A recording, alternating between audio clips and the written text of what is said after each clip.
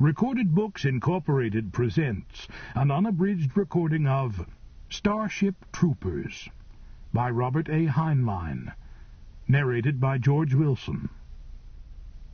This work is copyrighted 1959 by Robert A. Heinlein. This recording is copyrighted 1998 by Recorded Books Incorporated. A recruit of the future must go through the toughest boot camp in the universe, and into battle with the Terran mobile infantry against mankind's most frightening enemy. And now, Starship Troopers. Chapter 1. I always get the shakes before a drop. I've had the injections, of course, and hypnotic preparation, and it stands to reason that I can't really be afraid. The ship's psychiatrist has checked my brain waves and asked me silly questions while I was asleep, and he tells me that it isn't fear. It isn't anything important. It's just like the trembling of an eager racehorse in the starting gate. I couldn't say about that. I've never been a racehorse. But the fact is, I'm scared silly. Every time. At D-30, after we had mustered in the drop room of the Roger Young, our platoon leader inspected us. He wasn't our regular platoon leader because Lieutenant Razik had bought it on our last drop. He was really the platoon sergeant, career ship's Sergeant Jalal. Jelly was a Finno-Turk from Iskander around Proxima, a swarthy little man who looked like a clerk. But I've seen him tackle two berserk privates so big he had to reach up to grab them, crack their heads together like coconuts, step back out of the way while they fell. Off duty, he wasn't bad. For a sergeant, you could even call him jelly to his face. Not recruits, of course, but anybody who had made at least one combat drop. But right now, he was on duty. We had all each inspected our combat equipment. Look, it's your own neck, see? The acting platoon sergeant had gone over us carefully after he mustered us, and now Jelly went over us again, his face mean, his eyes missing nothing. He stopped by the man in front of me, pressed the button on his belt that gave readings on his physicals. Fall out. But, Sarge, it's just a cold. The surgeon said... Jelly interrupted. But, Sarge, he snapped, the surgeon ain't making no drop, and neither are you, with a 1.5 degrees of fever. You think I got time to chat with you just before a drop? Fall out. Jenkins left us, looking sad and mad, and I felt bad, too. Because of the lieutenant buying it, last drop, and people moving up, I was assistant section leader, second section. This drop, and now I was going to have a hole in my section and no way to fill it. That's not good. It means a man can run into something sticky, call for help, and have nobody to help him. Jelly didn't down-check anybody else. Presently he stepped out in front of us, looked us over, and shook his head sadly. "What a gang of apes," he growled. "Maybe if you'd all buy at this drop, they could start over and build the kind of outfit the lieutenant expected you to be. But probably not, with the sort of recruits we get these days." He suddenly straightened up, shouted, "I just want to remind you apes that each and every one of you has cost the government, counting weapons, armor, ammo, instrumentation, and training, everything, including the way you overeat, has cost, on the hoof, better'n $500,000. Add in the 30 cents you are actually worth, and that runs to quite a sum." He glared at us. "So bring it back. We can spare you, but we can't spare that fancy suit you're wearing. I don't want any heroes in this outfit. The lieutenant wouldn't like it. You got a job to do. You go down, you do it, you keep your ears open for recall, you show up for retrieval on the bounce, and by the numbers. Get me?"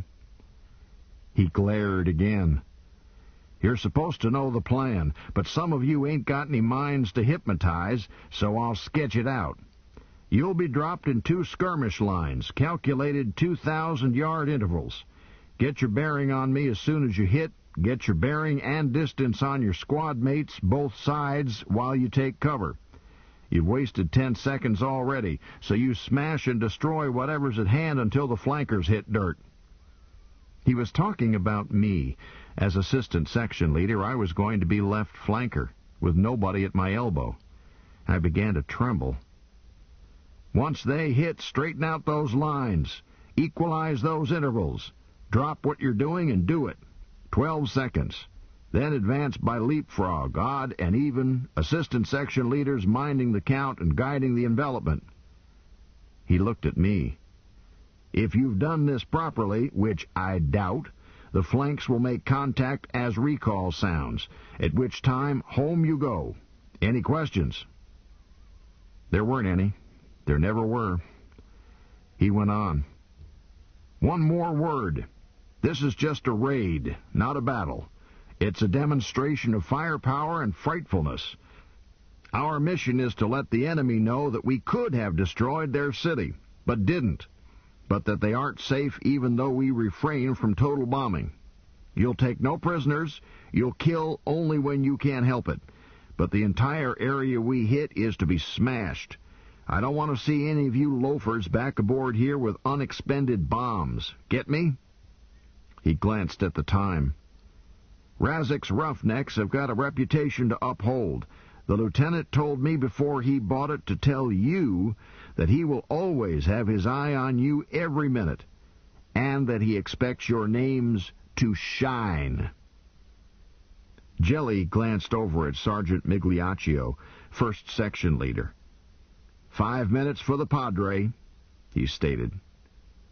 Some of the boys dropped out of ranks, went over and knelt in front of Migliaccio, and not necessarily those of his creed either. Muslims, Christians, Gnostics, Jews, whoever wanted a word with him before a drop, he was there. I've heard tell that there used to be military outfits whose chaplains did not fight alongside the others, but I've never been able to see how that could work. I mean, how can a chaplain bless anything he's not willing to do himself? In any case, in the mobile infantry, everybody drops, and everybody fights. Chaplain and cook and the old man's rider. Once we went down the tube, there wouldn't be a roughneck left aboard, except Jenkins, of course, and that not his fault. I didn't go over. I was always afraid somebody would see me shake if I did, and anyhow the Padre could bless me just as handily from where he was. But he came over to me as the last straggler stood up and pressed his helmet against mine to speak privately.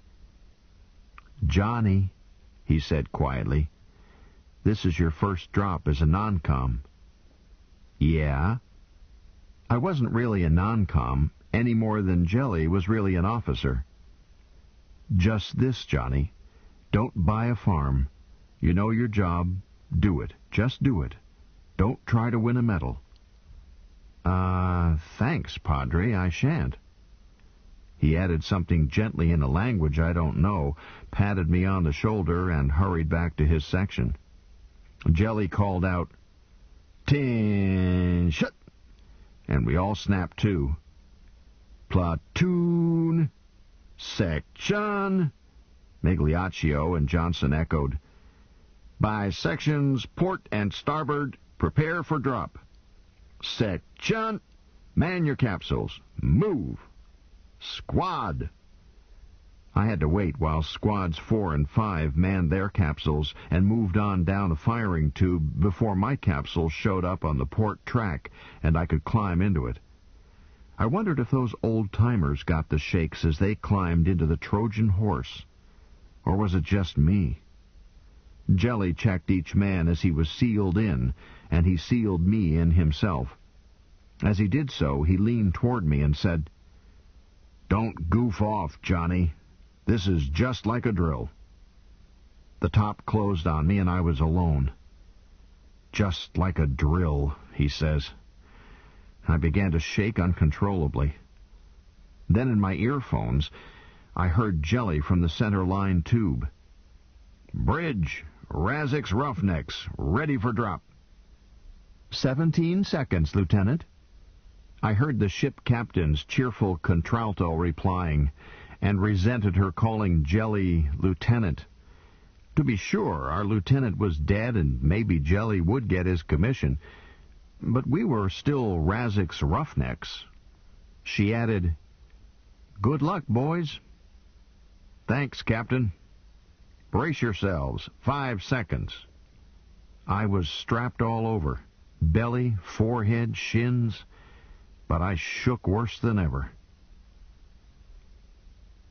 It's better after you unload. Until you do, you sit there in total darkness, wrapped like a mummy against the acceleration, barely able to breathe, and knowing that there is just nitrogen around you in the capsule even if you could get your helmet open, which you can't, and knowing that the capsule is surrounded by the firing tube anyhow, and if the ship gets hit before they fire you, you haven't got a prayer. You'll just die there, unable to move, helpless. It's that endless wait in the dark that causes the shakes, thinking that they've forgotten you. The ship has been hulled and stayed in orbit, dead, and soon you'll buy it too, unable to move, choking. Or it's a crash orbit, and you'll buy it that way if you don't roast on the way down. Then the ship's braking program hit us, and I stopped shaking. 8 Gs, I would say, or maybe 10. When a female pilot handles a ship, there is nothing comfortable about it. You're going to have bruises every place you're strapped. Yes, I know they make better pilots than men do. Their reactions are faster, and they can tolerate more G. They can get in faster, get out faster, and thereby improve everybody's chances, yours as well as theirs. But that still doesn't make it fun to be slammed against your spine at 10 times your proper weight. But I must admit that Captain Della Dreyer knows her trade. There was no fiddling around once the Roger Young stopped braking. At once I heard her snap, "Centerline tube, fire," and there were 2 recoil bumps as Jelly and his acting platoon sergeant unloaded, and immediately, "Port and starboard tubes, automatic fire," and the rest of us started to unload. Bump, and your capsule jerks ahead 1 place. Bump, and it jerks again, precisely like cartridges feeding into the chamber of an old-style automatic weapon. Well, that's just what we were. Only the barrels of the gun were twin launching tubes built into a spaceship troop carrier, and each cartridge was a capsule big enough, just barely, to hold an infantryman with all field equipment. Bump. I was used to number 3 spot, out early. Now I was tail end Charlie, last out after 3 squads. It makes a tedious wait, even with a capsule being fired every second. I tried to count the bumps. Bump 12, bump 13, bump 14, with an odd sound to it, the empty one Jenkins should have been in. Bump. And clang. It's my turn, as my capsule slams into the firing chamber. Then, whambo! The explosion hits with a force that makes the captain's braking maneuver feel like a love tap. Then, suddenly nothing. Nothing at all. No sound, no pressure, no weight. Floating in darkness. Free fall, maybe 30 miles up, above the effective atmosphere, falling weightlessly toward the surface of a planet you've never seen. But I'm not shaking now. It's the weight beforehand that wears. Once you unload, you can't get hurt, because if anything goes wrong, it will happen so fast that you'll buy it without noticing that you're dead. Hardly. Almost at once I felt the capsule twist and sway, then steady down so that my weight was on my back. Weight that built up quickly until I was at my full weight. 0.87 G, we had been told, for that planet as the capsule reached terminal velocity for the thin upper atmosphere. A pilot who is a real artist, and the captain was, will approach and brake so that your launching speed as you shoot out of the tube places you just dead in space relative to the rotational speed of the planet at that latitude. The loaded capsules are heavy. They punch through the high, thin winds of the upper atmosphere without being blown too far out of position. But just the same, a platoon is bound to disperse on the way down, lose some of the perfect formation in which it unloads. A sloppy pilot can make this still worse. Scatter a strike group over so much terrain that it can't make rendezvous for retrieval, much less carry out its mission. An infantryman can fight only if somebody else delivers him to his zone. In a way, I suppose pilots are just as essential as we are. I could tell from the gentle way my capsule entered the atmosphere that the captain had laid us down with as near zero lateral vector as you could ask for. I felt happy. Not only a tight formation when we hit, and no time wasted, but also a pilot who puts you down properly is a pilot who is smart and precise on retrieval. The outer shell burned away and sloughed off, unevenly, for I tumbled. Then the rest of it went, and I straightened out. The turbulence brakes of the second shell bit in, and the ride got rough, and still rougher as they burned off one at a time, and the second shell began to go to pieces. One of the things that helps a capsule trooper to live long enough to draw a pension is that the skins peeling off his capsule not only slow him down, they also fill the sky over the target area with so much junk that radar picks up reflections from dozens of targets for each man in the drop, any one of which could be a man, or a bomb, or anything. It's enough to give a ballistic computer nervous breakdowns. And does. To add to the fun, your ship lays a series of dummy eggs in the seconds immediately following your drop. Dummies that will fall faster because they don't slough. They get under you, explode, throw out window, even operate as transponders, rocket sideways, and do other things to add to the confusion of your reception committee on the ground. In the meantime, your ship is locked firmly on the directional beacon of your platoon leader, ignoring the radar noise it has created and following you in, computing your impact for future use. When the second shell was gone, the third shell automatically opened my first ribbon chute. It didn't last long, but it wasn't expected to. One good hard jerk at several G, and it went its way, and I went mine. The second chute lasted a little bit longer, and the third chute lasted quite a while. It began to be rather too warm inside the capsule, and I started thinking about landing. The third shell peeled off when its last chute was gone, and now I had nothing around me but my suit armor and a plastic egg. I was still strapped inside it, unable to move. It was time to decide how and where I was going to ground. Without moving my arms, I couldn't. I thumbed the switch for a proximity reading, and read it when it flashed on in the instrument reflector inside my helmet in front of my forehead. 1 mile and 8/10. A little closer than I liked, especially without company.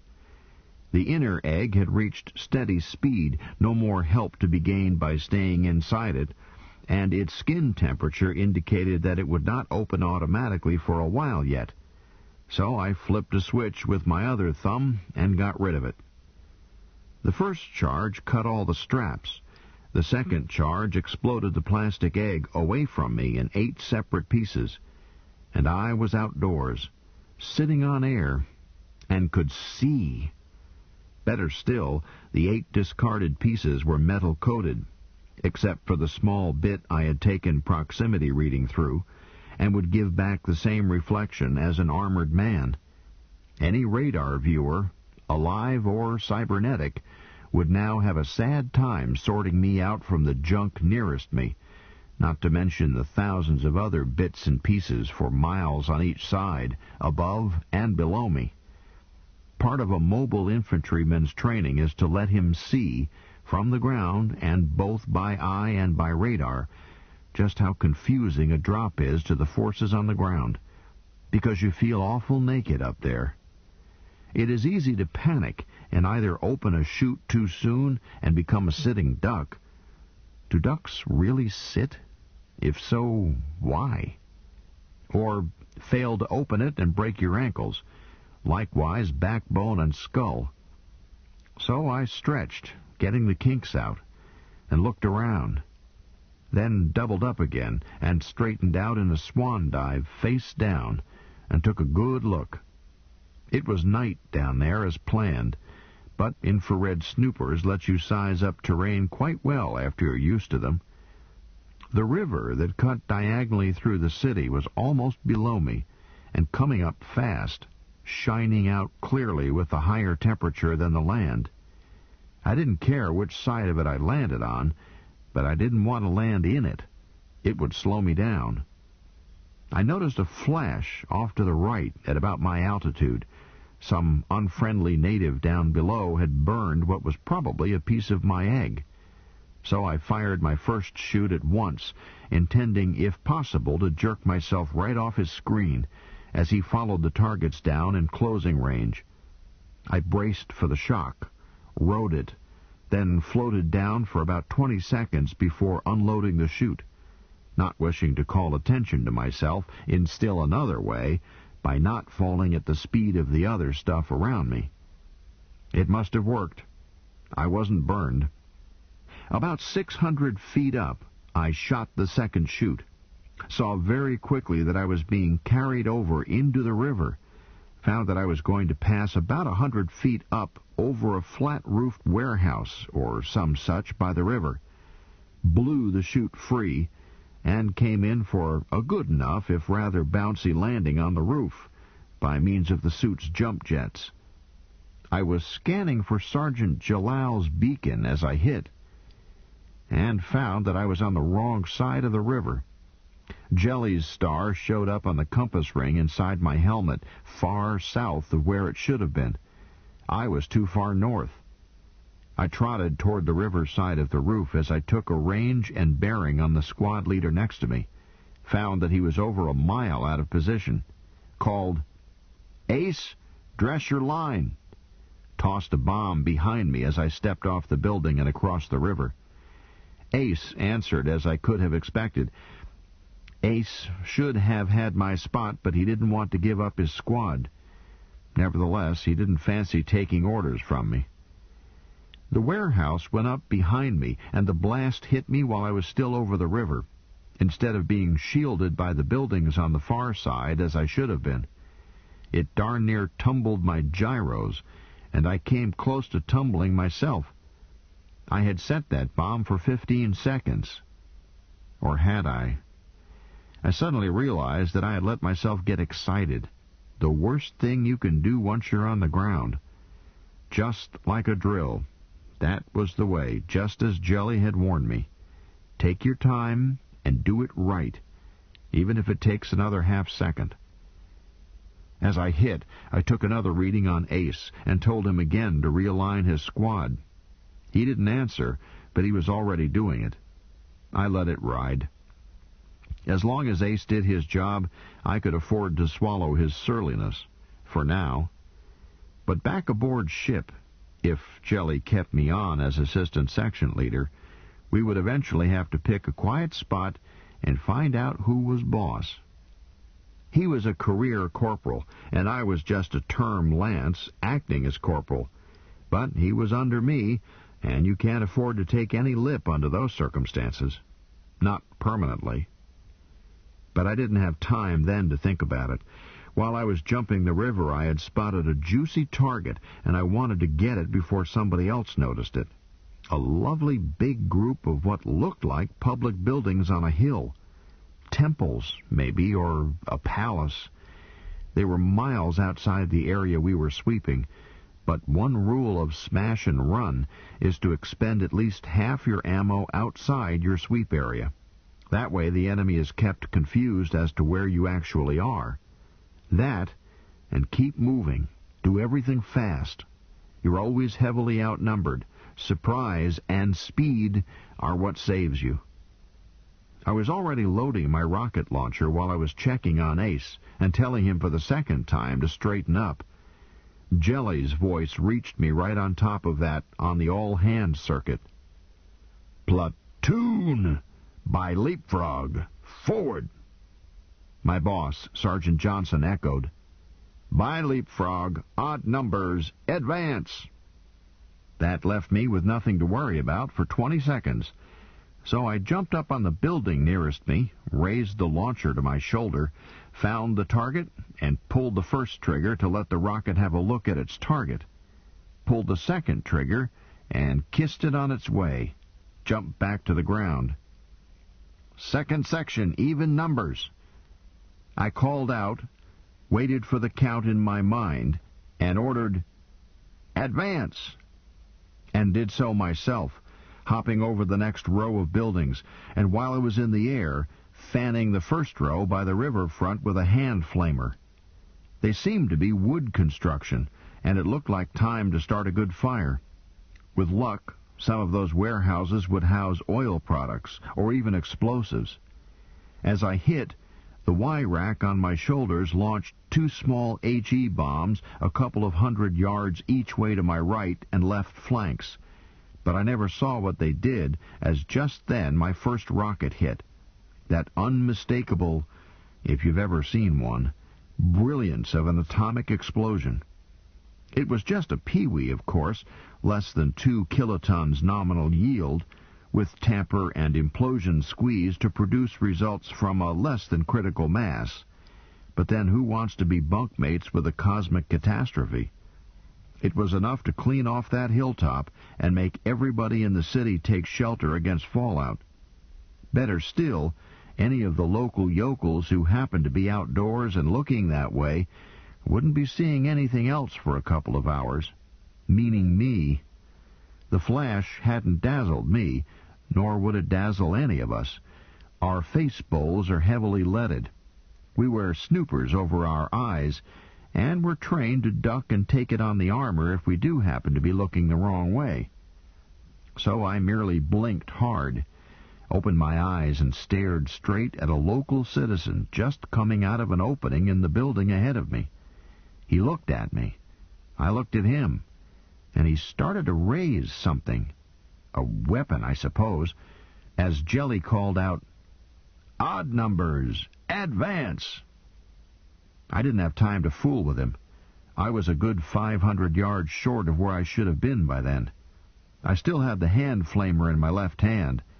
I toasted him and jumped over the building he had been coming out of as I started to count. A hand flamer is primarily for incendiary work, but it is a good defensive anti-personnel weapon in tight quarters. You don't have to aim it much. Between excitement and anxiety to catch up, I jumped too high and too wide. It's always a temptation to get the most out of your jump gear, but don't do it. It leaves you hanging in the air for seconds, a big fat target. The way to advance is to skim over each building as you come to it, barely clearing it, and taking full advantage of cover while you're down. And never stay in one place more than a second or two. Never give them time to target in on you. Be somewhere else, anywhere. Keep moving. This one I goofed. Too much for one row of buildings, too little for the row beyond it. I found myself coming down on a roof, but not a nice flat one where I might have tarried 3 seconds to launch another Pee-wee A rocket. This roof was a jungle of pipes and stanchions and assorted ironmongery. A factory, maybe, or some sort of chemical works. No place to land. Worse still, 6 natives were up there. These geezers are humanoid, 8 or 9 feet tall, much skinnier than we are, and with a higher body temperature. They don't wear any clothes, and they stand out in a set of snoopers like a neon sign. They look still funnier in daylight with your bare eyes, but I would rather fight them than the arachnids. Those bugs make me queasy. If these laddies were up there 30 seconds earlier when my rocket hit, Then they couldn't see me, or anything. But I couldn't be certain and didn't want to tangle with them in any case. It wasn't that kind of a raid. So I jumped again while I was still in the air, scattering a handful of 10-second fire pills to keep them busy, grounded, jumped again at once, and called out, "Second section, even numbers, advance!" and kept right on going to close the gap while trying to spot, every time I jumped, something worth expending a rocket on. I had 3 more of the little A rockets, and I certainly didn't intend to take any back with me. But I had pounded into me that you must get your money's worth with atomic weapons. It was only the second time that I'd been allowed to carry them. Right now, I was trying to spot their waterworks. A direct hit on it could make the whole city uninhabitable, force them to evacuate it without directly killing anyone. Just the sort of nuisance we had been sent down to commit. It should, according to the map we had studied under hypnosis, be about 3 miles upstream from where I was. But I couldn't see it. My jumps didn't take me high enough, maybe. I was tempted to go higher, but I remembered what Migliaccio had said about not trying for a medal, and stuck to doctrine. I set the Y-rack launcher on automatic and let it lob a couple of little bombs every time I hit. I set fire to things more or less at random in between, and tried to find the waterworks or some other worthwhile target. Well, there was something up there at the proper range, waterworks or whatever. It was big. So I hopped on top of the tallest building near me, took a bead on it, and let fly. As I bounced down, I heard Jelly, "Johnny, Red, start bending in the flanks." I acknowledged, and heard Red acknowledge, and switched my beacon to blinker so that Red could pick me out for certain. Took a range and bearing on his blinker while I called out, "Second section, curve in and envelop. Squad leaders, acknowledge." 4th and 5th squads answered. "Wilco." Ace said, "We're already doing it. Pick up your feet." Red's beacon showed the right flank to be almost ahead of me and a good 15 miles away. Golly, Ace was right. I would have to pick up my feet or I would never close the gap in time. And me with a couple of hundredweight of ammo and sundry nastiness still on me that I just had to find time to use up. We had landed in a V formation, with Jelly at the bottom of the V, and Red and myself at the ends of the 2 arms. Now we had to close it into a circle around the retrieval rendezvous, which meant that Red and I each had to cover more ground than the others, and still do our full share of damage.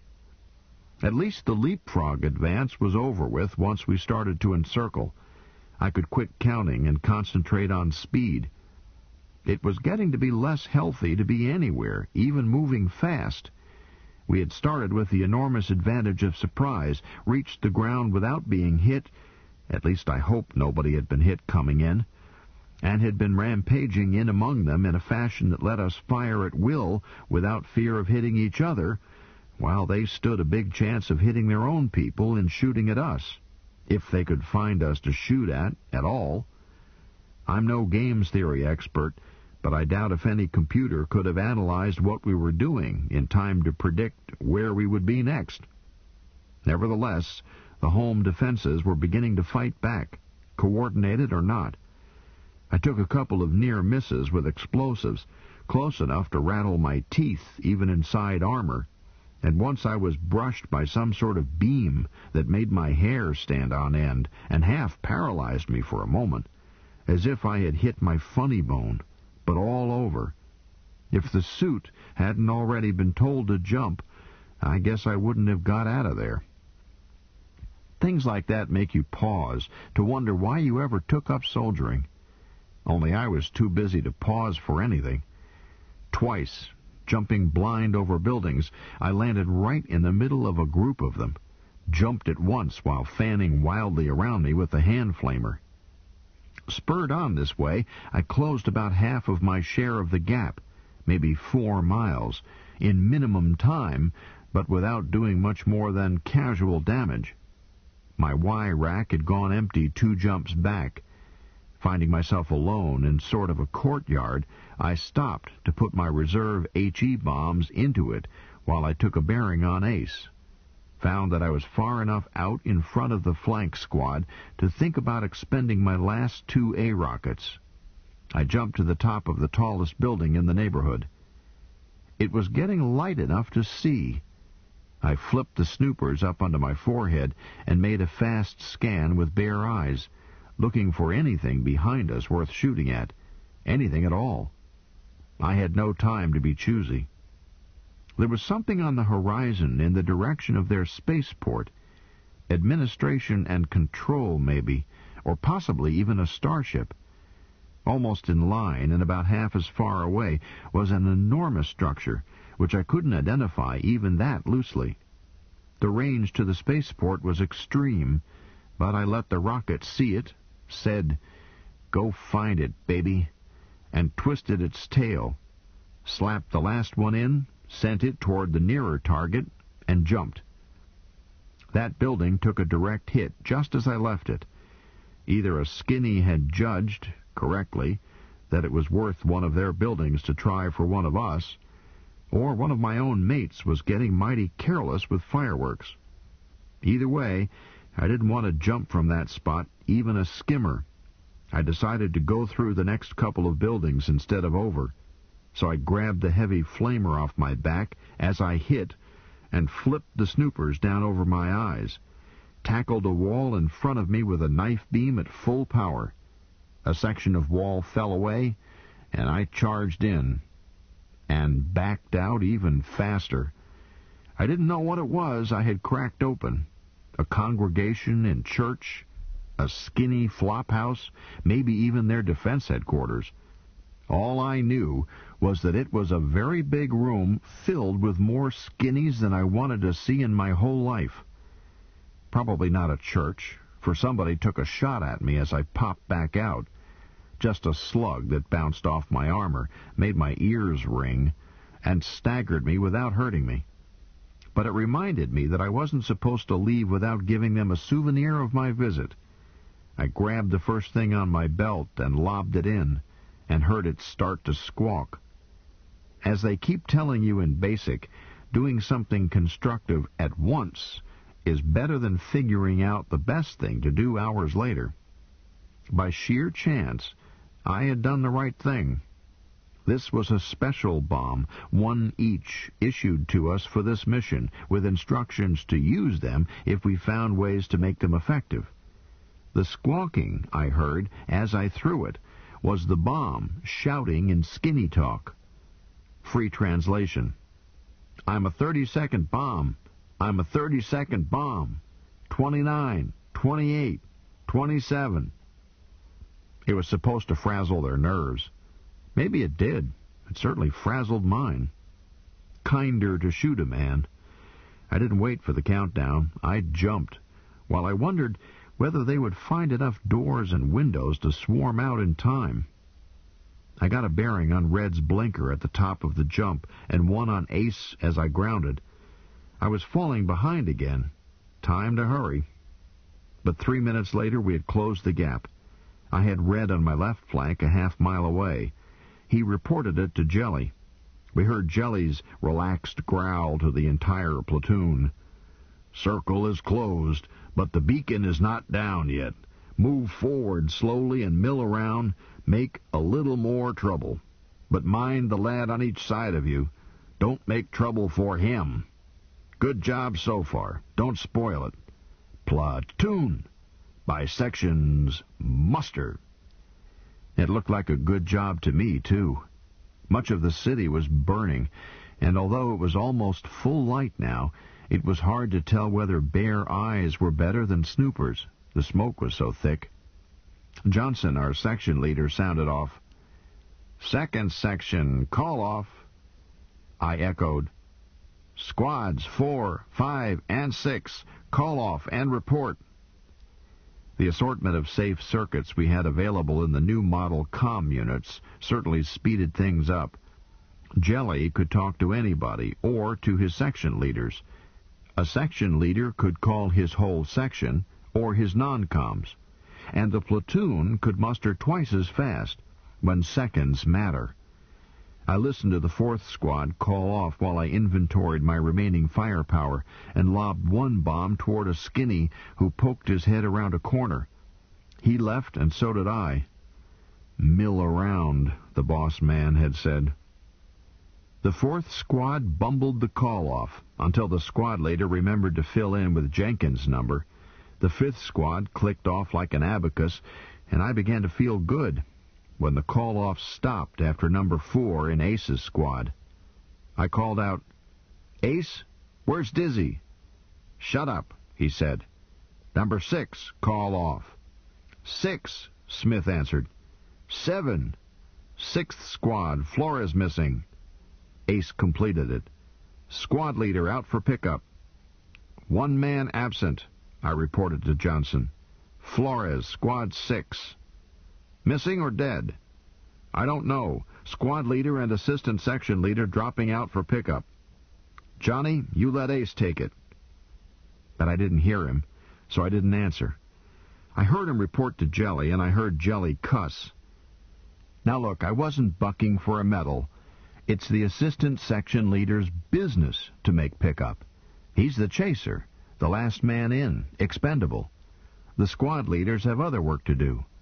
As you've no doubt gathered by now, the assistant section leader isn't necessary, as long as the section leader is alive. Right that moment, I was feeling unusually expendable, almost expended, because I was hearing the sweetest sound in the universe, the beacon the retrieval boat would land on, sounding our recall. The beacon is a robot rocket fired ahead of the retrieval boat, just a spike that buries itself in the ground and starts broadcasting that welcome, welcome music. The retrieval boat homes in on it automatically 3 minutes later, and you had better be on hand, because the bus can't wait, and there won't be another one along. But you don't walk away on another cap trooper, not while there's a chance he's still alive, not in Razek's Roughnecks, not in any outfit of the mobile infantry. You try to make pickup. I heard Jelly order, "Heads up, lads. Close to retrieval circle and interdict on the bounce." And I heard the beacon's sweet voice, "To the everlasting glory of the infantry shines the name of Roger Young." And I wanted to head for it so bad I could taste it. Instead, I was headed the other way, closing on Ace's beacon and expending what I had left of bombs and fire pills and anything else that would weigh me down. "Ace, you got his beacon?" "Yes, go back, useless." "I've got you by eye now, where is he?" "Right ahead of me, maybe quarter mile. Scram, he's my man." I didn't answer. I simply cut left oblique to reach Ace about where he said Dizzy was, and found Ace standing over him. A couple of skinnies flamed down and more running away. I lit beside him. "Let's get him out of his armor. The boat will be down any second." "Yeah, he's too bad hurt." I looked and saw that it was true. There was actually a hole in his armor and blood coming out, and I was stumped. To make a wounded pickup, you get him out of his armor. Then you simply pick him up in your arms. No trouble in a powered suit, and bounce away from there. A bare man weighs less than the ammo and stuff you've expended. "What do we do?" "We carry him," Ace said grimly. "Grab a hold the left side of his belt." He grabbed the right side. We manhandled Flores to his feet. "Lock on. Now. By the numbers. Stand by to jump. 1, 2. We jumped. Not far, not well. One man alone couldn't have gotten him off the ground. An armored suit is too heavy. But split it between 2 men, and it can be done. We jumped. And we jumped. And again, with Ace calling it and both of us steadying and catching Dizzy on each grounding. His gyros seemed to be out. We heard the beacon cut off as the retrieval boat landed on it. I saw it land, and it was too far away. We heard the acting platoon sergeant call out, "In succession, prepare to embark." And Jelly called out, "Belay that order." We broke at last into the open and saw the boat standing on its tail, heard the ululation of its takeoff warning, saw the platoon still on the ground around it, in interdiction circle, crouching behind the shield they had formed. Heard Jelly shout, "In succession, man the boat, move!" And we were still too far away. I could see them peel off from the first squad, swarm into the boat as the interdiction circle tightened. And a single figure broke out of the circle, came toward us at a speed possible only to a command suit. Jelly caught us while we were in the air, grabbed Flores by his Y-rack, and helped us lift. 3 jumps got us to the boat. Everybody else was inside, but the door was still open. We got him in, and closed it while the boat pilot screamed that we had made her miss rendezvous, and now we had all bought it. Jelly paid no attention to her. We laid Flores down and lay down beside him. As the blast hit us, Jelly was saying to himself, "All present, Lieutenant. 3 men hurt, but all present." I'll say this for Captain Deladryer. They don't make any better pilots. A rendezvous, boat to ship in orbit, is precisely calculated. I don't know how, but it is, and you don't change it. You can't. Only she did. She saw in her scope that the boat had failed to blast on time. She braked back, picked up speed again, and matched and took us in, just by eye and touch. No time to compute it. If the Almighty ever needs an assistant to keep the stars in their courses, I know where he can look. Flores died on the way up. Chapter 2. I never really intended to join up, and certainly not the infantry. Why, I would rather have taken 10 lashes in the public square and have my father tell me that I was a disgrace to a proud name. Oh, I had mentioned to my father late in my senior year in high school that I was thinking over the idea of volunteering for federal service. I suppose every kid does, when his 18th birthday heaves into sight, and mine was due the week I graduated. Of course, most of them just think about it, toy with the idea a little, then go do something else, go to college or get a job or something. I suppose it would have been that way with me, if my best chum had not, with dead seriousness, planned to join up. Carl and I had done everything together in high school. Eyed the girls together, double-dated together, been on the debate team together, pushed electrons together in his home lab. I wasn't much on electronic theory myself, but I'm a neat hand with a soldering gun. Carl supplied the skull sweat, and I carried out his instructions. It was fun. Anything we did together was fun. Carl's folks didn't have anything like the money that my father had, but it didn't matter between us. When my father bought me a Rolls copter for my 14th birthday, it was Carl's as much as it was mine. Contrariwise, his basement lab was mine. So when Carl told me that he was not going straight on with school, but serve a term first, it gave me to pause. He really meant it. He seemed to think that it was natural and right and obvious. So I told him I was joining up too. He gave me an odd look. "Your old man won't let you." "Huh? How can he stop me?" And, of course, he couldn't, not legally. It's the first completely free choice anybody gets, and maybe his last. When a boy or a girl reaches his or her 18th birthday, he or she can volunteer, and nobody else has any say in the matter. "You'll find out." Carl changed the subject. So I took it up with my father, tentatively, edging into it sideways. He put down his newspaper and cigar and stared at me. "Son, "Are you out of your mind?" I muttered that I didn't think so. "Well, it certainly sounds like it." He sighed. "Still, I should have been expecting it. It's a predictable stage in a boy's growing up. I remember when you learned to walk and weren't a baby any longer. Frankly, you were a little hellion for quite a while. You broke one of your mother's Ming vases, on purpose, I'm quite sure. But you were too young to know that it was valuable, so all you got was having your hand spatted. I recall the day you swiped one of my cigars, and how sick it made you. Your mother and I carefully avoided noticing that you couldn't eat dinner that night, and I've never mentioned it to you until now. Boys have to try such things and discover for themselves that men's vices are not for them. We watched when you turned the corner on adolescence and started noticing that girls were different and wonderful." He sighed again. "All normal stages.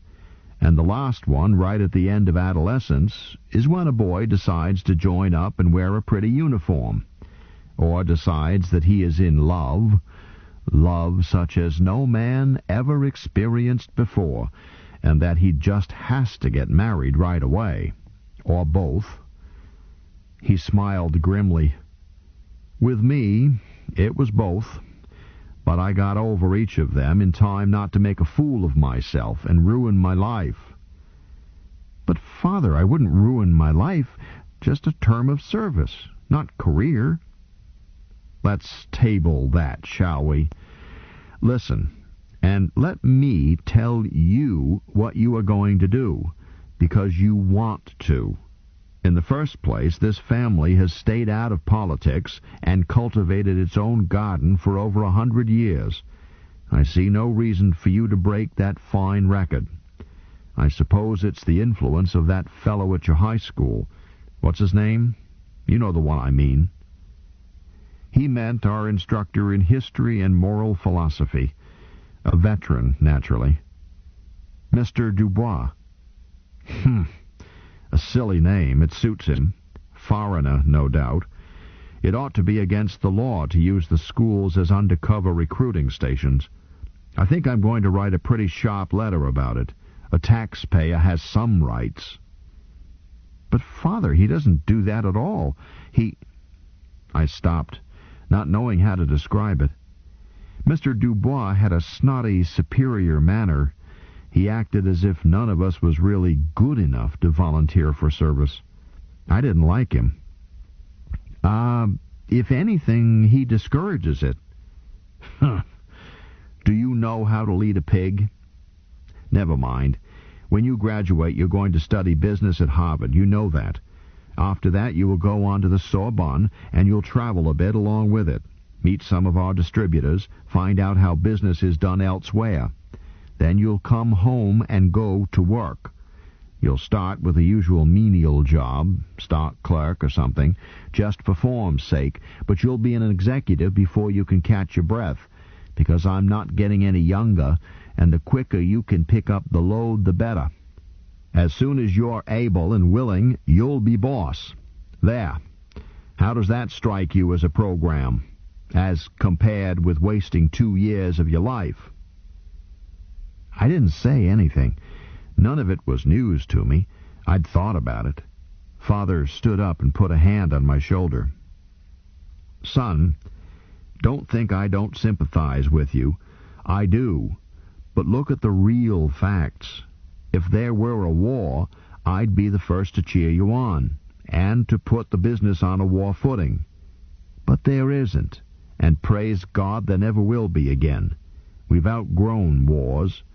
This planet is now peaceful and happy, and we enjoy good enough relations with other planets. So what is this so-called federal service? Parasitism, pure and simple. A functionless organ, utterly obsolete, living on the taxpayers.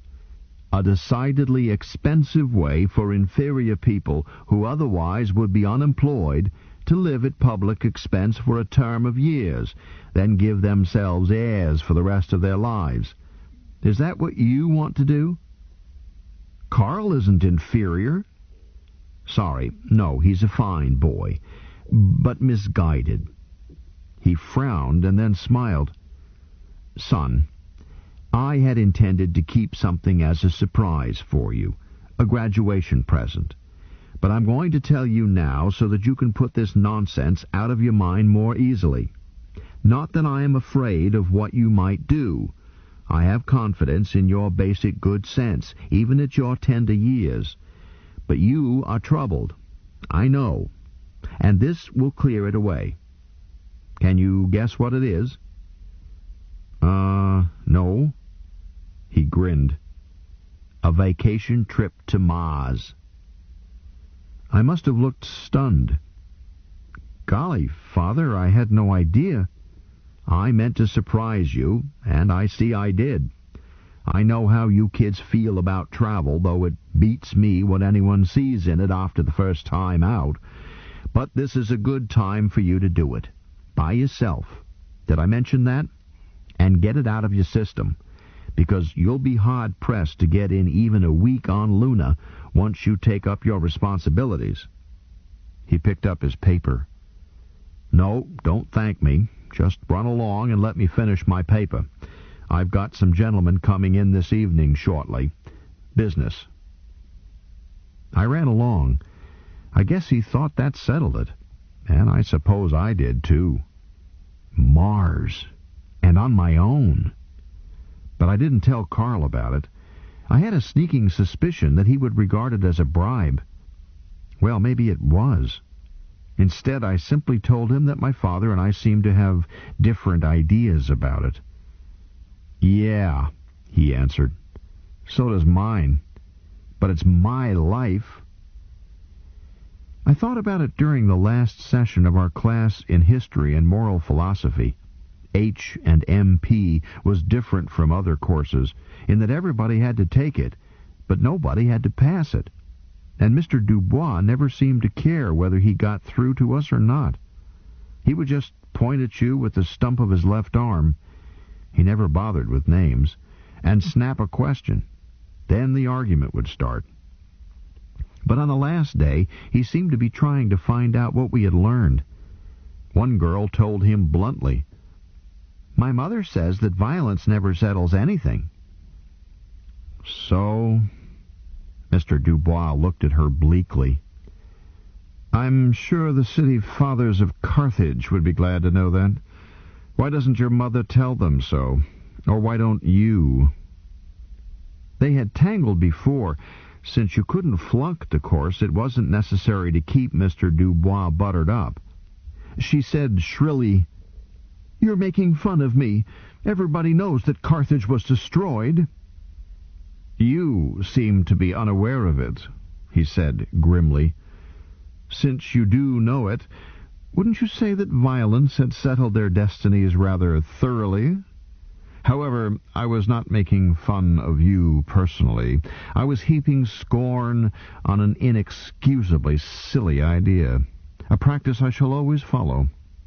Anyone who clings to the historically untrue and thoroughly immoral doctrine that violence never settles anything, I would advise to conjure up the ghosts of Napoleon Bonaparte and of the Duke of Wellington, and let them debate it.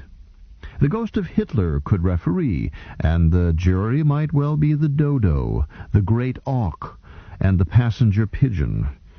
Violence, naked force, has settled more issues in history than has any other factor, and the contrary opinion is wishful thinking at its worst.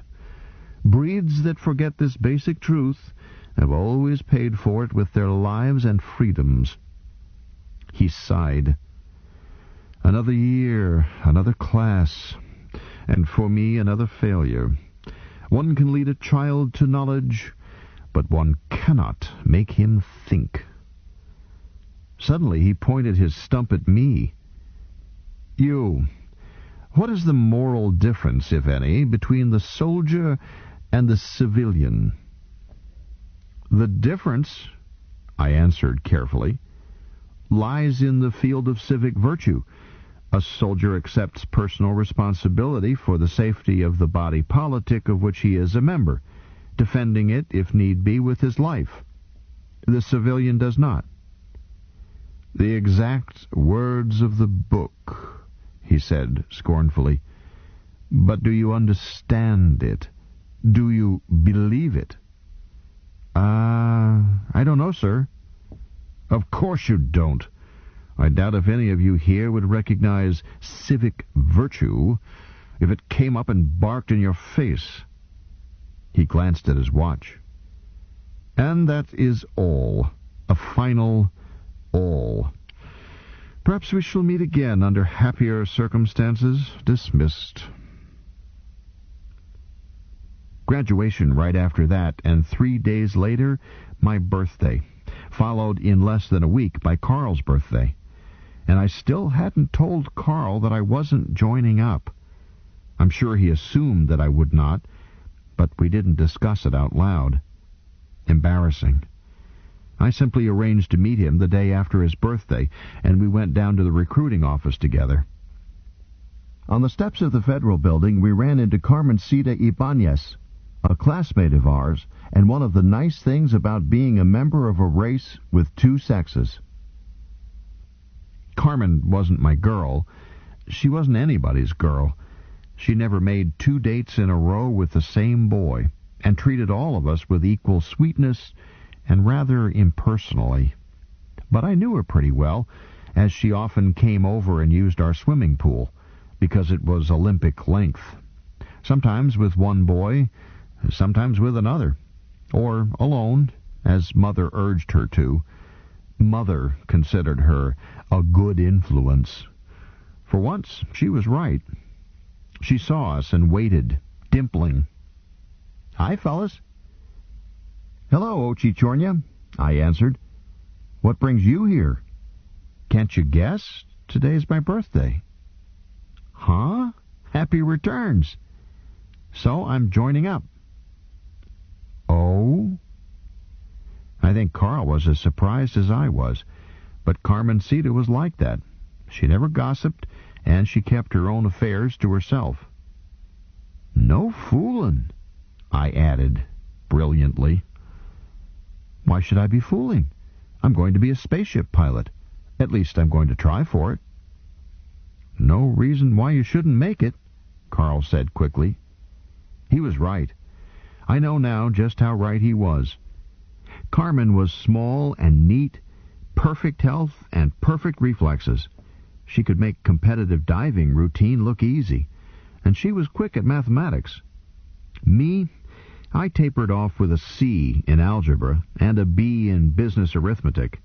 She took all the math our school offered, and a tutored advanced course on the side. But it had never occurred to me to wonder why. Fact was, little Carmen was so ornamental that you just never thought about her being useful. I, said Carl, am here to join up too.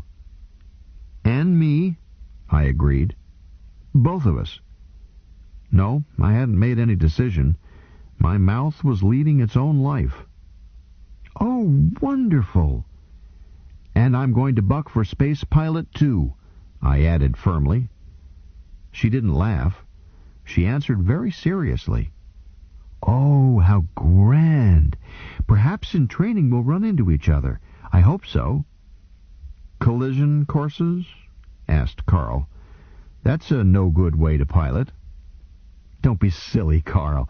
On the ground, of course. Are you going to be a pilot too? Me? Carl answered. I'm no truck driver. You know me, Starside R&D, if they'll have me. Electronics. Truck driver, indeed. I hope they stick you out on Pluto and let you freeze. No, I don't. Good luck. Let's go in, shall we? The recruiting station was inside a railing in the rotunda. A fleet sergeant sat at a desk there, in dress uniform, gaudy as a circus. His chest was loaded with ribbons I couldn't read, but his right arm was off so short that his tunic had been tailored without any sleeve at all, and when you came up to the rail, You could see that he had no legs. It didn't seem to bother him. Carl said, "Good morning. I want to join up." "Me too," I added. He ignored us. He managed to bow while sitting down and said, "Good morning, young lady. What can I do for you?" "I want to join up too." He smiled. "Good girl. If you'll just scoot up to room 201 and ask for Major Rojas, she'll take care of you." He looked her up and down. "Pilot?" "If possible." "You look like one. Well, see Miss Rojas." She left, with thanks to him and a see you later to us. He turned his attention to us, sized us up with a total absence of the pleasure he had shown in little Carmen. "So?" he said. "For what? Labor battalions?" "Oh, no," I said. "I'm going to be a pilot." He stared at me and simply turned his eyes away. "You?" "I'm interested in the Research and Development Corps," Carl said soberly. "Especially electronics. I understand the chances are pretty good." "They are if you can cut it," the fleet sergeant said grimly. "And not if you don't have what it takes, both in preparation and ability. Look, boys, have you any idea why they have me out here in front?" I didn't understand him. Carl said, "Why?" "Because the government doesn't care one bucket of swill whether you join or not. Because it has become stylish with some people, too many people, to serve a term and earn a franchise and be able to wear a ribbon in your lapel which says that you're a veteran, whether you've ever seen combat or not. But if you want to serve, and I can't talk you out of it, then we have to take you, because that's your constitutional right. It says that everybody, male or female, shall have his born right to pay his service and assume full citizenship. But the facts are that we are getting hard pushed to find things for all the volunteers to do that aren't just glorified KP. You can't all be real military men. We don't need that many. And most of the volunteers aren't number one soldier material anyhow. Got any idea what it takes to make a soldier?" "No," I admitted. "Most people think that all it takes is 2 hands and 2 feet and a stupid mind. Maybe so for cannon fodder. Possibly that was all that Julius Caesar required, but a private soldier today is a specialist, so highly skilled that he would rate master in any other trade. We can't afford stupid ones. So for those who insist on serving their term but haven't got what we want and must have, we've had to think up a whole list of dirty, nasty, dangerous jobs that will either run 'em home with their tails between their legs and their terms uncompleted, or at the very least make them remember for the rest of their lives that their citizenship is valuable to them because they've paid a high price for it. Take that young lady who is here. Wants to be a pilot. I hope she makes it. We always need good pilots. Not enough of them. Maybe she will. But if she misses, she may wind up in Antarctica, her pretty eyes red from never seeing anything but artificial light, and her knuckles calloused from hard, dirty work. I wanted to tell him that the least Carmencita could get was computer programmer for the Skywatch. She really was a whiz at math. But he was talking. "So, they put me out here to discourage you boys. Look at this." He shoved his chair around to make sure that we could see that he was legless. "Let's assume that you don't wind up digging tunnels on Luna or playing human guinea pig for new diseases through sheer lack of talent. Suppose we do make a fighting man out of you. Take a look at me.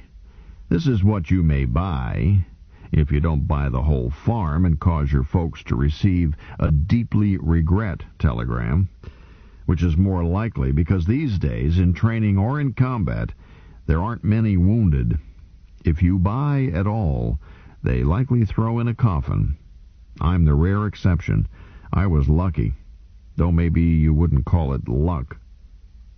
He paused, then added, "So why don't you boys go home, go to college, and then go be chemists or insurance brokers or whatever? The term of service isn't a kiddie camp. It's either real military service, rough and dangerous, even in peacetime, or a most unreasonable facsimile thereof.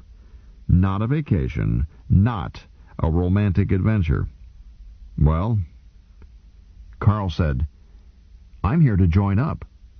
"Me too." "You realize that you aren't allowed to pick your service?" Carl said, "I thought we could state our preferences?" "Certainly, and that's the last choice you'll make until the end of your term. The placement officer pays attention to your choice, too. First thing he does is to check whether there's any demand for left-handed glass blowers this week. That being what you think would make you happy. Having reluctantly conceded that there is a need for your choice, probably at the bottom of the Pacific, he then tests you for innate ability and preparation. About once in 20 times, he is forced to admit that everything matches and you get the job, until some practical joker gives you dispatch orders to do something very different.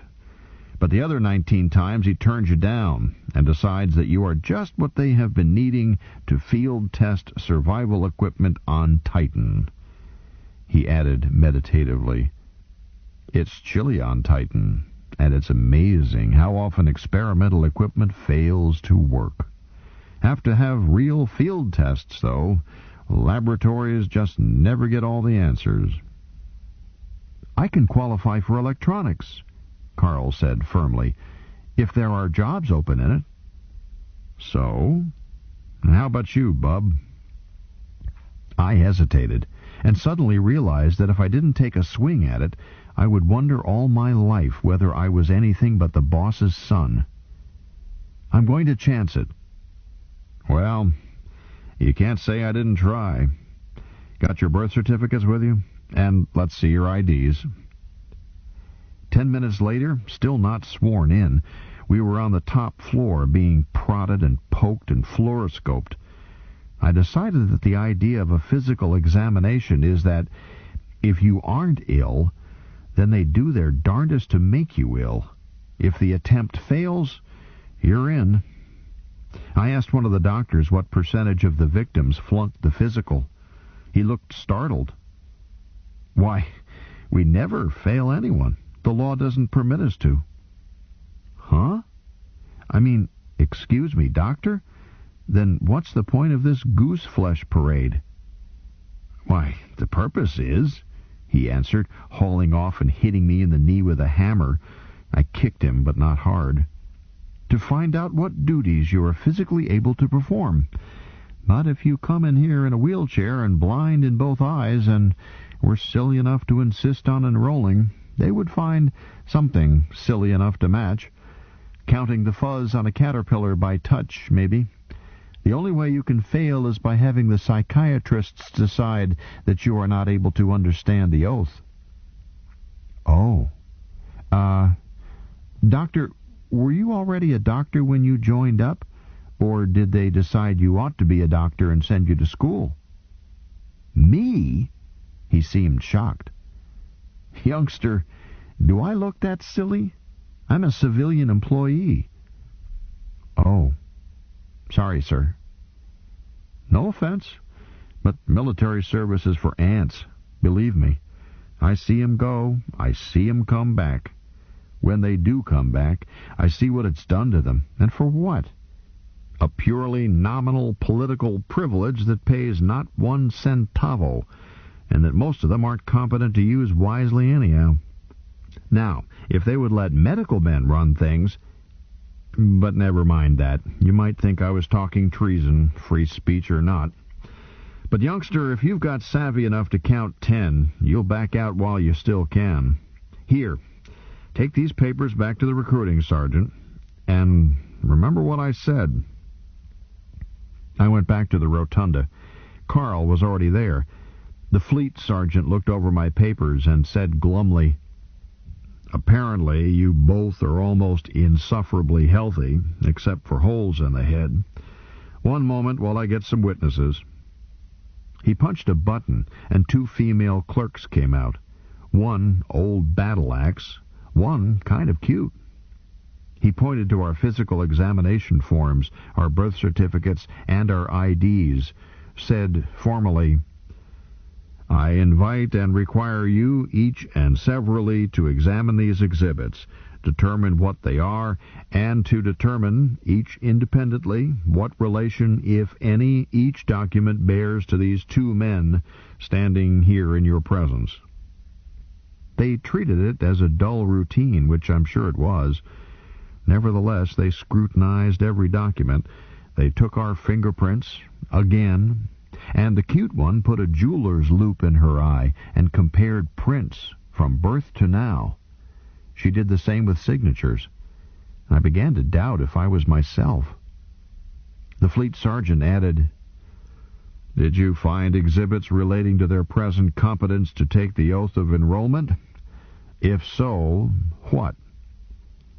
"We found," the older one said, "appended to each record of physical examination a duly certified conclusion by an authorized and delegated board of psychiatrists stating that each of them is mentally competent to take the oath, and that neither one is under the influence of alcohol, narcotics, other disabling drugs, nor of hypnosis."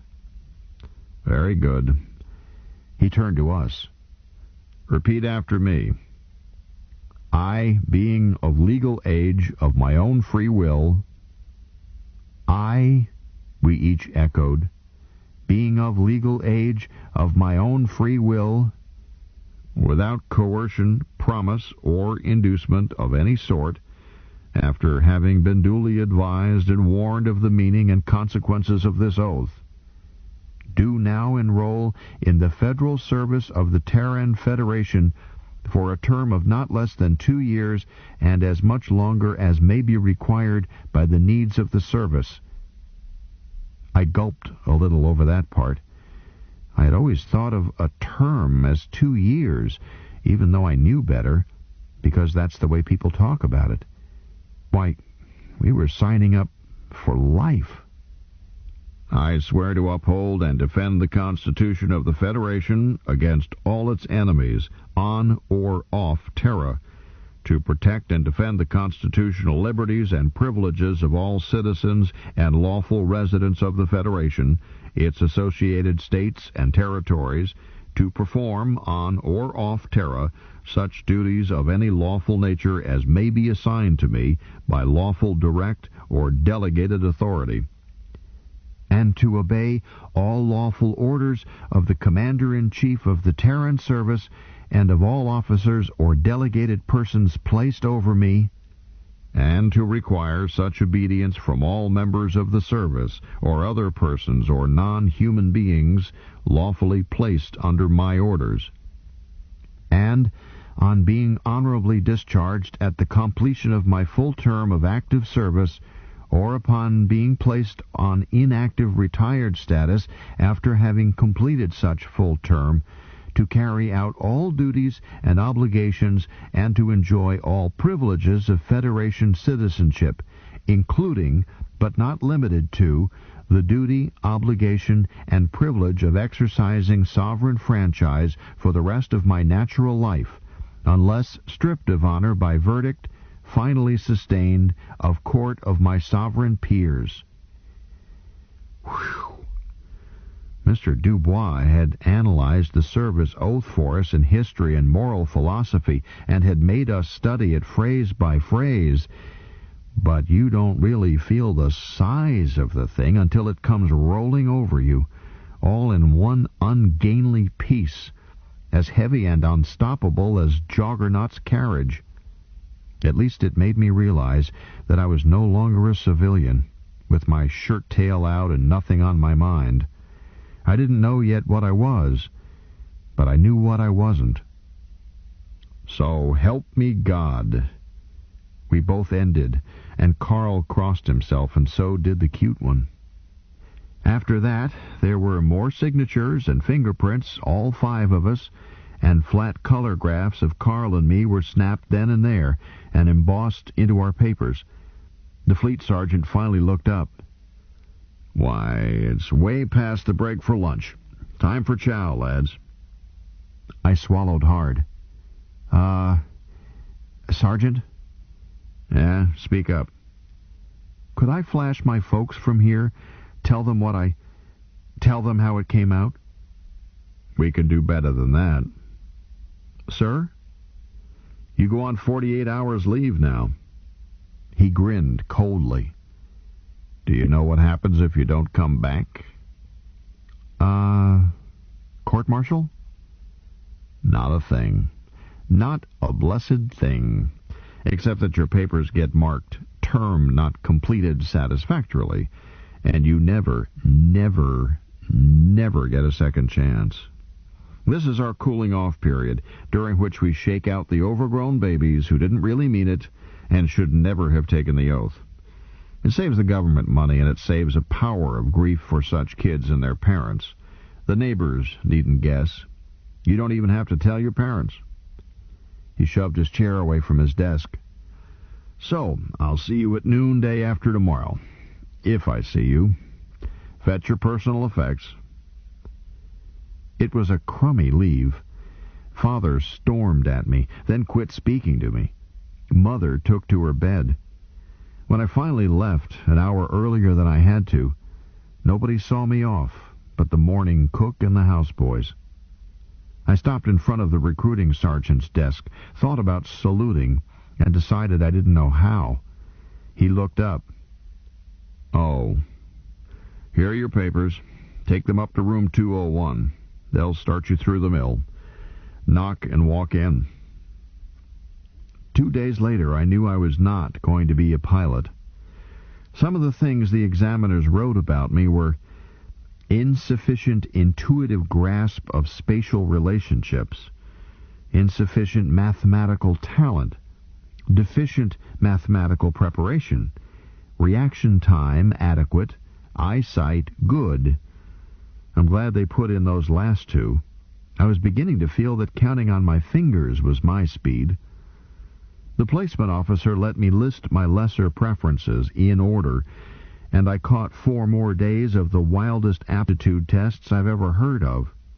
I mean to say, what do they find out when a stenographer jumps on her chair and screams, "Snakes!" There was no snake, just a harmless piece of plastic hose. The written and oral tests were mostly just as silly, but they seemed happy with them, so I took them. The thing I did most carefully was to list my preferences. Naturally, I listed all of the Space Navy jobs, other than pilot, at the top. Whether I went as power room technician or as cook, I knew that I preferred any Navy job to any Army job. I wanted to travel. Next, I listed intelligence. A spy gets around too, and I figured that it couldn't possibly be dull. I was wrong, but never mind. After that came a long list: psychological warfare, chemical warfare, biological warfare, combat ecology. I didn't know what it was, but it sounded interesting. Logistics corps. A simple mistake. I had studied logic for the debate team, and logistics turns out to have 2 entirely separate meanings, and a dozen others. Clear at the bottom, with some hesitation, I put Canine Corps and Infantry. I didn't bother to list the various non-combatant auxiliary corps because if I wasn't picked for a combat corps, I didn't care whether they used me as an experimental animal or sent me as a laborer in the tyrannizing of Venus. Either one was a booby prize. Mr. Weiss, the placement officer, sent for me a week after I was sworn in. He was actually a retired psychological warfare major on active duty for procurement, but he wore mufti and insisted on being called just Mr., and you could relax and take it easy with him. He had my list of preferences and the reports on all my tests, and I saw that he was holding my high school transcript, which pleased me, for I had done all right in school. I had stood high enough without standing so high as to be marked as a greasy grind, having never flunked any courses and dropped only one, and I had been rather a big man around school otherwise. Swimming team, debate team, track squad, class treasurer, silver medal in the annual literary contest, chairman of the homecoming committee, stuff like that. A well-rounded record, and it's all down in the transcript. He looked up as I came in, said, "Sit down, Johnny," and looked back at the transcript, then put it down. "You like dogs?" "Huh?" "Yes, sir." "How well do you like them? Did your dog sleep on your bed? By the way, where is your dog now?" "Why, I don't happen to have a dog just at present, but when I did... Well, no, he didn't sleep on my bed. You see, Mother didn't allow dogs in the house." "But didn't you sneak him in?" I thought of trying to explain Mother's not angry but terribly, terribly hurt routine when you tried to buck her on something she had her mind made up about, but I gave up. "No, sir." Have you ever seen a neo-dog?" Once, sir. They exhibited one at the MacArthur Theater 2 years ago, but the SPCA made trouble for them. Let me tell you how it is with a canine team. A neo-dog is not just a dog that talks. I couldn't understand that neo at the MacArthur. Do they really talk? They talk. You simply have to train your ear to their accent. Their mouths can't shape B, M, P, or V, and you have to get used to their equivalents. Something like the handicap of a split palate, but with different letters. No matter, their speech is as clear as any human speech. But a neo-dog is not a talking dog. He's not a dog at all. He is an artificially mutated symbiote derived from dog stock. A neo, a trained Caleb, is about 6 times as bright as a dog, say about as intelligent as a human moron, except that the comparison is not fair to the neo. A moron is a defective, whereas a neo is a stable genius in his own line of work. Mr. Weiss scowled. Provided, that is, that he has his symbiote. That's the rub. You're too young ever to have been married, but you've seen marriage, your own parents at least. Can you imagine being married to a Caleb? Huh? No, I can't. The emotional relationship between the dog-man and the man-dog in the canine team is a great deal closer and much more important than is the emotional relationship in most marriages. If the master is killed, we kill the neo-dog at once. It is all that we can do for the poor thing. A mercy killing. If the neo-dog is killed, well, we can't kill the man, even though it would be the simplest solution. Instead, we restrain him and hospitalize him, and slowly put him back together. He picked up a pen, made a mark. I don't think we can risk assigning a boy to canine who didn't outwit his mother to have his dog sleep with him. So, let's consider something else. It was not until then that I realized that I must have already flunked every choice on my list above Canine Corps, and now I had just flunked it, too. I was so startled that I almost missed his next remark. Major Weiss said meditatively, with no expression, as if he were talking about someone else, long dead and far away. I was once half of a canine team. When my Caleb became a casualty, they kept me under sedation for 6 weeks, then rehabilitated me for other work. Johnny, these courses you've taken, why didn't you study something useful? Sir? Too late now. Forget it. Your instructor in history and moral philosophy seems to think well of you. He does? I was surprised. What did he say? Weiss smiled. He says that you are not stupid, merely ignorant and prejudiced by your environment. From him, that is high praise. I know him. It didn't sound like praise to me, that stuck-up, stiff-necked old... And, Weiss went on, a boy who gets a C- in appreciation of television can't be all bad. I think we'll accept Mr. Dubois' recommendation. How would you like to be an infantryman? I came out of the Federal Building feeling subdued, yet not really unhappy. At least I was a soldier. I had papers in my pocket to prove it. I hadn't been classed as too dumb and useless for anything but make work. It was a few minutes after the end of the working day, and the building was empty, save for a skeleton night staff and a few stragglers. I ran into a man in the rotunda who was just leaving. His face looked familiar, but I couldn't place him. But he caught my eye and recognized me. "Evening," he said briskly. "You haven't shipped out yet?" And then I recognized him. The fleet sergeant who had sworn us in. I guess my chin dropped. This man was in civilian clothes, was walking around on 2 legs, and had 2 arms. Good evening, Sergeant," I mumbled. He understood my expression perfectly, glanced down at himself, and smiled easily. "Relax, lad. I don't have to put on my horror show after working hours, and I don't. You haven't been placed yet?" "I just got my orders." "For what?" "Mobile infantry." His face broke into a big grin of delight, and he shoved out his hand. "My outfit. Shake, son. We'll make a man of you, or kill you trying. Maybe both." "It's a good choice?" I said doubtfully.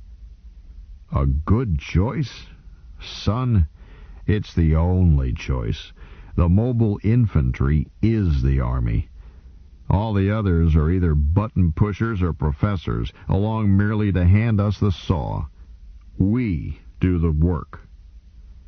He shook hands again and added, "Drop me a card. Fleet Sergeant Ho, Federal Building. That'll reach me. Good luck."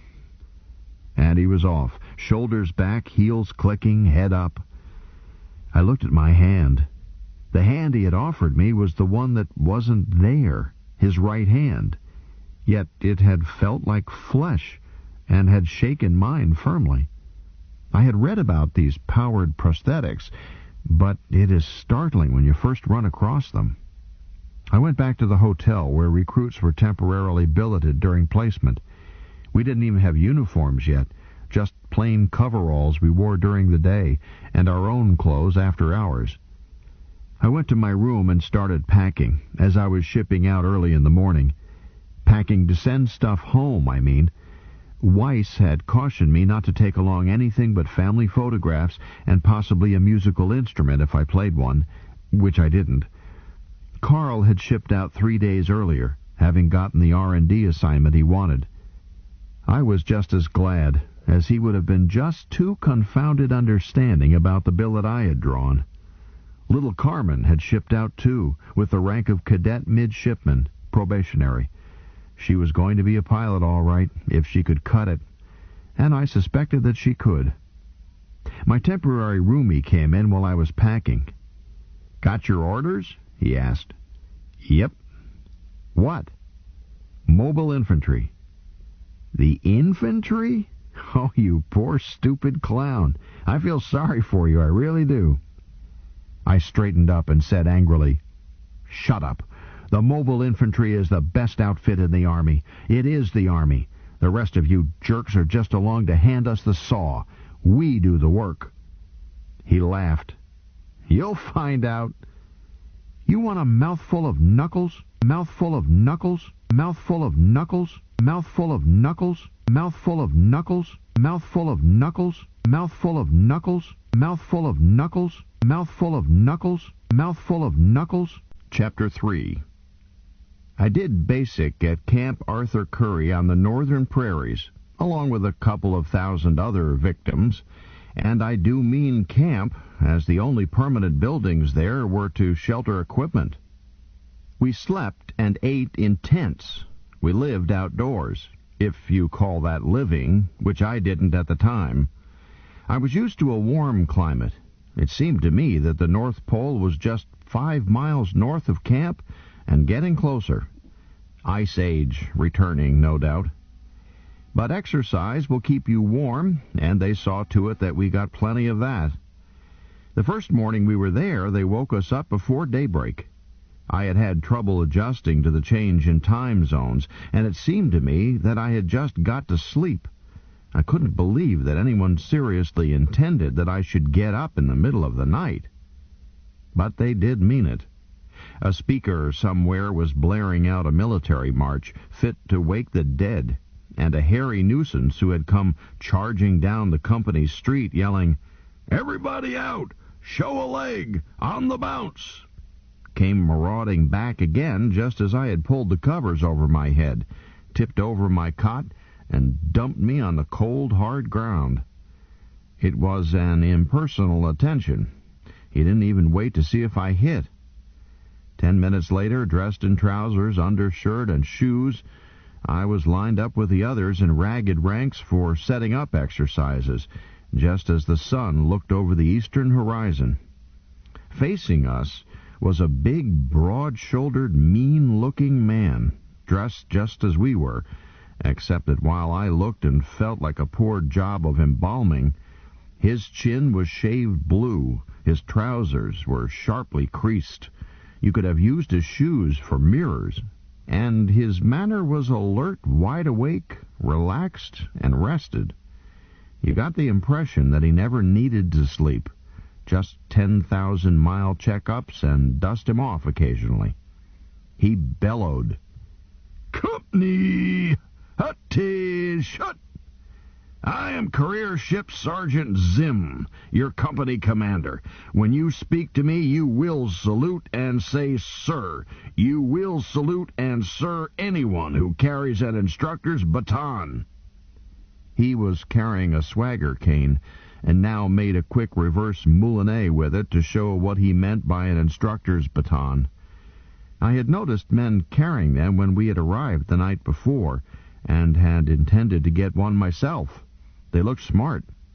Now I changed my mind. "Because we don't have enough officers around here for you to practice on. You'll practice on us. Who sneezed?" No answer. "Who sneezed?" "I did," a voice answered. "I did what?" "I sneezed." "I sneezed, sir!" "I sneezed, sir. I'm cold, sir." "Oh ho!"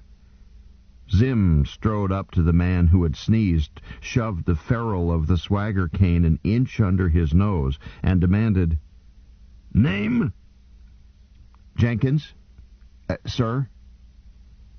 "Jenkins." Zim repeated it as if the word were somehow distasteful, even shameful. "I suppose some night on patrol you're going to sneeze just because you've got a runny nose, eh?" "I hope not, sir." "So do I. But you're cold. We'll fix that." He pointed with his stick. "See that armory over there?"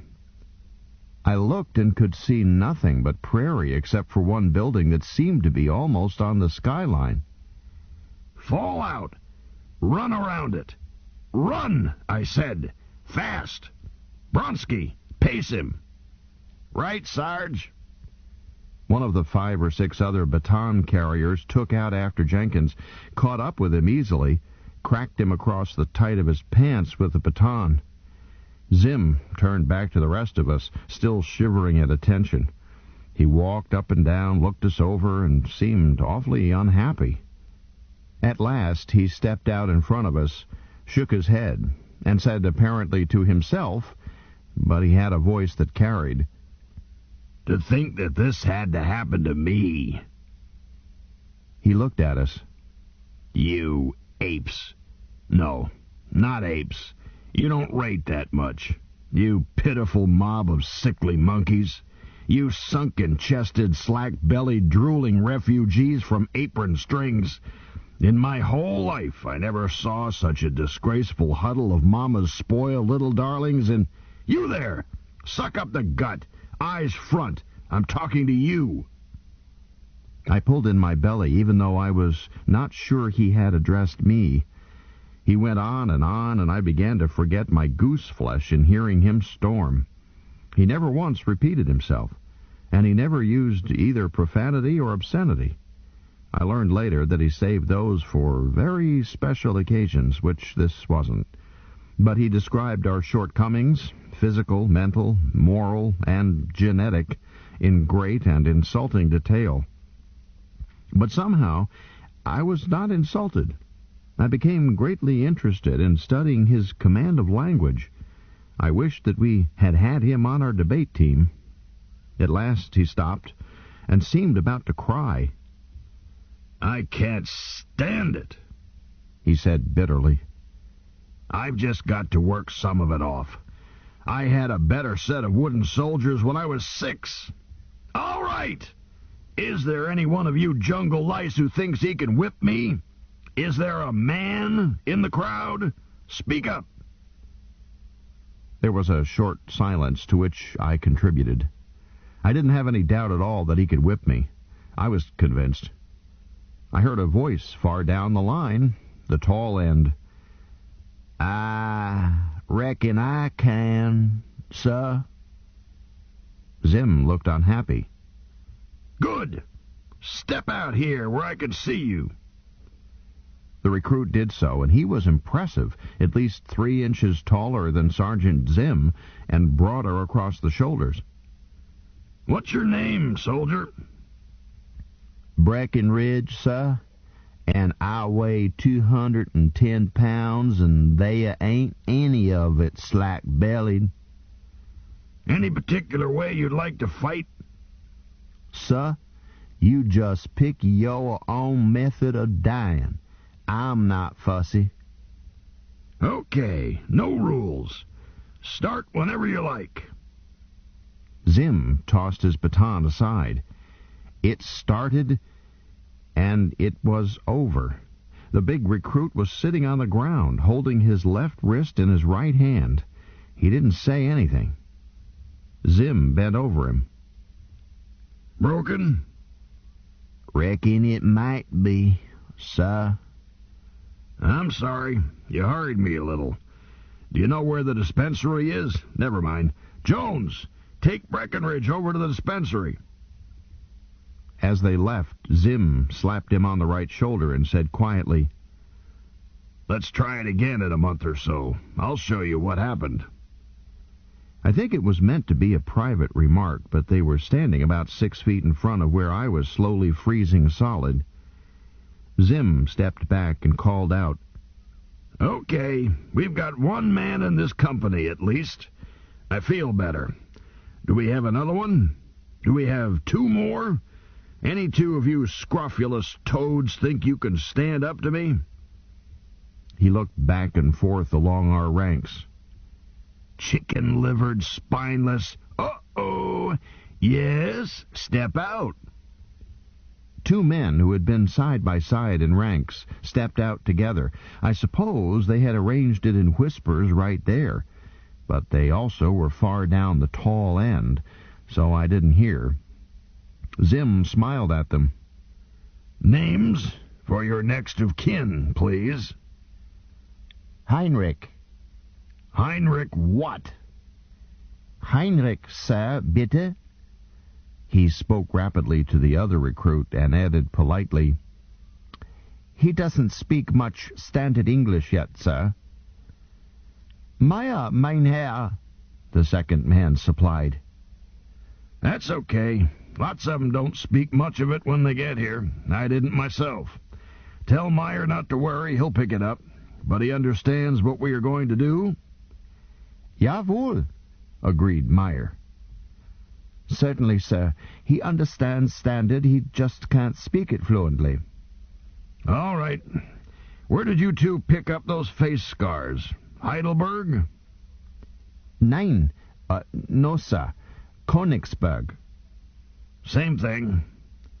Zim had picked up his baton after fighting Breckenridge. He twirled it and asked, Perhaps you would each like to borrow one of these?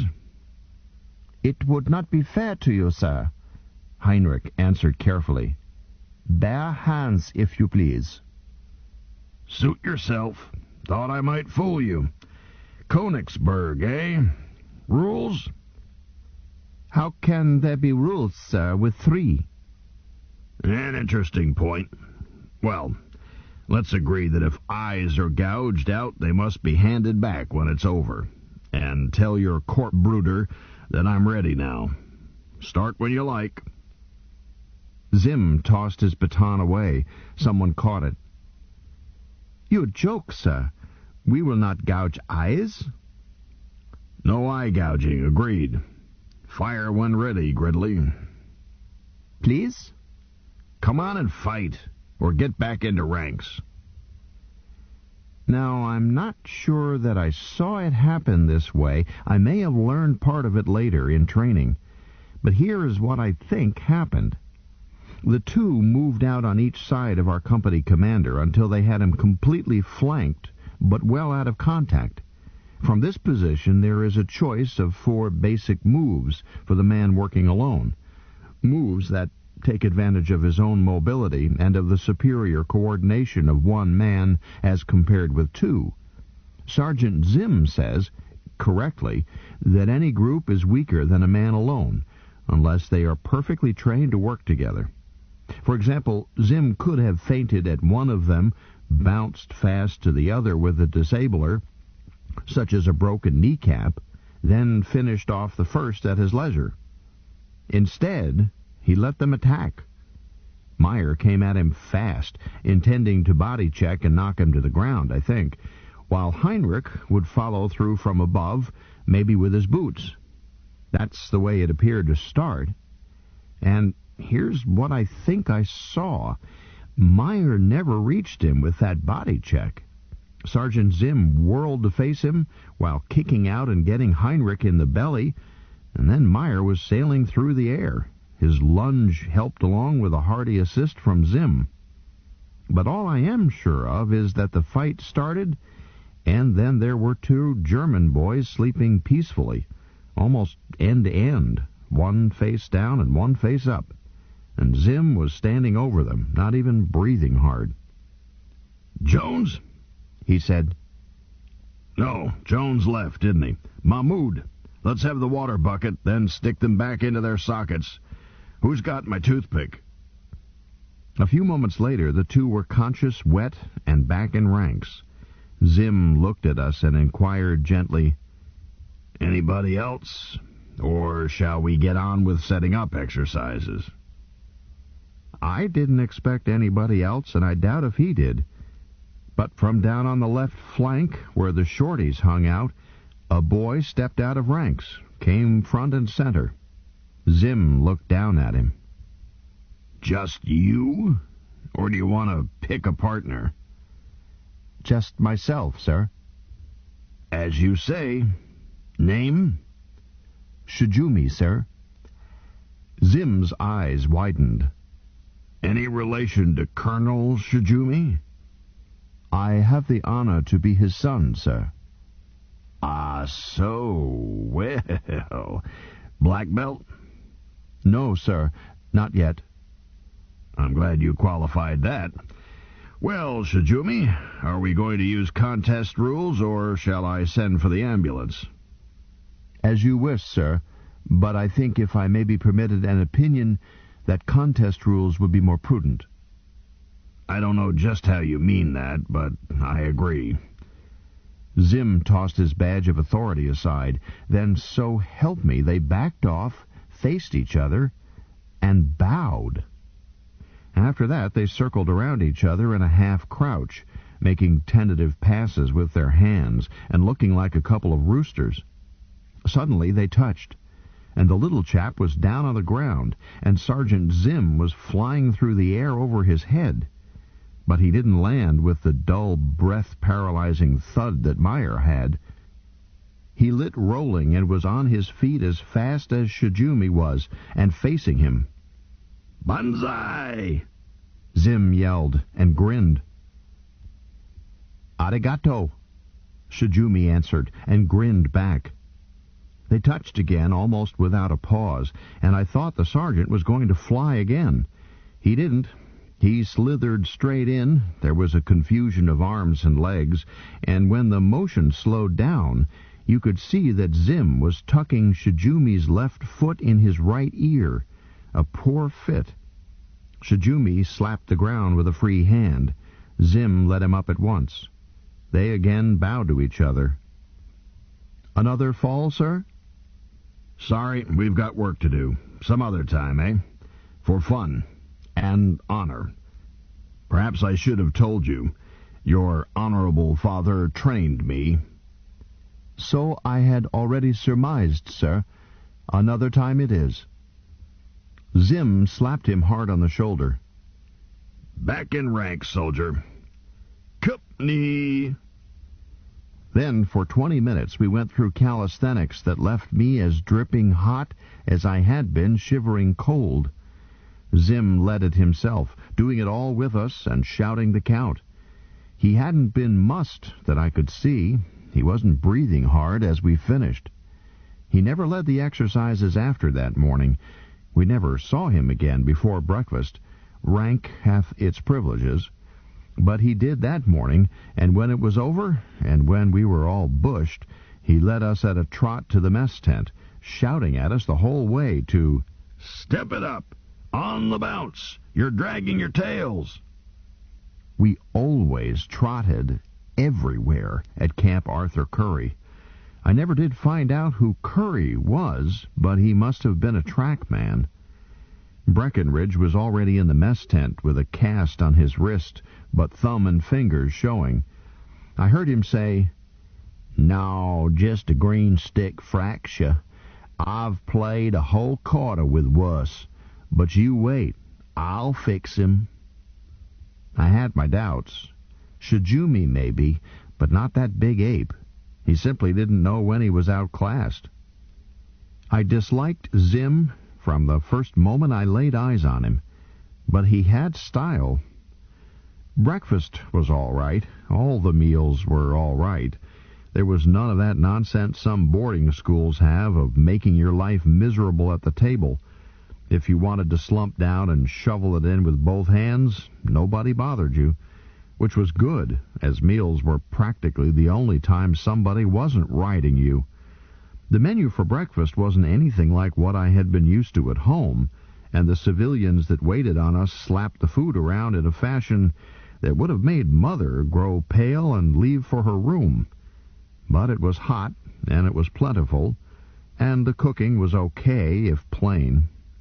I ate about 4 times what I normally do and washed it down with mug after mug of coffee with cream and lots of sugar. I would have eaten a shark without stopping to skin him. Jenkins showed up with Corporal Bronsky behind him as I was starting on seconds. They stopped for a moment at a table where Zim was eating alone. Then Jenkins slumped onto a vacant stool by mine. He looked mighty seedy, pale, exhausted, and his breath rasping. I said, "Here, let me pour you some coffee." He shook his head. "You better eat," I insisted. "Some scrambled eggs, they'll go down easily." "Can't eat. Oh, that dirty, dirty so-and-so." He began cussing out Zim in a low, almost expressionless monotone. "All I asked him was to let me go lie down and skip breakfast. Bronsky wouldn't let me. Said I had to see the company commander. So I did, and I told him I was sick. I told him. He just felt my cheek and counted my pulse and told me sick call was 9 o'clock. Wouldn't let me go back to my tent. Oh, that rat. I'll catch him on a dark night. I will." I spooned out some eggs for him anyway and poured coffee. Presently he began to eat. Sergeant Zim got up to leave while most of us were still eating and stopped by our table. Jenkins. Yes, sir. At 0900, muster for sick call and see the doctor. Jenkins' jaw muscles twitched. He answered slowly, I don't need any pills, sir. I'll get by. 0900. That's an order. He left. Jenkins started his monotonous chant again. Finally, he slowed down, took a bite of eggs, and said somewhat more loudly, I can't help wondering what kind of a mother produced that. I'd just like to have a look at her, that's all. Did he ever have a mother? It was a rhetorical question, but it got answered. At the head of our table, several stools away, was one of the instructor corporals. He had finished eating and was smoking and picking his teeth simultaneously. He had evidently been listening. Jenkins. Sir? Don't you know about sergeants? Well, I'm learning. They don't have mothers. Just ask any trained private. He blew smoke toward us. They reproduce by fission, like all bacteria.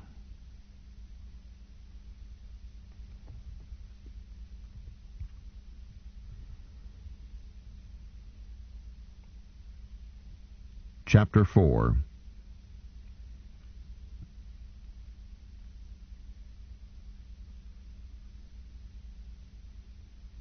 Two weeks after we got there, they took our cots away from us. That is to say, that we had the dubious pleasure of folding them, carrying them 4 miles, and stowing them in a warehouse. By then it didn't matter. The ground seemed much warmer and quite soft, especially when the alert sounded in the middle of the night and we had to scramble out and play soldier, which it did about 3 times a week. But I could get back to sleep after one of those mock exercises at once. I had learned to sleep any place, any time, sitting up, standing up, even marching in ranks.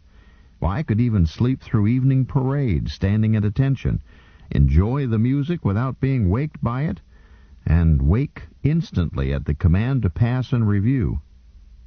I made a very important discovery at Camp Curry.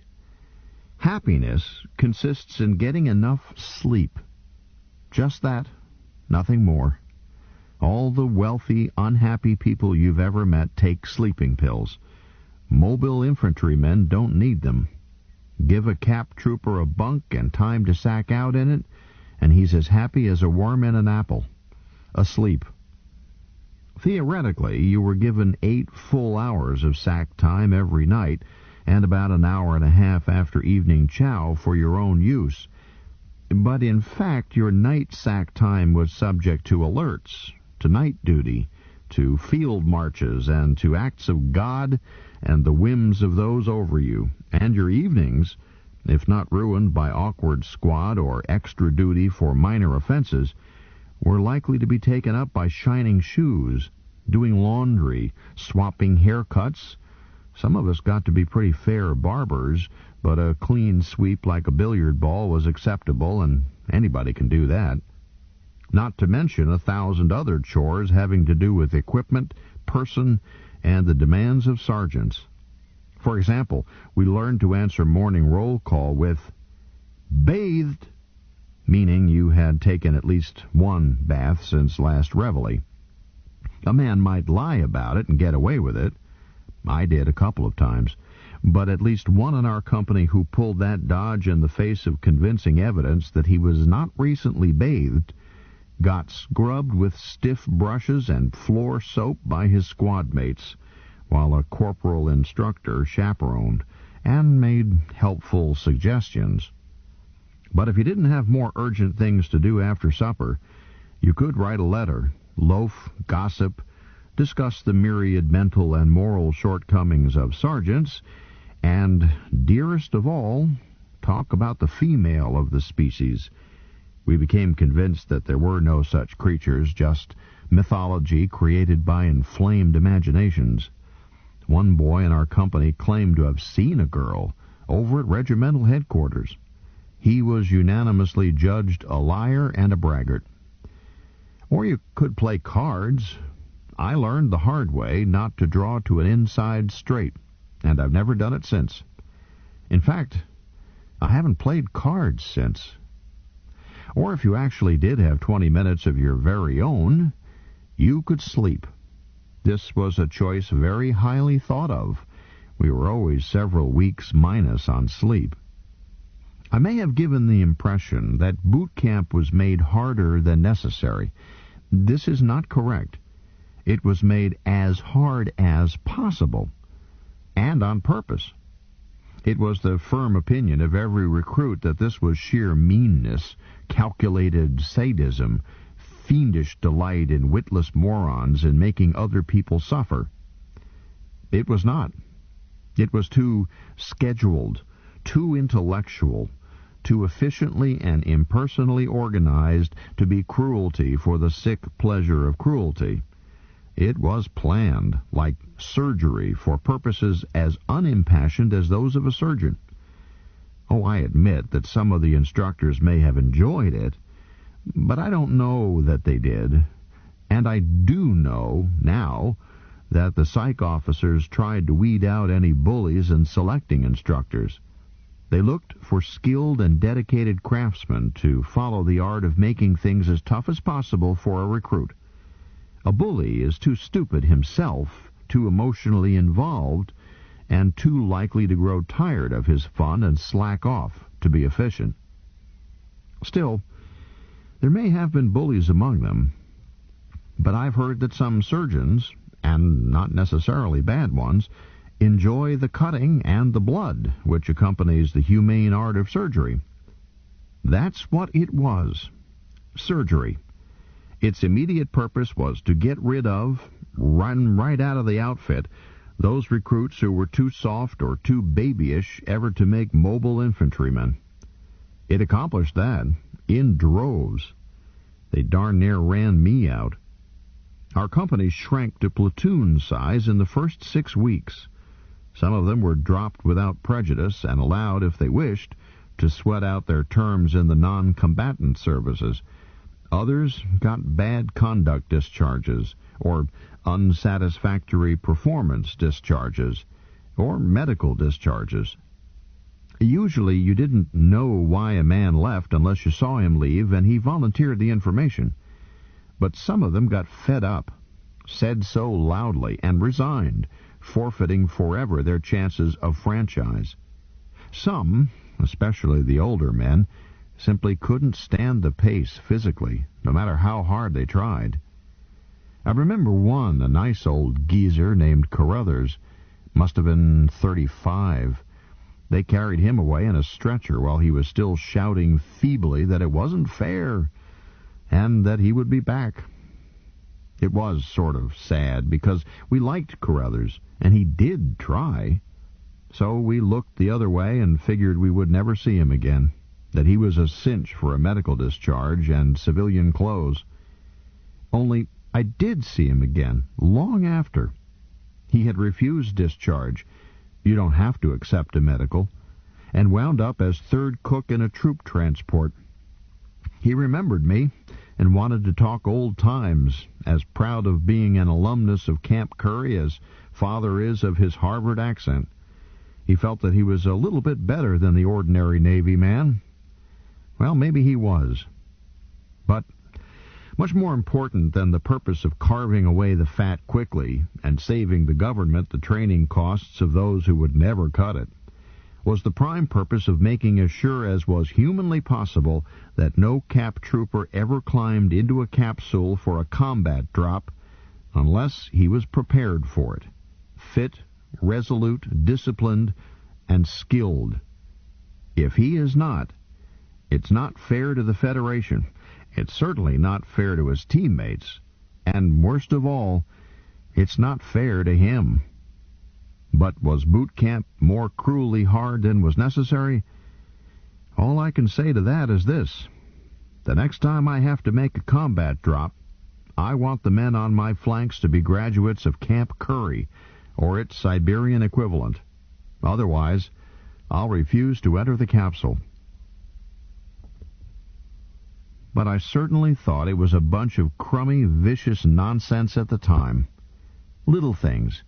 When we were there a week, we were issued undress maroons for parade to supplement the fatigues we had been wearing. Dress and full-dress uniforms came much later. I took my tunic back to the issue shed and complained to the supply sergeant. Since he was only a supply sergeant and rather fatherly in manner, I thought of him as a semi-civilian. I didn't know how, as of then, to read the ribbons on his chest, or I wouldn't have dared speak to him. "Sergeant, this tunic is too large. My company commander says it fits like a tent." He looked at the garment, didn't touch it. "Really?" "Yeah, I want one that fits." He still didn't stir. "Let me wise you up, sonny boy. There are just two sizes in this army, too large and too small." "But my company commander—" "No doubt. But what am I going to do?" "Oh, it's advice you want. Well, I've got that in stock. New issue, just today. Tell you what I'll do. Here's a needle, and I'll even give you a spool of thread. You won't need a pair of scissors. A razor blade is better. Now, you tighten plenty across the hips, but leave cloth to loosen again across the shoulders. You'll need it later." Sergeant Zim's only comment on my tailoring was, "You can do better than that. 2 hours extra duty." So I did better than that by next parade. Those first 6 weeks were all hardening up and hazing, with lots of parade drill and lots of route march. Eventually, as files dropped out and went home or elsewhere, we reached the point where we could do 50 miles in 10 hours on the level, which is good mileage for a good horse in case you've never used your legs. We rested not by stopping, but by changing pace. Slow march, quick march, and trot. Sometimes we went out the full distance, bivouacked and ate field rations, slept in sleeping bags, and marched back the next day. One day we started out on an ordinary day's march, no bed bags on our shoulders, no rations. When we didn't stop for lunch, I wasn't surprised, as I had already learned to sneak sugar and hard bread and such out of the mess tent and conceal it about my person. But when we kept on marching away from camp in the afternoon, I began to wonder. But I had learned not to ask silly questions. We halted shortly before dark, 3 companies, now somewhat abbreviated. We formed a battalion parade and marched through it. Without music, guards were mounted, and we were dismissed. I immediately looked up Corporal Instructor Bronsky, because he was a little easier to deal with than the others, and because I felt a certain amount of responsibility. I happened to be, at the time, a recruit corporal myself. These boot chevrons didn't mean much. Mostly the privilege of being chewed out for whatever your squad did, as well as for what you did yourself. And they could vanish as quickly as they appeared. Zim had tried out all of the older men as temporary non-coms first, and I had inherited a brassard with chevrons on it a couple of days before, when our squad leader had folded up and gone to hospital. I said, "Corporal Bronsky, what's the straight word? When is chow call?" He grinned at me. "I got a couple of crackers on me. Want me to split 'em with you?" "Huh? Oh, no, sir. Thank you." I had considerably more than a couple of crackers. I was learning. "No chow call?" "They didn't tell me either, Sonny, but I don't see any copters approaching. Now, if I was you, I'd round up my squad and figure things out. Maybe one of you can hit a jackrabbit with a rock." "Yes, sir. But, well, are we staying here all night? We don't have our bedrolls." His eyebrows shot up. "No bedrolls? Well, I do declare." He seemed to think it over. Ever see sheep huddled together in a snowstorm?" "Oh, no, sir." try it. They don't freeze. Maybe you won't. Or if you don't care for company, you might walk around all night. Nobody will bother you as long as you stay inside the posted guards. You won't freeze if you keep moving. Of course, you may be a little tired tomorrow. He grinned again. I saluted and went back to my squad. We divvied up, share and share alike, and I came out with less food than I had started. Some of those idiots either hadn't sneaked out anything to eat or had eaten all they had while we marched. But a few crackers and a couple of prunes will do a lot to quiet your stomach sounding alert. The sheep trick works, too. Our whole section, 3 squads, did it together. I don't recommend it as a way to sleep. You are either in the outer layer, frozen on one side and trying to worm your way inside, or you are inside, fairly warm, but with everybody else trying to shove his elbows, feet, and halitosis on you. You migrate from one condition to the other all night long, in a sort of a Brownian movement, never quite waking up and never really sound asleep. All this makes a night about 100 years long. We turned out at dawn to the familiar shout of, "Up you come, on the bounce," encouraged by instructors' batons applied smartly on fundaments sticking out of the piles, and then we did setting up exercises.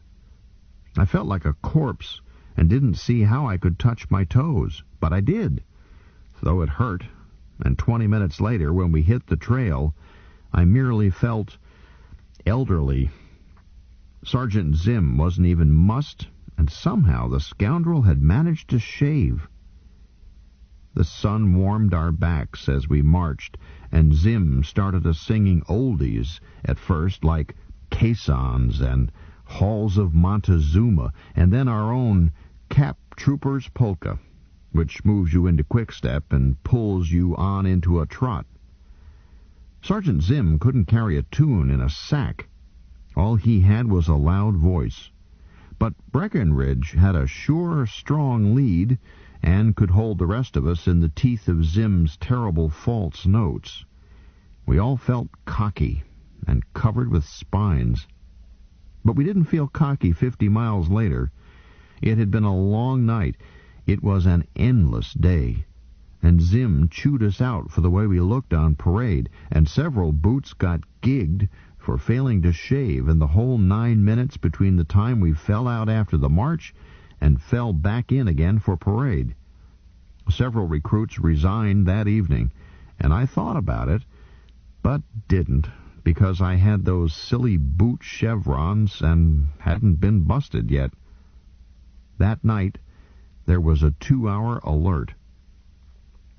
But eventually, I learned to appreciate the homey luxury of 2 or 3 dozen warm bodies to snuggle up to, because 12 weeks later they dumped me down raw naked in a primitive area of the Canadian Rockies, and I had to make my way 40 miles through mountains.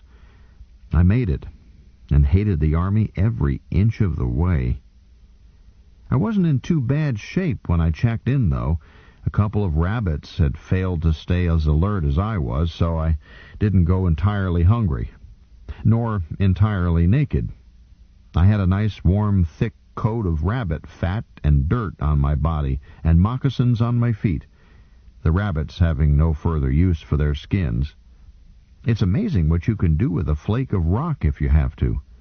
I guess our caveman ancestors weren't such dummies as we usually think. The others made it too, those who were still around to try, and didn't resign rather than take the test, all except 2 boys who died trying. Then we all went back into the mountains and spent 13 days finding them, working with copters overhead to direct us, and all the best communication gear to help us, and our instructors in powered command suits to supervise and to check rumors, because the mobile infantry doesn't abandon its own while there is any thin shred of hope. Then we buried them with full honors to the strains of "This Land is Ours," and with the posthumous rank of PFC, the first of our boot regiment to go that high, because a camp trooper isn't necessarily expected to stay alive. Dying is part of his trade. But they care a lot about how you die. It has to be heads up, on the bounce, and still trying. Breckenridge was one of them. The other was an Aussie boy I didn't know. They weren't the first to die in training. They weren't the last. They weren't the last. They weren't the last. They weren't the last. They weren't the last. They weren't the last. They weren't the last. They weren't the last. They weren't the last. Chapter 5. But that was after we had left Camp Curry, and a lot had happened in between. Combat training mostly. Combat drill and combat exercises and combat maneuvers, using everything from bare hands to simulated nuclear weapons. I hadn't known there were so many different ways to fight. Hands and feet to start with, and if you think those aren't weapons, you haven't seen Sergeant Zim and Captain Frankel, our battalion commander, demonstrate La Savate, or had little Shijumi work you over with just his hands and a toothy grin. Zim made Shijumi an instructor for that purpose at once, and required us to take his orders, although we didn't have to salute him and say, "Sir."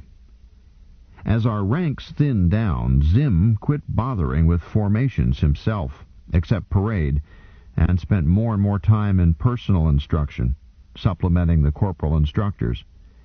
He was sudden death with anything, but he loved knives, and made and balanced his own, instead of using the perfectly good general issue ones.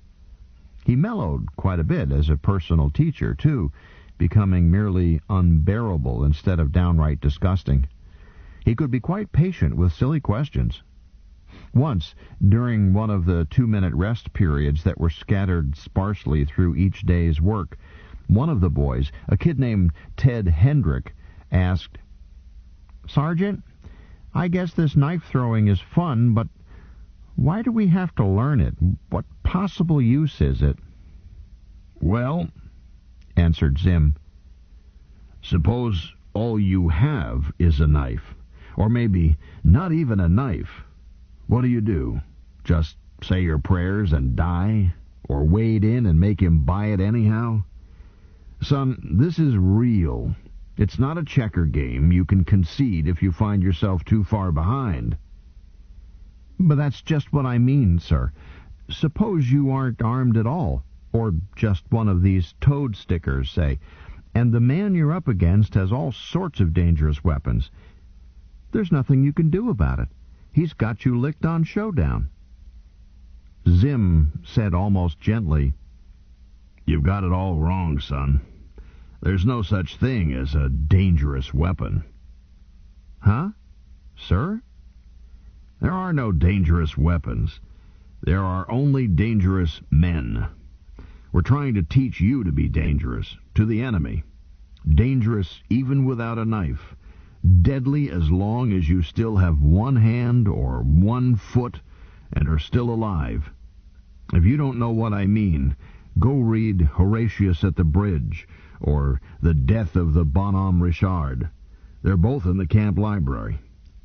But take the case you first mentioned. I'm you, and all you have is a knife. That target behind me, the one you've been missing, number 3, is a sentry armed with everything but an H-bomb. You've got to get him. Quietly, at once, and without letting him call for help." Zim turned slightly. Thunk! A knife he hadn't even had in his hand was quivering in the center of target number 3. "You see? Best to carry 2 knives, but get him you must, even barehanded." Something still troubling you? Speak up. That's what I'm here for, to answer your questions. Yes, sir. You said the sentry didn't have any H-bomb, but he does have an H-bomb. That's just the point. Well, at least we have, if we're the sentry, and any sentry we're up against is likely to have them too. I don't mean the sentry, I mean the side he's on. I understood you. Well, you see, sir, If we can use an H-bomb, and as you said, it's no checker game, it's real, it's war, and nobody is fooling around, isn't it sort of ridiculous to go crawling around in the weeds, throwing knives, and maybe getting yourself killed, and even losing the war, when you've got a real weapon you can use to win? What's the point in a whole lot of men risking their lives with obsolete weapons when one professor type can do so much more just by pushing a button?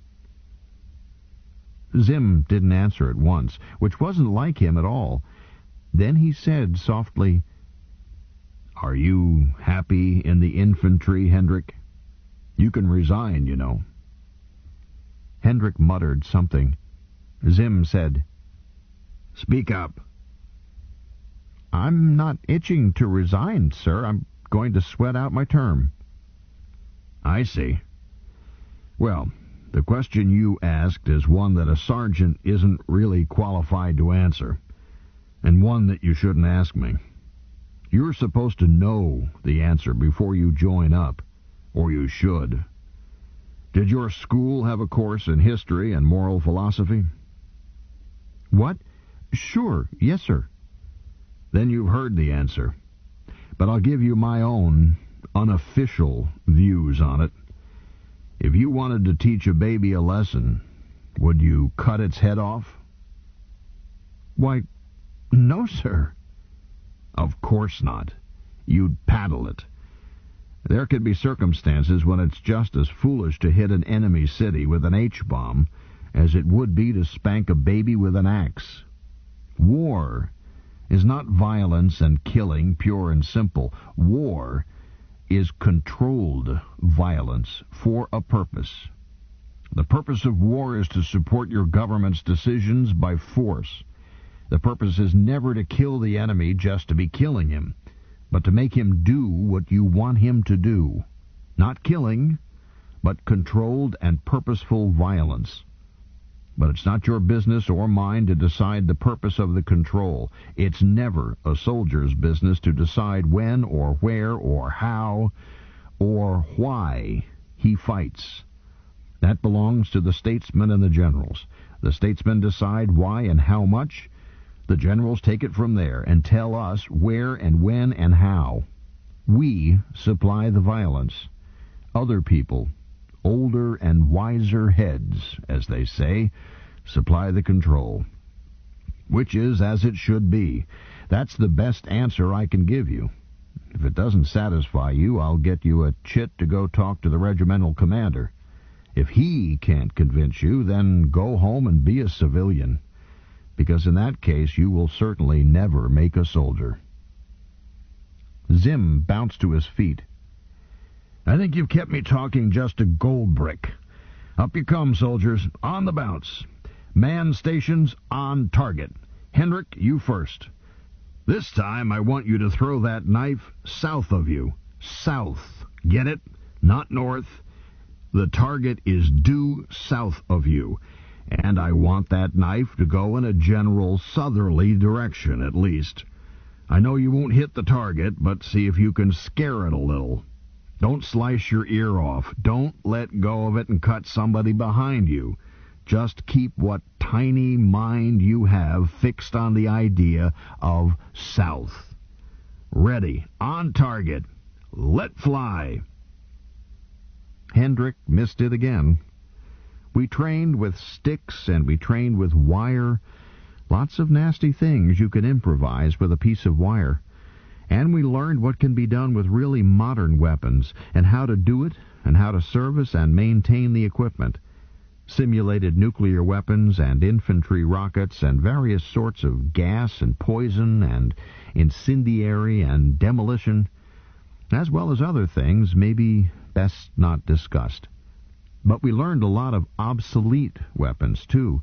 Bayonets on dummy guns, for example, and guns that weren't dummies, too, but were almost identical with the infantry rifle of the 20th century, much like the sporting rifles used in hunting game, except that we fired nothing but solid slugs, alloy-jacketed lead bullets, both at targets on measured ranges and at surprise targets on booby-trapped skirmish runs. This was supposed to prepare us to learn to use any armed weapon and to train us to be on the bounce, alert, ready for anything. Well, I suppose it did. I'm pretty sure it did. We used these rifles in field exercises to simulate a lot of deadlier and nastier aimed weapons, too. We used a lot of simulation. We had to. An explosive bomb or grenade against materiel or personnel would explode just enough to put out a lot of black smoke. Another sort of gave off a gas that would make you sneeze and weep. That told you you were dead or paralyzed, and was nasty enough to make you careful about anti-gas precautions, to say nothing of the chewing out you got if you were caught by it. We got still less sleep. More than half the exercises were held at night, with snoopers and radar and audio gear and such. The rifles used to simulate aimed weapons were loaded with blanks, except 1 in 500 rounds at random, which was a real bullet. Dangerous? Yes. And no. It's dangerous just to be alive, and a non-explosive bullet probably won't kill you unless it hits you in the head or the heart, and maybe not then. What that 1 in 500 for real did was to give us a deep interest in taking cover, especially as we knew that some of the rifles were being fired by instructors who were crack shots and actually trying their best to hit you, if the round happened not to be a blank. They assured us that they would not intentionally shoot a man in the head, but accidents do happen. This friendly assurance wasn't very reassuring. That 500th bullet turned tedious exercises into large-scale Russian roulette. You stop being bored the very first time you hear a slug go wheat past your ear before you hear the crack of the rifle. But we did slack down anyhow, and word came down from the top that if we didn't get on the bounce, the incidence of real ones would be changed to 1 in 100, and if that didn't work, to 1 in 50. I don't know whether a change was made or not. No way to tell. But I do know we tightened up again because a boy in the next company got creased across his buttocks with a live one, producing an amazing scar, and a lot of half-witty comments and a renewed interest by all hands in taking cover. We laughed at this kid for getting shot where he did, but we all knew it could have been his head, or our own heads. The instructors who were not firing rifles did not take cover. They put on white shirts and walked around upright with their silly canes, apparently calmly certain that even a recruit would not intentionally shoot an instructor, which may have been overconfidence on the part of some of them. Still, the chances were 500 to 1 that even a shot aimed with murderous intent would not be live, and the safety factor increased still higher because the recruit probably couldn't shoot that well anyhow. A rifle is not an easy weapon. It's got no target-seeking qualities at all. I understand that even back in the days when wars were fought and decided with just such rifles, it used to take several thousand fired shots to average killing one man. This seems impossible, but the military histories agree that it is true. Apparently most shots weren't really aimed, but simply acted to force the enemy to keep his head down and interfere with his shooting. In any case, we had no instructors wounded or killed by rifle fire. No trainees were killed either by rifle bullets. The deaths were all from other weapons or things, some of which could turn around and bite you if you didn't do things by the book. Well, one boy did manage to break his neck taking cover too enthusiastically when they first started shooting at him, but no bullet touched him. However, by a chain reaction, this matter of rifle bullets and taking cover brought me to my lowest ebb at Camp Curry. In the first place, I had been busted out of my boot chevrons, not over what I did, but over something one of my squad did when I wasn't even around, which I pointed out. Bronsky told me to button my lip, so I went to see Zim about it. he told me coldly that I was responsible for what my men did, regardless, and tacked on 6 hours of extra duty besides busting me for having spoken to him about it without Bronski's permission. Then I got a letter that upset me a lot. My mother finally wrote to me. Then I sprained a shoulder in my first drill with powered armor. They've got those practice suits rigged so that the instructor can cause casualties in the suit at will by radio control. I got dumped and hurt my shoulder. And this put me on light duty with too much time to think at a time when I had many reasons, it seemed to me, to feel sorry for myself. Because of light duty, I was orderly that day in the battalion commander's office. I was eager at first, for I had never been there before and wanted to make a good impression. I discovered that Captain Frankel didn't want zeal. He wanted me to sit still, say nothing, and not bother him. This left me time to sympathize with myself, for I didn't dare go to sleep. Then suddenly, shortly after lunch, I wasn't a bit sleepy. Sergeant Zim came in, followed by 3 men. Zim was smart and neat as usual, but the expression on his face made him look like death on a pale horse, and he had a mark on his right eye that looked as if it might be shaping up into a shiner, which was impossible, of course. Of the other 3, the one in the middle was Ted Hendrick. He was dirty. Well, the company had been on a field exercise. They don't scrub those prairies, and you spend a lot of your time snuggling up to the dirt. But his lip was split, and there was blood on his chin and on his shirt, and his cap was missing. He looked wild-eyed. The men on each side of him were boots. They each had rifles. Hendrick did not. One of them was from my squad, a kid named Livy. He seemed excited and pleased and slipped me a wink when nobody was looking.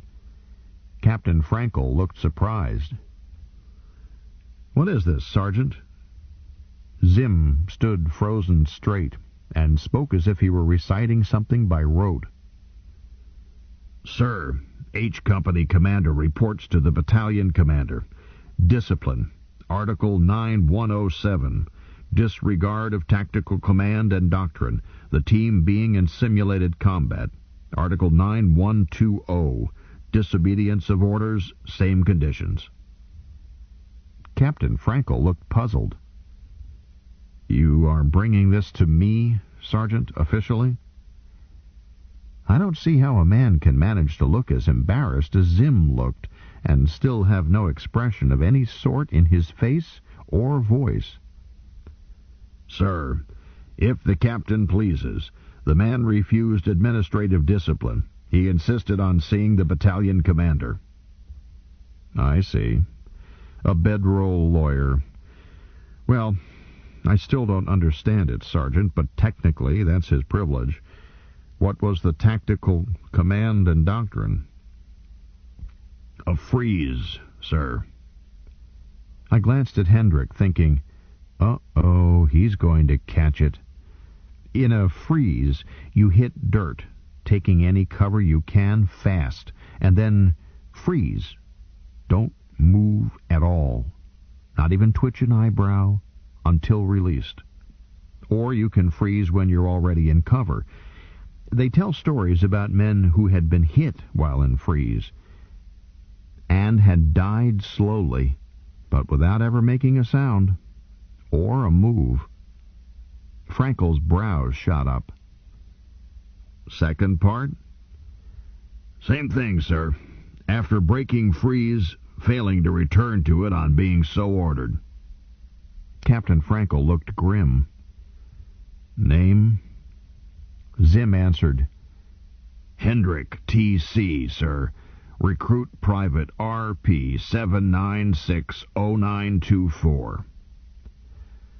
"Very well.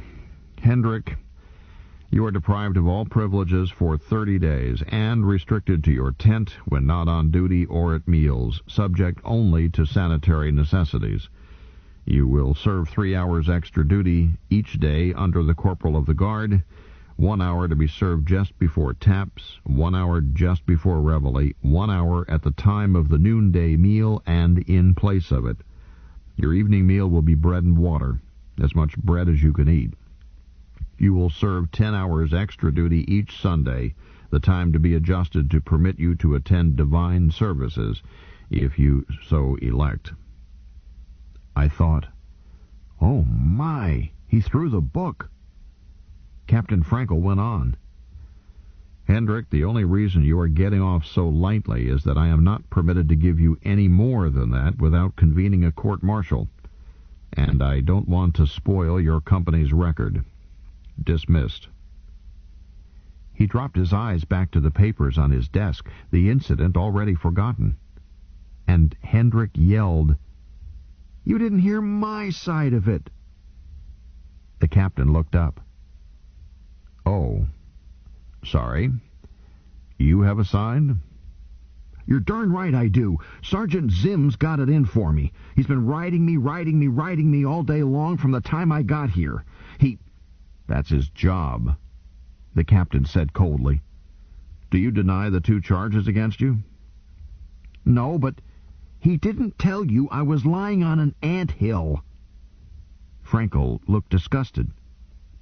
"Oh, so you would get yourself killed and perhaps your teammates as well because of a few little ants?" "Not just a few. There were hundreds of them. Stingers." "So?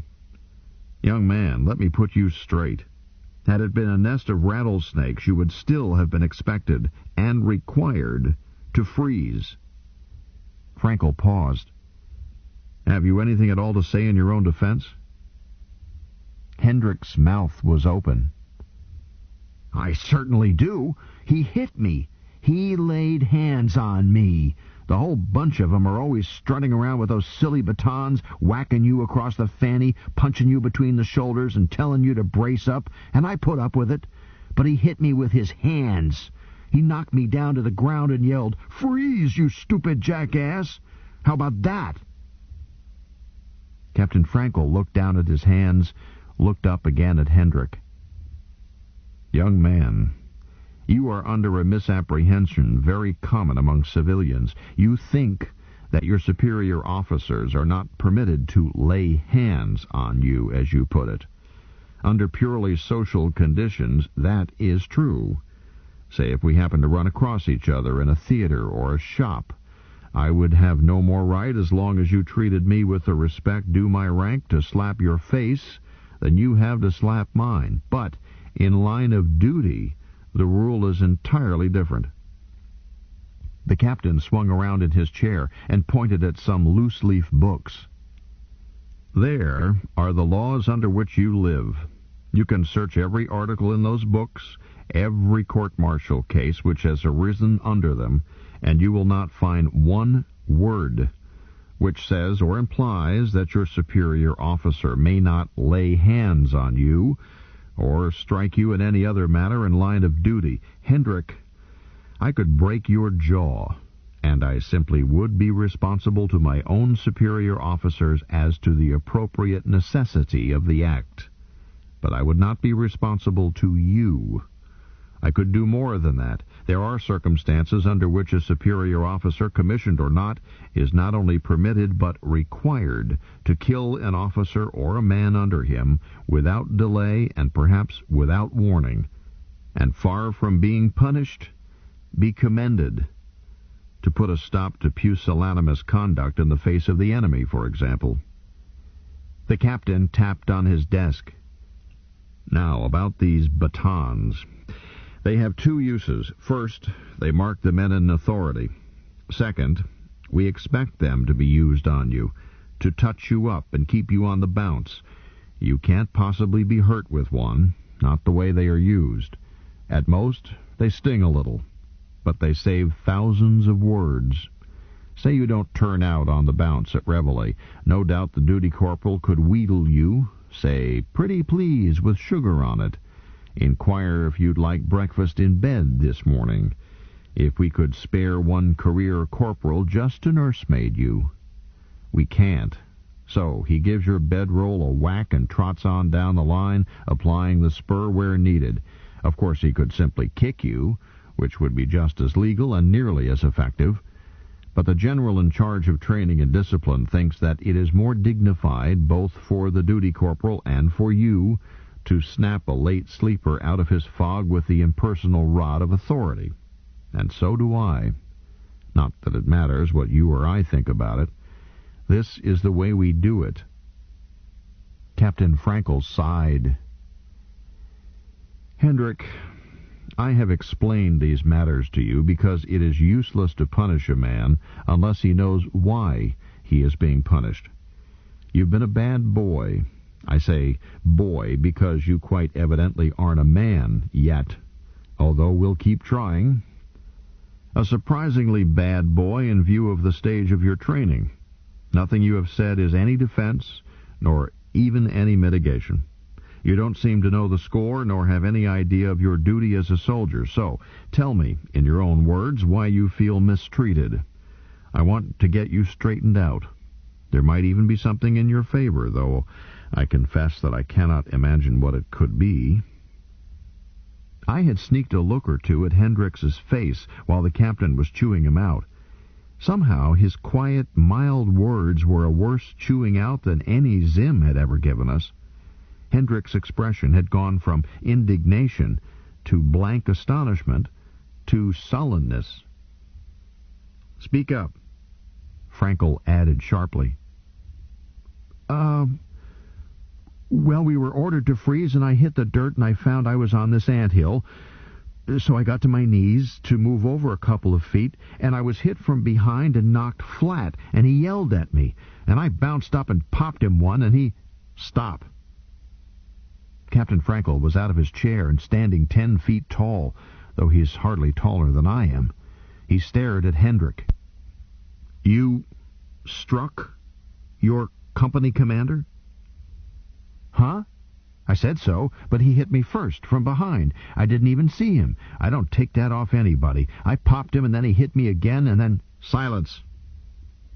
Hendrik stopped. Then he added, "I just want out of this lousy outfit." "I think we can accommodate you," Frankel said icily. "And quickly, too. Just give me a piece of paper. I'm resigning." "One moment. Sergeant Zim?" "Yes, sir." Zim hadn't said a word for a long time. He just stood, eyes front and rigid as a statue, nothing moving but his twitching jaw muscles. I looked at him now and saw that it certainly was a shiner, a beaut. Hendrik must have caught him just right. But he hadn't said anything about it, and Captain Frankel hadn't asked. Maybe he had just assumed Zim had run into a door and would explain it if he felt like it later. "Have the pertinent articles been published to your company as required?" "Yes, sir. Published and logged every Sunday morning." "I know they have. I asked simply for the record." Just before church call every Sunday, they lined us up and read aloud the disciplinary articles out of the laws and regulations of the military forces. They were posted on the bulletin board, too, outside the orderly tent. Nobody paid them much mind. It was just another drill. You could stand still and sleep through it. About the only thing we noticed, if we noticed anything, was what we called the 31 ways to crash land. After all, the instructors see to it that you soak up all the regulations you need to know through your skin. The crash landings were a worn-out joke, like reveille oil and tent jacks. They were the 31 capital offenses. Now and then somebody boasted or accused somebody else of having found a 32nd way. Always something preposterous and usually obscene. Striking a superior officer. It suddenly wasn't amusing any longer. Popping Zim? Hang a man for that? Why, almost everybody in the company had taken a swing at Sergeant Zim, and some of us had even landed. When he was instructing us in hand-to-hand combat, He would take us on after the other instructors had worked us over, and we were beginning to feel cocky and pretty good at it. Then he would put the polish on. Why, shucks, I once saw Shijumi knock him unconscious. Bronsky threw water on him, and Zim got up and grinned and shook hands, and threw Shijumi right over the horizon. Captain Frankel looked around, motioned at me. "You, flash regimental headquarters." I did it, all thumbs, stepped back when an officer's face came on, and let the captain take the call. "Adjutant," the face said. Frankel said crisply, "2nd Battalion Commander's respects to the regimental commander. I request and require an officer to sit as a court." The face said, "When do you need him, Ian?" "As quickly as you can get him here." "Right away. I'm pretty sure Jake is in his HQ. Article and name?" Captain Frankel identified Hendrick and quoted an article number. The face in the screen whistled and looked grim. "On the bounce, Ian. If I can't get Jake, I'll be over myself, just as soon as I tell the old man." Captain Frankel turned to Zim. "This escort, are they witnesses?" "Yes, sir." "Did his section leader see it?" Zim barely hesitated. "I think so, sir." "Get him. Anybody out that way in a powered suit?" "Yes, sir." Zim used the phone while Frankel said to Hendrick, "What witnesses do you wish to call in your defense?" "Huh? I don't need any witnesses. He knows what he did. Just hand me a piece of paper. I'm getting out of here." All in good time. In very fast time, it seemed to me. Less than 5 minutes later, Corporal Jones came bouncing up in a command suit, carrying Corporal Mahmoud in his arms. He dropped Mahmoud and bounced away, just as Lieutenant Speaksma came in. He said, "Afternoon, Captain. Accused and witnesses here?" "All set. Take it, Jake." "Recorder on?" "It is now." "Very well. Hendrick, step forward." Hendrick did so, looking puzzled, and as if his nerve was beginning to crack. Lieutenant Speaksma said briskly, "Field Court-Martial convened by order of Major F.X. Malloy, commanding 3rd Training Regiment, Camp Arthur Curry, under General Order No. 4, issued by the Commanding General, Training and Discipline Command, pursuant to the laws and regulations of the Military Forces, Tehran Federation. Remanding Officer Captain Ian Frankel, M.I., assigned to and commanding 2nd Battalion, 3rd Regiment. The Court, Lieutenant Jacques Speaksma, M.I., assigned to and commanding 1st Battalion, 3rd Regiment. Accused, Hendrick Theodore C., Recruit Private, RP 7960924, Article 9080, Charge, striking his superior officer, the Tehran Federation then being in a state of emergency." The thing that got me was how fast it went. I found myself suddenly appointed an officer of the court and directed to remove the witnesses and have them ready. I didn't know how I would remove Sergeant Zim if he didn't feel like it, but he gathered Mahmoud and the 2 boots up by eye, and they all went outside, out of earshot. Zim separated himself from the others and simply waited. Mahmoud sat down on the ground and rolled a cigarette, which he had to put out. He was the first one called. In less than 20 minutes, all 3 of them had testified, all telling much the same story Hendrick had. Zim wasn't called at all. Lieutenant Speaksma said to Hendrick, "Do you wish to cross-examine the witnesses? The court will assist you if you so wish." "No." "Stand at attention and say 'sir' when you address the court." "No, sir." He added, "I want a lawyer." "The law does not permit counsel in field courts-martial. Do you wish to testify in your own defense? You're not required to do so, and in view of the evidence thus far, the court will take no judicial notice if you choose not to do so. But you are warned that any testimony that you give may be used against you, and that you will be subject to cross-examination." Hendrick shrugged. "I haven't anything to say. What good would it do me?" "The court repeats, will you testify in your own defense?" No, sir. The court must demand of you one technical question. Was the article under which you are charged published to you before the time of the alleged offense of which you stand accused? You may answer yes or no, or stand mute, but you are responsible for your answer under Article 9167, which relates to perjury. The accused stood mute. Very well, the court will reread the article of the charge aloud to you and again ask you that question. Article 9080. Any person in the military forces who strikes or assaults or attempts to strike or assault... Oh, I suppose they did. They read a lot of stuff. Every Sunday morning a whole long list of things you couldn't do. Was or was not that particular article read to you? Yes, sir, it was. Very well. Having declined to testify, do you have any statement to make in mitigation or extenuation? Sir? Do you want to tell the court anything about it? Any circumstance which you think might possibly affect the evidence already given, or anything which might lessen the alleged offense, such things as being ill or under drugs or medication? You are not under oath at this point. You may say anything at all which you think may help you. What the court is trying to find out is this: does anything about this matter strike you as being unfair? If so, why? Huh? Of course it is. Everything about it is unfair. He hit me first. You heard him. He hit me first. Anything more? Huh? No, sir. Isn't that enough?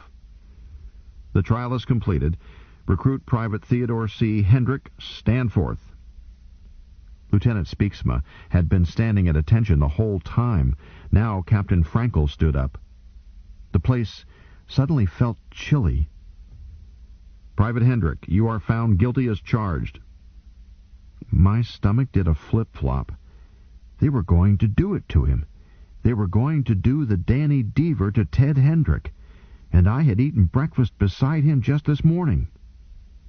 The court sentences you, he went on, while I felt sick, to 10 lashes and bad conduct discharge. Hendrick gulped. I want to resign. The court does not permit you to resign. The court wishes to add that your punishment is light simply because this court possesses no jurisdiction to assign greater punishment. The authority which remanded you specified a field court-martial. Why it so chose, this court will not speculate. But had you been remanded for general court-martial, it seems certain that the evidence before this court would have caused a general court to sentence you to hang by the neck until dead. You are very lucky, and the remanding authority has been most merciful. Lieutenant Speaksma paused, then went on. The sentence will be carried out at the earliest hour after the convening authority has reviewed and approved the record, if it does so approve. Court is adjourned. Remove and confine him. The last was addressed to me, but I didn't actually have to do anything about it, other than phone the guard tent and then get a receipt for him when they took him away. At afternoon sick call, Captain Frankel took me off orderly and sent me to see the doctor, who sent me back to duty. I got back to my company just in time to dress and fall in for parade, and to get gigged by Zim for spots on uniform. Well, he had a bigger spot over one eye, but I didn't mention it. Somebody had set up a big post in the parade ground just back of where the adjutant stood. When it came time to publish the orders, instead of routine order of the day or other trivia, they published Hendrick's court-martial. Then they marched him out, between 2 armed guards, with his hands cuffed together in front of him. I had never seen a flogging. Back home, while they do it in public, of course, they do it back of the Federal Building, and Father had given me strict orders to stay away from there. I tried disobeying him on it once, but it was postponed, and I never tried to see one again. Once is too many. The guards lifted his arms and hooked the manacles over a big hook high up on the post. Then they took his shirt off, and it turned out that it was fixed so that it could come off and he didn't have an undershirt. The adjutant said crisply, Carry out the sentence of the court." A corporal instructor from some other battalion stepped forward with a whip. The sergeant of the guard made the count. It's a slow count, 5 seconds between each one, and it seems much longer. Ted didn't let out a peep until the third. Then he sobbed. The next thing I knew, I was staring up at Corporal Bronsky. He was slapping me and looking intently at me. He stopped and asked, "Okay now? All right, back in ranks. On the bounce. We're about to pass some review." We did so and marched back to our company areas. I didn't eat much dinner, but neither did a lot of them. Nobody said a word to me about fainting. I found out later that I wasn't the only one. A couple of dozen of us had passed out. This ends Side 2 of Cassette 2 of Starship Troopers. Please fast forward to the end before loading Cassette 3.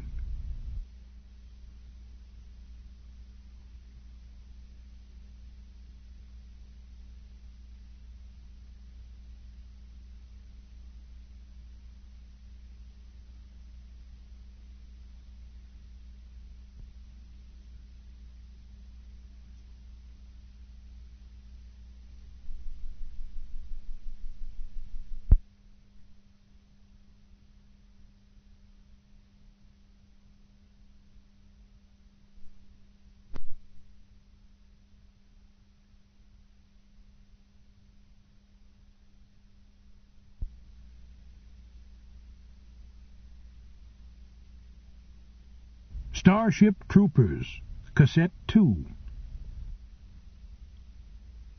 Chapter 3.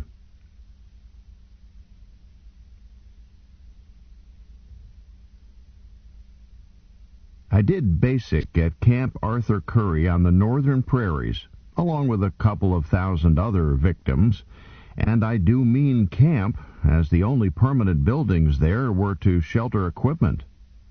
We slept and ate in tents. We lived outdoors, if you call that living, which I didn't at the time. I was used to a warm climate. It seemed to me that the North Pole was just 5 miles north of camp and getting closer. Ice Age returning, no doubt.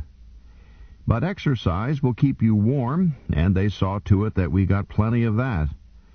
The first morning we were there, they woke us up before daybreak.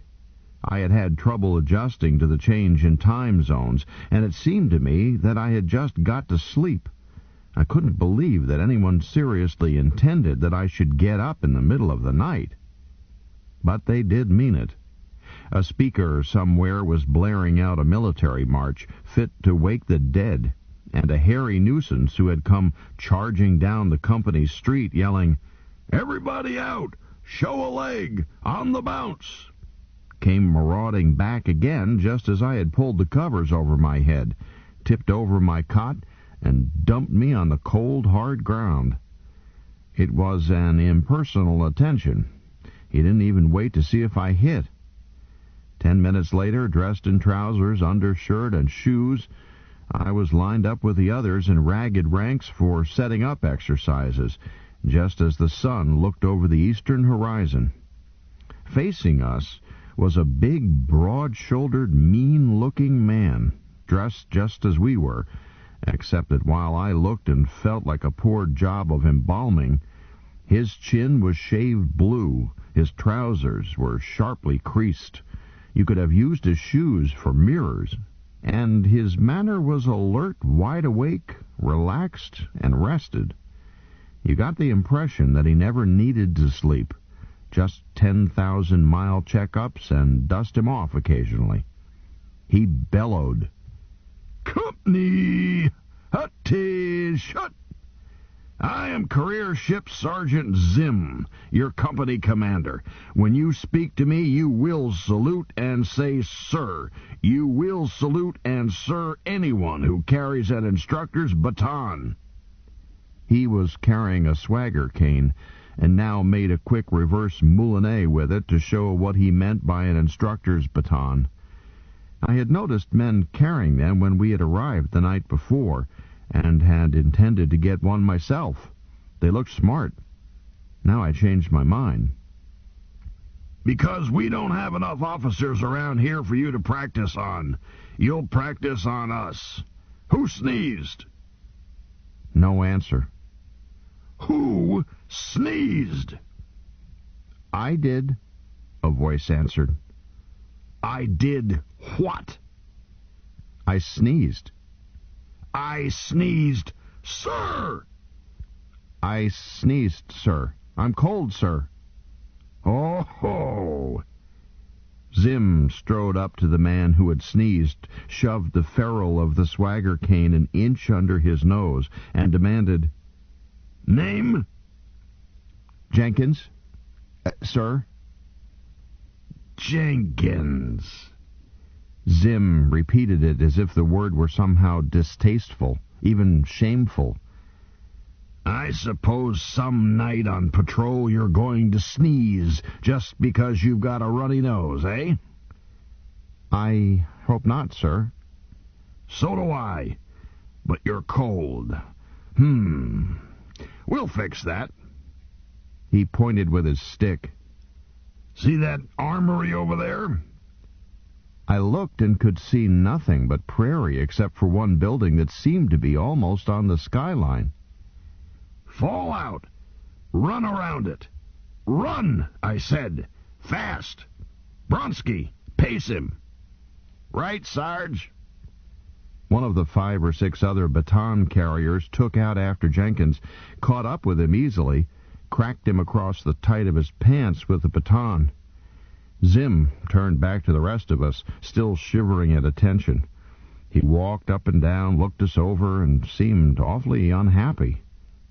At last he stepped out in front of us, shook his head, and said apparently to himself, but he had a voice that carried, To think that this had to happen to me. He looked at us. You apes. No, not apes. You don't rate that much. You pitiful mob of sickly monkeys. You sunken-chested, slack-bellied, drooling refugees from apron strings.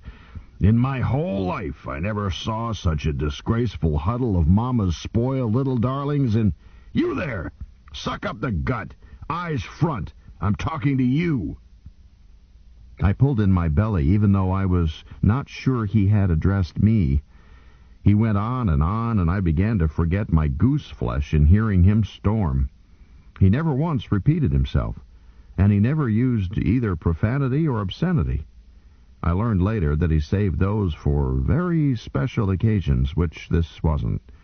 But he described our shortcomings, physical, mental, moral, and genetic, in great and insulting detail. But somehow I was not insulted. I became greatly interested in studying his command of language. I wished that we had had him on our debate team. At last he stopped and seemed about to cry. I can't stand it, he said bitterly. I've just got to work some of it off. I had a better set of wooden soldiers when I was 6. All right. Is there any one of you jungle lice who thinks he can whip me? Is there a man in the crowd? Speak up. There was a short silence, to which I contributed. I didn't have any doubt at all that he could whip me. I was convinced. I heard a voice far down the line, the tall end.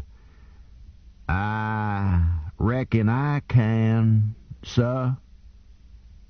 Zim looked unhappy. Good. Step out here where I can see you. The recruit did so, and he was impressive, at least 3 inches taller than Sergeant Zim, and broader across the shoulders. What's your name, soldier?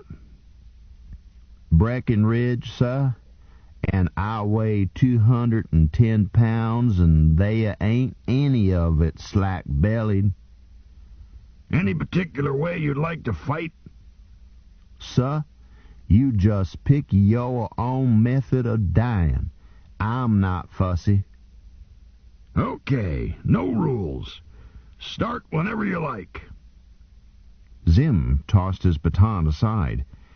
It started, and it was over. The big recruit was sitting on the ground, holding his left wrist in his right hand. He didn't say anything. Zim bent over him. Broken? Reckon it might be, sir. I'm sorry. You hurried me a little. Do you know where the dispensary is? Never mind. Jones, take Breckenridge over to the dispensary. As they left, Zim slapped him on the right shoulder and said quietly, Let's try it again in a month or so, and again in a month or so, and again in a month or so, and again in a month or so, and again in a month or so, and again in a month or so, and again in a month or so, and again in a month or so, and again in a month or so, and again in a month or so, and again in a month. Chapter 6. It was the night after Hendrick was kicked out that I reached my lowest slump at Camp Curry. I couldn't sleep, and you have to been through boot camp to understand just how far down a recruit has to sink before that can happen. But I hadn't had any real exercise all day, so I wasn't physically tired, and my shoulder still hurt even though I had been marked duty, and I had that letter from my mother preying on my mind. And every time I closed my eyes, I would hear that crack and see Ted slump against the whipping post. I wasn't fretted about losing my boot chevrons. That no longer mattered at all, because I was ready to resign, determined to. If it hadn't been the middle of the night and no pen and paper handy, I would have done so right then. Ted had made a bad mistake, one that lasted all of half a second. And it really had been just a mistake, too, because while he hated the outfit, who liked it? He had been trying to sweat it out and win his franchise. He meant to go into politics. He talked a lot about how, when he got his citizenship, there will be some changes made. You wait and see. Well, he would never be in public office now. He had taken his finger off his number for a single instant, and he was through. If it could happen to him, it could happen to me. Suppose I slipped next day or next week, not even allowed to resign, but drummed out with my back striped. Time to admit that I was wrong and Father was right. Time to put in that little piece of paper and slink home and tell Father that I was ready to go to Harvard and then go to work in the business, if he would still let me. Time to see Sergeant Zim first thing in the morning and tell him that I had had it. But not until morning, because you don't wake Sergeant Zim except for something you're certain that he will class as an emergency. Believe me, you don't. Not Sergeant Zim. Sergeant Zim. He worried me as much as Ted's case did. After the court-martial was over and Ted had been taken away, he stayed behind and said to Captain Frankel, May I speak with the battalion commander, sir? Certainly. I was intending to ask you to stay behind for a word. Sit down. Zim flicked his eyes my way, and the captain looked at me, and I didn't have to be told to get out. I faded. There was nobody in the outer office, just a couple of civilian clerks. I didn't dare go outside because the captain might want me. I found a chair back of a row of files and sat down. I could hear them talking through the partition I had my head against. BHQ was a building rather than a tent, since it housed permanent communication and recording equipment, but it was a minimum field building, a shack. The inner partitions weren't much. I doubt if the civilians could hear, as they each were wearing transcriber phones and were bent over typers. Besides, they didn't matter. I didn't mean to eavesdrop. Oh, well, maybe I did. Zim said, Sir, I request transfer to a combat team. Frankel answered, I can't hear you, Charlie. My tin ear is bothering me again. Zim, I'm quite serious, sir. This isn't my sort of duty. Frankel said testily, Quit belly-aching your troubles to me, Sergeant. At least wait until we've disposed of duty matters. What in the world happened? Zim said stiffly, "Captain, that boy doesn't rate 10 lashes." Frankel answered, "Of course he doesn't. You know who goofed, and so do I." "Yes, sir. I know." "Well? Now you know even better than I do that these kids are wild animals at this stage. You know when it's safe to turn your back on them and when it isn't. You know the doctrine and the standing orders about Article 9080. You must never give them a chance to violate it. Of course, some of them are going to try it. If they weren't aggressive, they wouldn't be material for the MI. They're docile in ranks. It's safe enough to turn your back when they're eating or sleeping or sitting on their tails and being lectured, but get them out in the field in a combat exercise or anything that gets them keyed up and full of adrenaline, and they're as explosive as a hatful of mercury fulminate. You know that. All you instructors know that. You're trained to watch for it, trained to snuff it out before it happens. Explain to me how it was possible for an untrained recruit to hang a mouse on your eye. He should never have laid a hand on you. You should have knocked him cold when you saw what he was up to. So why weren't you on the bounce? Are you slowing down?" "I don't know," Zim answered slowly. "I guess I must be." "If true, a combat team is the last place for you. But it's not true. It wasn't true the last time you and I worked out together 3 days ago. So what slipped?" Zim was slow in answering.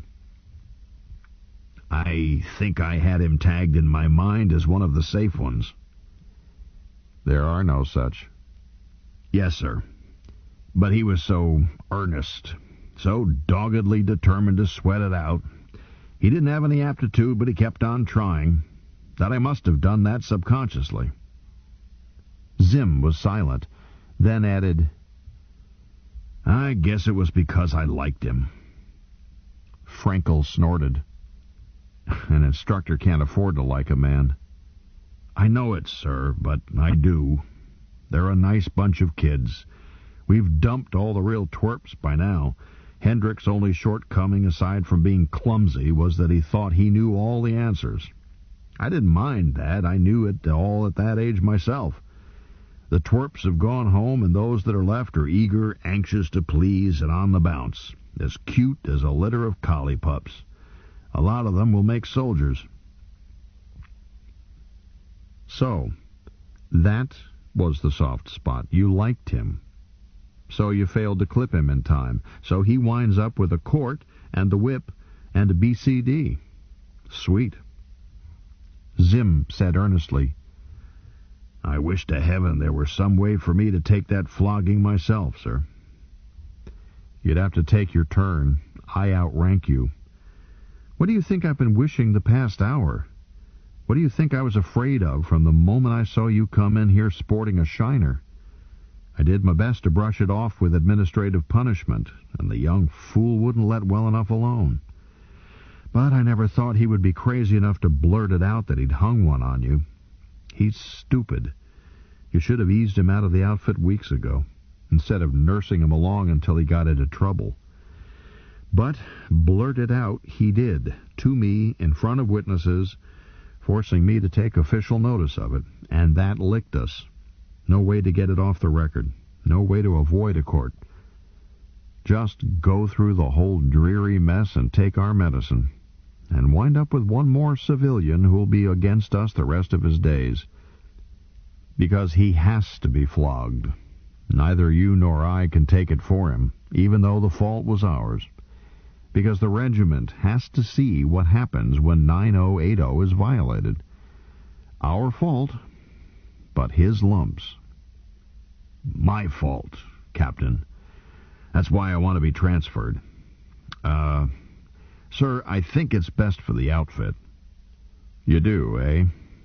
But I decide what's best for my battalion, not you, Sergeant. Charlie, who do you think pulled your name out of the hat? And why?" think back 12 years.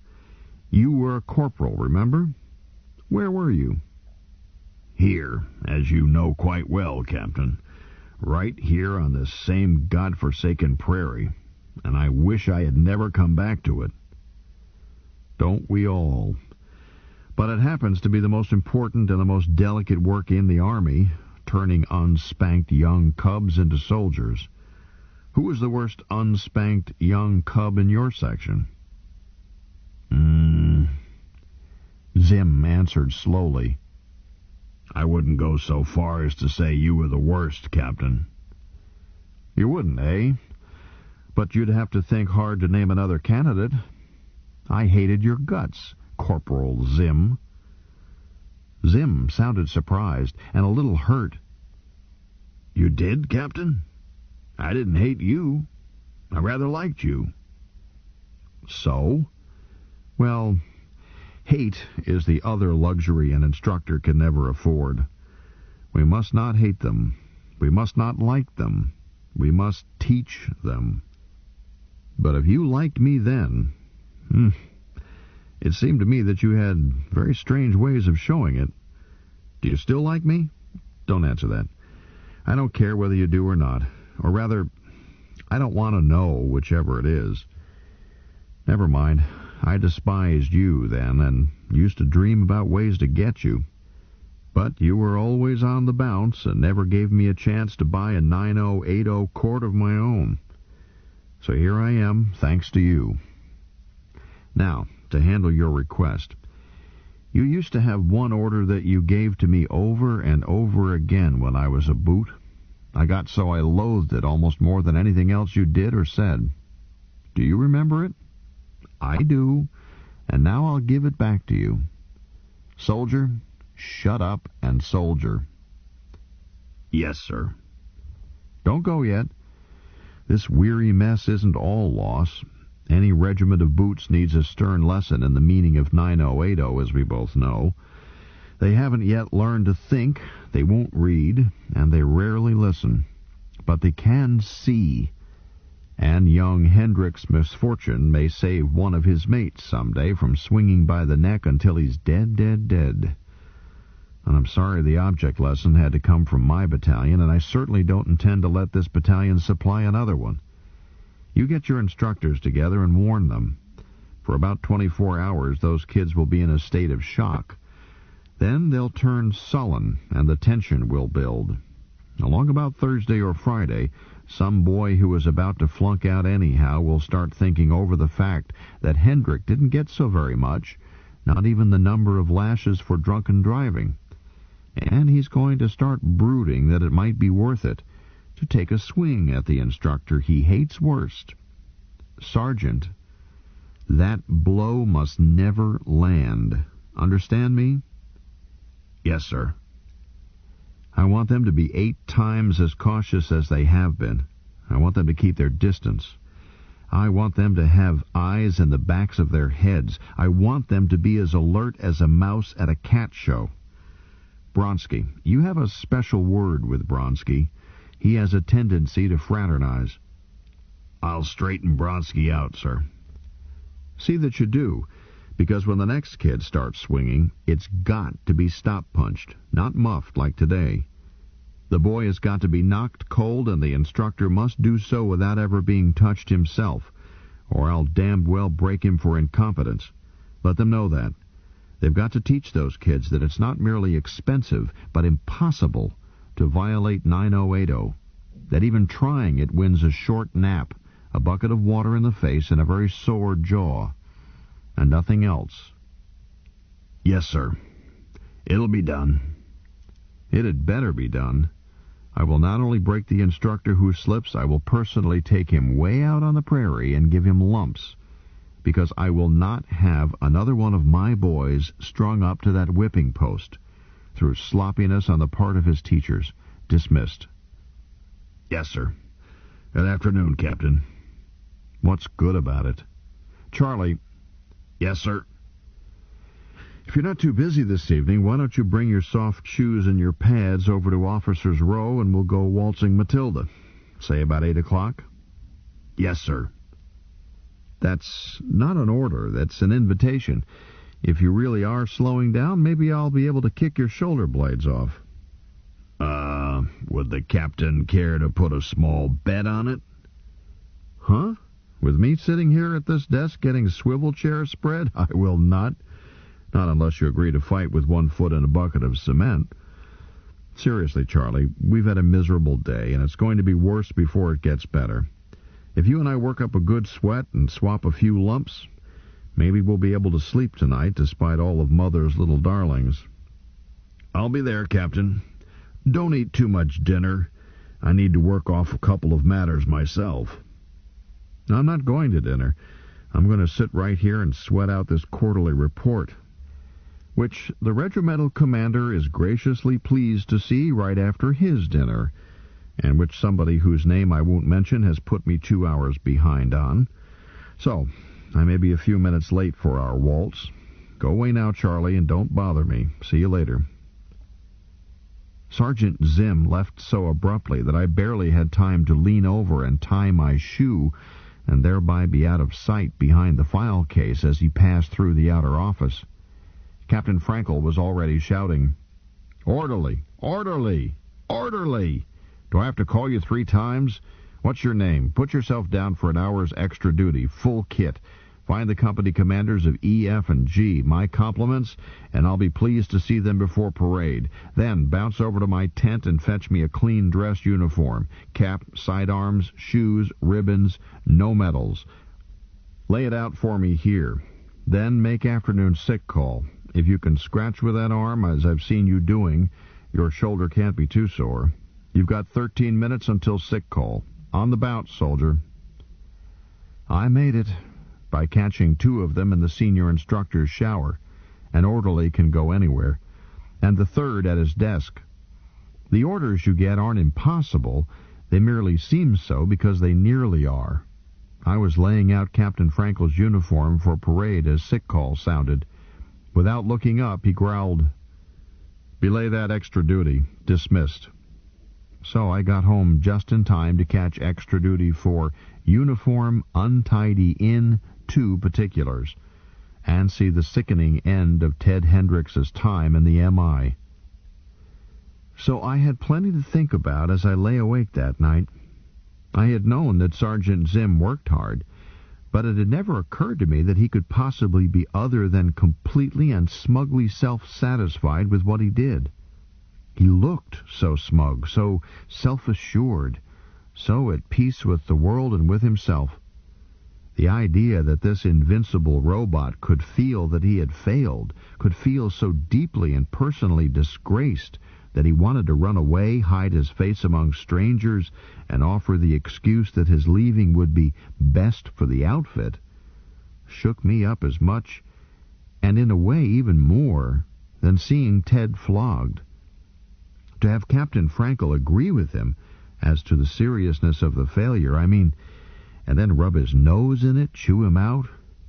Well, really, sergeants don't get chewed out. Sergeants do the chewing. A law of nature.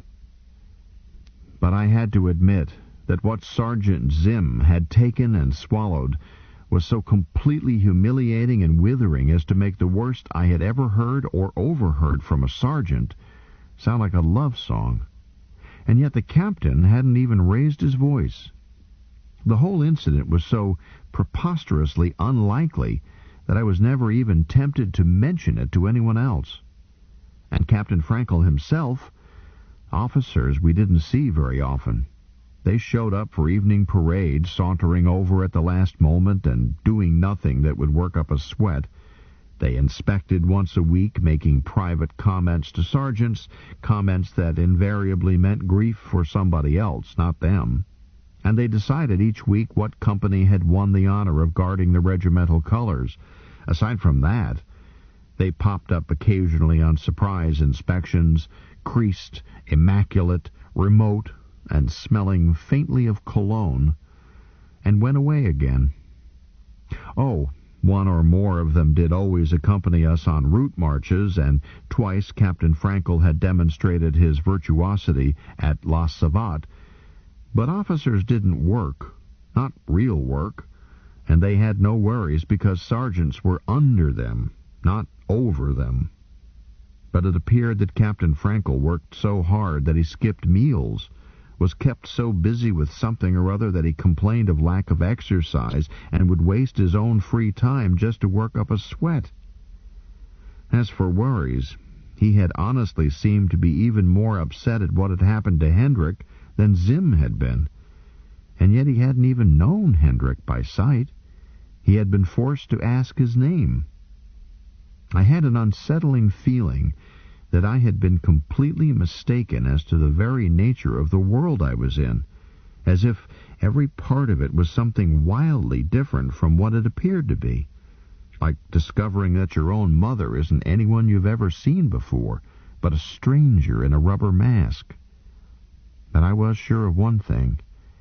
I didn't even want to find out what the M.I. really was.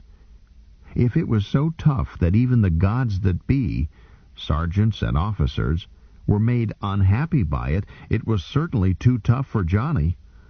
How could you keep from making mistakes in an outfit you didn't understand? I didn't want to swing by my neck until I was dead.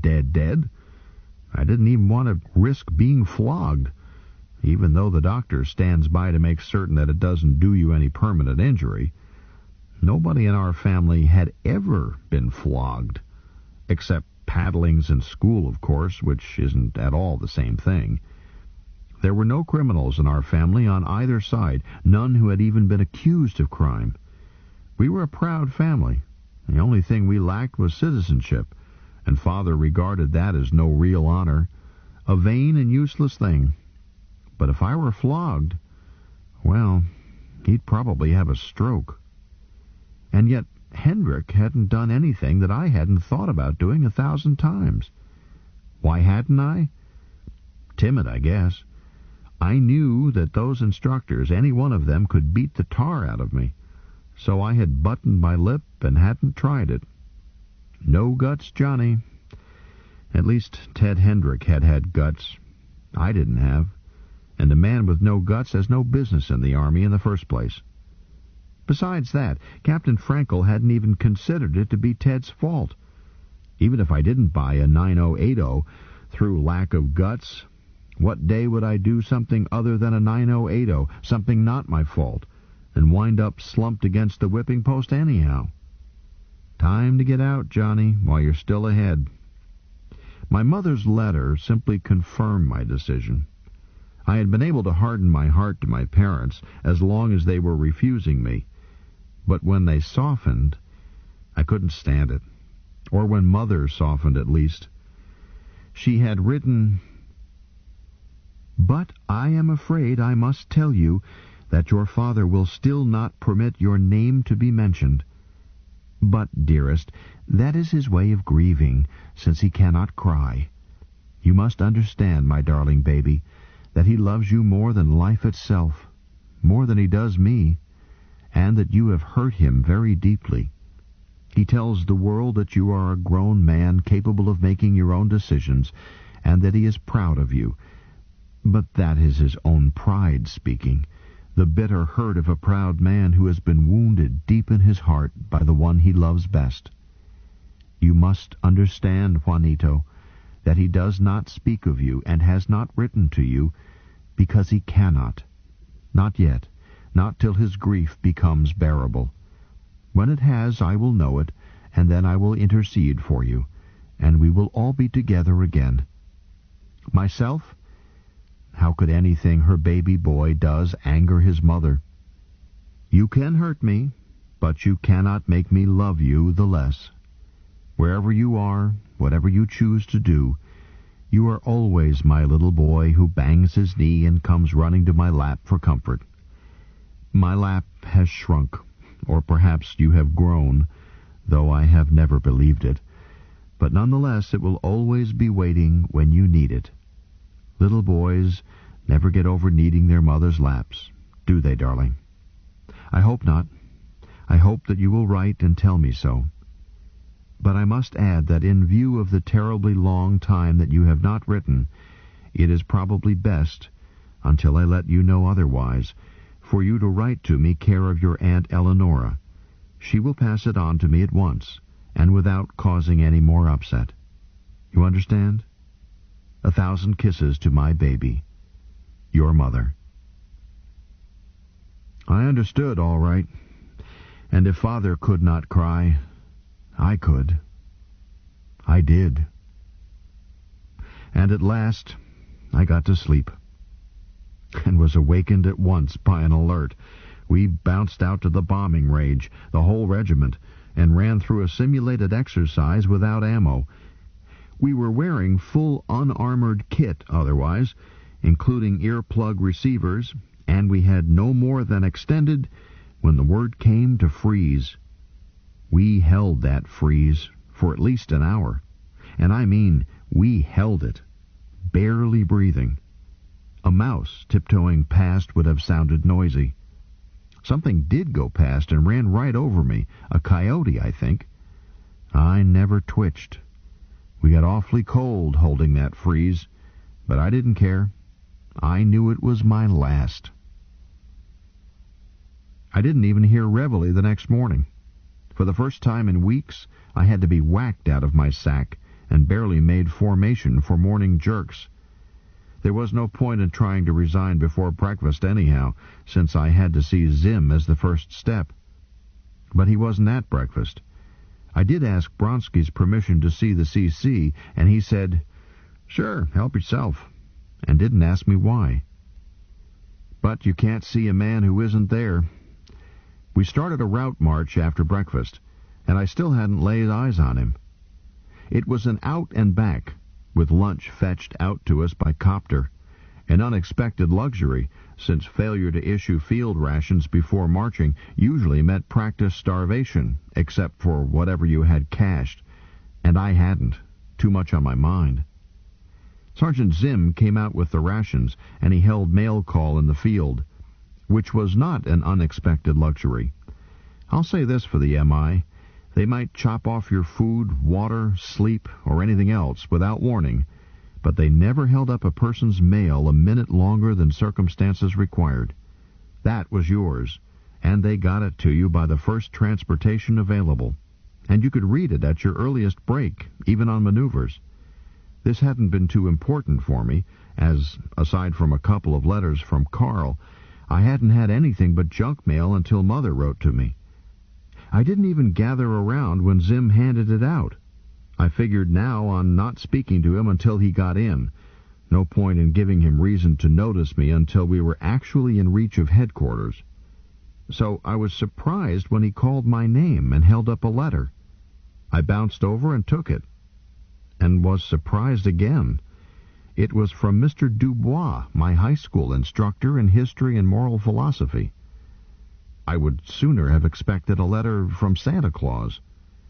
Then, when I read it, it still seemed like a mistake. I had to check the address and the return address to convince myself that he had written it and had meant it for me.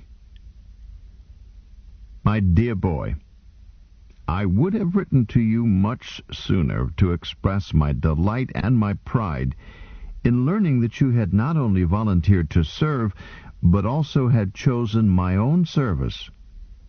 But not to express surprise. It is what I expected of you, except possibly the additional and very personal bonus that you chose the MI. This is the sort of consummation which does not happen too often, that nevertheless makes all of a teacher's efforts worthwhile. We necessarily sift a great many pebbles, much sand, for each nugget, but the nuggets are the reward. By now, the reason I did not write at once is obvious to you. Many young men, not necessarily through any reprehensible fault, are dropped during recruit training. I have waited, I have kept in touch through my own connections, until you had sweated it out, past the hump. How well we all know that hump. And were certain, barring accidents or illness, of completing your training and your term. You are now going through the hardest part of your service. Not the hardest physically, though physical hardship will never trouble you again. You now have its measure. But the hardest spiritually. the deep, soul-turning readjustments and reevaluations necessary to metamorphose a potential citizen into one in being. Or rather, I should say, you have already gone through the hardest part, despite all the tribulations you still have ahead of you, and all the hurdles, each higher than the last, which you still must clear. But it is that hump that counts. And knowing you, lad, I know that I have waited long enough to be sure that you are past your hump, or you would be home now. When you reached that spiritual mountaintop, you felt something, a new something. Perhaps you haven't words for it. I know I didn't when I was a boot. So perhaps you will permit an older comrade to lend you the words, since it often helps to have discreet words. Simply this: the noblest fate that a man can endure is to place his own mortal body between his loved home and the war's desolation. The words are not mine, of course, as you will recognize. Basic truths cannot change, and once a man of insight expresses one of them, it is never necessary, no matter how much the world changes, to reformulate them. This is an immutable, true everywhere, throughout all time, for all men and all nations. Let me hear from you, please, if you can spare an old man some of your precious sack time to write an occasional letter. And if you should happen to run across any of my former mates, give them my warmest greetings. Good luck, trooper. You've made me proud.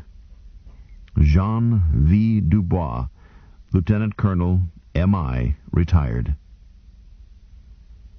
The signature was as amazing as the letter itself. Old Sourmouth was a short colonel? Why, our regional commander was only a major. Mr. Dubois had never used any sort of rank around school. We had supposed, if we thought about it at all, that he must have been a corporal or some such who had been let out when he lost his hand, and had been fixed up with a soft job teaching a course that didn't have to be passed or even taught, just audited. Of course we had known that he was a veteran, since history and moral philosophy must be taught by a citizen. But an M.I.? He didn't look it. Prissy, faintly scornful, a dancing master type. Not one of us apes. But that was the way he had signed himself. I spent the whole long hike back to camp thinking about that amazing letter. It didn't sound in the least like anything he had ever said in class. Oh, I don't mean it contradicted anything he had told us in class. It was just entirely different in tone. Since when does a short colonel call a recruit comrade? When he was playing Mr. Dubois and I was one of the kids who had to take his course, he hardly seemed to see me, except once when he got me sore by implying that I had too much money and not enough sense. So my old man could have bought the school and given it to me for Christmas. Is that a crime? It was none of his business. He had been droning along about value, comparing the Marxist theory with the orthodox use theory.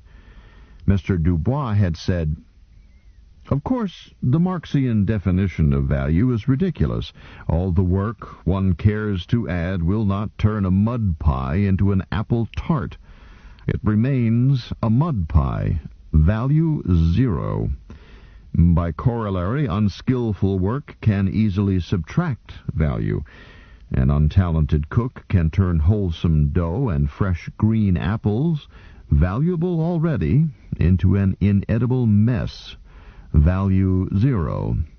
Conversely, a great chef can fashion of those same materials a confection of greater value than a commonplace apple tart, with no more effort than an ordinary cook uses to prepare an ordinary sweet. These kitchen illustrations demolish the Marxian theory of value, the fallacy from which the entire magnificent fraud of communism derives, and illustrate the truth of the common-sense definition as measured in terms of use. Dubois had waved his stump at us. "Nevertheless, wake up back there. Nevertheless, the disheveled old mystic of Das Kapital, turgid, tortured, confused, and neurotic, unscientific, illogical, this pompous fraud, Karl Marx, nevertheless had a glimmering of a very important truth. If he had possessed an analytical mind, he might have formulated the first adequate definition of value, and this planet might have been saved endless grief. Or might not," he added. "You." I had sat up with a jerk. "If you can't listen, perhaps you can tell the class whether value is a relative or an absolute." I had been listening. I just didn't see any reason not to listen with eyes closed and spine relaxed. But his question caught me out. I hadn't read that day's assignment. "An absolute," I answered, guessing. "Wrong," he said coldly. "Value has no meaning other than in relation to living beings. The value of a thing is always relative to a particular person, is completely personal, and different in quantity for each living human. Market value is a fiction, merely a rough guess at the average of personal values, all of which must be quantitatively different, or trade would be impossible."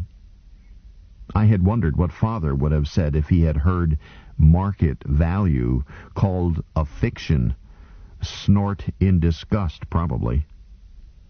This very personal relationship, value, has two factors for a human being. First, what he can do with a thing, its use to him. And second, what he must do to get it, its cost to him. There is an old song which asserts the best things in life are free. Not true, utterly false. This was the tragic fallacy which brought on the decadence and collapse of the democracies of the 20th century. Those noble experiments failed because the people had been led to believe that they could simply vote for whatever they wanted and get it without toil, without sweat, without tears. Nothing of value is free.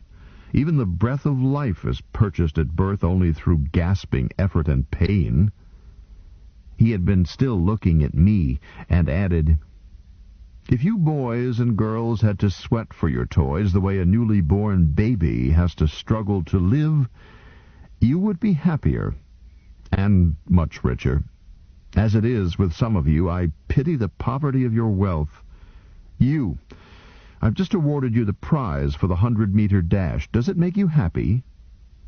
I suppose it would."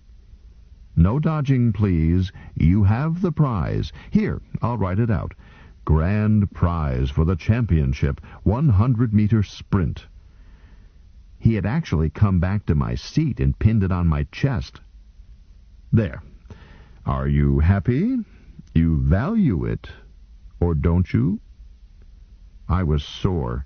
First that dirty crack about rich kids, a typical sneer of those who haven't got it, and now this farce. I ripped it off and chucked it at him. Mr. Dubois had looked surprised. "It doesn't make you happy?" "You know darn well I placed fourth." "Exactly. The prize for first place is worthless to you because you haven't earned it, but you enjoy a modest satisfaction in placing fourth. You earned it."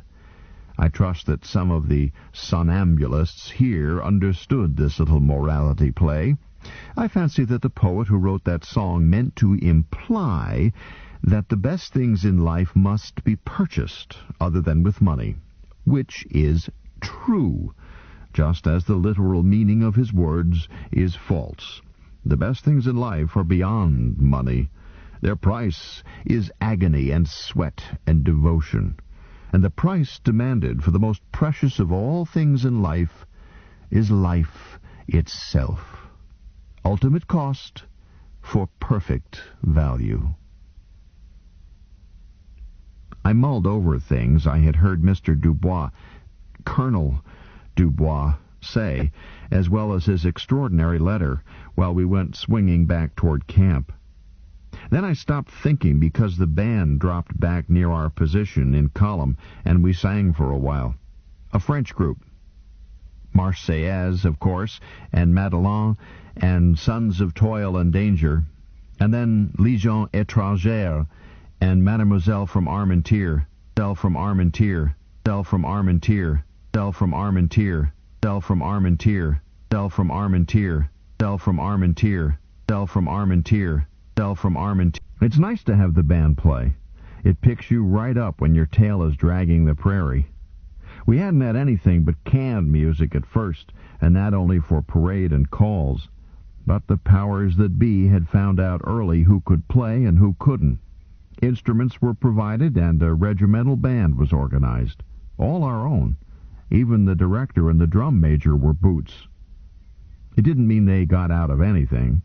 Oh, no. It just meant they were allowed and encouraged to do it on their own time, practicing evenings and Sundays and such, and that they got to strut and countermarch and show off at parade instead of being in ranks with their platoons. A lot of things that we did were run that way. Our chaplain, for example, was a boot. He was older than most of us and had been ordained in some obscure little sect I had never heard of, but he put a lot of passion into his preaching. Whether his theology was orthodox or not, don't ask me, and he was certainly in a position to understand the problems of a recruit. And the singing was fun. Besides, there was nowhere else to go on Sunday morning between morning police and lunch. The band suffered a lot of attrition, but somehow they always kept it going. The camp owned 4 sets of pipes and some Scottish uniforms, donated by Lochiel of Cameron, whose son had been killed there in training.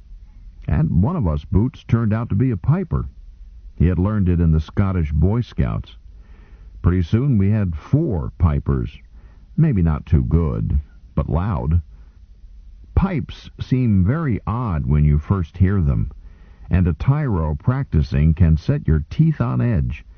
It sounds and looks as if he had a cat under his arm, its tail in his mouth, and biting it. But they grow on you.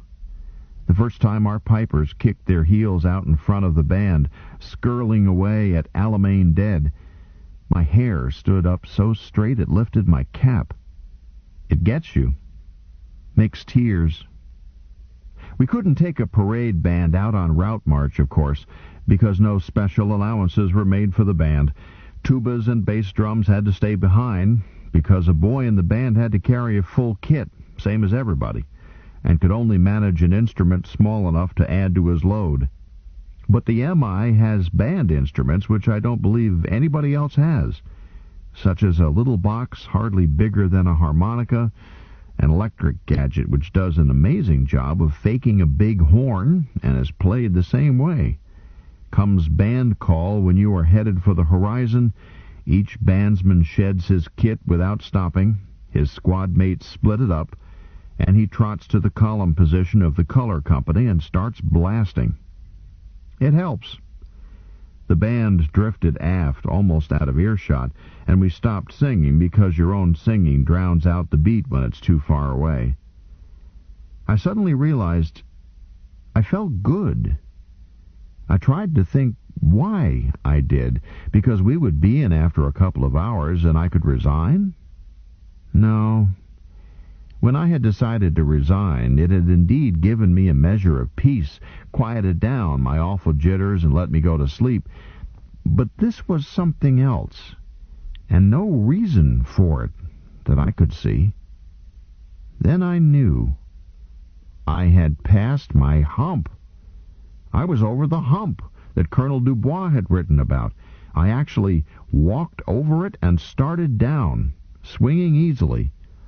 The prairie through there was flat as a griddle cake, but just the same, I had been plodding wearily uphill all the way out and about halfway back. Then at some point, I think it was while we were singing, I had passed the hump. and it was all downhill. My kit felt lighter, and I was no longer worried. When we got in, I didn't speak to Sergeant Zim. I no longer needed to. Instead, he spoke to me, motioned me to him as we fell out. "Yes, sir?" "This is a personal question, so don't answer it unless you feel like it." He stopped, and I wondered if he suspected that I had overheard his chewing out, and shivered. "At mail call today," he said, "you got a letter. I noticed, purely by accident, none of my business, the name on the return address. It's a fairly common name, some places, but this is the personal question you need not answer. By any chance does the person who wrote that letter have his left hand off at the wrist?" I guess my chin dropped.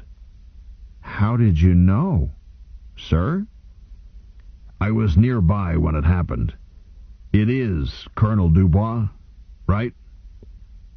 "Yes, sir," I added. He was my high school instructor in history and moral philosophy. I think that was the only time I ever impressed Sergeant Zim, even faintly. His eyebrows went up 1/8 of an inch, and his eyes widened slightly. "So, you were extraordinarily fortunate." He added, "When you answer his letter, if you don't mind, you might say that Ship's Sergeant Zim sends his respects." "Yes, sir. Oh, I think maybe he sent you a message, sir." "What?" I'm not certain." I took out the letter, read just, "If you should happen to run across any of my former mates, give them my warmest greetings." "Is that for you, sir?" Zim pondered it, his eyes looking through me, somewhere else. "Huh? Yes, it is. For me, among others. Thanks very much." Then, suddenly, it was over, and he said briskly, 9 minutes to parade, and you still have to shower and change. On the bounce, soldier."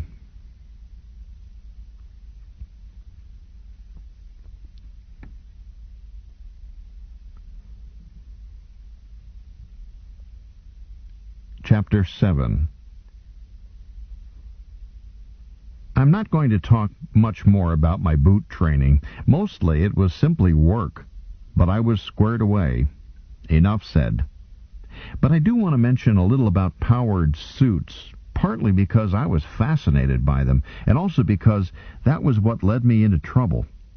No complaints. I rated what I got. An M.I. lives by his suit the way a canine man lives by and with and on his doggy partner. Powered armor is one half the reason we call ourselves mobile infantry instead of just infantry. The other half are the spaceships that drop us and the capsules we drop in. Our suits give us better eyes, better ears, stronger backs to carry heavier weapons and more ammo, better legs, more intelligence. Intelligence in the military meaning. A man in a suit can be just as stupid as anybody else, only he had better not be. More firepower, greater endurance, less vulnerability. A suit isn't a space suit. Although it can serve as one, it is not primarily armor, although the Knights of the Round Table were not armored as well as we are.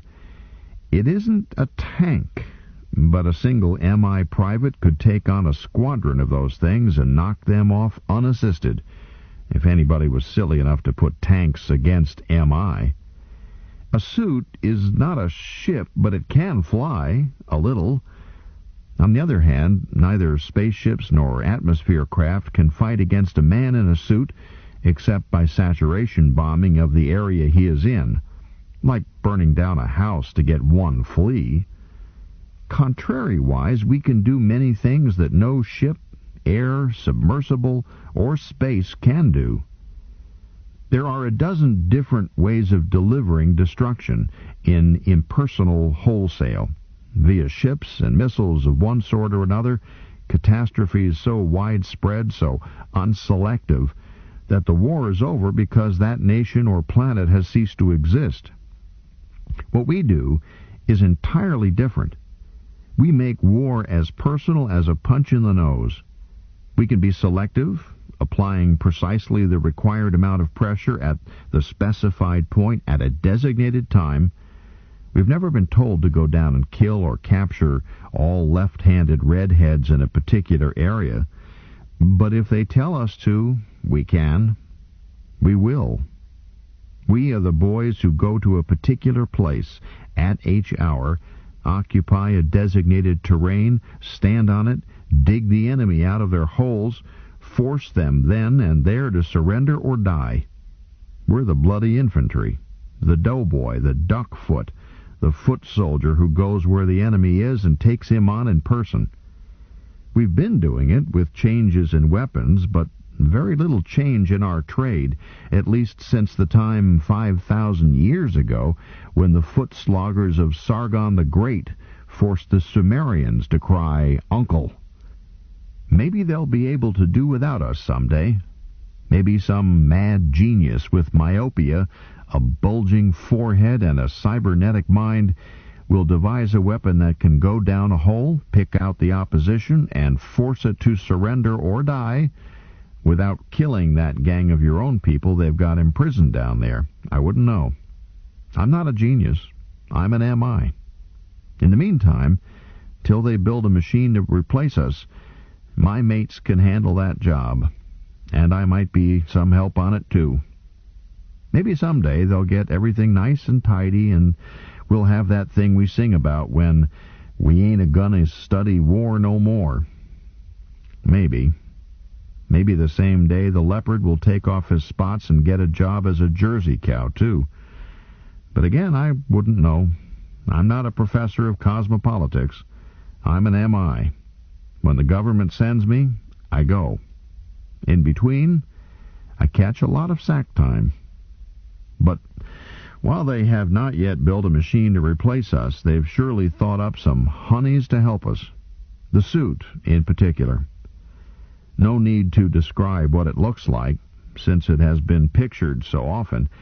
Suited up, you look like a big steel gorilla, armed with gorilla-sized weapons. This may be why a sergeant generally opens his remarks with, "You apes!" However, it seems more likely that Caesar's sergeants used the same honorific. But the suits are considerably stronger than a gorilla. If an MI in a suit swapped hugs with the gorilla would be dead, crushed. The MI and the suit wouldn't be mussed. The muscles, the pseudo-musculature, get all the publicity, but it's the control of all that power which merits it. The real genius in the design is that you don't have to control the suit. You just wear it, like your clothes, like skin. Any sort of ship you have to learn to pilot. It takes a long time, a new full set of reflexes, a different and artificial way of thinking. Even riding a bicycle demands an acquired skill, very different from walking. Whereas a spaceship...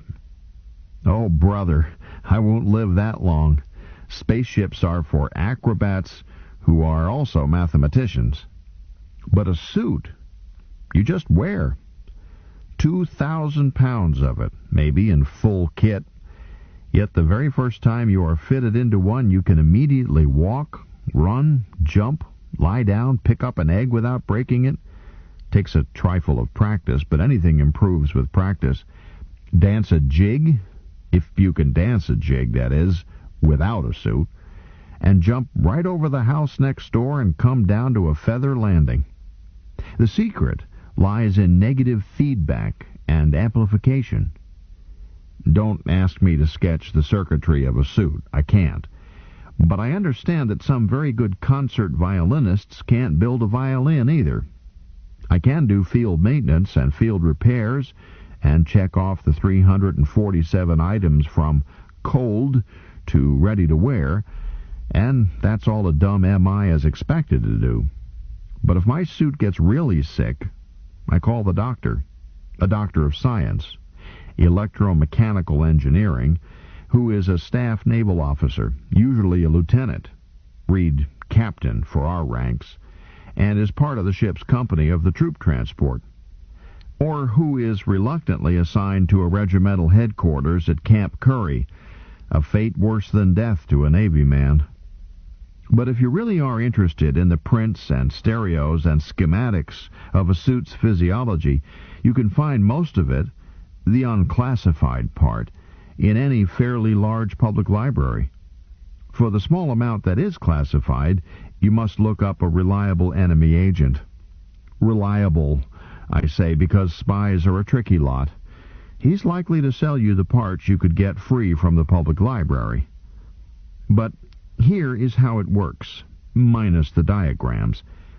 The inside of the suit is a mass of pressure receptors, hundreds of them. You push with the heel of your hand, the suit feels it, amplifies it, pushes with you to take the pressure off the receptors that gave the order to push.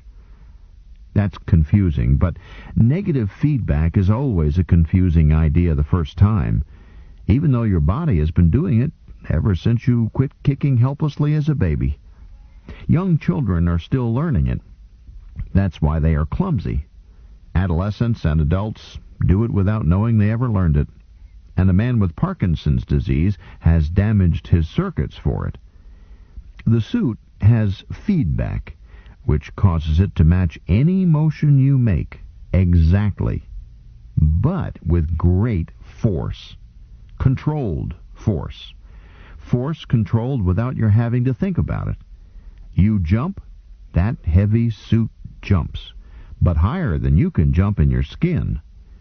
Jump really hard, and the suit's jets cut in, amplifying what the suit's leg muscles did, giving you a 3-jet shove, the axis of pressure of which passes through your center of mass. So you jump over that house next door, which makes you come down as fast as you went up, which the suit notes through your proximity and closing gear, a sort of simple-minded radar resembling a proximity fuse, and therefore cuts in the jets again just the right amount to cushion your landing without your having to think about it. And that is the beauty of a powered suit. You don't have to think about it. You don't have to drive it, fly it, con it, operate it. You just wear it, and it takes orders directly from your muscles and does for you what your muscles are trying to do. This leaves you with your whole mind free to handle your weapons and notice what is going on around you, which is supremely important to an infantryman who wants to die in bed. If you load a mudfoot down with a lot of gadgets that he has to watch, somebody a lot more simply equipped, say with a stone axe, will sneak up and bash his head in while he's trying to read a vernier. Your eyes and your ears are rigged to help you without cluttering up your attention too. Say you have 3 audio circuits, common in a marauder suit. The frequency control to maintain tactical security is very complex, at least 2 frequencies for each circuit, both of which are necessary for any signal at all, and each of which wobbles under the control of a cesium clock, timed to a microsecond with the other end. But all this is no problem of yours. You want Circuit A to your squad leader. You bite down once. For Circuit B, bite down twice, and so on. The mic is taped to your throat. The plugs are in your ears and can't be jarred out. Just talk. Besides that, outside mics on each side of your helmet give you binaural hearing for your immediate surroundings, just as if your head were bare. Or you can suppress any noisy neighbors and not miss what your platoon leader is saying simply by turning your head. Since your head is the one part of your body not involved in the pressure receptors controlling the suit's muscles, you use your head, your jaw muscles, your chin, your neck, to switch things for you, and thereby leave your hands free to fight. A chin plate handles all visual displays the way the jaw switch handles the audios. All displays are thrown on a mirror in front of your forehead from where the work is actually going on above and back of your head. All this helmet gear makes you look like a hydrocephalic gorilla, but with luck, the enemy won't live long enough to be offended by your appearance, and it is a very convenient arrangement. You can flip through your several types of radar displays quicker than you can change channels to avoid a commercial. Catch a range and bearing, locate your boss, whatever. If you toss your head like a horse bothered by a fly, your infrared snoopers go up on your forehead. Toss it again, they come down. If you let go of your rocket launcher, the suit snaps it back until you need it again. No point in discussing water nipples, air supply, gyros, etc. The point to all the arrangements is the same: to leave you free to follow your trade. Slaughter. Of course, these things do require practice, and you do practice until picking the right circuit is as automatic as brushing your teeth and so on, but simply wearing the suit, moving in it, requires almost no practice. You practice jumping because, while you do it with a completely natural motion, you jump higher, faster, farther, and stay up longer. The last alone calls for a new orientation. Those seconds in the air can be used. Seconds are jewels beyond price in combat. While off the ground in a jump, you can get a range and bearing, pick a target, talk and receive, fire a weapon, reload, decide to jump again without landing, and override your automatics to cut in the jets again. You can do all of these things in one bounce, with practice. But in general, powered armor doesn't require practice. It simply does it for you, just the way you were doing it, only better. All but one thing: you can't scratch where it itches. If I ever find a suit that will let me scratch between my shoulder blades, I'll marry it. There are three main types of MI armor: Marauder, Command, and Scout. Scout suits are very fast and very long range, but lightly armed. Command suits are heavy on go juice and jump juice, are fast, and can jump high. They have 3 times as much comm and radar gear as other suits, and a dead reckoning tracker, inertial. Marauders are for those guys in ranks with the sleepy look, the executioners. As I may have said, I fell in love with powered armor, even though my first crack at it gave me a strained shoulder. Any day thereafter that my section was allowed to practice in suits was a big day for me. The day I goofed, I had simulated Sergeant Chevrons as a simulated section leader and was armed with simulated A-bomb rockets to use in simulated darkness against a simulated enemy. That was the trouble. Everything was simulated. But you are required to behave as if it is all real. We were retreating. Advancing toward the rear, I mean. And one of the instructors cut the power on one of my men by radio control, making him a helpless casualty. Per MI doctrine, I ordered the pickup, felt rather cocky that I had managed to get the order out before my number 2 cut out to do it anyhow. Turned to do the next thing I had to do, which was to lay down a simulated atomic ruckus to discourage the simulated enemy overtaking us. Our flank was swinging. I was supposed to fire it sort of diagonally, but with the required spacing to protect my own men from blast, while still putting it in close enough to trouble the bandits. On the bounce, of course. The movement over the terrain and the problem itself had been discussed ahead of time. We were still green. The only variations supposed to be left in were casualties. Doctrine required me to locate exactly, by radar beacon, my own men who could be affected by the blast. But this all had to be done fast, and I wasn't too sharp at reading those little radar displays anyhow. I cheated just a touch, flipped my snoopers up and looked, bare eyes in broad daylight. I left plenty of room. Shucks, I could see the only man affected half a mile away, and all I had was just a little bitty HE rocket, intended to make a lot of smoke and not much else. So I picked a spot by eye, took the rocket launcher, and let fly. Then I bounced away, feeling smug. No seconds lost. And had my power cut in the air. This doesn't hurt you. It's a delayed action, executed by your landing. I grounded, and there I stuck, squatting, held upright by gyros, but unable to move. You do not, repeat, not move when surrounded by a ton of metal with your power dead. Instead, I cussed to myself.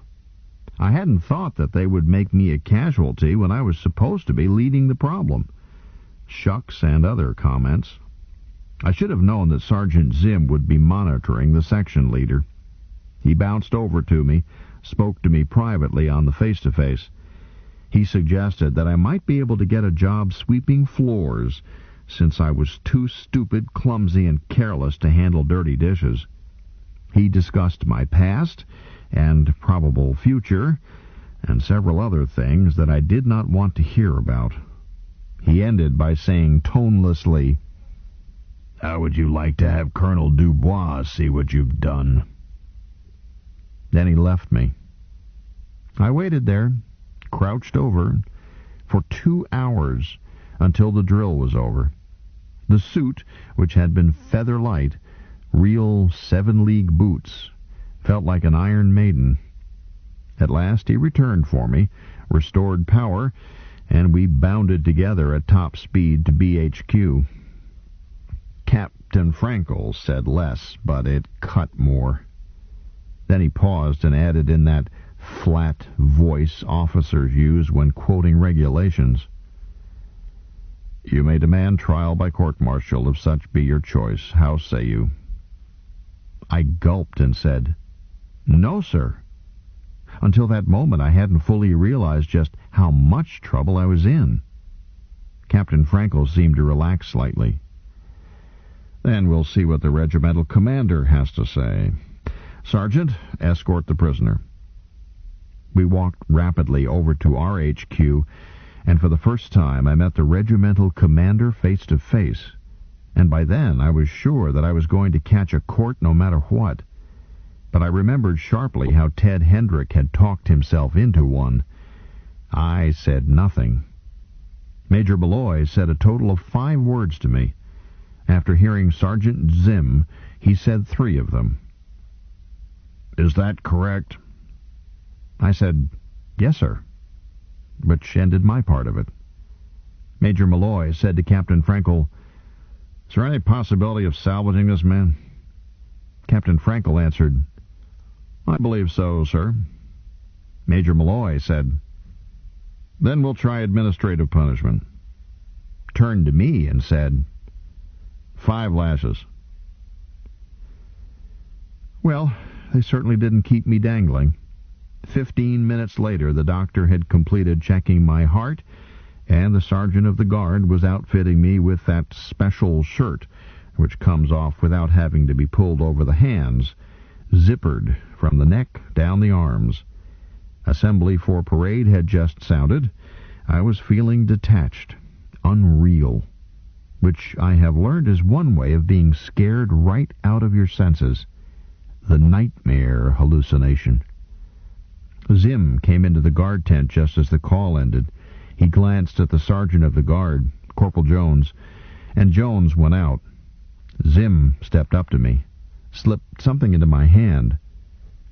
"Bite on that," he said quietly. "It helps.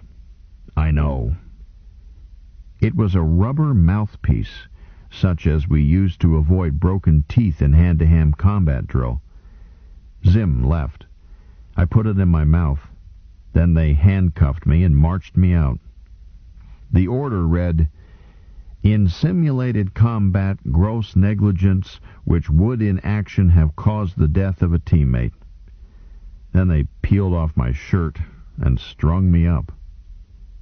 Now here is a very odd thing. A flogging isn't as hard to take as it is to watch. I don't mean it's a picnic. It hurts worse than anything else I've ever had happen to me, and the waits between strokes are worse than the strokes themselves.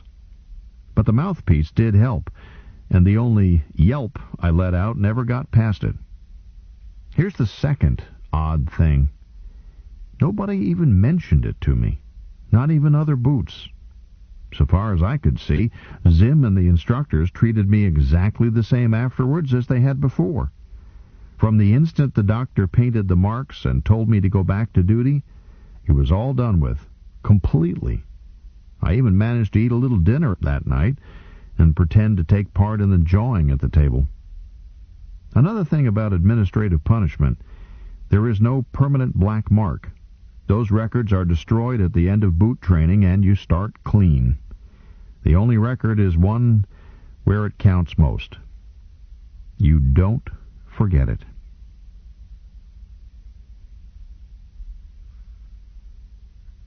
Chapter 8. There were other floggings, but darn few. Hendrick was the only man in our regiment to be flogged by sentence of court-martial. The others were administrative punishment, like mine, and for lashes it was necessary to go all the way up to the regimental commander, which a subordinate commander finds distasteful, to put it faintly. Even then, Major Malloy was much more likely to kick the man out, undesirable discharge, than to have the whipping post erected. In a way, an administrative flogging is the mildest sort of a compliment. It means that your superiors think that there is a faint possibility that you just might have the character, eventually, to make a soldier and a citizen, unlikely as it seems at the moment. I was the only one to get the maximum administrative punishment. None of the others got more than 3 lashes. Nobody else came as close as I did to putting on civilian clothes, but still squeaked by. This is a social distinction of sorts. I don't recommend it. But we had another case, much worse than mine or Ted Hendricks's, a really sick-making one. Once they erected gallows. Now look, get this straight. This case didn't really have anything to do with the Army. The crime didn't take place at Camp Curry, and the placement officer who accepted this boy for MI should turn in his suit. He deserted, only 2 days after we arrived at Curry. Ridiculous, of course, but nothing about the case made sense. Why didn't he resign? Desertion, naturally, is one of the 31 crash landings, but the Army doesn't invoke the death penalty for it unless there are special circumstances, such as in the face of the enemy, or something else that turns it from a highly informal way of resigning into something that can't be ignored. The Army makes no effort to find deserters and bring them back. This makes the hardest kind of sense. We're all volunteers. We're MI because we want to be. We're proud to be MI, and the MI is proud of us. If a man doesn't feel that way about it, from his calloused feet to his hairy ears, I don't want him on my flank when trouble starts. If I buy a piece of it, I want men around me who will pick me up because they're MI, and I'm MI, and my skin means as much to them as their own. I don't want any ersatz soldiers dragging their tails and ducking out when the party gets rough. It's a whole lot safer to have a blank file on your flank than to have an alleged soldier who is nursing the conscript syndrome. So if they run, let them run. It's a waste of time and money to fetch them back. Of course, most of them do come back, though it may take them years, in which case the Army tiredly lets them have their 50 lashes instead of hanging them, and turns them loose. I suppose it must wear on a man's nerves to be a fugitive when everybody else is either a citizen or a legal resident, even when the police aren't trying to find him. The wicked flee when no man pursueth. The temptation to turn yourself in, take your lumps, and breathe easily again must get to be overpowering. But this boy didn't turn himself in. He was gone 4 months, and I doubt if his own company remembered him, since he had been with them only a couple of days. He was probably just a name without a face, the Dillinger N.L., who had to be reported day after day as absent without leave on the morning muster. Then he killed a baby girl. He was tried and convicted by a local tribunal, but identity check showed that he was an undischarged soldier. The department had to be notified, and our commanding general at once intervened. He was returned to us, since military law and jurisdiction take precedence over civil code. Why did the general bother? Why didn't he let the local sheriff do the job? In order to teach us a lesson? Not at all. I'm quite sure that our general did not think that any of his boys needed to be nauseated in order not to kill any baby girls. By now, I believe that he would have spared us the sight, had it been possible. We did learn a lesson, though nobody mentioned it at the time, and it is one that takes a long time to sink in until it becomes second nature. The MI take care of their own, no matter what. Dillinger belonged to us. He was still on our rolls, even though we didn't want him, even though we should never have had him, even though we would have been happy to disclaim him. He was a member of our regiment. We couldn't brush him off and let a sheriff 1,000 miles away handle it. If it has to be done, a man, a real man, shoots his own dog himself. He doesn't hire a proxy who may bungle it. The regimental record said that Dillinger was ours, so taking care of him was our duty. That evening, we marched to the parade grounds at slow march, 60 beats to the minute. Hard to keep step when you're used to 140, while the band played Dirge for the Unmourned. Then Dillinger was marched out, dressed in MI full dress, just as we were, and the band played Danny Deaver, while they stripped off every trace of insignia, even buttons and cap, leaving him in a maroon and light blue suit that was no longer a uniform. The drums held a sustained roll, and it was all over. We passed in review and on home at a fast trot. I don't think anybody fainted, and I don't think anybody quite got sick, even though most of us didn't eat much dinner that night, and I've never heard the mess tent so quiet. But, grisly as it was the first time I had seen death, first time for most of us. It was not the shock that Ted Hendricks' flogging was. I mean, you couldn't put yourself in Dillinger's place. You didn't have any feeling of, it could have been me. Not counting the technical matter of desertion, Dillinger had committed at least 4 capital crimes. If his victim had lived, he still would have danced Danny Deaver for any one of the other 3. Kidnapping, demand of ransom, criminal neglect, etc. I had no sympathy for him, and still haven't. That old saw about to understand all is to forgive all is a lot of tripe. Some things, the more you understand, the more you loathe them. My sympathy is reserved for Barbara Ann Enthwaite, whom I had never seen, and for her parents, who would never again see their little girl. As the band put away their instruments that night, we started 30 days of mourning for Barbara, and of disgrace for us, with our colors draped in black. No music at parade, no singing on route march. Only once did I hear anybody complain, and another boot promptly asked him how he would like a full set of lumps. Certainly it hadn't been our fault, but our business was to guard little girls, not kill them. Our regiment had been dishonored. We had to clean it. We were disgraced, and we felt disgraced, felt disgraced, felt disgraced, felt disgraced, felt disgraced, felt disgraced, felt disgraced, felt disgraced, felt. That night I tried to figure out how such things could be kept from happening. Of course, they hardly ever do nowadays, but even once is way too many. I never did reach an answer that satisfied me. This Dillinger, he looked like anybody else, and his behavior and record couldn't have been too odd, or he would have never reached Camp Curry in the first place. I suppose he was one of those pathological personalities you read about. No way to spot them.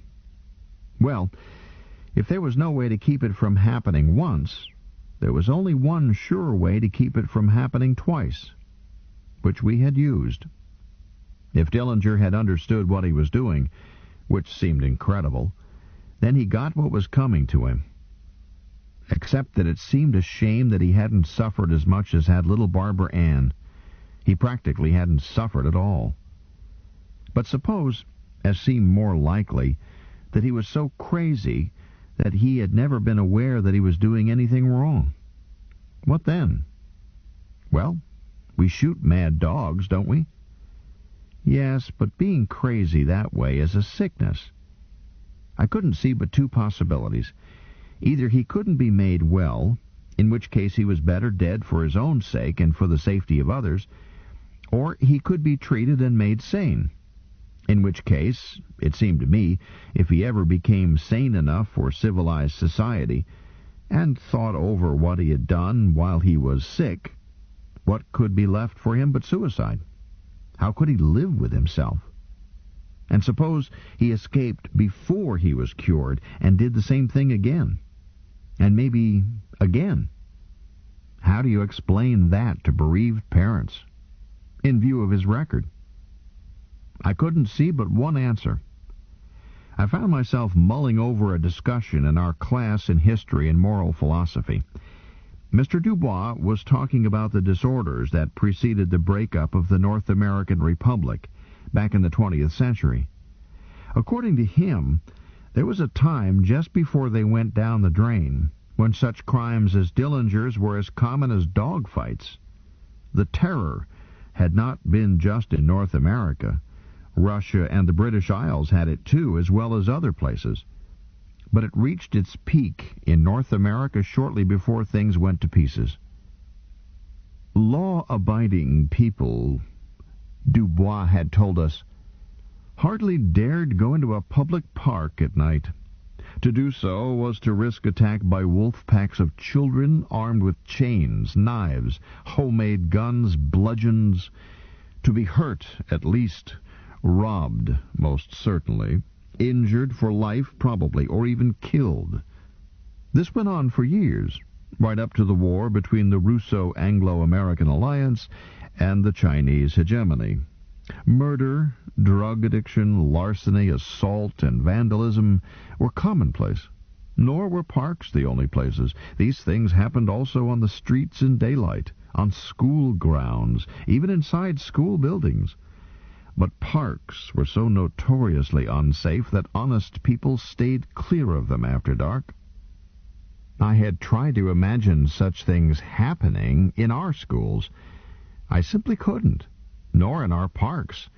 A park was a place for fun, not for getting hurt. As for getting killed in one, Mr. Dubois, didn't they have police or courts? They had many more police than we have, and more courts, all overworked. I guess I don't get it. If a boy in our city had done anything half that bad, well, he and his father would have been flogged side by side. But such things just didn't happen. Mr. Dubois then demanded of me, define a juvenile delinquent. One of those kids, the ones who used to beat up people. Wrong. Huh? But the book said... My apologies. Your textbook does so state, but calling a tail a leg does not make the name fit. Juvenile delinquent is a contradiction in terms, one which gives a clue to their problem and their failure to solve it. Have you ever raised a puppy? Yes, sir. Did you housebreak him? Yes, sir, eventually. It was my slowness in this that caused my mother to rule that dogs must stay out of the house. Ah, yes. When your puppy made mistakes, were you angry? What? Why, he didn't know any better. He was just a puppy. What did you do? Why, I scolded him and rubbed his nose in it and paddled him. Surely he could not understand your words. No, but he could tell I was sore at him. But you just said that you were not angry. Mr. Dubois had an infuriating way of getting a person mixed up. No, but I had to make him think I was. He had to learn, didn't he? Conceded. But having made it clear to him that you disapproved, how could you be so cruel as to spank him as well? You said the poor beastie didn't know that he was doing wrong, yet you inflicted pain. Justify yourself. Or are you a sadist? I didn't then know what a sadist was, but I knew pups. Mr. Dubois, you have to. You scold him so that he knows he's in trouble. You rub his nose in it so that he will know what trouble you mean. You paddle him so that he darn well won't do it again. And you have to do it right away. It doesn't do a bit of good to punish him later. You'll just confuse him. Even so, he won't learn from one lesson, so you watch and catch him again and paddle him still harder. Pretty soon he learns, but it's a waste of breath just to scold him. Then I added, I guess you've never raised pups. Many. I'm raising a dachshund now, by your methods. Let's get back to those juvenile criminals. The most vicious averaged somewhat younger than you here in this class, and they often started their lawless careers much younger. Let us never forget that puppy. These children were often caught. Police arrested batches each day. Were they scolded? Yes, often scathingly. Were their noses rubbed in it? Rarely. News organs and officials usually kept their names secret. In many places the law so required for criminals under 18. Were they spanked? Indeed not. Many had never been spanked, even as small children. There was a widespread belief that spanking, or any punishment involving pain, did a child permanent psychic damage. I had reflected that my father must never have heard of that theory. Corporal punishment in schools was forbidden by law. He had gone on. Flogging was lawful as sentence of court only in one small province, Delaware, and there only for a few crimes, and was rarely invoked. It was regarded as cruel and unusual punishment. Dubois had mused aloud. I do not understand objections to cruel and unusual punishment. While a judge should be benevolent in purpose, his awards should cause the criminal to suffer. Else there is no punishment, and pain is the basic mechanism built into us by millions of years of evolution, which safeguards us by warning when something threatens our survival. Why should a society refuse to use such a highly perfected survival mechanism? However, that period was loaded with pre-scientific pseudo-psychological nonsense. As for unusual, punishment must be unusual, or it serves no purpose. He then pointed his stump at another boy. What would happen if a puppy were spanked every hour? Probably drive him crazy. Probably. It certainly will not teach him anything. How long has it been since the principal of this school last had to switch a pupil? I'm not sure. About 2 years. The kid that swiped? Never mind. Long enough. It means that such punishment is so unusual as to be significant, to deter, to instruct. Back to these young criminals. They probably were not spanked as babies. They certainly were not flogged for their crimes. The usual sequence was, for a first offense, a warning, a scolding, often without trial, After several offenses, a sentence of confinement, but with sentence suspended, and the youngster placed on probation. A boy might be arrested many times and convicted several times before he was punished, and then it would be merely confinement, with others like him, from whom he learned still more criminal habits. If he kept out of major trouble while confined, he could usually evade most of even that mild punishment, be given probation, paroled, in the jargon of the times.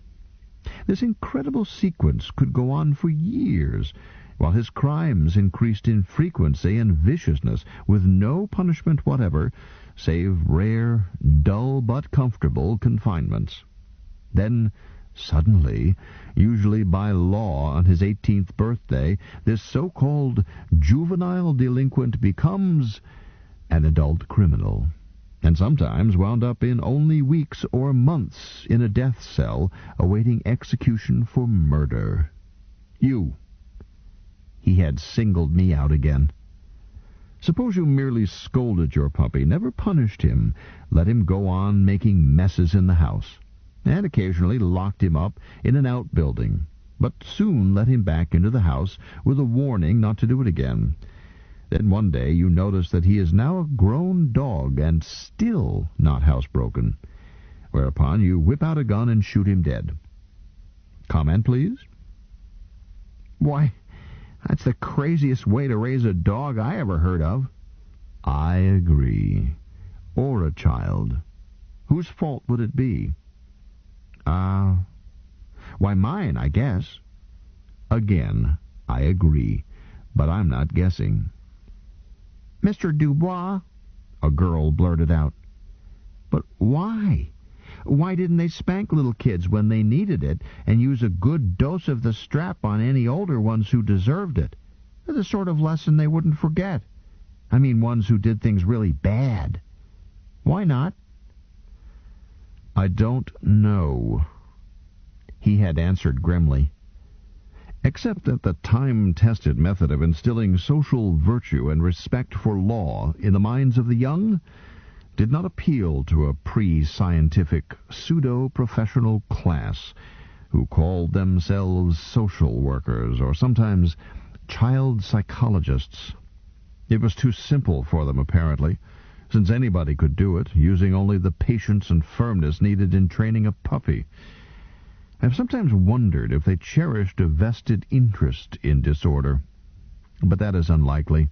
Adults almost always act from conscious, highest motives, no matter what their behavior. But, good heavens, the girl answered. I didn't like being spanked any more than any kid does, but when I needed it, my mama delivered. The only time I ever got a switching in school, I got another one when I got home.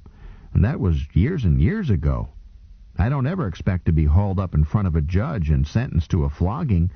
You behave yourself, and such things don't happen. I don't see anything wrong with our system. It's a lot better than not being able to walk outdoors for fear of your life.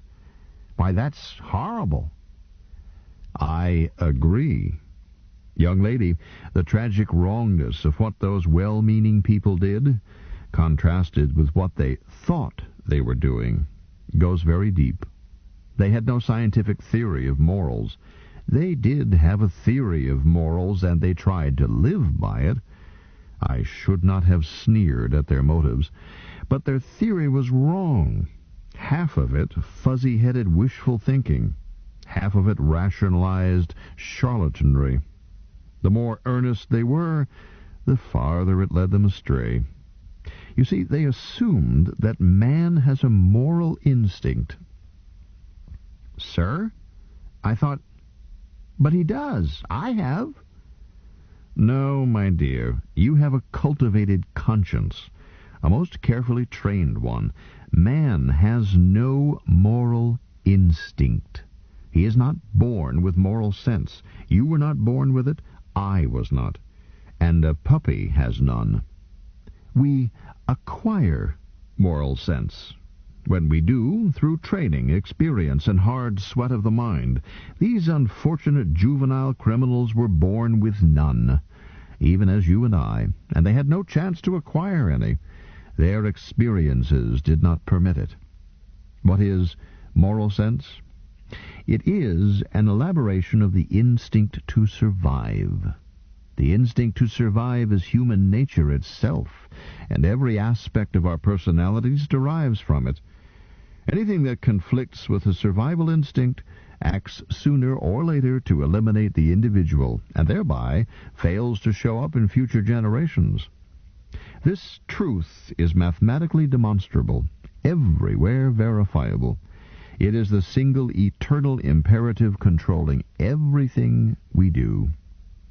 But the instinct to survive, he had gone on, can be cultivated into motivations more subtle and much more complex than the blind brute urge of the individual to stay alive. Young lady, what you miscalled your moral instinct was the instilling in you by your elders of the truth that survival can have stronger imperatives than that of your own personal survival. Survival of your family, for example, of your children when you have them, of your nation if you struggle that high up the scale, and so on up. A scientifically verifiable theory of morals must be rooted in the individual's instinct to survive, and nowhere else, and must correctly describe the hierarchy of survival, note the motivations at each level, and resolve all conflicts. We have such a theory now. We can solve any moral problem on any level.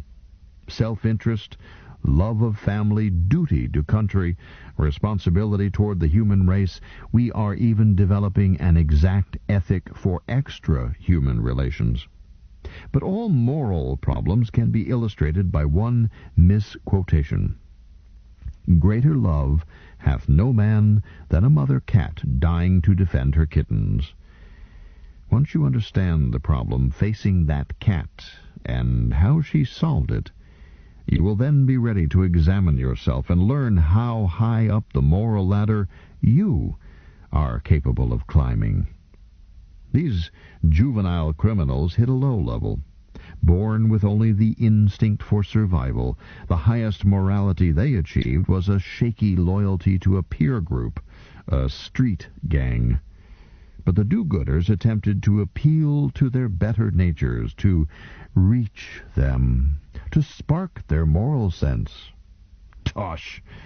They had no better natures. Experience taught them what they were doing was the way to survive. The puppy never got his spanking. Therefore, what he did with pleasure and success must be moral. The basis of all morality is duty, a concept with the same relation to group that self-interest has to individual. Nobody preached duty to these kids in a way they could understand, that is, with a spanking. But the society they were in told them endlessly about their rights. The results should have been predictable, since a human being has no natural rights of any nature. Mr. Dubois had paused. Somebody took the bait. Sir, how about life, liberty, and the pursuit of happiness? Ah, yes, the unalienable rights. Each year someone quotes that magnificent poetry. Life? What right to life has a man who is drowning in the Pacific? The ocean will not hearken to his cries. What right to life has a man who must die if he is to save his children? If he chooses to save his own life, does he do so as a matter of right? If two men are starving and cannibalism is the only alternative to death, which man's right is unalienable? And is it right, as to liberty, the heroes who signed the great document pledged themselves to buy liberty with their lives? Liberty is never unalienable. It must be redeemed regularly with the blood of patriots, or it always vanishes. Of all the so-called natural human rights that have ever been invented, liberty is least likely to be cheap, and and is never free of cost. The third, right, the pursuit of happiness, it is indeed unalienable, but it is not a right. It is simply a universal condition, which tyrants cannot take away, nor patriots restore. Cast me into a dungeon, burn me at the stake, crown me king of kings. I can pursue happiness as long as my brain lives. But neither gods nor saints, wise men nor subtle drugs, can ensure that I will catch it. Mr. Dubois then turned to me. I told you that juvenile delinquent is a contradiction in terms. Delinquent means failing in duty, but duty is an adult virtue. Indeed, a juvenile becomes an adult when, and only when, he acquires a knowledge of duty and embraces it as dearer than the self-love he was born with. There never was, there cannot be, a juvenile delinquent. But for every juvenile criminal there are always one or more adult delinquents, people of mature years who either do not know their duty or who, knowing it, fail. And that was the soft spot which destroyed what was in many ways an admirable culture. The junior hoodlums who roamed their streets were symptoms of a greater sickness.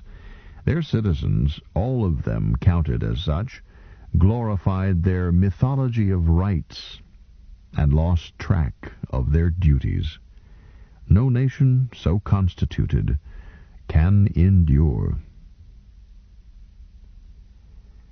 I wondered how Colonel Dubois would have classed Dillinger. Was he a juvenile criminal who merited pity even though you had to get rid of him? Or was he an adult delinquent who deserved nothing but contempt? I didn't know. I would never know. The one thing I was sure of was that he would never again kill any little girls. That suited me. I went to sleep.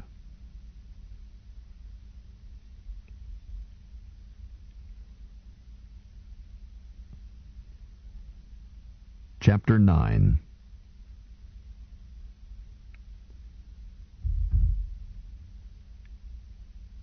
When we had done all that a mudfoot can do in flat country, we moved into some rough mountains to do still rougher things. The Canadian Rockies between Good Hope Mountain and Mount Waddington. Camp Sergeant Spooky Smith was much like Camp Curry, aside from its rugged setting, but it was much smaller. Well, the 3rd Regiment was much smaller now, too. Less than 400, whereas we had started out with more than 2,000. H Company was now organized as a single platoon, and the battalion paraded as if it were a company. But we were still called H Company, and Zim was company commander, not platoon leader. What the sweat down meant, really, was much more personal instruction.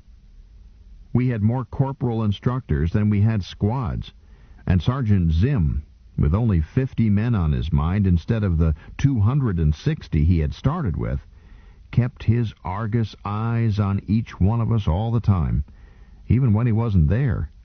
At least, if you goofed, it turned out he was standing right behind you. However, the chewing out you got had almost a friendly quality, in a horrid sort of way, because we had changed, too, as well as the regiment. The 1 in 5 who was left was almost a soldier, and Zim seemed to be trying to make him into one, instead of running him over the hill. We saw a lot more of Captain Frankel, too.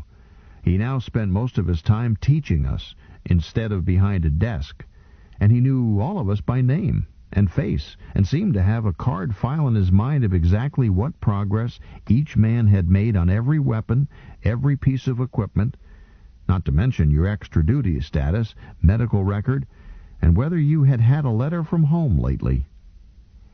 He wasn't as severe with us as Zim was. His words were milder, and it took a really stupid stunt to take that friendly grin off his face. But don't let that fool you.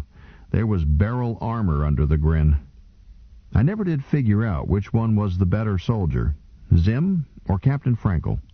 I mean, if you took away the insignia and thought of them as privates, unquestionably they were both better soldiers than any of the other instructors. But which was best? Zim did everything with precision and style, as if he were on parade. Captain Frankel did the same thing with dash and gusto, as if it were a game. The results were about the same, and it never turned out to be as easy as Captain Frankel made it look. We needed the abundance of instructors. Jumping a suit, as I have said, was easy on flat ground.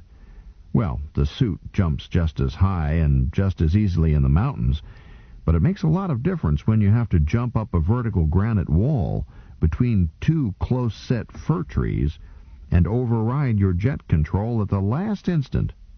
We had 3 major casualties in suit practice in broken country, 2 dead and 1 medical retirement. But that rock wall is even tougher without a suit, tackled with lines and pitons. I didn't really see what use alpine drill was to a cap trooper, but I had learned to keep my mouth shut and try to learn what they shoved at us. I learned it, and it wasn't too hard. If anybody had told me a year earlier that I could go up a solid chunk of rock as flat and as perpendicular as a blank wall of a building, using only a hammer and some silly little steel pins and a chunk of clothesline, I would have laughed in his face. I'm a sea-level type. Correction, I was a sea-level type. There had been some changes made. Just how much I had changed I began to find out. At Camp Sergeant Spooky Smith, we had liberty. To go to town, I mean. Oh, we had liberty after the first month at Camp Curry, too. This meant that on a Sunday afternoon, if you weren't in the duty platoon, you could check out at the orderly tent and walk just as far away from camp as you wished, bearing in mind that you had to be back for evening muster. But there was nothing within walking distance, if you don't count jackrabbits. No girls, no theaters, no dance halls, etc. Nevertheless, liberty, even at Camp Curry, was no mean privilege.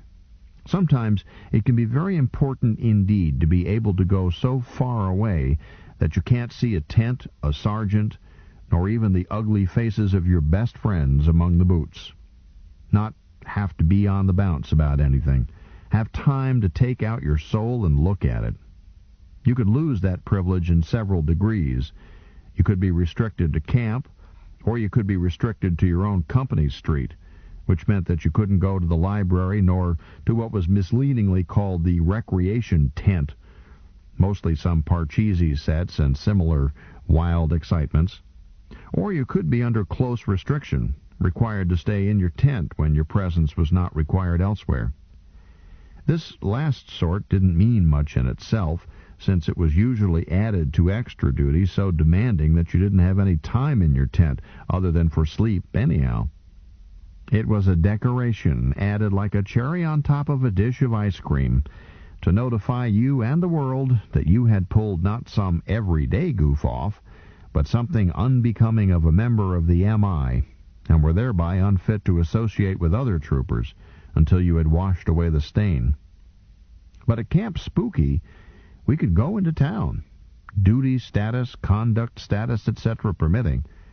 Shuttles ran to Vancouver every Sunday morning, right after divine services, which were moved up to 30 minutes after breakfast, and came back again just before supper, and again just before taps.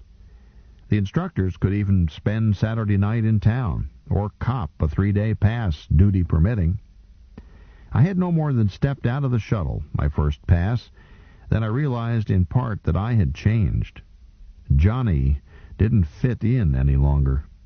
Civilian life, I mean. It all seemed amazingly complex and unbelievably untidy. I'm not running down Vancouver. It's a beautiful city in a lovely setting. The people are charming, and they are used to having the MI in town, and they make a trooper welcome. There is a social center for us downtown, where they have dances for us every week, and see to it that junior hostesses are on hand to dance with, and senior hostesses to make sure that a shy boy, me, to my amazement, but you try a few months with nothing female around but lady jackrabbits, gets introduced, and has a partner's feet to step on. But I didn't go to the social center that first pass. Mostly, I stood around and gawked at beautiful buildings, at display windows filled with all manner of unnecessary things, and not a weapon among them, at all those people running around, or even strolling, doing exactly as they pleased, and no two of them dressed alike. And at girls. Especially at girls. I hadn't realized just how wonderful they were. Look, I've approved of girls from the time I first noticed that the difference was more than just that they dressed differently. So far as I remember, I never did go through that period boys are supposed to go through when they know that girls are different but dislike them. I've always liked girls. But that day I realized that I had long been taking them for granted. Girls are simply wonderful. Just to stand on a corner and watch them going past is delightful. They don't walk, at least not what we do when we walk. I don't know how to describe it, but it's much more complex and utterly delightful. They don't just move their feet. Everything moves, and in different directions, and all of it graceful. I might have been standing there yet if a policeman hadn't come by. He sized us up and said, "Howdy, boys. Enjoying yourselves?" I quickly read the ribbons on his chest and was impressed. "Yes, sir." "You don't have to say sir to me. Not much to do here. Why don't you go to the hospitality center?" He gave us the address, pointed the direction, and we started that way. Pat Livy, Kitten Smith, and myself. He called after us, "Have a good time, boys, and stay out of trouble." Which was exactly what Sergeant Zim had said to us as we climbed into the shuttle. But we didn't go there. Pat Livy had lived in Seattle when he was a small boy and wanted to take a look at his old hometown. He had money and offered to pay our shuttle fares if we would go with him. I didn't mind, and it was all right. Shuttles ran every 20 minutes, and our passes were not restricted to Vancouver. Smith decided to go along, too. Seattle wasn't so very different from Vancouver, and the girls were just as plentiful. I enjoyed it. But Seattle wasn't quite as used to having MI around in droves, and we picked a poor spot to eat dinner, one where we weren't quite so welcome, a bar restaurant down by the docks. Now look, we weren't drinking. Well, Kitten Smith had one beer with his dinner, but he was never anything but friendly and nice. That is how he got his name. The first time we had hand-to-hand combat drill, Corporal Jones had said to him disgustedly, "A kitten would have hit me harder than that." The nickname stuck. We were the only uniforms in the place. Most of the other customers were merchant marine sailors. Seattle handles an awful lot of surface tonnage. I hadn't known it at the time, but merchant sailors don't like us. Part of it has to do with the fact that their guilds have tried to get their trade classed as equivalent to federal service, without success. But I understand that some of it goes way back in history, centuries. There were some young fellows there, too, about our age, the right age to serve a term, only they weren't. Long-haired and sloppy and kind of dirty-looking. Well, say about the way I looked, I suppose, before I joined up. Presently, we started noticing that at the table behind us, two of these young twerps and two merchant sailors, to judge by clothes, were passing remarks that were intended for us to overhear. I won't try to repeat them. We didn't say anything. Presently, when the remarks were even more personal and the laughs louder and everybody else in the place was keeping quiet and listening, Kitten whispered to me, "Let's get out of here." I caught Pat Livy's eye. He nodded. We had no score to settle. It was one of those pay-as-you-get-it places. We got up and left. They followed us out. Pat whispered to me, "Watch it." We kept on walking, didn't look back. They charged us. I gave my man a side-neck chop as I pivoted and let him fall past me, swung to help my mates. But it was over. 4 in, 4 down. Kitten had handled 2 of them, and Pat had sort of wrapped the other one around a lamppost from throwing him a little too hard. Somebody, the proprietor, I guess, must have called the police as soon as we stood up to leave, since they arrived almost at once, while we were still standing around wondering what to do with the meat. 2 policemen. It was that sort of a neighborhood.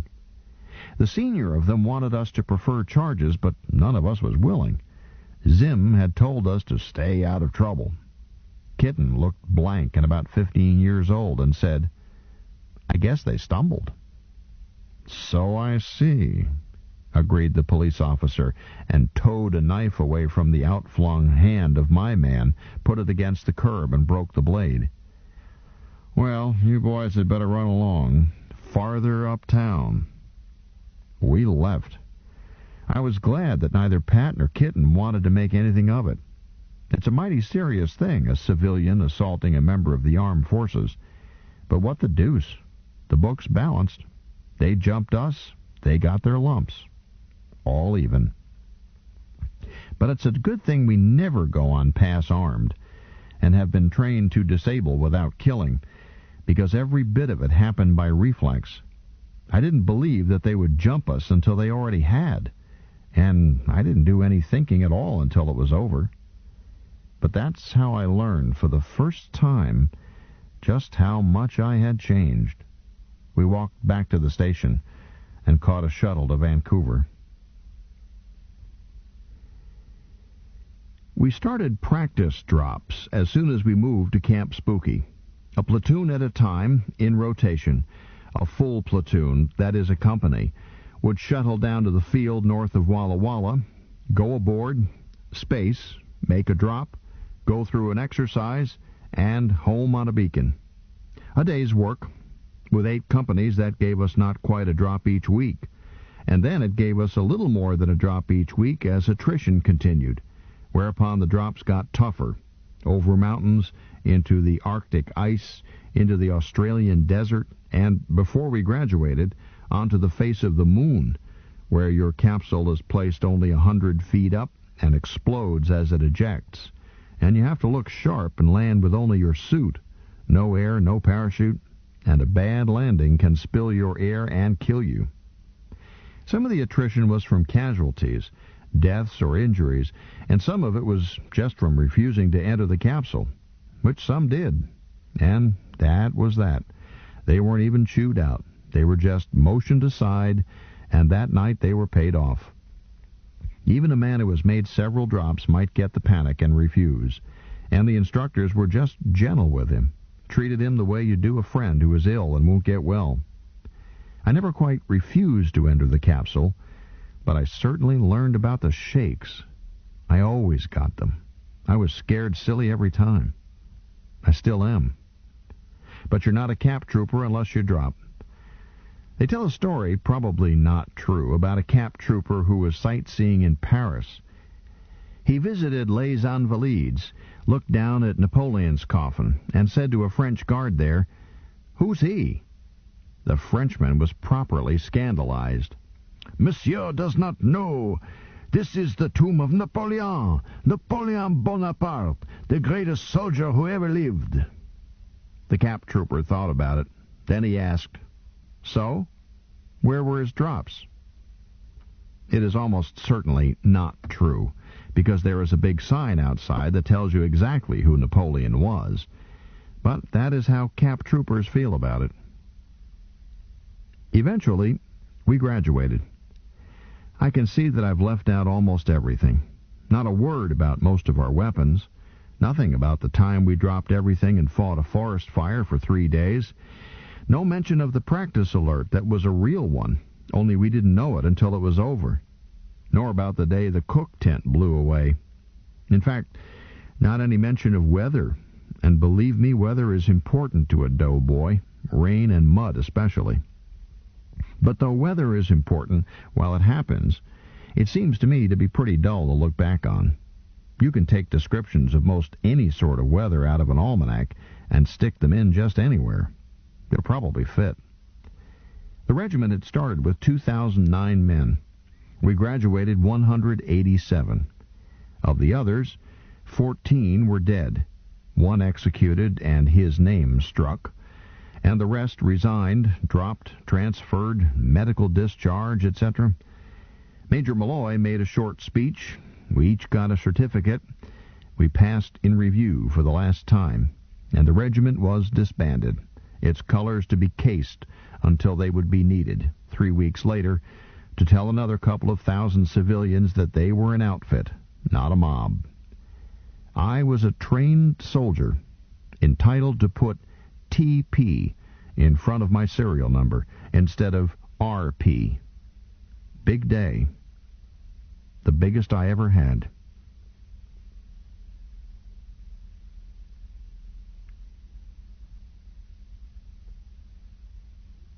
Chapter 10.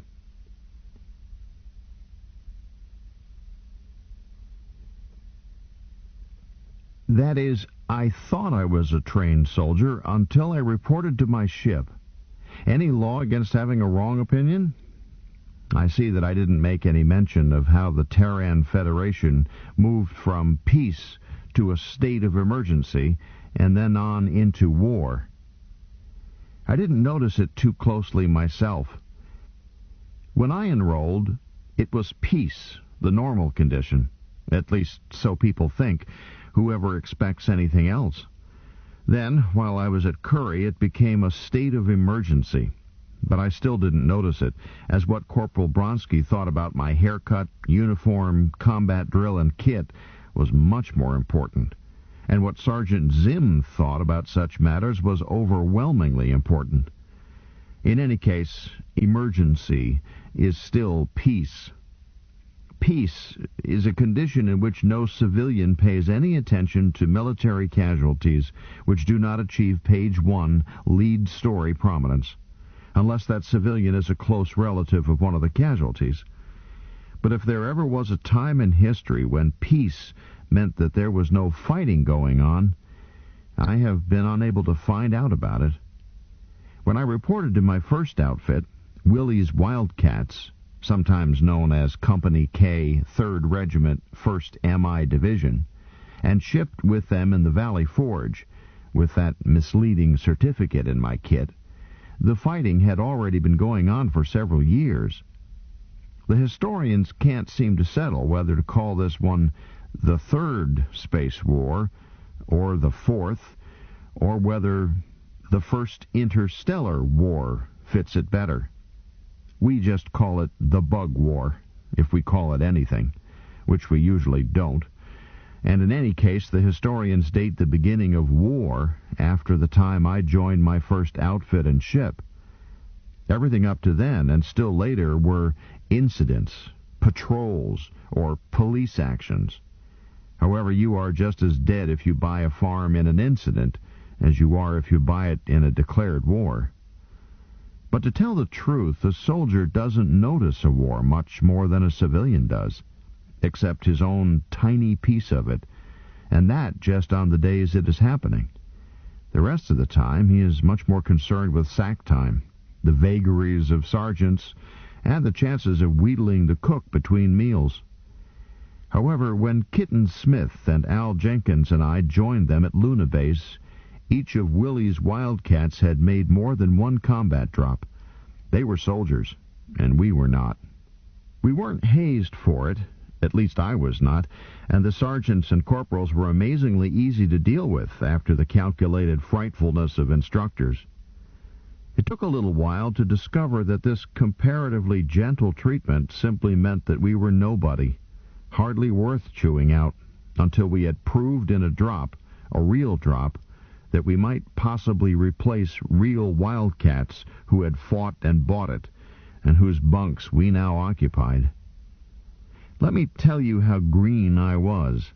While the Valley Forge was still at Luna Base, I happened to come across my section leader just as he was about to hit dirt, all slicked up in dress uniform.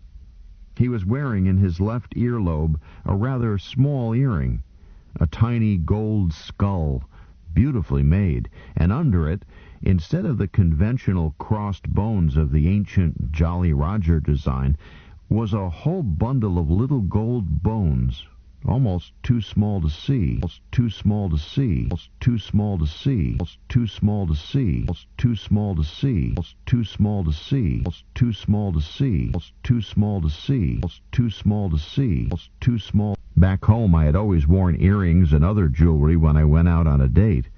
I had some beautiful ear clips, rubies as big as the end of my little finger, which had belonged to my mother's grandfather. I liked jewelry, and had rather resented being required to leave it all behind when I went to basic. But here was a type of jewelry which was apparently okay to wear with uniform. My ears weren't pierced. My mother didn't approve of it, for boys, but I could have the jeweler mounted on a clip, and I still had some money left from pay call at graduation and was anxious to spend it before it mildewed. Sergeant, where do you get earrings like that one? Pretty neat. He didn't look scornful. He didn't even smile. He just said, "You like it?" "I certainly do." The plain, raw gold pointed up the gold braid and piping of the uniform even better than gems would have done. I was thinking that a pair would be still handsomer, with just crossbones instead of all that confusion at the bottom. "Does the base PX carry them?" "No, the PX here never sells them." He added, "At least, I don't think you'll ever be able to buy one here. I hope. But I tell you what, when we reach a place where you can buy one of your own, I'll see to it you know about it. That's a promise." Thanks. Don't mention it." I saw several of the tiny skulls thereafter, some with more bones, some with fewer. My guess had been correct. This was jewelry permitted with uniform, when on pass at least. Then I got my own chance to buy one almost immediately thereafter, and discovered that the prices were unreasonably high for such plain ornaments. It was Operation Bughouse, the first Battle of Clendathu in the history books, soon after Buenos Aires was smeared. It took the loss of B.A. to make the groundhogs realize that anything was going on, because people who haven't been out don't really believe in other planets, not down deep where it counts. I know I hadn't, and I had been space happy since I was a pup. But B.A. really stirred up the civilians and inspired loud screams to bring all our forces home from everywhere, orbit them around the planet practically shoulder to shoulder, and interdict the space Terra occupies. This is silly, of course. You don't win a war by defense, but by attack. No Department of Defense ever won a war. See the histories. But it seems to be a standard civilian reaction to scream for defensive tactics as soon as they do notice a war. Then they want to run the war, like a passenger trying to grab the controls away from the pilot in an emergency. However, nobody asked my opinion at the time. I was told. Quite aside from the impossibility of dragging the troops home in view of our treaty obligations and what it would do to the colony planets in the Federation and to our allies, we were awfully busy doing something else, to wit, carrying the war to the bugs. I suppose I noticed the destruction of B.A. much less than most civilians did. We were already a couple of parsecs away under Cherenkov Drive, and the news didn't reach us until after we got it from another ship, after we came out of drive.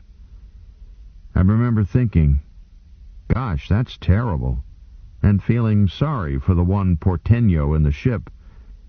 But B.A. wasn't my home, and Terra was a long way off, and I was very busy as the attack on Clendathu, the bug's home planet, was mounted immediately after that, and we spent the time to rendezvous strapped in our bunks, doped and unconscious, with the internal gravity field of the Valley Forge off, to save power and give greater speed. The loss of Buenos Aires did mean a great deal to me, It changed my life enormously. But this I did not know until many months later. When it came time to drop into Llandathu, I was assigned to PFC Dutch Bamberger as a supernumerary. He managed to conceal his pleasure at the news, and as soon as the platoon sergeant was out of earshot, he said, "Listen, Boot, you stick close behind me and stay out of my way. You go slowing me down, I break your silly neck." I just nodded. I was beginning to realize that this was not a practice drop. Then I had the shakes for a while, and then we were down. Operation Bughouse should have been called Operation Madhouse. Everything went wrong. It had been planned as an all-out move to bring the enemy to their knees, occupy their capital and the key points of their home planet, and end the war. Instead, it darn near lost the war. I am not criticizing General Dien. I don't know whether it's true that he demanded more troops and more support and allowed himself to be overruled by the Sky Marshal-in-Chief or not, nor was it any of my business. Furthermore, I doubt if some of the smart second-guessers know all the facts. What I do know is that the general dropped with us and commanded us on the ground, and when the situation became impossible, he personally led the diversionary attack that allowed quite a few of us, including me, to be retrieved, and in so doing, bought his farm. He's radioactive degree on Llandathu, and it's much too late to court-martial him, so why talk about it? I do have one comment to make to any armchair strategist who has never made a drop. Yes, I agree that the bug's planet possibly could have been plastered with H-bombs until it was surfaced with radioactive glass. But would that have won the war? The bugs are not like us. The pseudo-arachnids aren't even like spiders. They are arthropods, who happen to look like a madman's conception of a giant, intelligent spider, but their organization, psychological and economic, is more like that of ants or termites. They are communal entities, the ultimate dictatorship of the hive. Blasting the surface of their planet would have killed soldiers and workers. It would not have killed the brain caste and the queens. I doubt if anybody can be certain that even a direct hit with a burrowing H-rocket would kill a queen. We don't know how far down they are. Nor am I anxious to find out. None of the boys who went down those holes came up again. So, suppose we did ruin the productive surface of Llandathu. They still would have ships and colonies and other planets, same as we have, and their HQ is still intact. So, unless they surrender, the war isn't over. We didn't have Nova bombs at that time. We couldn't crack Llandathu open. If they absorbed the punishment and didn't surrender, the war was still on. If they can surrender, their soldiers can't. Their workers can't fight, and you can waste a lot of time and ammo shooting up workers who wouldn't say boo. And their soldier caste can't surrender. But don't make the mistake of thinking that the bugs are just stupid insects because they look the way they do and don't know how to surrender. Their warriors are smart, skilled and aggressive, smarter than you are by the only universal rule, if the bug shoots first. You can burn off one leg, 2 legs, 3 legs, and he just keeps on coming. Burn off 4 on one side and he topples over, but keeps on shooting. You have to spot the nerve case and get it, whereupon he will trot right on past you, shooting at nothing, until he crashes into a wall or something. The drop was a shambles from the start. 50 ships were in our piece of it, and they were supposed to come out of Cherenkov Drive and into Reaction Drive so perfectly coordinated that they could hit orbit and drop us, in formation, and where we were supposed to hit, without even making one planet circuit to dress up their own formation. I suppose this is difficult. Shucks, I know it is. But when it slips, it leaves the MI holding the sack. We were lucky at that, because the Valley Forge and every Navy file in her bought it before we ever hit the ground. In that tight, fast formation, 4.7 miles per second orbital speed is not a stroll. She collided with the Yeep, and both ships were destroyed. We were lucky to get out of her tubes, those of us who did get out, for she was still firing capsules as she was rammed. But I wasn't aware of it. I was inside my cocoon, headed for the ground. I suppose our company commander knew that the ship had been lost, and half his wildcats with it, since he was out first and would know when he suddenly lost touch over the command circuit with the ship's captain. But there is no way to ask him, because he wasn't retrieved. All I ever had was a gradually dawning realization that things were in a mess. The next 18 hours were nightmare. I shan't tell much about it because I don't remember much. Just snatches, stop-motion scenes of horror. I have never liked spiders, poisonous or otherwise. A common house spider in my bed can give me the creeps. Tarantulas are simply unthinkable, and I can't eat lobster, crab, or anything of that sort. When I got my first sight of a bug, my mind jumped right out of my skull and started to yammer. It was seconds later that I realized that I had killed it and could stop shooting. I suppose it was a worker. I doubt if I was in any shape to tackle a warrior and win. But at that I was in better shape than was the Canine Corps. They were to be dropped, if the drop had gone perfectly, on the periphery of our entire target, and the Neo dogs were supposed to range outward and provide tactical intelligence to interdiction squads, whose business it was to secure the periphery.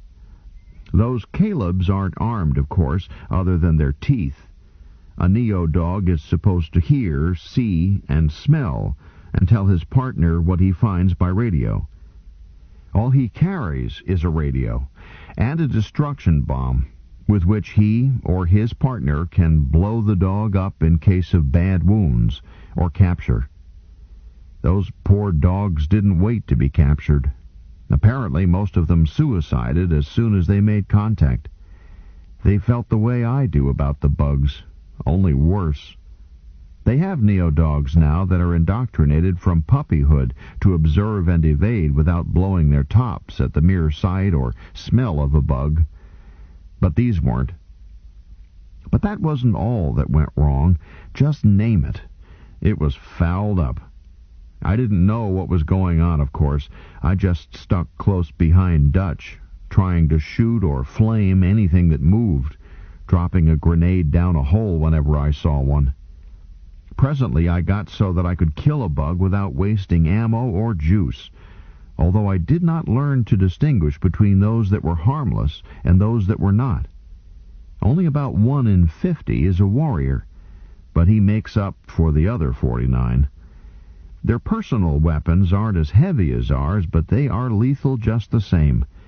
They've got a beam that will penetrate armor and slice flesh like cutting a hard-boiled egg.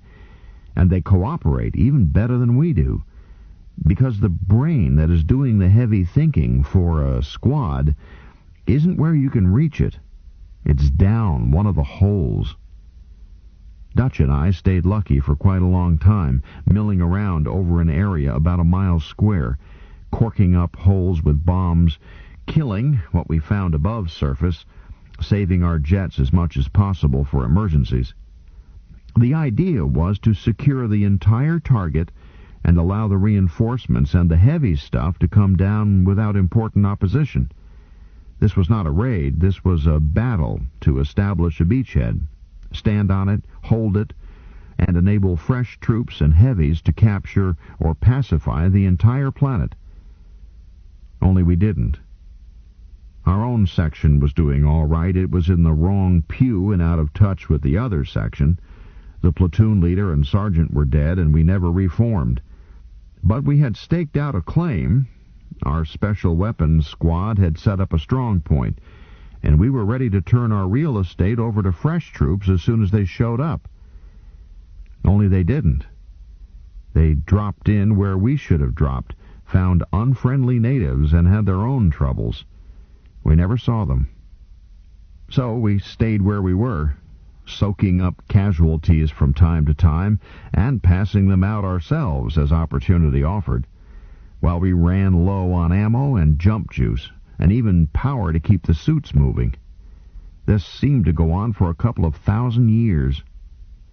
Dutch and I were zipping along close to a wall, headed for our special weapons squad, in answer to a yell for help, when the ground suddenly opened in front of Dutch. A bug popped out, and Dutch went down. I flamed the bug and tossed a grenade, and the hole closed up, then turned to see what had happened to Dutch. He was down, but he didn't look hurt.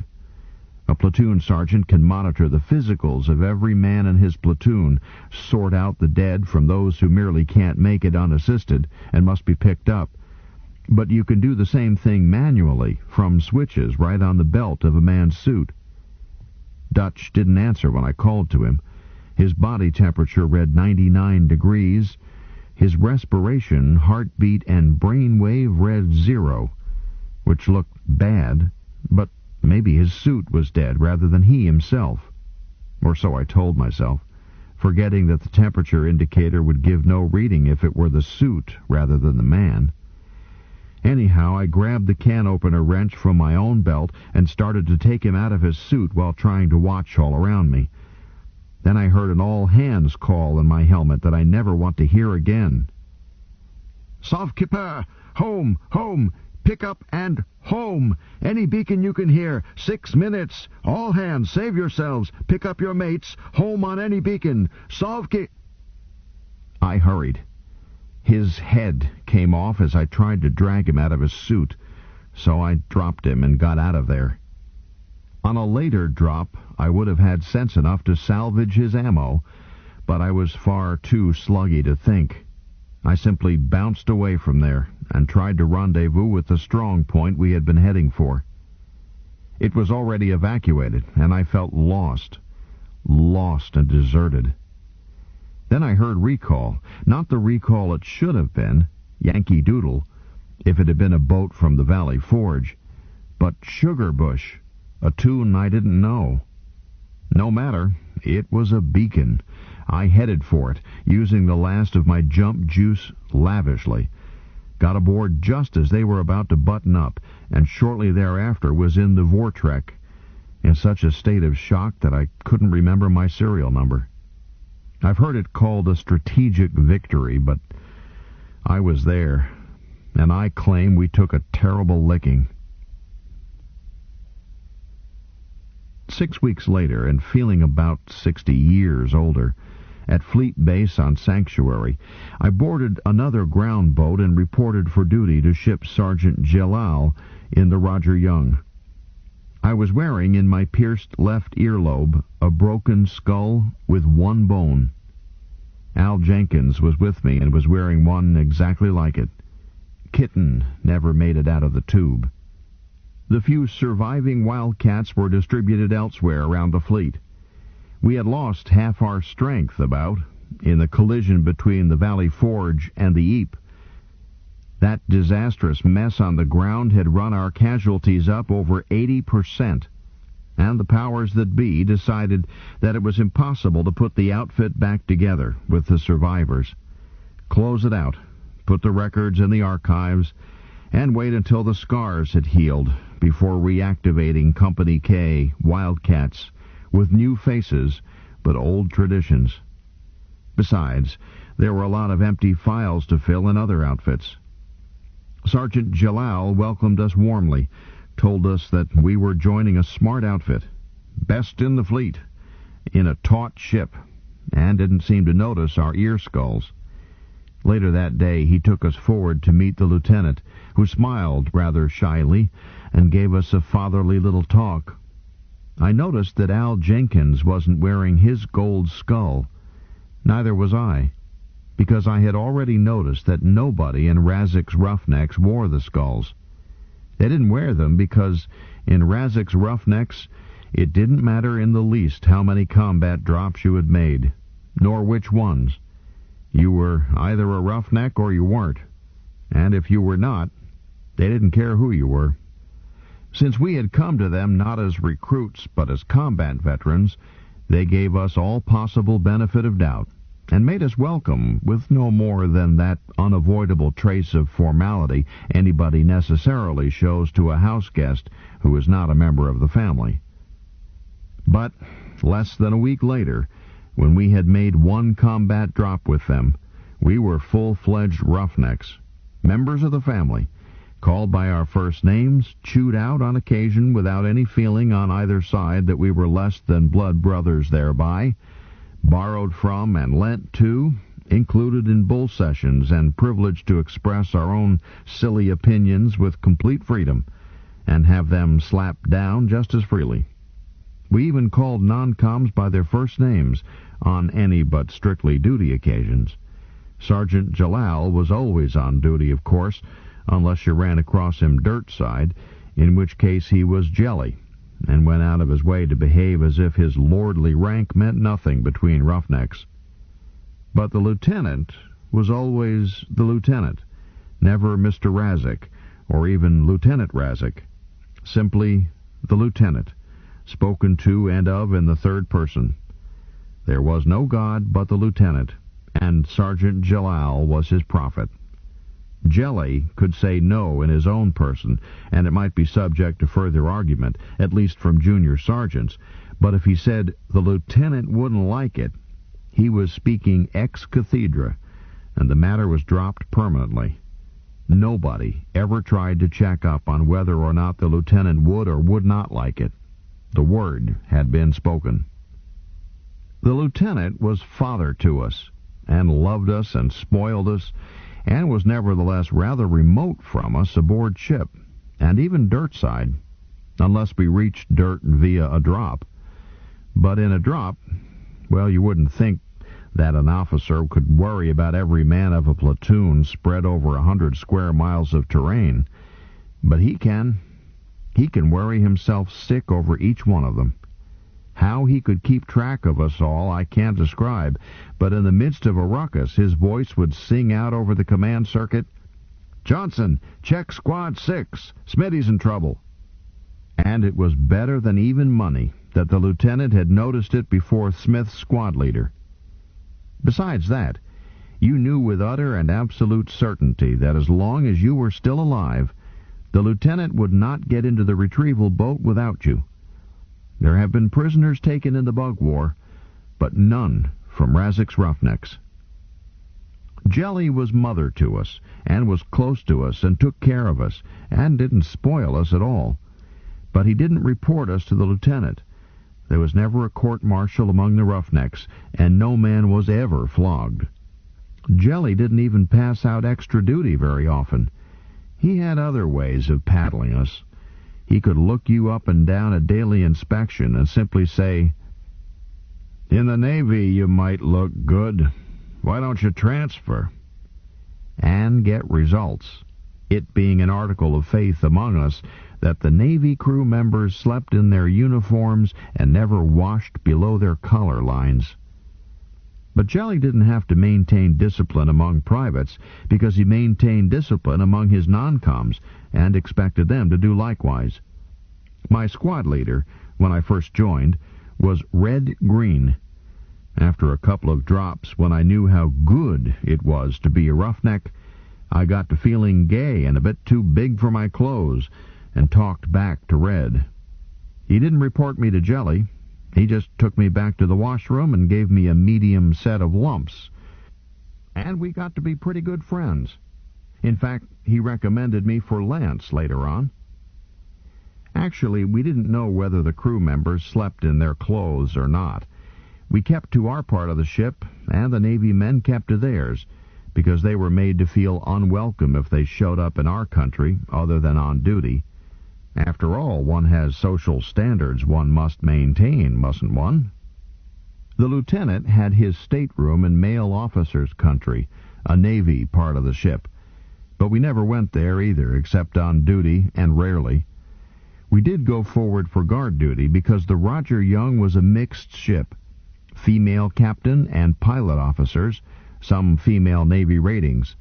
Forward of bulkhead 30 was ladies' country, and 2 armed MI day and night stood guard at the one door cutting it. At battle stations, that door, like all other gas-tight doors, was secured. Nobody missed a drop. Officers were privileged to go forward of bulkhead 30 on duty, and all officers, including the lieutenant, ate in a mixed mess just beyond it. But they didn't tarry there. They ate and got out. Maybe other corvette transports were run differently, but that was the way the Roger Young was run. Both the lieutenant and Captain Deladryer wanted a taut ship, and got it. Nevertheless, guard duty was a privilege.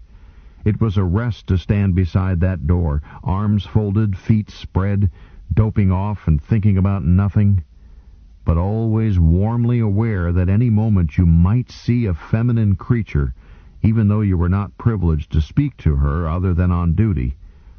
Once I was called all the way into the skipper's office, and she spoke to me. She looked right at me and said, "Take this to the chief engineer, please."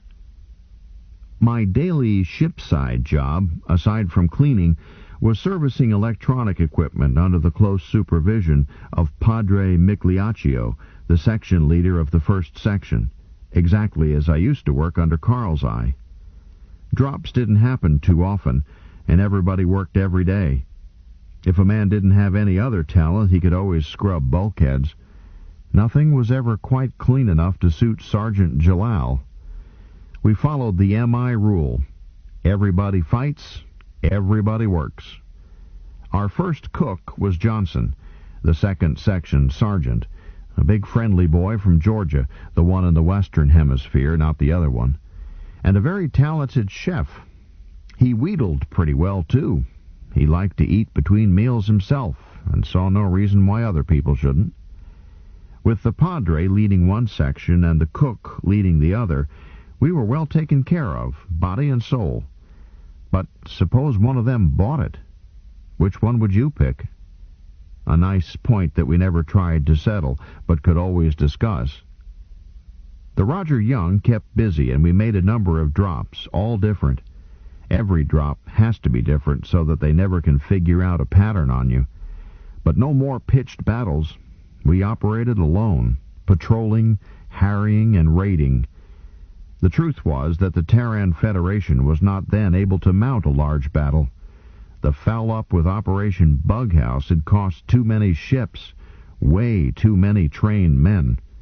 It was necessary to take time to heal up, train more men. In the meantime, small, fast ships, among them the Roger Young and other corvette transports, tried to be everywhere at once, keeping the enemy off balance, hurting him and running. We suffered casualties and filled our holes when we returned to Sanctuary for more capsules. I still got the shakes every drop, but actual drops didn't happen too often, nor were we ever down long. And between times there were days and days of shipboard life among the roughnecks. It was the happiest period of my life, although I was never quite consciously aware of it. I did my full share of beefing just as everybody else did, and enjoyed that too.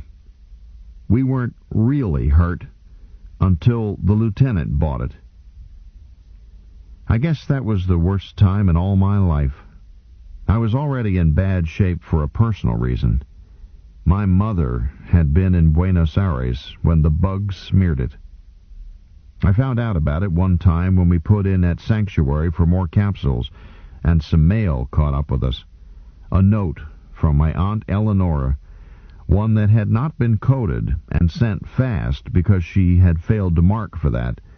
The letter itself came. It was about 3 bitter lines.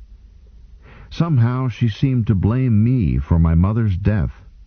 Whether it was my fault because I was in the armed services and should have therefore prevented the raid, or whether she felt that my mother had made a trip to Buenos Aires because I wasn't home where I should have been, was not quite clear.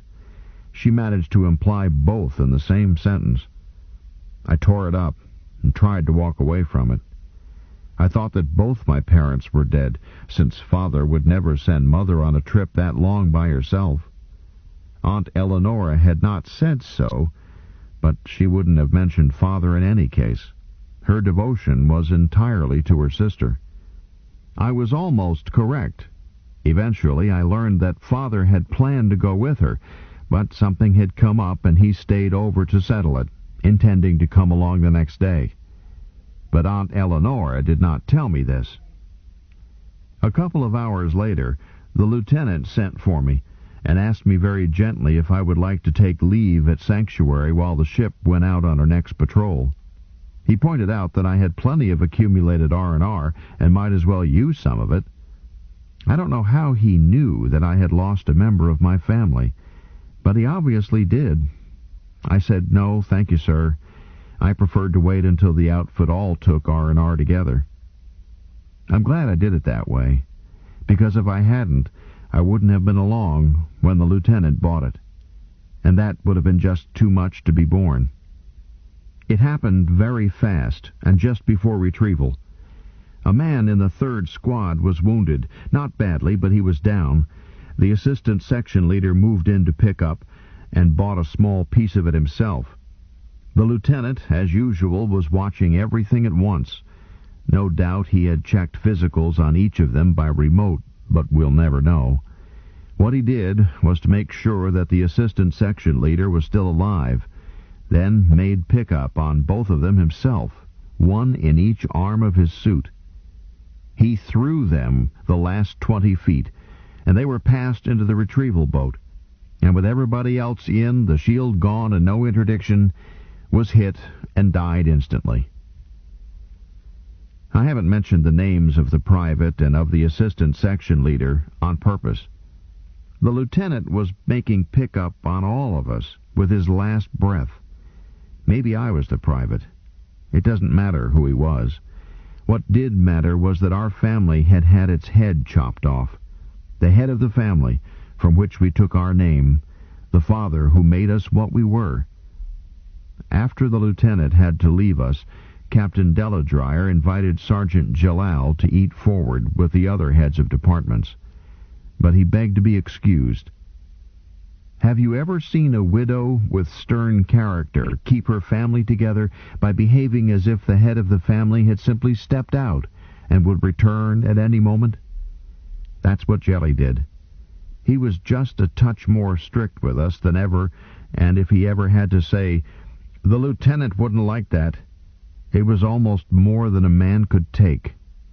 Jelly didn't say it very often. He left our combat team organization almost unchanged. Instead of shifting everybody around, he moved the assistant section leader to the 2nd section over into the nominal platoon sergeant spot, leaving his section leaders where they were needed, with their sections.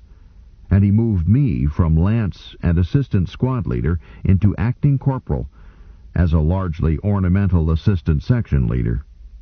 Then he himself behaved as if the lieutenant were merely out of sight, and that he was just passing on the lieutenant's orders as usual. It saved us.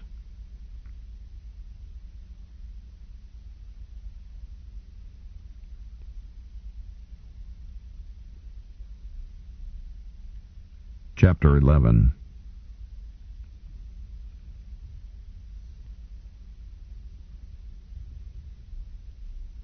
As we came back into the ship after the raid on the Skinnies, the raid in which Dizzy Flores bought it, Sergeant Jalal's first drop as platoon leader, a ship's gunner who was tending the boat lock spoke to me.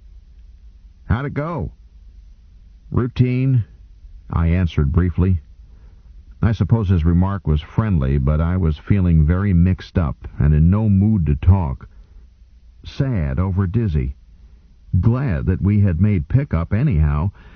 Mad that the pickup had been useless, and all of it tangled up with that washed-out but happy feeling of being back in the ship again, able to muster arms and legs and note that they are all present. Besides, how can you talk about a drop to a man who has never made one? "So?" he answered.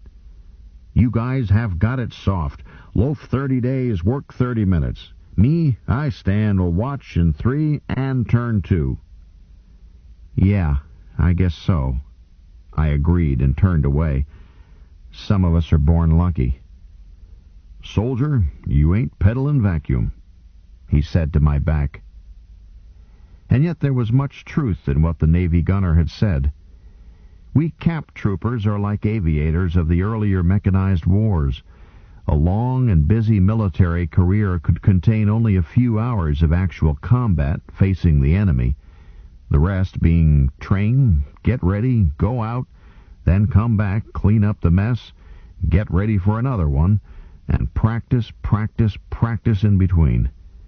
We didn't make another drop for almost 3 weeks, and that on a different planet around another star, a bug colony. Even with Cherenkov Drive, stars are far apart. In the meantime, I got my corporal stripes, nominated by Jelly and confirmed by Captain Deladryer in the absence of a commissioned officer of our own. Theoretically, the rank would not be permanent until approved against vacancy by the Fleet M.I. Repple-Depple, but that meant nothing, as the casualty rate was such that there were always more vacancies in the T.O. than there were warm bodies to fill them. I was a corporal when Jelly said I was a corporal. The rest was red tape. But the gunner was not quite correct about loafing. There were 53 suits of powered armor to check, service, and repair between each drop, not to mention weapons and special equipment. Sometimes Migliaccio would down-check a suit, Jelly would confirm it, and the ship's weapons engineer, Lieutenant Farley, would decide that he couldn't cure it short of base facilities, whereupon a new suit would have to be broken out of stores and brought from cold to hot, an exacting process requiring 26 man-hours, not counting the time of the man to whom it was being fitted. We kept busy. But we had fun, too. There were always several competitions going on, from AC-doocy to honor squad, and we had the best jazz band in several cubic light years. Well, the only one, maybe, with Sergeant Johnson on the trumpet, leading them mellow and sweet for hymns, or tearing the steel right off the bulkheads as the occasion required. After that masterful, or should it be mistressful, retrieval rendezvous without a programmed ballistic, the platoon's metalsmith, PFC Archie Campbell, made a model of the Roger Young for the skipper, and we all signed, and Archie engraved our signatures on a base plate. To Hot Pilot Yvette Deladryer, with thanks from Razek's Roughnecks. And we invited her aft to eat with us, and the roughneck downbeat combo played during dinner, and then the junior private presented it to her. She got tears, and kissed him, and kissed Jelly as well, and he blushed purple. After I got my chevrons, I simply had to get things straight with Ace, because Jelly kept me on as assistant section leader. This is not good. A man ought to fill each spot on his way up. I should have had a turn as squad leader instead of being bumped from lance and assistant squad leader to corporal and assistant section leader. Jelly knew this, of course, but I know perfectly well that he was trying to keep the outfit as much as possible the way it had been when the lieutenant was alive, which meant that he left his squad leaders and section leaders unchanged. But it left me with a ticklish problem. All 3 of the corporals under me as squad leaders were actually senior to me, but if Sergeant Johnson bought it on the next drop, it would not only lose us a mighty fine cook, it would leave me leading the section. There mustn't be any shadow of doubt when you give an order, not in combat. I had to clear up any possible shadow before we dropped again. Ace was the problem. He was not only senior of the 3, he was a career corporal as well, and older than I was. If Ace accepted me, I wouldn't have any trouble with the other 2 squads. I hadn't really had any trouble with him aboard. After we made pickup on Flores together, he had been civil enough. On the other hand, we hadn't had anything to have trouble over. Our shipside jobs didn't put us together, except a daily muster and guard mount, which is all cut and dried. But you could feel it. He was not treating me as somebody he took orders from. So I looked him up during off hours. He was lying in his bunk reading a book, Space Rangers Against the Galaxy. A pretty good yarn, except that I doubt if a military outfit ever had so many adventures and so few goof-offs. The ship had a good library. "Ace, got to see you." He glanced up. "So, I just left the ship. I'm off duty." "I've got to see you now. Put your book down." "What's so aching urgent?" "I've got to finish this chapter." "Oh, come off it, Ace. If you can't wait, I'll tell you how it comes out." "You do and I'll clobber you." He put the book down, sat up, and listened. I said, "Ace, about this matter of the section organization. You're senior to me. You ought to be assistant section leader." "Oh, so it's that again." "Yep.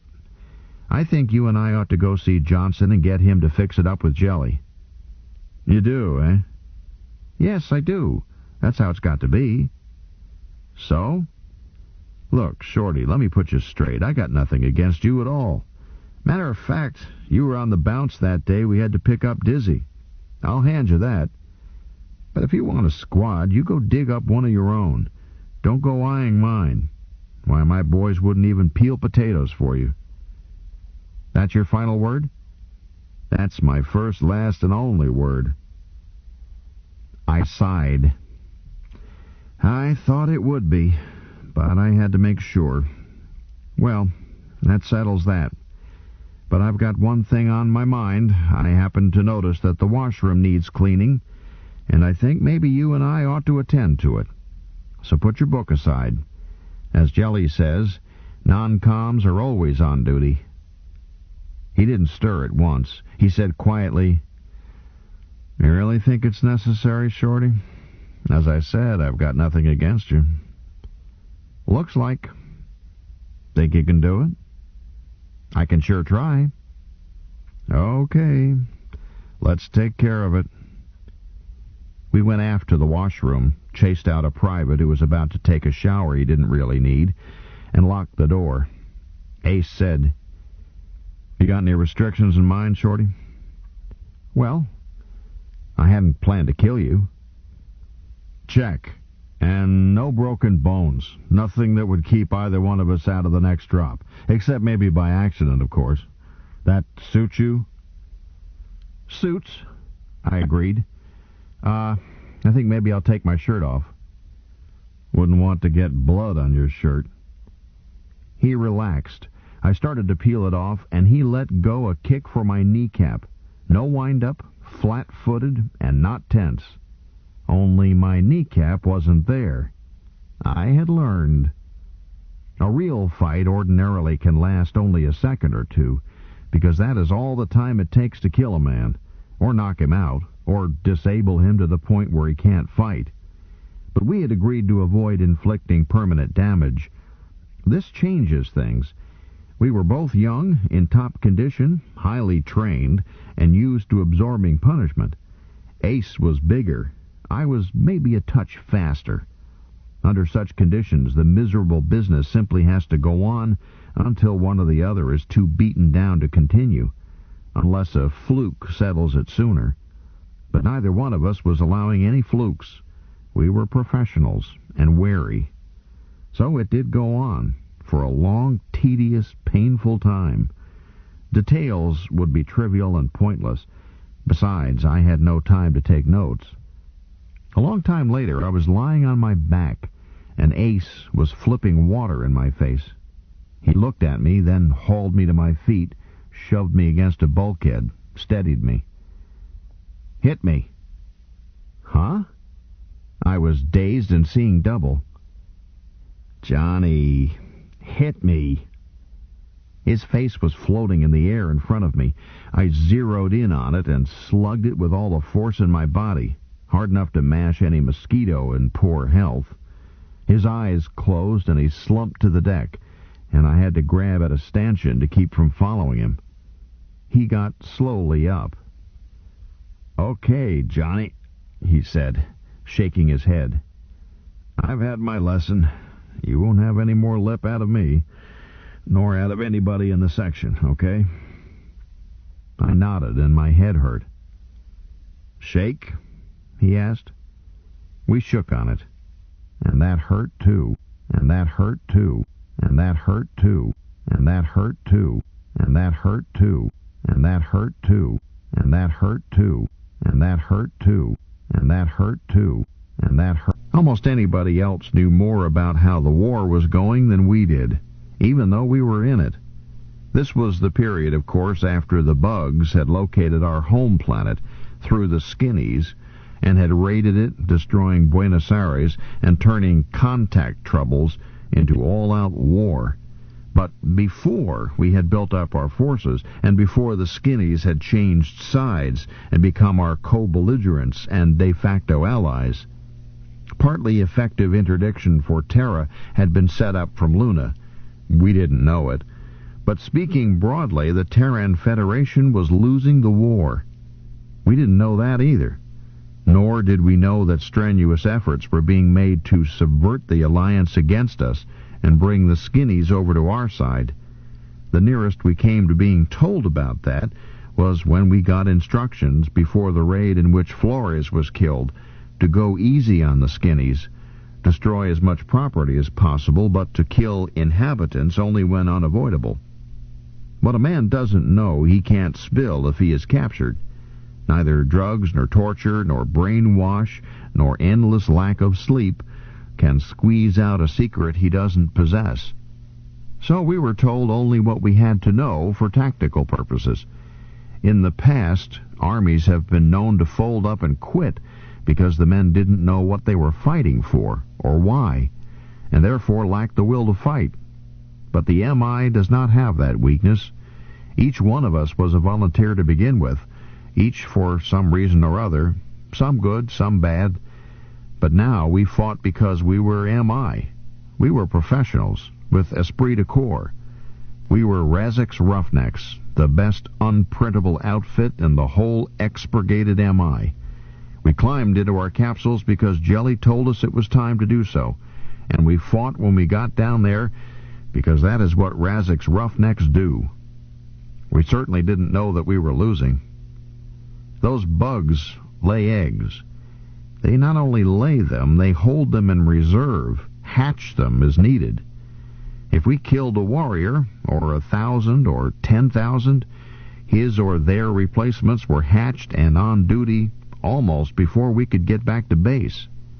You can imagine, if you like, some bug supervisor of population flashing a phone to somewhere down inside and saying, "Joe, warm up 10,000 warriors and have them ready by Wednesday, and tell engineering to activate reserve incubators NO, P, Q, and R. The demand is picking up." I don't say they did exactly that, but those were the results. But don't make the mistake of thinking that they acted purely from instinct, like termites or ants. Their actions were as intelligent as ours. Stupid races don't build spaceships, and were much better coordinated. It takes a minimum of a year to train a private to fight and to mesh his fighting in with his mates. A bug warrior is hatched able to do this. Every time we killed 1,000 bugs at a cost of 1 MI, it was a net victory for the bugs. We were learning, expensively, just how efficient a total communism can be when used by a people actually adapted to it by evolution. The bug commissars didn't care any more about expending soldiers than we cared about expending ammo. Perhaps we could have figured this out about the bugs by noting the grief the Chinese hegemony gave the Russo-Anglo-American alliance. However, the trouble with lessons from history is that we usually read them best after falling flat on our chins. But we were learning. Technical instructions and tactical doctrine orders resulted from every brush with them, spread through the fleet. We learned to tell the workers from the warriors. If you had time, you could tell from the shape of the carapace. But the quick rule of thumb was, if he comes at you, he's a warrior. If he runs, you can turn your back on him. We learned not to waste ammo even on warriors, except in self-protection. Instead, we went after their lairs. Find a hole, drop down it first a gas bomb which explodes gently a few seconds later, releasing an oily liquid which evaporates as a nerve gas tailored to bugs. It is harmless to us, and which is heavier than air and keeps on going down. Then you use a second grenade of HE to seal the hole. We still didn't know whether we were getting deep enough to kill the queens, but we did know that the bugs didn't like these tactics. Our intelligence through the skinnies and on back into the bugs themselves was definite on this point. Besides, we cleaned their colony off Sheol completely this way. Maybe they managed to evacuate the queens and the brains, but at least we were learning to hurt them. But so far as the roughnecks were concerned, these gas bombings were simply another drill, to be done according to orders, by the numbers, and on the bounce. Eventually, we had to go back to Sanctuary for more capsules. Capsules are expendable. Well, so are we. And when they're gone, you must return to base, even if the Cherenkov generators could still take you twice around the galaxy. Shortly before this, a dispatch came through, breveting Jelly to Lieutenant, Vice Razik. Jelly tried to keep it quiet, but Captain Deladryer published it, and then required him to eat forward with the other officers. He still spent all the rest of his time aft. But we had taken several drops by then with him as platoon leader, and the outfit had gotten used to getting along without the lieutenant. It still hurt, but it was routine now. After Jalal was commissioned, the word was slowly passed around among us, and chewed over, that it was time for us to name ourselves for our boss, as with other outfits. Johnson was senior and took the word to Jelly. He picked me to go along with him as moral support. "Yeah," growled Jelly. Sarge, I mean Lieutenant, we've been thinking." "With what?" "Well, the boys have sort of been talking it over, and they think... Well, they say the outfit ought to call itself Jelly's Jaguars." "They do, eh? How many of them favor that name?" "Oh, it's unanimous," Johnson said simply. "So, 52 ayes and 1 no. The noes have it." Nobody ever brought up the subject again. Shortly after that, we orbited at Sanctuary. I was glad to be there, as the ship's internal pseudo-gravity field had been off for most of 2 days before that, while the chief engineer tinkered with it, leaving us in free fall, which I hate. I'll never be a real spaceman. Dirt underfoot felt good. The entire platoon went on 10 days' rest and recreation, and transferred to accommodation barracks at the base. I never have learned the coordinates of Sanctuary, nor the name or catalog number of the star it orbits, because what you don't know you can't spill. The location is ultra-top secret, known only to ship's captains, piloting officers, and such. And, I understand, with each of them under orders and hypnotic compulsion to suicide if necessary to avoid capture. So I don't want to know. With the possibility that Luna Base might be taken and Terra herself occupied, the Federation kept as much of its beef as possible at Sanctuary, so that a disaster back home would not necessarily mean capitulation. But I can tell you what sort of a planet it is. Like Earth, but retarded. Literally retarded. Like a kid who takes 10 years to learn to wave bye-bye and never does manage to master patty cake. It is a planet as near like Earth as two planets can be. Same age, according to the planetologists, and its star is the same age as the Sun and the same type, so say the astrophysicists. It has plenty of flora and fauna, the same atmosphere as Earth near enough, and much the same weather. It even has a good-sized moon and Earth's exceptional tides. With all these advantages, it barely got away from the starting gate. You see, it's short on mutations. It does not enjoy Earth's high level of natural radiation.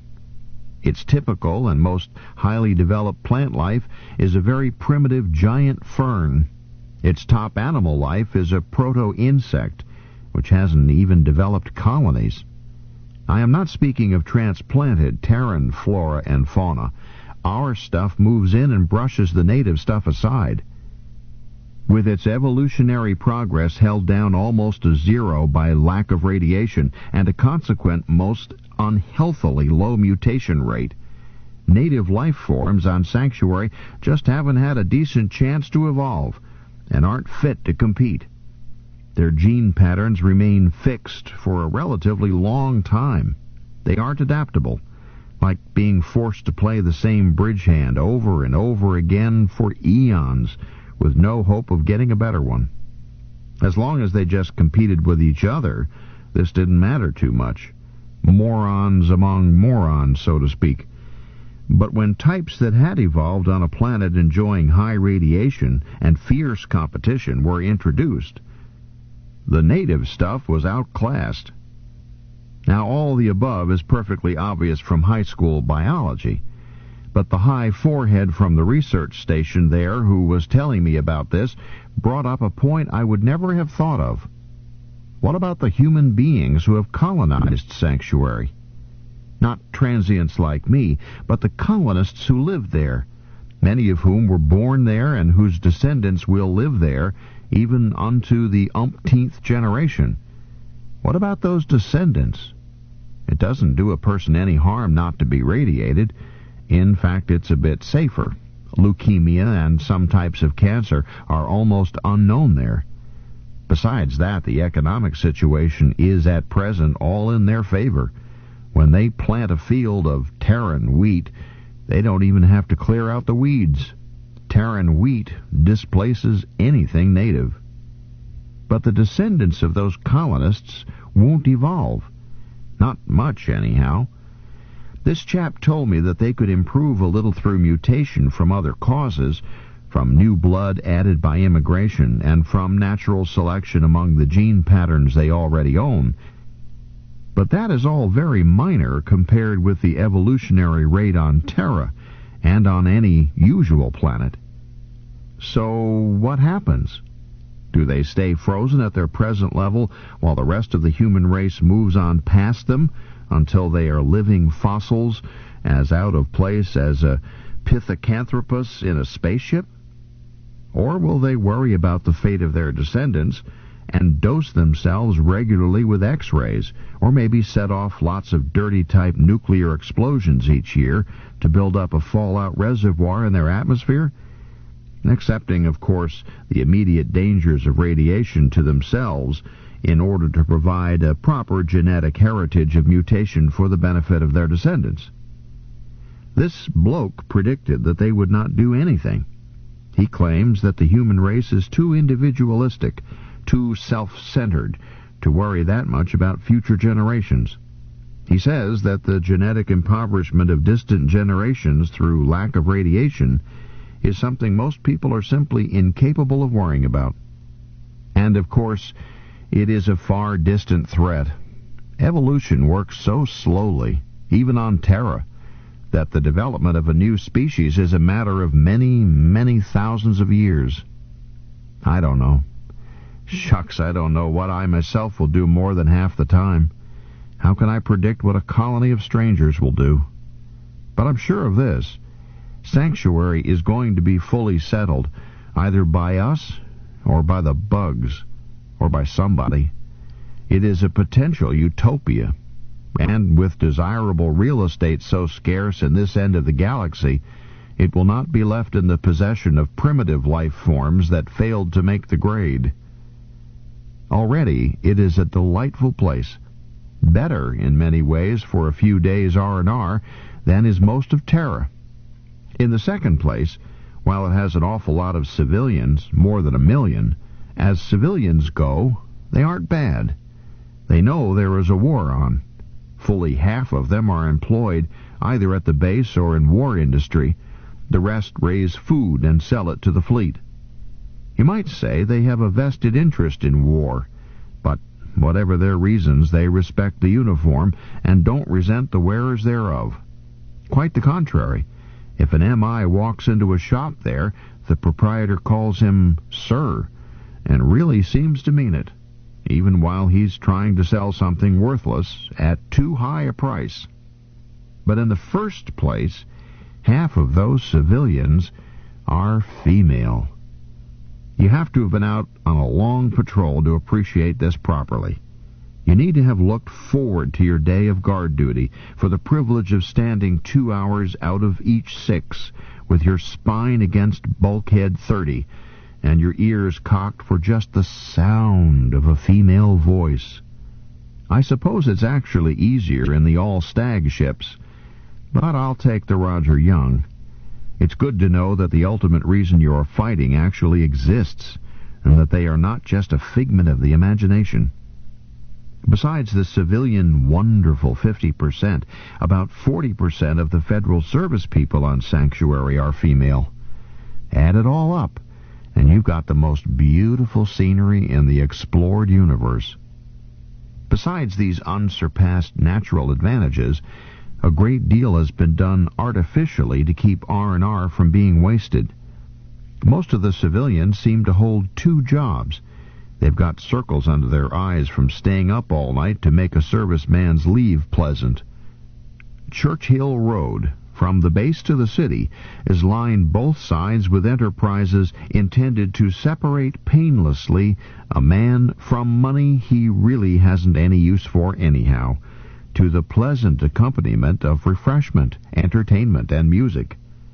If you are able to get past these traps, through having already been bled of all valuta, there are still other places in the city almost as satisfactory. I mean, there are girls there, too, which are provided free by a grateful populace.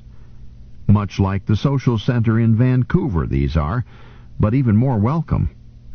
Sanctuary, and especially Espiritu Santo, the city, struck me as such an ideal place that I toyed with the notion of asking for my discharge there when my term was up. After all, I didn't really care whether my descendants, if any, 25,000 years hence, had long green tendrils like everybody else, or just the equipment I had been forced to get by with. That professor type from the research station couldn't frighten me with that no-radiation scare talk. It seemed to me, from what I could see around me, that the human race had reached its ultimate peak anyhow. No doubt a gentleman warthog feels the same way about a lady warthog. But if so, both of us are very sincere. There are other opportunities for recreation there, too. I remember with particular pleasure one evening when a table of roughnecks got into a friendly discussion with a group of Navy men, not from the Roger Young, seated at the next table. The debate was spirited, a bit noisy, and some base police came in and broke it up with stun guns, just as we were warming to our rebuttal. Nothing came of it except that we had to pay for the furniture. The base commandant takes the position that a man on R&R should be allowed a little freedom as long as he doesn't pick one of the 31 crash landings. The accommodation barracks are all right, too. Not fancy, but comfortable, and the chow line works 25 hours a day, with civilians doing all the work. No reveille, no taps. You're actually on leave, and you don't have to go to the barracks at all. I did, however, as it seemed downright preposterous to spend money on hotels when there was a clean, soft sack free, and so many better ways to spend accumulated pay. That extra hour in each day was nice, too, as it meant 9 hours solid and the day still untouched. I caught up sack time clear back to Operation Bughouse. It might as well have been a hotel. Ace and I had a room all to ourselves in visiting non-com quarters. One morning when R&R was regrettably drawing to a close, I was just turning over about local noon when Ace shook my bed. "On the bounce, soldier, the bugs are attacking." I told him what to do with the bugs. "Let's hit dirt," he persisted. No dinero. I had had a date the night before with a chemist, female, of course, and charmingly so, from the research station. She had known Carl on Pluto, and Carl had written to me to look her up if I ever got to Sanctuary. She was a slender redhead with expensive tastes. Apparently Carl had intimated to her that I had more money than was good for me, for she decided that the night before was just the time for her to get acquainted with the local champagne. I didn't let Carl down by admitting that all I had was a trooper's honorarium. I bought it for her while I drank what they said was, but wasn't, fresh pineapple squash. The result was that I had to walk home afterwards. The cabs aren't free. Still, it had been worth it. After all, what is money? I'm speaking of bug money, of course. "No ache," Ace answered. "I can juice you. I got lucky last night. Ran into a Navy file who didn't know percentages." So I got up and shaved and showered, and we hit the chow line for half a dozen shell eggs and sundries, such as potatoes and ham and hot cakes and so forth, and then we hit dirt to get something to eat. The walk up Churchill Road was hot, and Ace decided to stop in a cantina. I went along to see if their pineapple squash was real.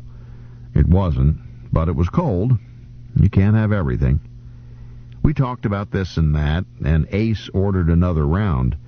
I tried their strawberry squash. Same deal. Ace stared into his glass, then said, "Ever thought about greasing for officer?" I said, "Huh? Are you crazy?" "Nope. Look, Johnny, this war may run on quite a piece. No matter what propaganda they put out for the folks at home, you and I know that the bugs aren't ready to quit. So why don't you plan ahead? As the man says, if you've got to play in the band, it's better to wave the stick than to carry the big drum." I was startled by the turn the talk had taken, especially from Ace. "How about you? Are you planning to buck for a commission?" "Me?" he answered. "Check your circuits, son. You're getting wrong answers. I've got no education, and I'm 10 years older than you are.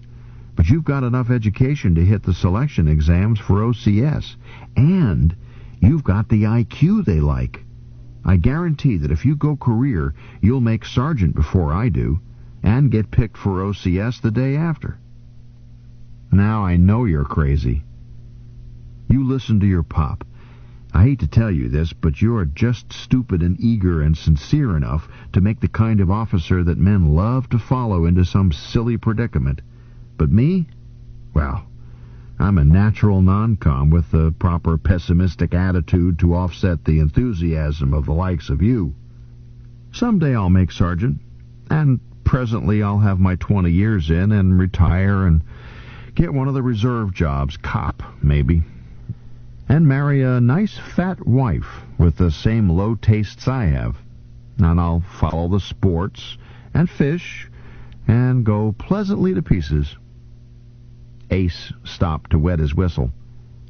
"But you," he went on, "you'll stay in and probably make high rank and die gloriously, and I'll read about it and say proudly, 'I knew him when, why, I used to lend him money. We were corporals together.' Well, I've never thought about it," I said slowly. "I just meant to serve my term." He grinned sourly. "Do you see any term enrollees being paid off today? You expect to make it on 2 years?" He had a point. As long as the war continued, a term didn't end, at least not for cap troopers. It was mostly a difference in attitude, at least for the present. Those of us on term could at least feel like short-timers. We could talk about when this flea-bitten war is over. A career man didn't say that. He wasn't going anywhere, short of retirement or buying it. On the other hand, neither were we. But if you went career and then didn't finish 20, well, they could be pretty sticky about your franchise, even though they wouldn't keep a man who didn't want to stay. Maybe not a 2-year term, I admitted.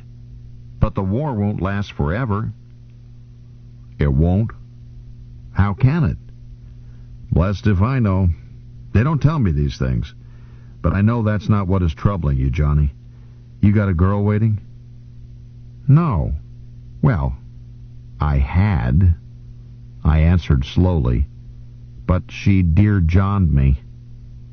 As a lie, this was no more than a mild decoration, which I tucked in because Ace seemed to expect it. Carmen wasn't my girl, and she never waited for anybody, but she did address letters with Dear Johnny on the infrequent occasions when she wrote to me. Ace nodded wisely. They'll do it every time. They'd rather marry civilians than have somebody around to chew out when they feel like it. Never you mind, son. You'll find plenty of them more than willing to marry when you're retired, and you'll be better able to handle one at that age. Marriage is a young man's disaster and an old man's comfort. He looked at my glass. It nauseates me to see you drinking that slop. I feel the same way about the stuff you drink, I told him. He shrugged. As I say, it takes all kinds. You think it over. I will.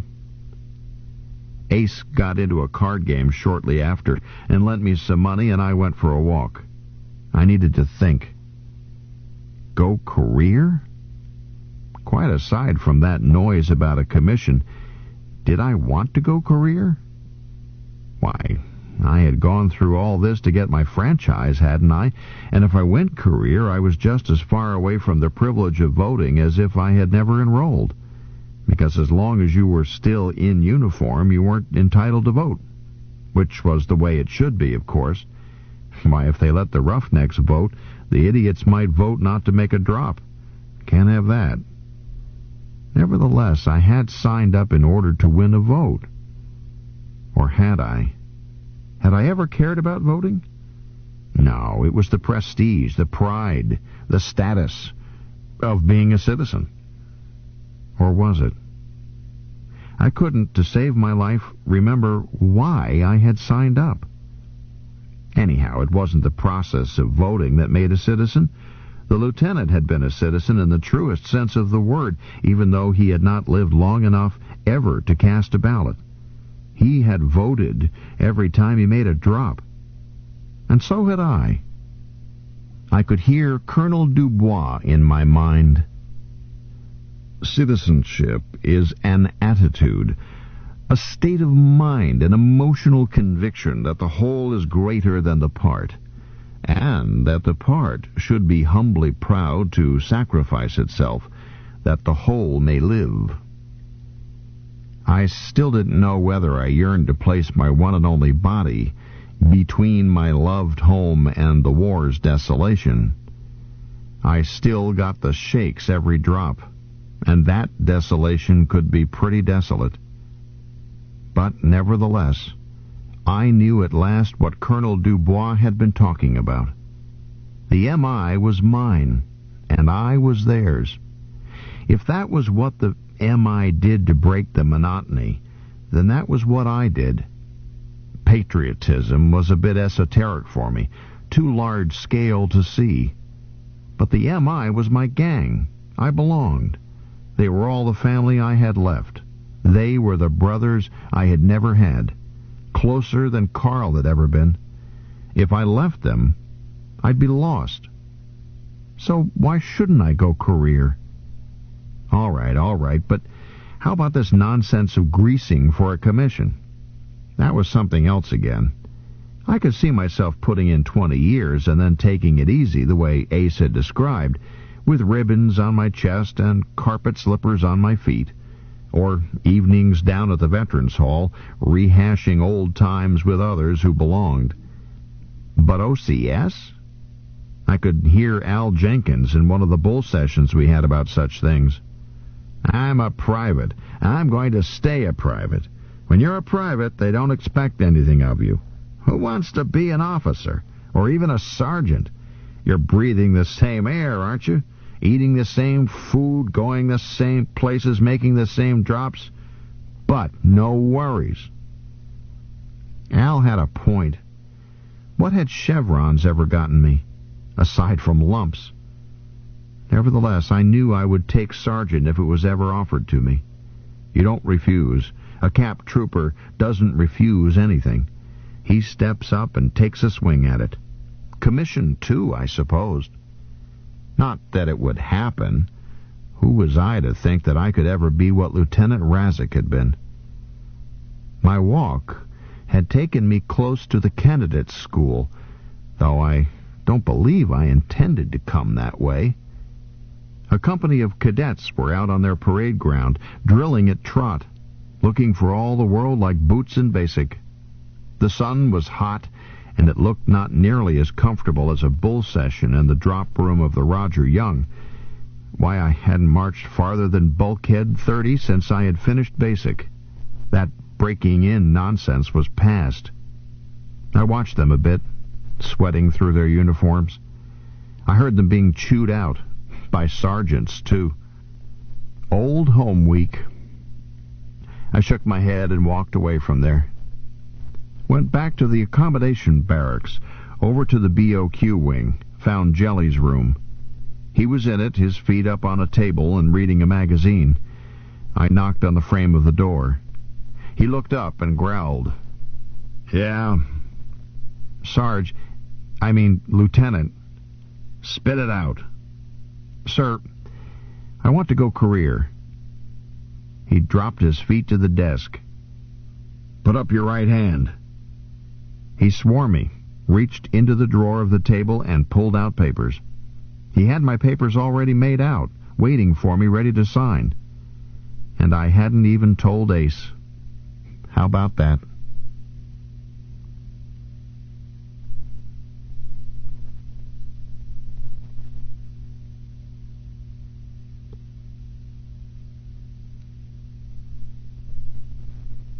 Chapter 12.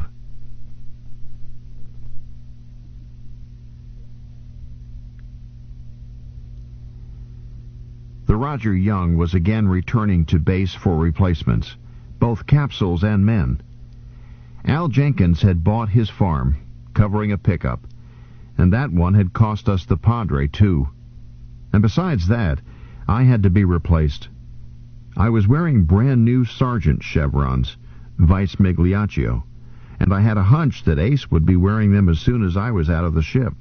They were mostly honorary, I knew. The promotion was Jelly's way of giving me a good send-off, as I was detached for OCS. But it didn't keep me from being proud of them. At the Fleet Landing Field, I went through the exit gate with my nose in the air and strode up to the quarantine desk to have my orders stamped. As this was being done, I heard a polite, respectful voice behind me. "Excuse me, Sergeant, but that boat that just came down, is it from the Raja?"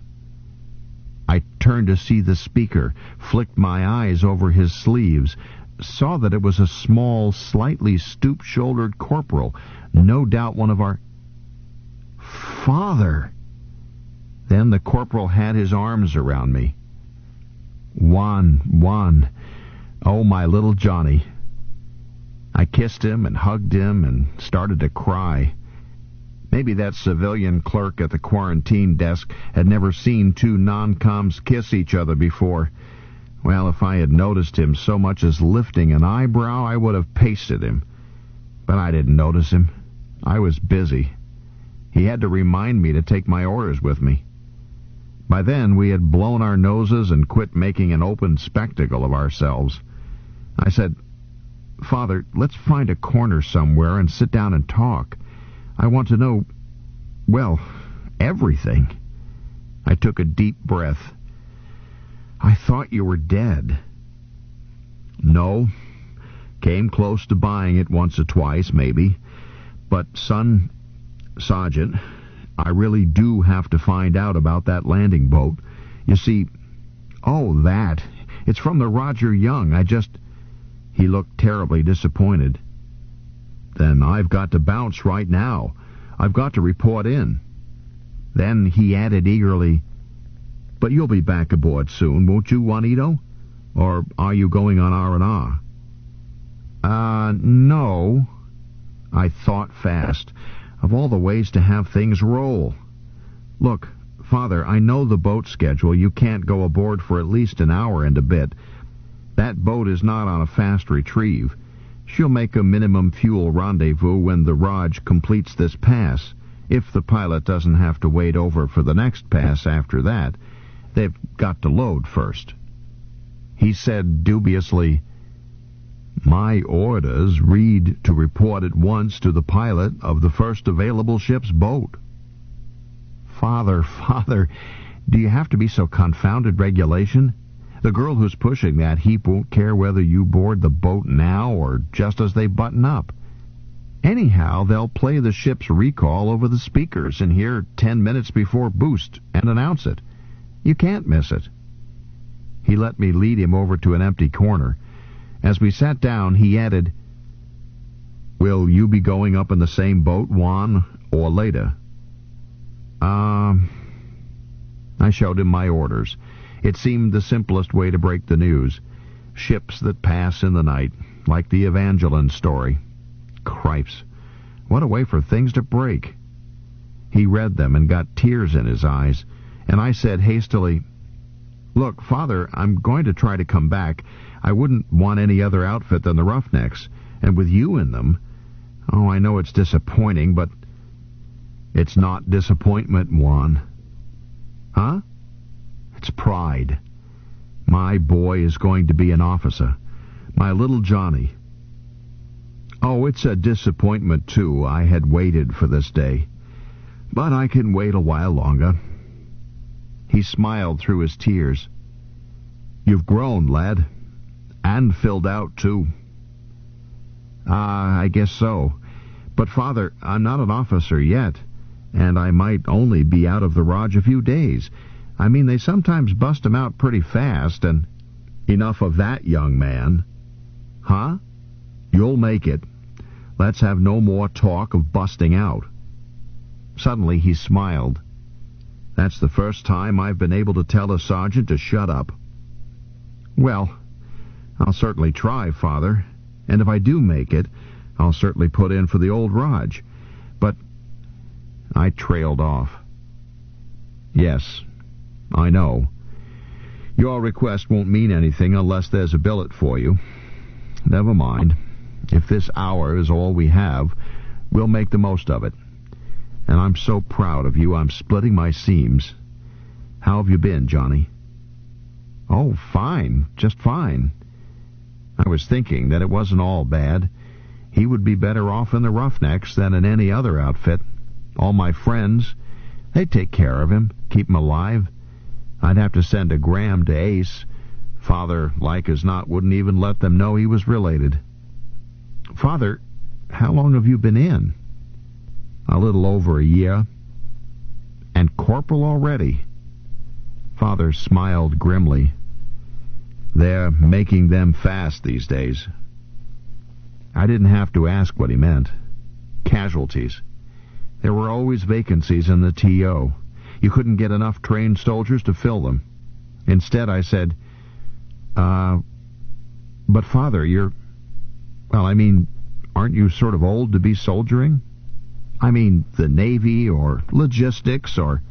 I wanted the MI and I got it, he said emphatically. And I'm no older than many sergeants. Not as old, in fact. Son, the mere fact that I am 22 years older than you are doesn't put me in a wheelchair. And age has its advantages, too. Well, there was something in that. I recalled how Sergeant Zim had always tried the older men first when he was dealing out boot chevrons, and Father would never have goofed in basic the way I had. No lashes for him. He was probably spotted as non-com material before he ever finished basic. The Army needs a lot of really grown-up men in the middle grades. It's a paternalistic organization. I didn't have to ask him why he had wanted MI, nor why or how he had wound up in my ship. I just felt warm about it, more flattered by it than any praise he had ever given me in words. And I didn't want to ask him why he had joined up. I felt that I knew. Mother. Neither of us had mentioned her. Too painful. So I changed the subject abruptly. Bring me up to date. Tell me where you've been and what you've done. Well, I trained at Camp San Martin. Huh? Not Curry? New one. But the same old lumps, I understand. Only they rush you through 2 months faster. You don't get Sundays off. Then I requested the Roger Young, and didn't get it, and wound up in McSlattery's Volunteers. A good outfit. Yes, I know. They had had a reputation for being rough, tough, and nasty, almost as good as the Roughnecks. I should say that it was a good outfit. I made several drops with them, and some of the boys bought it, and after a while I got these. He glanced at his chevrons. I was a corporal when we dropped on Sheol. You were there? So was I. With a sudden warm flood of emotion, I felt closer to my father than I ever had before in my life. I know. At least I knew your outfit was there.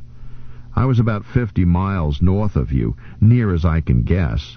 We soaked up that counterattack when they came boiling up out of the ground like bats out of a cave. Father shrugged. So, when it was over, I was a corporal without an outfit. Not enough of us left to make a healthy cadre. So they sent me here. I could have gone with King's Kodiak Bears, but I had a word with the placement sergeant, and sure as sunrise, the Roger Young came back with a billet for a corporal. So here I am. And when did you join up? I realized that it was the wrong remark as soon as I had made it, but I had to get the subject away from McSlattery's Volunteers. An orphan from a dead outfit wants to forget it. Father said quietly, shortly after Buenos Aires. Oh, I see. Father didn't say anything for several moments. Then he said softly, I'm not sure that you do see, son. Sir? It will not be easy to explain. Certainly losing your mother had a great deal to do with it. But I didn't enroll to avenge her, even though I had that in mind, too. You had more to do with it. Me? Yes, you. Son, I always understood what you were doing better than your mother did. Don't blame her. She never had a chance to know, any more than a bird can understand swimming. And perhaps I knew why you did it, even though I beg to doubt that you knew yourself at the time. At least half of my anger at you was sheer resentment that you had actually done something that I knew, buried deep in my heart, I should have done. But you weren't the cause of my joining up either. You merely helped trigger it, and you did control the service I chose. He paused. He paused. He paused. He paused. He paused. He paused. He paused. He paused. He paused. I wasn't in good shape at the time you enrolled. I was seeing my hypnotherapist pretty regularly. You never suspected that, did you? But we had gotten no farther than a clear recognition that I was enormously dissatisfied. After you left, I took it out on you. But it was not you, and I knew it, and my therapist knew it. I suppose I knew that there was real trouble brewing earlier than most. We were invited to bid on military components fully a month before the state of emergency was announced. We had converted almost entirely to war production, while you were still in training. I felt better during that period, worked to death, and too busy to see my therapist. Then I became more troubled than ever. He smiled. Son, do you know about civilians? Well, we don't talk the same language, I know that. Clearly enough put. Do you remember Madame Rootman? She was on a few days' leave after I finished basic and I went home. I saw some of our friends, said goodbye, she among them. She chatted away and said, So, you're really going out? Well, if you reach Faraway, you really must look up dear friends, the Brigatos.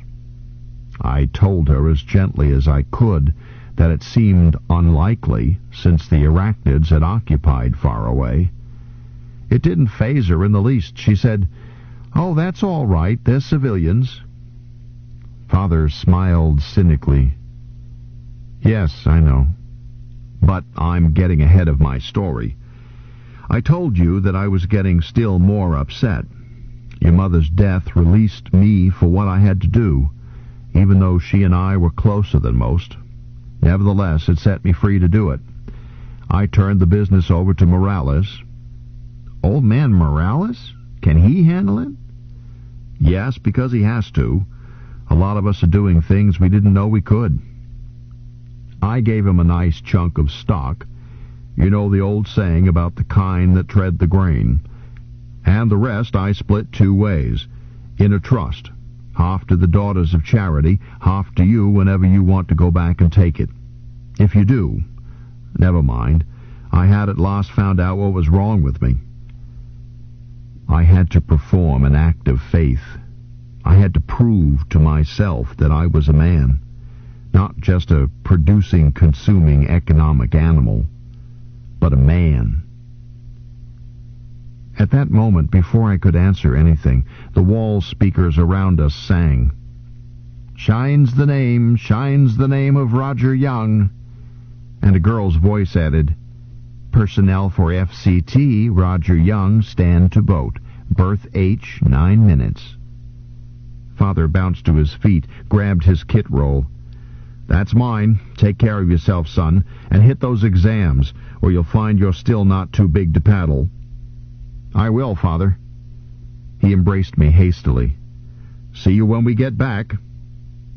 And he was gone. On the bounce. In the Commandant's outer office, I reported to a fleet sergeant who looked remarkably like Sergeant Ho, even to lacking an arm. However, he lacked Sergeant Ho's smile as well. I said, Career Sergeant Juan Rico to report to the Commandant pursuant to orders. He glanced at the clock. Your boat was down 73 minutes ago. Well?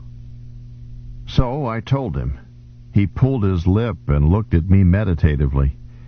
I've heard every excuse in the book, but you've just added a new page. Your father, your own father, really was reporting to your old ship just as you were detached? The bare truth, Sergeant. You can check it, Corporal Emilio Rico. We don't check the statements of the young gentlemen around here. We simply cashier them if it ever turns out that they have not told the truth. Okay, a boy who wouldn't be late in order to see his old man off wouldn't be worth much in any case. Forget it. Thanks, Sergeant. Do I report to the Commandant now? You've reported to him. He made a check mark on a list. Maybe a month from now he'll send for you along with a couple of dozen others. Here's your room assignment. Here's a check-off list you start with, and you can start by cutting off those chevrons, but save them. You may need them later. But as of this moment, you are Mr., not Sergeant. Yes, sir. Don't call me sir. I call you sir. But you won't like it.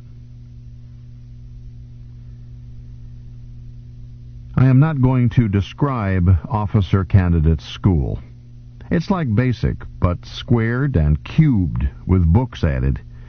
In the mornings we behaved like privates, doing the same old things we had done in basic, and in combat, and being chewed out for the way we did them. by sergeants. In the afternoons we were cadets and gentlemen, and recited on and were lectured concerning an endless list of subjects: math, science, galactography, xenology, hypnopedia, logistics, strategy and tactics, communications, military law, terrain reading, special weapons, psychology of leadership, anything, from the care and feeding of privates to why Xerxes lost the big one. Most especially how to be a one-man catastrophe yourself while keeping track of 50 other men, nursing them, loving them, leading them, saving them, but never babying them. We had beds, which we used all too little. We had rooms and showers and inside plumbing, and each 4 candidates had a civilian servant to make our beds and clean our rooms and shine our shoes and lay out our uniforms and run errands. This service was not intended as a luxury, and was not. Its purpose was to give the student more time to accomplish the plainly impossible by relieving him of things any graduate of basic can already do perfectly. 6 days shalt thou work, and do all thou art able, the 7th the same, and pound on the cable. Or the Army version ends, and clean out the stable, which shows you how many centuries this sort of thing has been going on. I wish I could catch just one of those civilians who think we loaf and put them through 1 month of OCS. In the evenings at all-day Sundays, we studied until our eyes burned and our ears ached, then slept, if we slept, with a hypnopedic speaker droning away under the pillow. Our marching songs were appropriately downbeat. No army for mine, no army for mine, I'd rather be behind the plow any old time. And don't want to study war no more, and don't make my boy a soldier, the weeping mother cried. And favorite of all, the old classic, Gentlemen Rankers, with its chorus about the little lost sheep. God have pity on such as we, ba, ya, ba. Yet somehow I don't remember being unhappy. Too busy, I guess. There was never that psychological hump to get over, the one everybody hits in basic. There was simply the ever-present fear of flunking out. My poor preparation in math bothered me especially. My roommate, a colonial from Hesperus with the oddly appropriate name of Angel, sat up night after night tutoring me. Most of the instructors, especially the officers, were disabled. The only ones I can remember who had a full complement of arms, legs, eyesight, hearing, etc., were some of the non-commissioned combat instructors, and not all of those. Our coach in dirty fighting sat in a powered chair, wearing a plastic collar, and was completely paralyzed from the neck down. But his tongue wasn't paralyzed. His eye was photographic, and the savage way in which he could analyze and criticize what he had seen made up for his minor impediment. At first I wondered why those obvious candidates for physical retirement and full-pay pension didn't take it and go home. Then I quit wondering. I guess the high point in my whole cadet course was a visit from Ensign Ibanez, she of the dark eyes, junior watch officer and pilot under instruction of the corvette transport Mannerheim. Carmencita showed up looking incredibly pert in navy dress whites and about the size of a paperweight, while my class was lined up for evening meal muster. Walked down the line and you could hear eyeballs click as she passed. Walked straight up to the duty officer and asked for me by name in a clear, penetrating voice. The duty officer, Captain Chandar, was widely believed never to have smiled at his own mother, but he smiled down at little Carmen, straining his face out of shape, and admitted my existence, whereupon she waved her long black lashes at him, explained that her ship was about to boost, and could she please take me out to dinner? and I found myself in possession of a highly irregular and totally unprecedented 3-hour pass. It may be that the Navy has developed hypnosis techniques that they have not yet gotten around to passing on to the Army, or her secret weapon may be older than that, and not usable by MI. In any case, I not only had a wonderful time, but my prestige with my classmates, none too high until then, climbed to amazing heights. It was a glorious evening, and well worth flunking 2 classes the next day. It was somewhat dimmed by the fact that we had each heard about Carl, killed when the bugs smashed our research station on Pluto, but only somewhat, as we had each learned to live with such things. One thing did startle me. Carmen relaxed and took off her hat while we were eating, and her blue-black hair was all gone. I knew that a lot of the Navy girls shaved their heads. After all, it's not practical to take care of long hair in a warship, and most especially, a pilot can't risk having her hair floating around getting in the way in any free-fall maneuvers. Shucks, I shaved my own scalp just for convenience and cleanliness. But my mental picture of little Carmen included this mane of thick, wavy hair. But do you know, once you get used to it, it's rather cute. I mean, if a girl looks all right to start with, she still looks all right with her head smooth. And it does serve to set a Navy girl apart from civilian chicks, sort of a lodge pin, like the gold skulls for combat drops. It made Carmen look distinguished, gave her dignity, and for the first time I fully realized that she really was an officer and a fighting man, as well as a very pretty girl. I got back to barracks with stars in my eyes, and whiffing slightly of perfume. Carmen had kissed me goodbye. The only OCS classroom course, the content of which I'm even going to mention, was History and Moral Philosophy. I was surprised to find it in the curriculum. H and MP has nothing to do with combat and how we lead a platoon. Its connection with war, where it is connected, is in why to fight, a matter already settled for any candidate long before he reaches OCS. An MI fights because he is MI. I decided that the course must be a repeat for the benefit of those of us, maybe a third, who had never had it in school. Over 20% of my cadet class were not from Terra. A much higher percentage of colonials sign up to serve than do people born on Earth. Sometimes it makes you wonder. And of the 3/4 or so from Terra, some were from associated territories and other places where H and MP might not be taught. So I figured it for a cinch course, which would give me a little rest from tough courses, the ones with decimal points. Wrong again. Unlike my high school course, you had to pass it, not by examination, however. The course included examinations and prepared papers and quizzes and such, but no marks. What you had to have was the instructor's opinion that you were worthy of commission. If he gave you a down check, a board sat on you, questioning not merely whether you could be an officer, but whether you belonged in the Army at any rank, no matter how fast you might be with weapons, deciding whether to give you extra instruction or just kick you out and let you be a civilian. History and moral philosophy works like a delayed action bomb.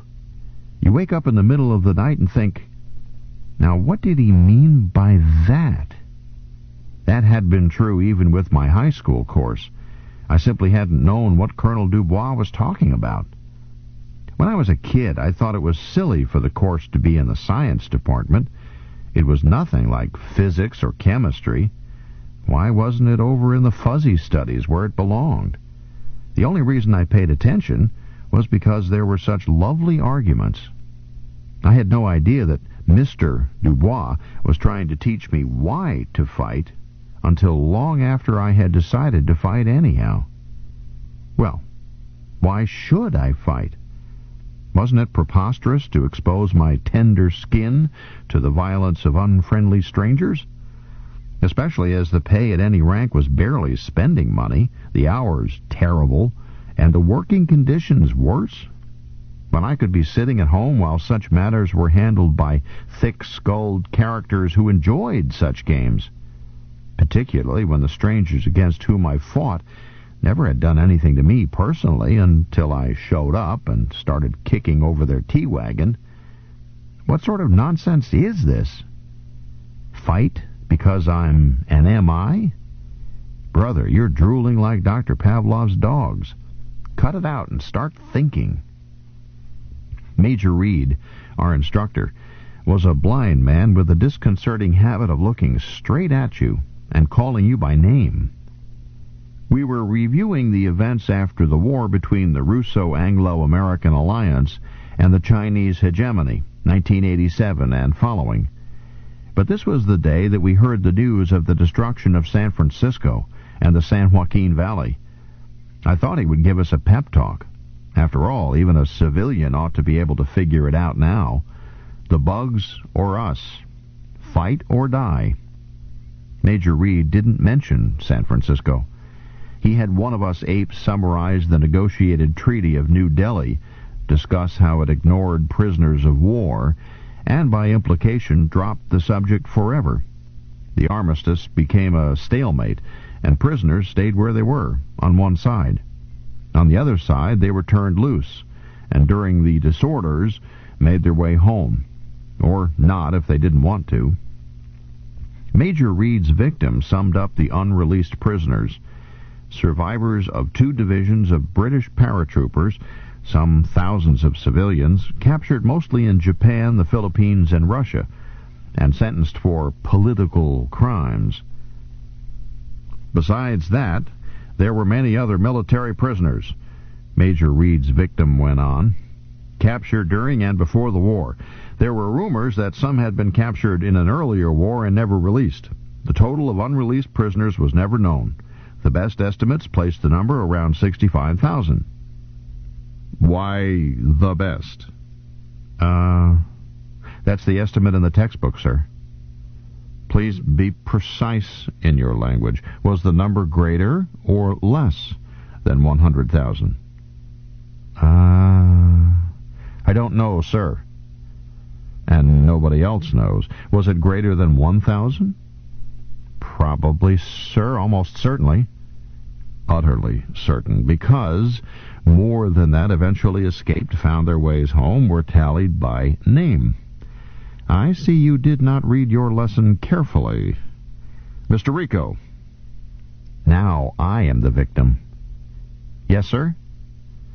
Are 1,000 unreleased prisoners sufficient reason to start or resume a war? Bear in mind that millions of innocent people may die, almost certainly will die, if war is started or resumed. I didn't hesitate. Yes, sir. More than enough reason. More than enough. Very well. Is 1 prisoner unreleased by the enemy enough reason to start or resume a war? I hesitated. I knew the M.I. answer, but I didn't think that was the one he wanted. He said sharply, Come, mister, we have an upper limit of 1,000. I invited you to consider a lower limit of 1. But you can't pay a promissory note which reads somewhere between 1 and 1,000 pounds. And starting a war is much more serious than paying a trifle of money. Wouldn't it be criminal to endanger a country, 2 countries, in fact, to save 1 man, especially as he may not deserve it, or may die in the meantime? Thousands of people get killed every day in accidents, so why hesitate over 1 man? Answer. Answer yes or answer no. You're holding up the class. He got my goat. I gave him the cap trooper's answer. Yes, sir. Yes, what? It doesn't matter whether it's 1,000 or just 1, sir. You fight. Aha! The number of prisoners is irrelevant. Good. Now, prove your answer. I was stuck. I knew it was the right answer, but I didn't know why. He kept hounding me. Speak up, Mr. Rico. This is an exact science. You have made a mathematical statement. You must give proof. Someone may claim that you have asserted by analogy that one potato is worth the same price, no more, no less, as 1,000 potatoes. No? No, sir. Why not? Prove it. Men are not potatoes. Good, Mr. Rico. I think we have strained your tired brain enough for one day. Bring to class tomorrow a written proof in symbolic logic of your answer to my original question. I'll give you a hint. See reference 7 in today's chapter. Mr. Solomon, how did the present political organization evolve out of the disorders, and what is its moral justification? Sally stumbled through the first part. However, nobody can describe accurately how the Federation came about. It just grew. With national governments in collapse at the end of the 20th century, something had to fill the vacuum, and in many cases it was returned veterans. They had lost a war. Most of them had no jobs. Many were sore as could be over the terms of the Treaty of New Delhi, especially the POW foul-up, and they knew how to fight. But it wasn't revolution. It was more like what happened in Russia in 1917. The system collapsed. Somebody else moved in. The first known case in Aberdeen, Scotland, was typical. Some veterans got together as vigilantes to stop rioting and looting, hanged a few people, including 2 veterans, and decided not to let anyone but veterans on their committee. Just arbitrary at first. They trusted each other a bit. They didn't trust anyone else. What started as an emergency measure became constitutional practice in a generation or 2. Probably those Scottish veterans, since they were finding it necessary to hang some veterans, decided that if they had to do this, they weren't going to let any bleedin', profiteering, black market, double time for overtime, army-dodging, unprintable civilians have any say about it. They'd do what they were told, see? While us apes straighten things out. That's my guess, because I might feel the same way. And historians agree that antagonism between civilians and returned soldiers was more intense than we can imagine today. Sally didn't tell it by the book. Finally, Major Reed cut him off. Bring a summary to class tomorrow, 3,000 words. Mr. Solomon, can you give me a reason, not historical nor theoretical, but practical, why the franchise is today limited to discharged veterans? Because they are picked men, sir. Smarter. Preposterous. Sir? Is the word too long for you? I said it was a silly notion. Servicemen are not brighter than civilians. In many cases, civilians are much more intelligent. That was the sliver of justification underlying the attempted coup d'etat just before the Treaty of New Delhi, the so-called revolt of the scientists. Let the intelligent elite run things, and you'll have utopia. It fell flat on its foolish face, of course, because the pursuit of science, despite its social benefits, is itself not a social virtue. Its practitioners can be men so self-centered as to be lacking in social responsibility. I've given you a hint, mister. Can you pick it up? Sally answered, Servicemen are disciplined, sir. Major Reed was gentle with him. Sorry. An appealing theory not backed up by facts. You and I are not permitted to vote as long as we remain in the service, nor is it verifiable that military discipline makes a man self-disciplined once he is out. The crime rate of veterans is much like that of civilians. And you have forgotten that in peacetime, most veterans come from non-combatant auxiliary services and have not been subjected to the full rigors of military discipline. They have merely been harried, overworked, and endangered, yet their votes count. Major Reed smiled. Mr. Solomon, I handed you a trick question. The practical reason for continuing our system is the same as the practical reason for continuing anything. It works satisfactorily. Nevertheless, it is instructive to observe the details. Throughout history, men have labored to place the sovereign franchise in hands that would guard it well and use it wisely, for the benefit of all. An early attempt was absolute monarchy, passionately defended as the divine right of kings. Sometimes attempts were made to select a wise monarch, rather than leave it up to God, as when the Swedes picked a Frenchman, General Bernadotte, to rule them.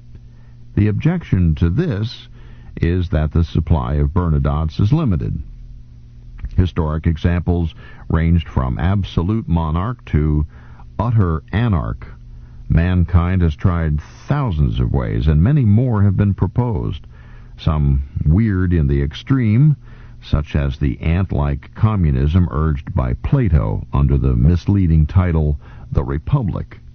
But the intent has always been moralistic, to provide stable and benevolent government.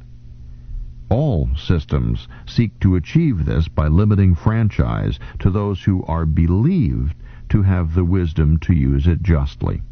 I repeat, all systems, even the so-called unlimited democracies, excluded from franchise not less than 1/4 of their populations, by age, birth, poll tax, criminal record, or other. Major Reed smiled cynically. I have never been able to see how a 30-year-old moron can vote more wisely than a 15-year-old genius. But that was the age of the divine right of the common man. Never mind. They paid for their folly. The sovereign franchise has been bestowed by all sorts of rules. Place of birth, family of birth, race, sex, property, education, age, religion, etc. All these systems worked, and none of them well. All were regarded as tyrannical by many. All eventually collapsed or were overthrown. Now, here we are with still another system, and our system works quite well. Many complain, but none rebel. Personal freedom for all is greatest in history. Laws are few, taxes are low, living standards are as high as productivity permits. Crime is at its lowest ebb. Why? Not because our voters are smarter than other people. We've disposed of that argument. Mr. Tammany, can you tell us why our system works better than any used by our ancestors? I don't know where Clyde Tammany got his name. I'd take him for a Hindu. He answered, I'd venture to guess that it's because the electors are a small group who know that the decisions are up to them. So they study the issues. No guessing, please. This is exact science. And your guess is wrong. The ruling nobles of many another system were a small group fully aware of their grave power. Furthermore, our franchised citizens are not everywhere a small fraction. You know, or should know, that the percentage of citizens among adults ranges from over 80% on Iskander to less than 3% in some Terran nations. Yet government is much the same everywhere. Nor are the voters picked men. They bring no special wisdom, talent, or training to their sovereign tasks. So, what difference is there between our voters and wielders of franchise in the past? We have had enough guesses. I'll state the obvious. Under our system, every voter and office holder is a man who has demonstrated through voluntary and difficult service that he places the welfare of the group ahead of personal advantage. And that is the one practical difference. He may fail in wisdom, he may lapse in civic virtue, but his average performance is enormously better than that of any other class of rulers in history. Major Reed paused to touch the face of an old-fashioned watch, reading its hands. The period is almost over, and we have yet to determine the moral reason for our success in governing ourselves. Now, continued success is never a matter of chance. Bear in mind that this is science, not wishful thinking. The universe is what it is, not what we want it to be. To vote is to wield authority.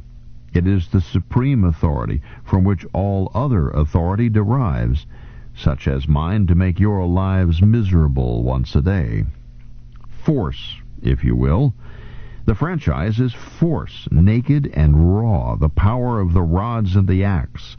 Whether it is exerted by 10 men or 10 billion, political authority is force. But this universe consists of paired dualities. What is the converse of authority, Mr. Rico? He had picked one I could answer. Responsibility, sir. Applause, both for practical reasons and for mathematically verifiable moral reasons. Authority and responsibility must be equal, else a balancing takes place as surely as current flows between points of unequal potential. To permit irresponsible authority is to sow disaster. To hold a man responsible for anything he does not control is to behave with blind idiocy. The unlimited democracies were unstable because their citizens were not responsible for the fashion in which they exerted their sovereign authority, other than through the tragic logic of history. The unique poll tax that we must pay was unheard of. No attempt was made to determine whether a voter was socially responsible to the extent of his literally unlimited authority. If he voted the impossible, the disastrous possible happened instead, and responsibility was then forced on him willy-nilly, and destroyed both him and his foundationless temple. Superficially, our system is only slightly different. We have democracy unlimited by race, color, creed, birth, wealth, sex, or conviction, and anyone may win sovereign power by a usually short and not too arduous term of service. Nothing more than a light workout to our caveman ancestors. But that slight difference is one between a system that works, since it is constructed to match the facts, and one that is inherently unstable. Since sovereign franchise is the ultimate in human authority, we ensure that all who wield it accept the ultimate in social responsibility. We require each person who wishes to exert control over the state to wager his own life, and lose it if need be, to save the life of the state. The maximum responsibility a human can accept is thus equated to the ultimate authority a human can exert. Yin and yang, perfect and equal. The Major added, "Can anyone define why there has never been a revolution against our system? Despite the fact that every government in history has had such? Despite the notorious fact that complaints are loud and unceasing?" One of the older cadets took a crack at it. "Sir, revolution is impossible."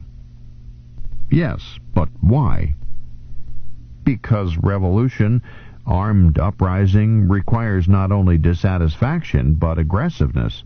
A revolutionist has to be willing to fight and die, or he's just a parlor pink. If you separate out the aggressive ones and make them the sheepdogs, the sheep will never give you trouble." Nicely put. Analogy is always suspect, but that one is close to the facts. Bring me a mathematical proof tomorrow. Time for one more question. You ask it, and I'll answer. Anyone? Sir, why not go the limit. Require everyone to serve and let everybody vote. Young man, can you restore my eyesight? Sir? Why, no, sir. You would find it much easier than to instill moral virtue, social responsibility, into a person who doesn't have it, doesn't want it, and resents having the burden thrust on him. That is why we make it so hard to enroll, so easy to resign. Social responsibility above the level of family, or at most of tribe, requires imagination, devotion, loyalty, all the higher virtues, which a man must develop himself. If he has them forced down him, he will vomit them out. Conscript armies have been tried in the past. Look up in the library the psychiatric report on brainwashed prisoners in the so-called Korean War, circa 1950. The Mayer report. Bring an analysis to class. He touched his watch. Dismissed. Major Reed gave us a busy time. But it was interesting. I caught one of those master's thesis assignments he chucked around so casually.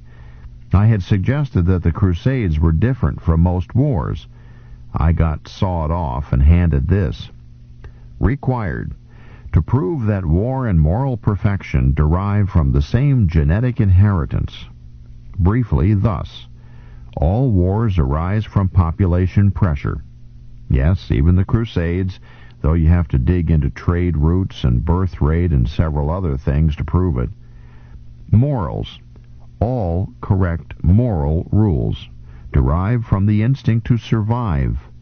Moral behavior is survival behavior above the individual level, as in a father who dies to save his children. But since population pressure results from the process of surviving through others, then war, because it results from population pressure, derives from the same inherited instinct, which produces all moral rules suitable for human beings. Check of proof. Is it possible to abolish war by relieving population pressure, and thus do away with the all too evident evils of war, through constructing a moral code under which population is limited to resources? Without debating the usefulness or morality of Planned Parenthood, it may be verified by observation that any breed which stops its own increase gets crowded out by breeds which expand. Some human populations did so in Terran history, and other breeds moved in and engulfed them. Nevertheless, let's assume that the human race manages to balance birth and death just right to fit its own planets, and thereby becomes peaceful. What happens? Soon, about next Wednesday, the bugs move in, kill off this breed which ain't a-gonna study war no more, and the universe forgets us, which still may happen. Either we spread and wipe out the bugs, or they spread and wipe us out, because both races are tough and smart and want the same real estate. Do you know how fast population pressure could cause us to fill the entire universe shoulder to shoulder? The answer will astound you. Just the flicker of an eye in terms of the age of our race. Try it. It's a compound interest expansion. But does man have any right to spread through the universe? Man is what he is, a wild animal with the will to survive, and, so far, the ability against all competition. Unless one accepts that, anything one says about morals, war, politics, you name it, is nonsense. Correct morals arise from knowing what man is, not what do-gooders and well-meaning old Aunt Nellies would like him to be. The universe will let us know, later, whether or not man has any right to expand through it. In the meantime, the MI will be in there, on the bounce and swinging, on the side of our own race. Toward the end, each of us was shipped out to serve under an experienced combat commander. This was a semi-final examination. Your board ship instructor could decide that you didn't have what it takes. You could demand a board, but I never heard of anybody who did. They either came back with an up check, or we never saw them again. Some hadn't failed. It was just that they were killed, because assignments were to ships about to go into action. We were required to keep kit bags packed. Once at lunch, all the cadet officers of my company were tapped. They left without eating. and I found myself cadet company commander. Like boot chevrons, this is an uncomfortable honor, but in less than 2 days my own call came. I bounced down to the commandant's office, kit bag over my shoulder and feeling grand. I was sick of late hours and burning eyes and never catching up, of looking stupid in class. A few weeks in the cheerful company of a combat team was just what Johnny needed. I passed some new cadets, trotting to class in close formation, each with the grim look that every OCS candidate gets when he realizes that possibly he made a mistake in bucking for officer, and I found myself singing. I shut up when I was within earshot of the office. 2 others were there, Cadets Hassan and Bird. Hassan, the assassin, was the oldest man in our class and looked like something a fisherman had let out of a bottle, while Birdie wasn't much bigger than a sparrow and about as intimidating. We were ushered into the Holy of Holies. The commandant was in his wheelchair. We never saw him out of it except Saturday inspection and parade. I guess walking hurt. But that didn't mean you didn't see him. You could be working a prob at the board, turn around and find that wheelchair behind you, Colonel Nielsen reading your mistakes. He never interrupted. There was a standing order not to shout attention, but it's disconcerting. There seemed to be about 6 of them. The commandant had a permanent rank of fleet general. Yes, that Nielsen. His rank as colonel was temporary, pending second retirement, to permit him to be commandant. I once questioned a paymaster about this and confirmed what the regulations seemed to say. The commandant got only the pay of a colonel, but would revert to the pay of a fleet general on the day he decided to retire again. Well, as Ace says, it takes all sorts. I can't imagine choosing half pay for the privilege of riding herd on cadets, riding herd on cadets, riding herd on cadets, riding herd on cadets, riding herd on cadets, riding herd on cadets, riding herd on cadets, riding herd on cadets, riding herd on cadets. Colonel Nielsen looked up and said, "Morning, gentlemen. Make yourselves comfortable." I sat down but wasn't comfortable. He glided over to a coffee machine, drew 4 cups, and Hassan helped him deal them out. I didn't want coffee, but a cadet doesn't refuse the commandant's hospitality. He took a sip. "I have your orders, gentlemen," he announced, "and your temporary commissions." He went on, "But I want to be sure you understand your status." We had already been lectured about this. We were going to be officers, just enough for instruction and testing. Supernumerary, probationary, and temporary. Very junior.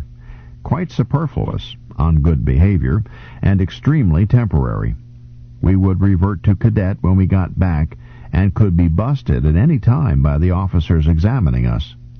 We would be temporary 3rd lieutenants, a rank as necessary as feet on a fish, wedged into the hairline between fleet sergeants and real officers.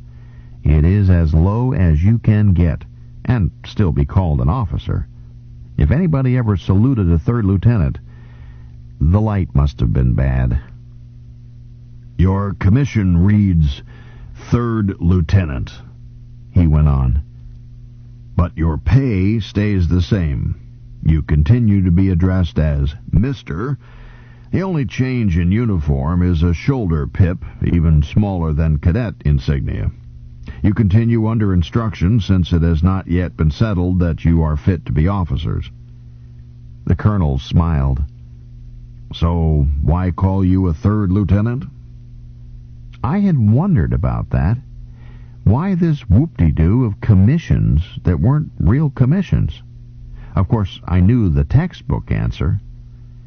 "Mr. Bird," the commandant said. To place us in the line of command, sir." "Exactly." Colonel glided to a TO on one wall. It was the usual pyramid, with chain of command defined all the way down. "Look at this." He pointed to a box connected to his own by a horizontal line. It read, Assistant to Commandant, Miss Kendrick. Gentlemen, he went on, I would have trouble running this place without Miss Kendrick. Her head is a rapid access file to everything that happens around here. He touched a control on his chair and spoke to the air. Miss Kendrick, what mark did Cadet Byrd receive in military law last term? Her answer came back at once. 93%, Commandant. Thank you. He continued. You see, I sign anything if Miss Kendrick has initialed it.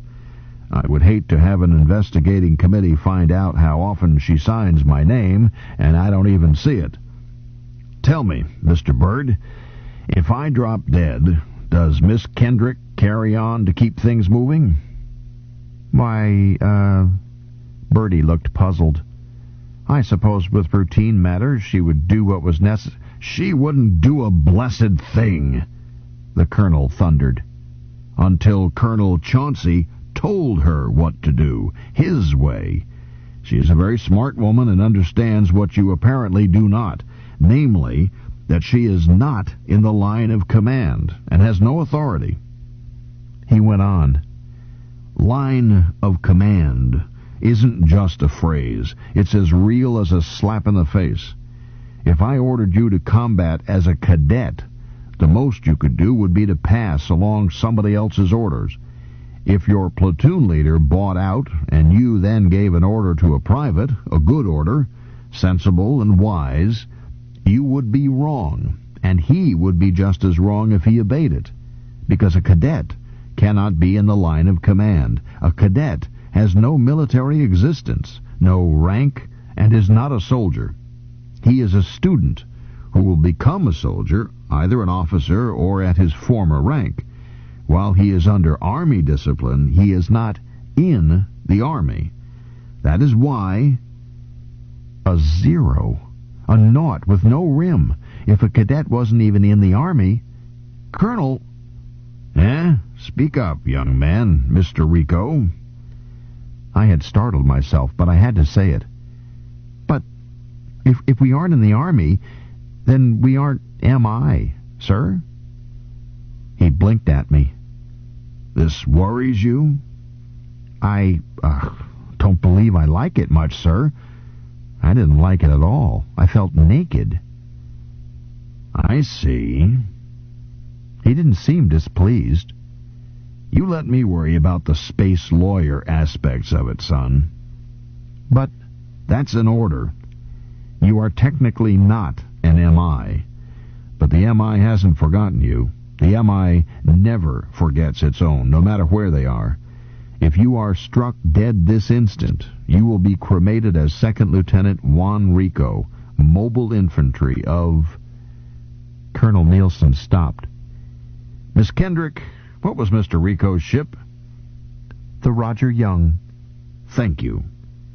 He added, in and of TFCT Roger Young, assigned to Mobile Combat Team 2nd Platoon of George Company, 3rd Regiment, 1st Division, MI, the Roughnecks. He recited with relish, not consulting anything once he had been reminded of my ship. A good outfit, Mr. Rico, proud and nasty. Your final orders go back to them for taps, and that's the way your name would read in Memorial Hall. That's why we always commission a dead cadet, son, so we can send him home to his mates.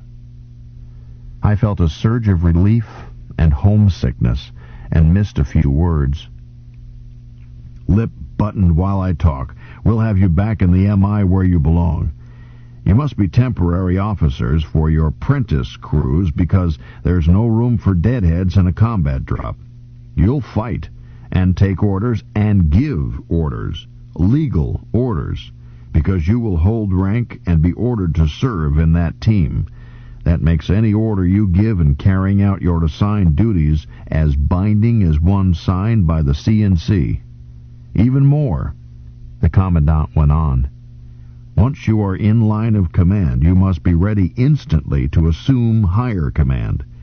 If you are in a one-platoon team, quite likely in the present state of the war, and you are assistant platoon leader when your platoon leader buys it, then you are it.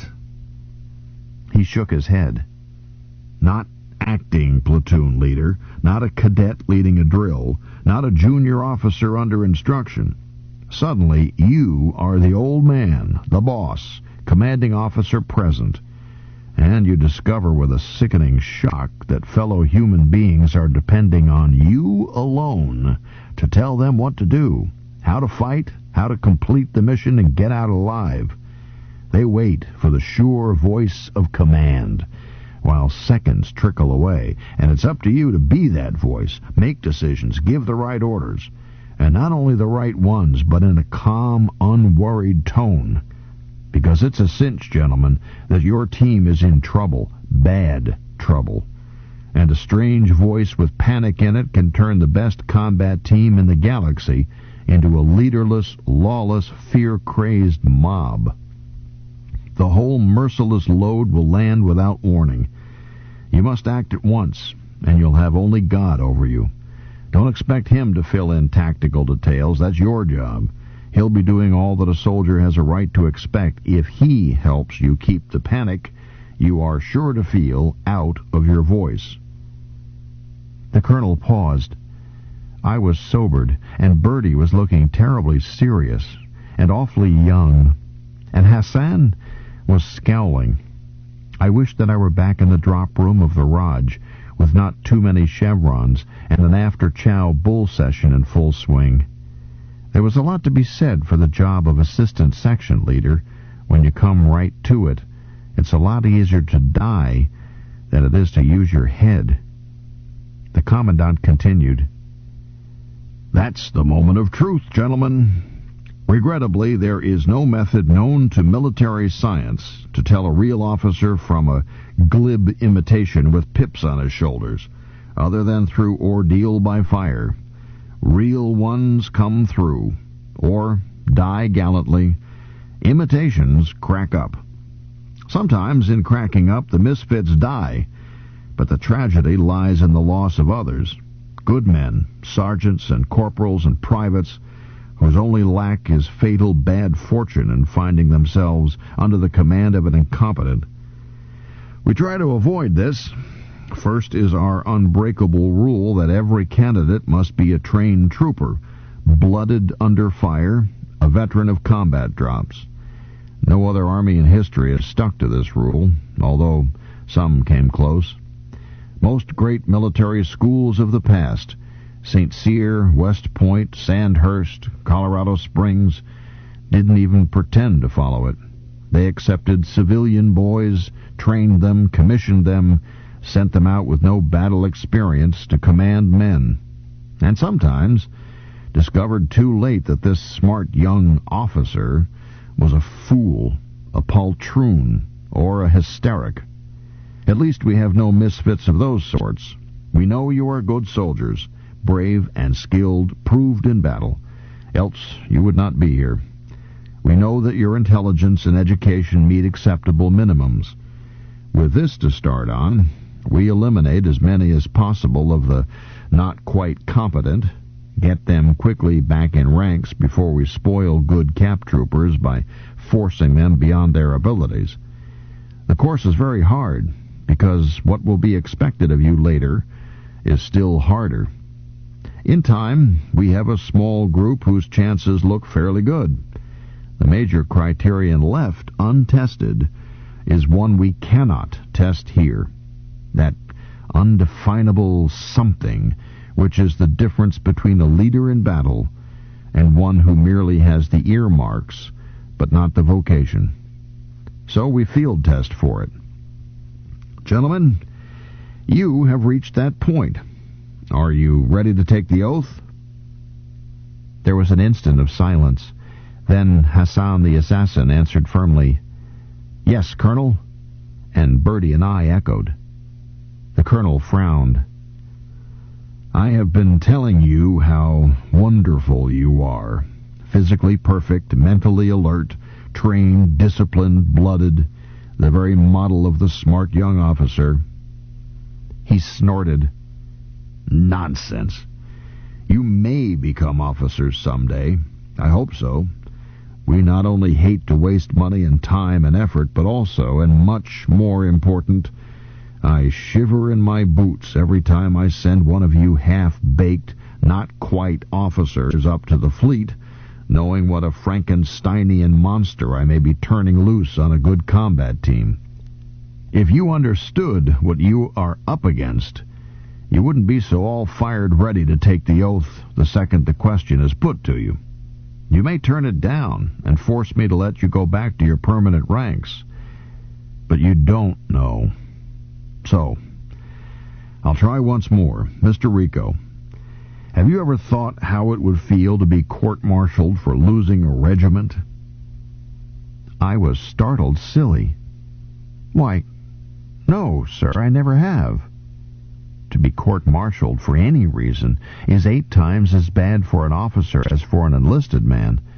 Offenses which will get privates kicked out, maybe with lashes, possibly without, rate death in an officer. Better never to have been born. Think about it, he said grimly.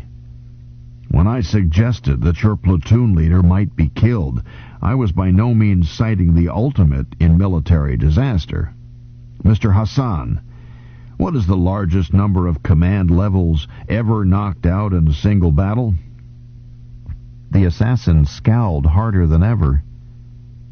I'm not sure, sir. Wasn't there a while during Operation Bughouse when a major commanded a brigade before the Savy-Kipu? There was, and his name was Fredericks. He got a decoration and a promotion. If you go back to the Second Global War, you can find a case in which a naval junior officer took command of a major ship and not only fought it, but sent signals as if he were admiral. He was vindicated, even though there were officers senior to him in line of command who were not even wounded. Special circumstances, a breakdown in communications. But I am thinking of a case in which 4 levels were wiped out in 6 minutes, as if a platoon leader were to blink his eyes and find himself commanding a brigade. Any of you heard of it? Dead silence. Very well. It was one of those bush wars that flared up on the edges of the Napoleonic Wars. This young officer was the most junior in a naval vessel. Wet navy, of course. Wind-powered, in fact. This youngster was about the age of most of your class, and was not commissioned. He carried the title of Temporary Third Lieutenant. Note that this is the title you are about to carry. He had no combat experience. There were 4 officers in the chain of command above him. When the battle started, his commanding officer was wounded. The kid picked him up and carried him out of the line of fire. That's all. Make a pickup on a comrade. But he did it without being ordered to leave his post. The other officers all bought it while he was doing this, and he was tried for deserting his post of duty as commanding officer in the presence of the enemy. Convicted, cashiered. I gasped. For that, sir? Why not? True, we make pickup, but we do it under different circumstances from a wet Navy battle and by orders to the man making pickup. But pickup is never an excuse for breaking off battle in the presence of the enemy. This boy's family tried for a century and a half to get his conviction reversed. No luck, of course. There was doubt about some circumstances, but no doubt that he had left his post during battle without orders. True, he was green as grass, but he was lucky not to be hanged. Colonel Nielsen fixed me with a cold eye. Mr. Rico, could this happen to you? I gulped. I hope not, sir. Let me tell you how it could on this very Prentice cruise. Suppose you are in a multiple-ship operation with a full regiment in the drop. Officers drop first, of course. There are advantages to this and disadvantages, but we do it for reasons of morale. No trooper ever hits the ground on a hostile planet without an officer. Assume the bugs know this, and they may. Suppose they work up some trick to wipe out those who hit the ground first, but not good enough to wipe out the whole drop. Now suppose, since you are a supernumerary, you have to take any vacant capsule instead of being fired with the first wave. Where does that leave you? I'm not sure, sir. You have just inherited command of a regiment. What are you going to do with your command, mister? Talk fast, the bugs won't wait. I caught an answer right out of the book and parroted it. I'll take command and act as circumstances permit, sir, according to the tactical situation as I see it. You will, eh? The colonel grunted. And you'll buy a farm, too. That's all anybody can do with a foul-up like that. But I hope you'll go down swinging and shouting orders to somebody, whether they make sense or not. We don't expect kittens to fight wildcats and win. We merely expect them to try. All right, stand up. Put up your right hands. He struggled to his feet. 30 seconds later, we were officers. Temporary, probationary, and supernumerary. I thought he would give us our shoulder pips and let us go. We aren't supposed to buy them. They're a loan, like the temporary commission they represent. Instead, he lounged back and looked almost human. See here, lads. I gave you a talk on how rough it's going to be. I want you to worry about it, doing it in advance, planning what steps you might take against any combination of bad news that can come your way, keenly aware that your life belongs to your men and is not yours to throw away in a suicidal reach for glory, and that your life isn't yours to save either, if the situation requires that you expend it. I want you to worry yourself sick before a drop, so that you can be unruffled when the trouble starts. Impossible, of course, except for one thing. What is the only factor that can save you when the load is too heavy? Anyone? Nobody answered. Oh, come now, Colonel Nielsen said scornfully. You aren't recruits, Mr. Hassan. Your leading sergeant, sir, the assassin said slowly. Obviously. He's probably older than you are, more drops under his belt, and he certainly knows his team better than you do, since he isn't carrying that dreadful, numbing load of top command. He may be thinking more clearly than you are. Ask his advice. You've got one circuit just for that. It won't decrease his confidence in you. He's used to being consulted. If you don't, he'll decide you are a fool, a cocksure know-it-all, and he'll be right. But you don't have to take his advice. Whether you use his ideas or whether they spark some different plan, make your decision and snap out orders. The one thing, the only thing that can strike terror in the heart of a good platoon sergeant is to find that he's working for a boss who can't make up his mind. There never has been an outfit in which officers and men were more dependent on each other than they are in the MI, and sergeants are the glue that holds us together. Never forget that. The commandant whipped his chair around to a cabinet near his desk.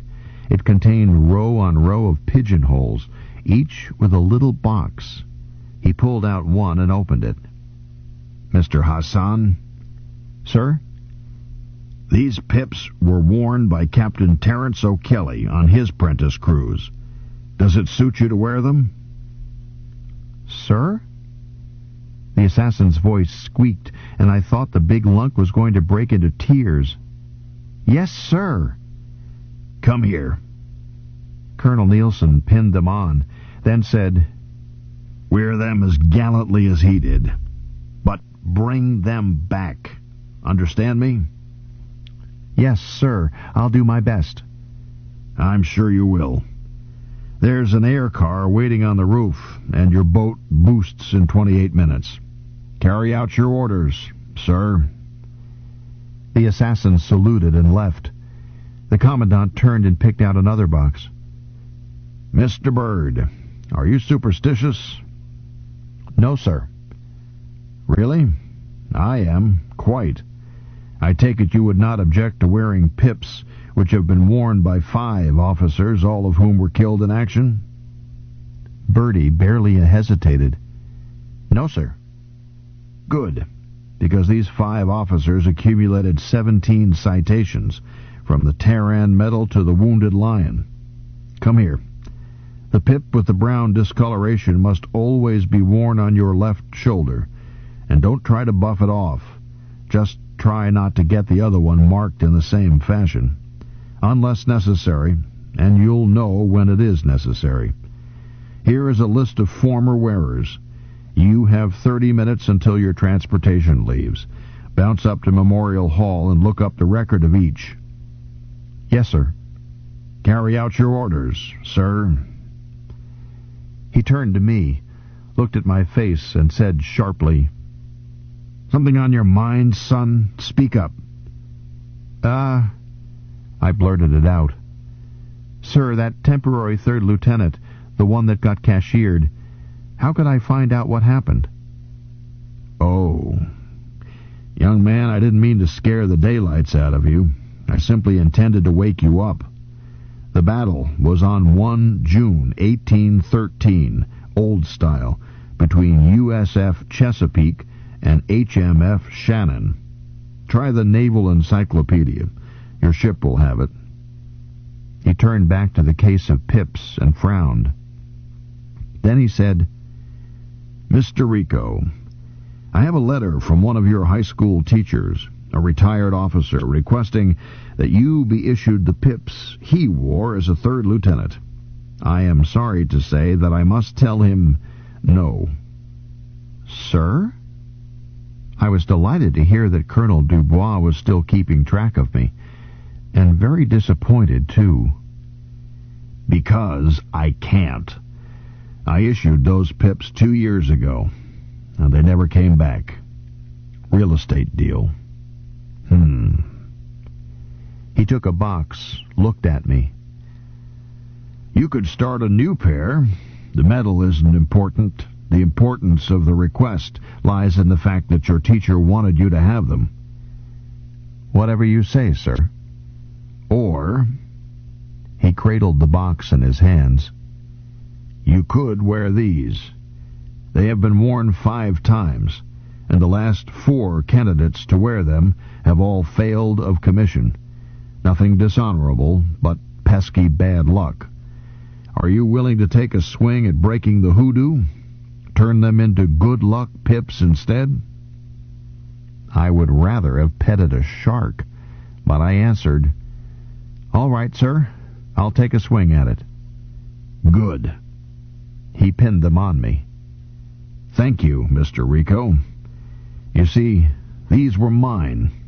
I wore them first, and it would please me mightily to have them brought back to me with that streak of bad luck broken. Have you go on and graduate." I felt 10 feet tall. "I'll try, sir." "I know you will. You may now carry out your orders, sir. The same air car will take both you and Bird. Just a moment. Are your mathematics textbooks in your bag?" "Sir?" "No, sir." "Get them. The weightmaster of your ship has been advised of your extra baggage allowance." I saluted and left on the bounce. He had me shrunk down to size as soon as he mentioned math. My math books were on my study desk, tied into a package with a daily assignment sheet tucked under the cord. I gathered the impression that Colonel Nielsen never left anything unplanned, but everybody knew that. Bertie was waiting on the roof by the air car. He glanced at my books and grinned. "Too bad. Well, if we're in the same ship, I'll coach you." "What ship?" "Tours?" "Sorry, I'm for the Moskva." We got in, I checked the pilot, saw that it had been preset for the field, closed the door, and the car took off. Bertie added, "You could be worse off. The assassin took not only his math books, but 2 other subjects." Bertie undoubtedly knew, and he had not been showing off when he offered to coach me. He was a professor type, except that his ribbons proved that he was a soldier, too. Instead of studying math, Bertie taught it. One period each day he was a faculty member, the way little Shijumi taught judo at Camp Curry. The MI doesn't waste anything. We can't afford to.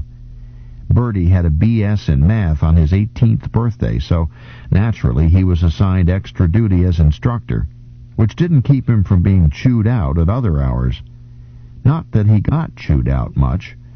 Bertie had that rare combo of brilliant intellect, solid education, common sense, and guts, which gets a cadet marked as a potential general.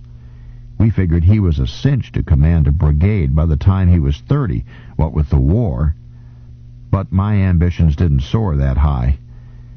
"It would be a dirty, rotten shame," I said, "if the assassin flunked out," while thinking that it would be a dirty, rotten shame if I flunked out. "He won't," Bertie answered cheerfully. "They'll sweat him through the rest if they have to put him in a hypno booth and feed him through a tube. Anyhow," he added, "Hassan could flunk out and get promoted for it." "Huh? Didn't you know? The assassin's permanent rank is first lieutenant, field commission, naturally. He reverts to it if he flunks out. See the regs." I knew the regs.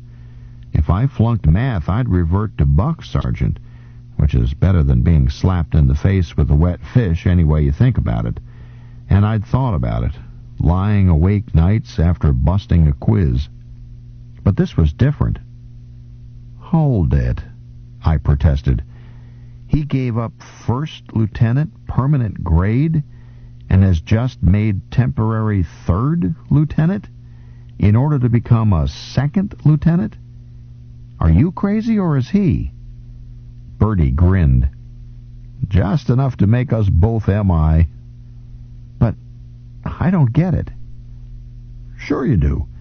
The assassin has no education that he didn't pick up in the MI, so how high can he go? I'm sure he could command a regiment in battle and do a real swinging job, provided somebody else planned the operation. But commanding in battle is only a fraction of what an officer does, especially a senior officer. To direct a war, or even plan a single battle and mount the operation, you have to have theory of games, operational analysis, symbolic logic, pessimistic synthesis, and a dozen other skull subjects. You can sweat them out on your own if you've got the grounding, but have them you must, or you'll never get past captain, or possibly major. The assassin knows what he is doing." "I suppose so," I said slowly. "Bertie, Colonel Nielsen must know that Hassan was an officer. Is an officer, really." "Huh? Of course. He didn't talk as if he knew. We all got the same lecture." "Not quite. Did you notice that when the Commandant wanted a question answered a particular way, he always asked the assassin?" I decided it was true. "Bertie, what is your permanent rank?" The car was just landing. He paused with a hand on the latch and grinned. "PFC. I don't dare flunk out." I snorted. "You won't, you can't." I was surprised that he wasn't even a corporal. But a kid as smart and well-educated as Bertie would go to OCS just as quickly as he proved himself in combat, which, with the war on, could be only months after his 18th birthday. Bertie grinned still wider. "We'll see. You'll graduate. Hassan and I have to worry, but not you." "So? Suppose Miss Kendrick takes a dislike to me." He opened the door and looked startled. "Hey, they're sounding my call. So long. See you, Bertie." But I did not see him, and he did not graduate. He was commissioned 2 weeks later, and his pips came back with their 18th decoration, the Wounded Lion. Posthumous.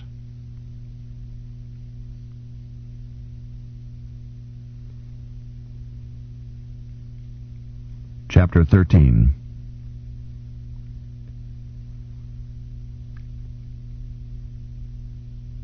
The Roger Young carries 1 platoon and is crowded. The Tours carries 6 and is roomy. She has the tubes to drop them all at once, and enough spare room to carry twice that number and make a second drop. This would make her very crowded, with eating in shifts, hammocks in passageways and drop rooms, rationed water, inhale when your mate exhales, and get your elbow out of my eye. I'm glad they didn't double up while I was in her. But she has the speed and lift to deliver such crowded troops, still in fighting condition, to any point in Federation space, and much of bug space. Under Cherenkov drive, she cranks Mike 400 or better. Say Sol to Capella, 46 light years, in under 6 weeks. Of course, a 6-platoon transport is not big compared with a battle wagon or passenger liner. These things are compromises. The MI prefers speedy little 1-platoon corvettes, which give flexibility for any operation, while if it was left up to the Navy, we would have nothing but regimental transports.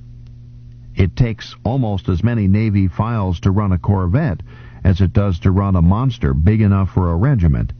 More maintenance and housekeeping, of course, but soldiers can do that.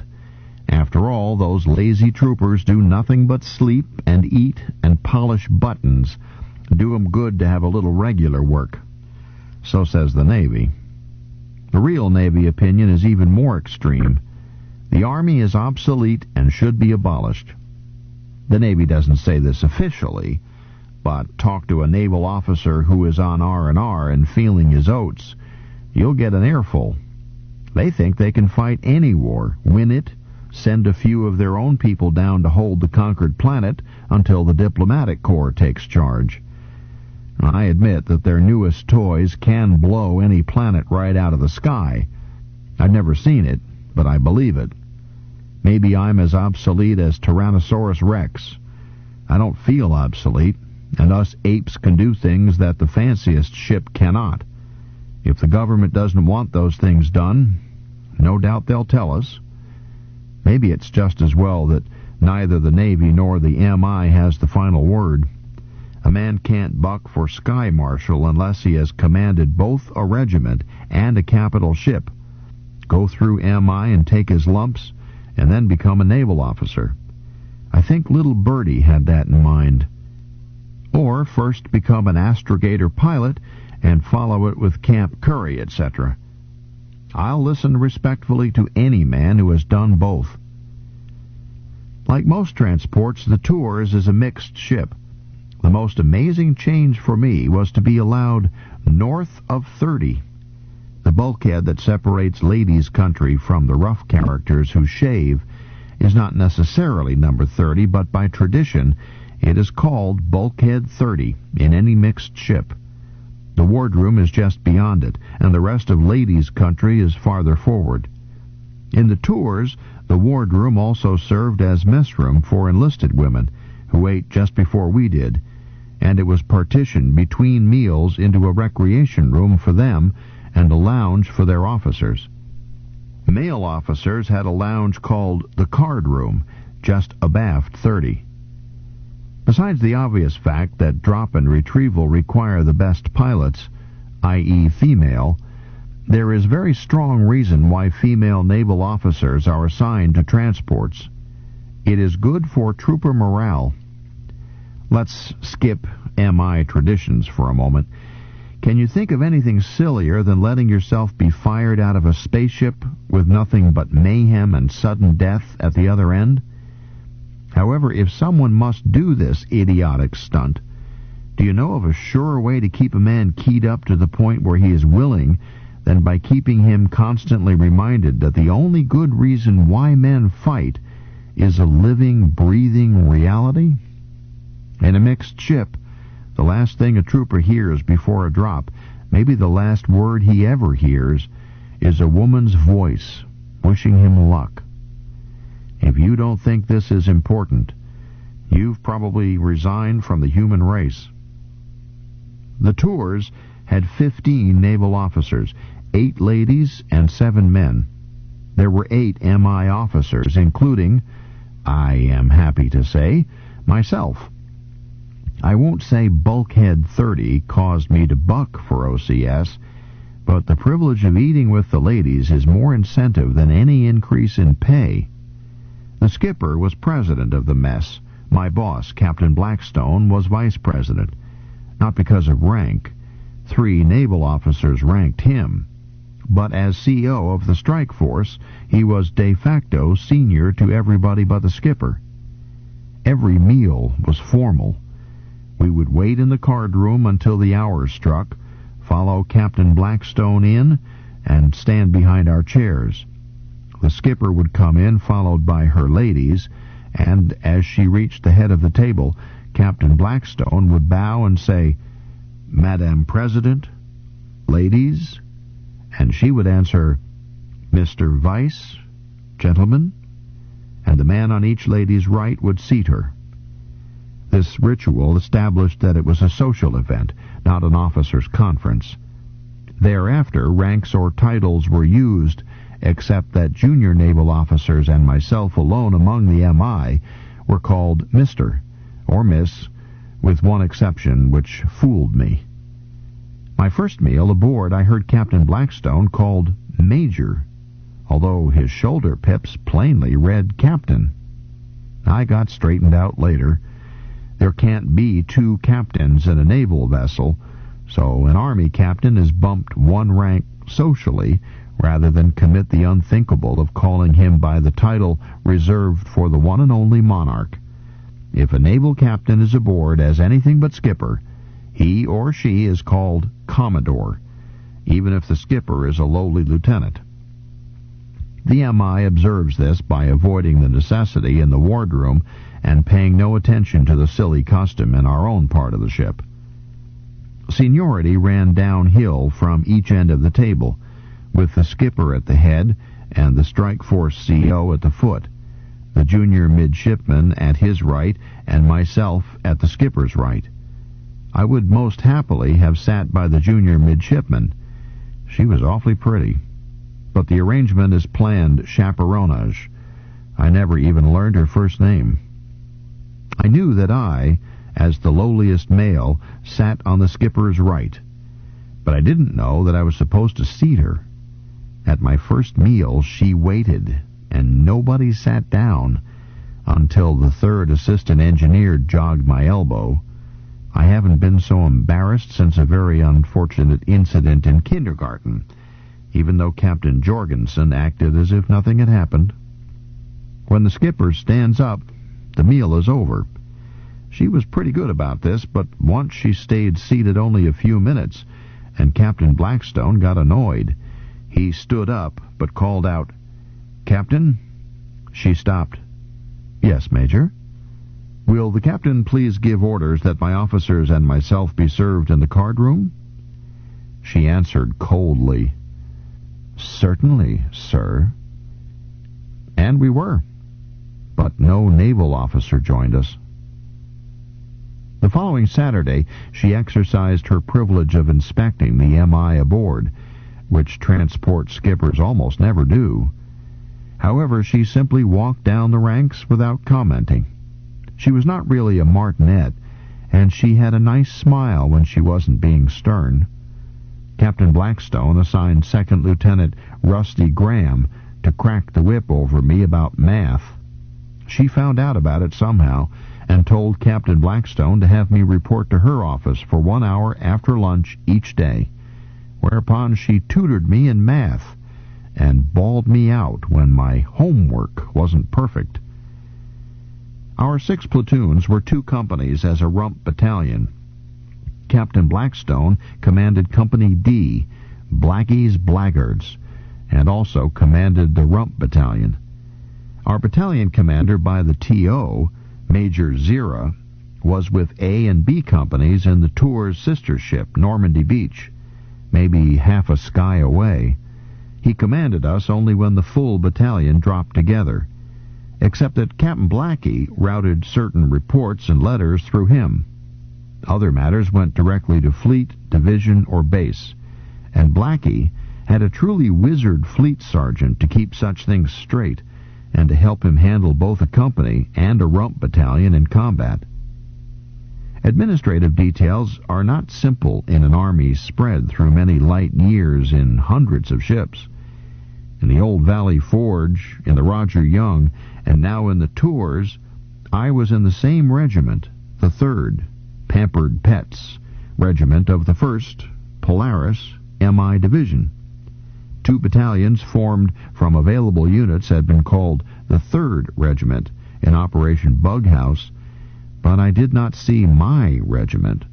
All I saw was PFC Bamberger and a lot of bugs, and a lot of bugs, and a lot of bugs, and a lot of bugs, and a lot of bugs, and a lot of bugs, and a lot of bugs, and a lot of bugs, and a lot of bugs, and a lot. I might be commissioned in the Pampered Pets, grow old and retire in it, and never even see my regimental commander. The Roughnecks had a company commander, but he also commanded the 1st Platoon, Hornets, in another corvette.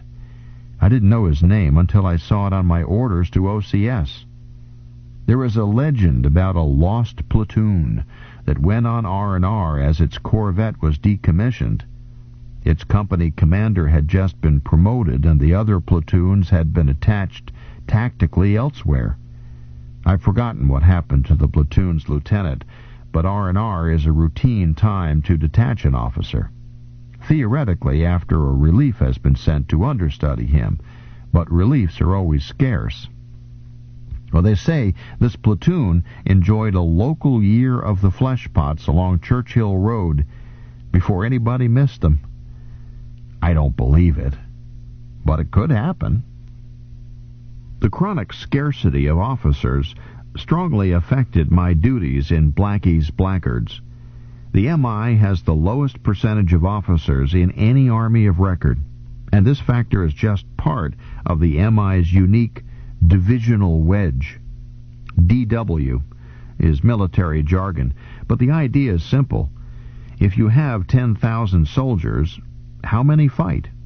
And how many just peel potatoes, drive lorries, count graves, and shuffle papers? In the MI, 10,000 men fight. In the mass wars of the 20th century, it sometimes took 70,000 men, fact, to enable 10,000 to fight. I admit it takes the Navy to place us where we fight.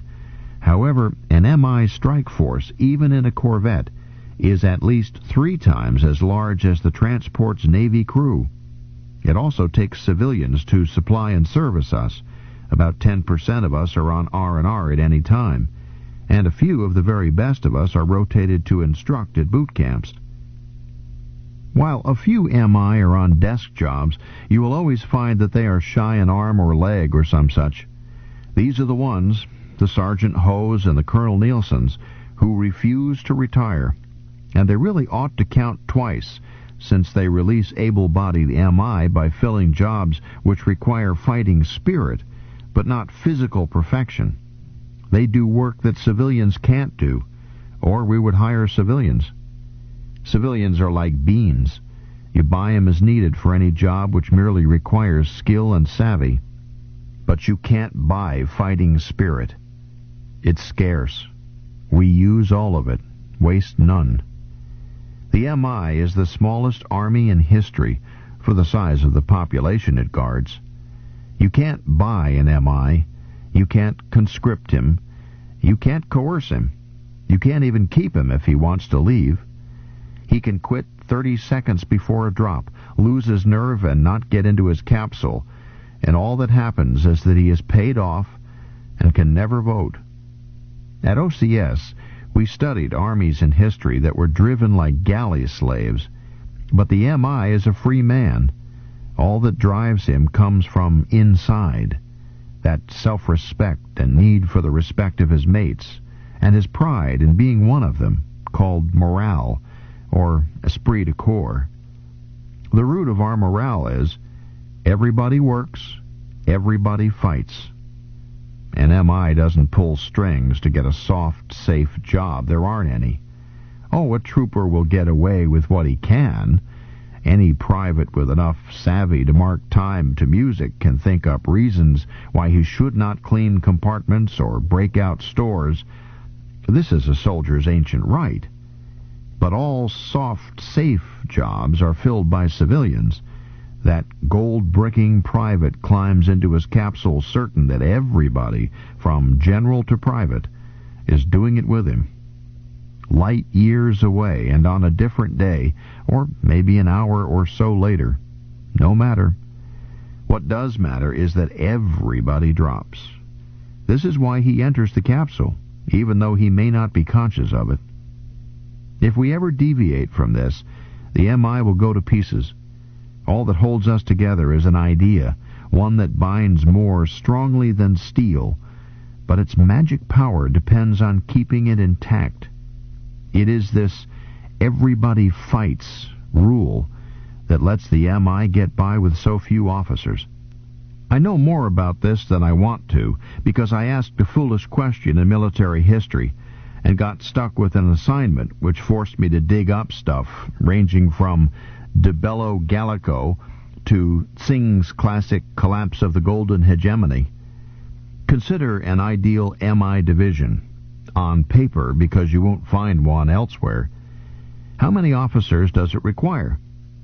Never mind units attached from other corps. They may not be present during a ruckus, and they are not like MI.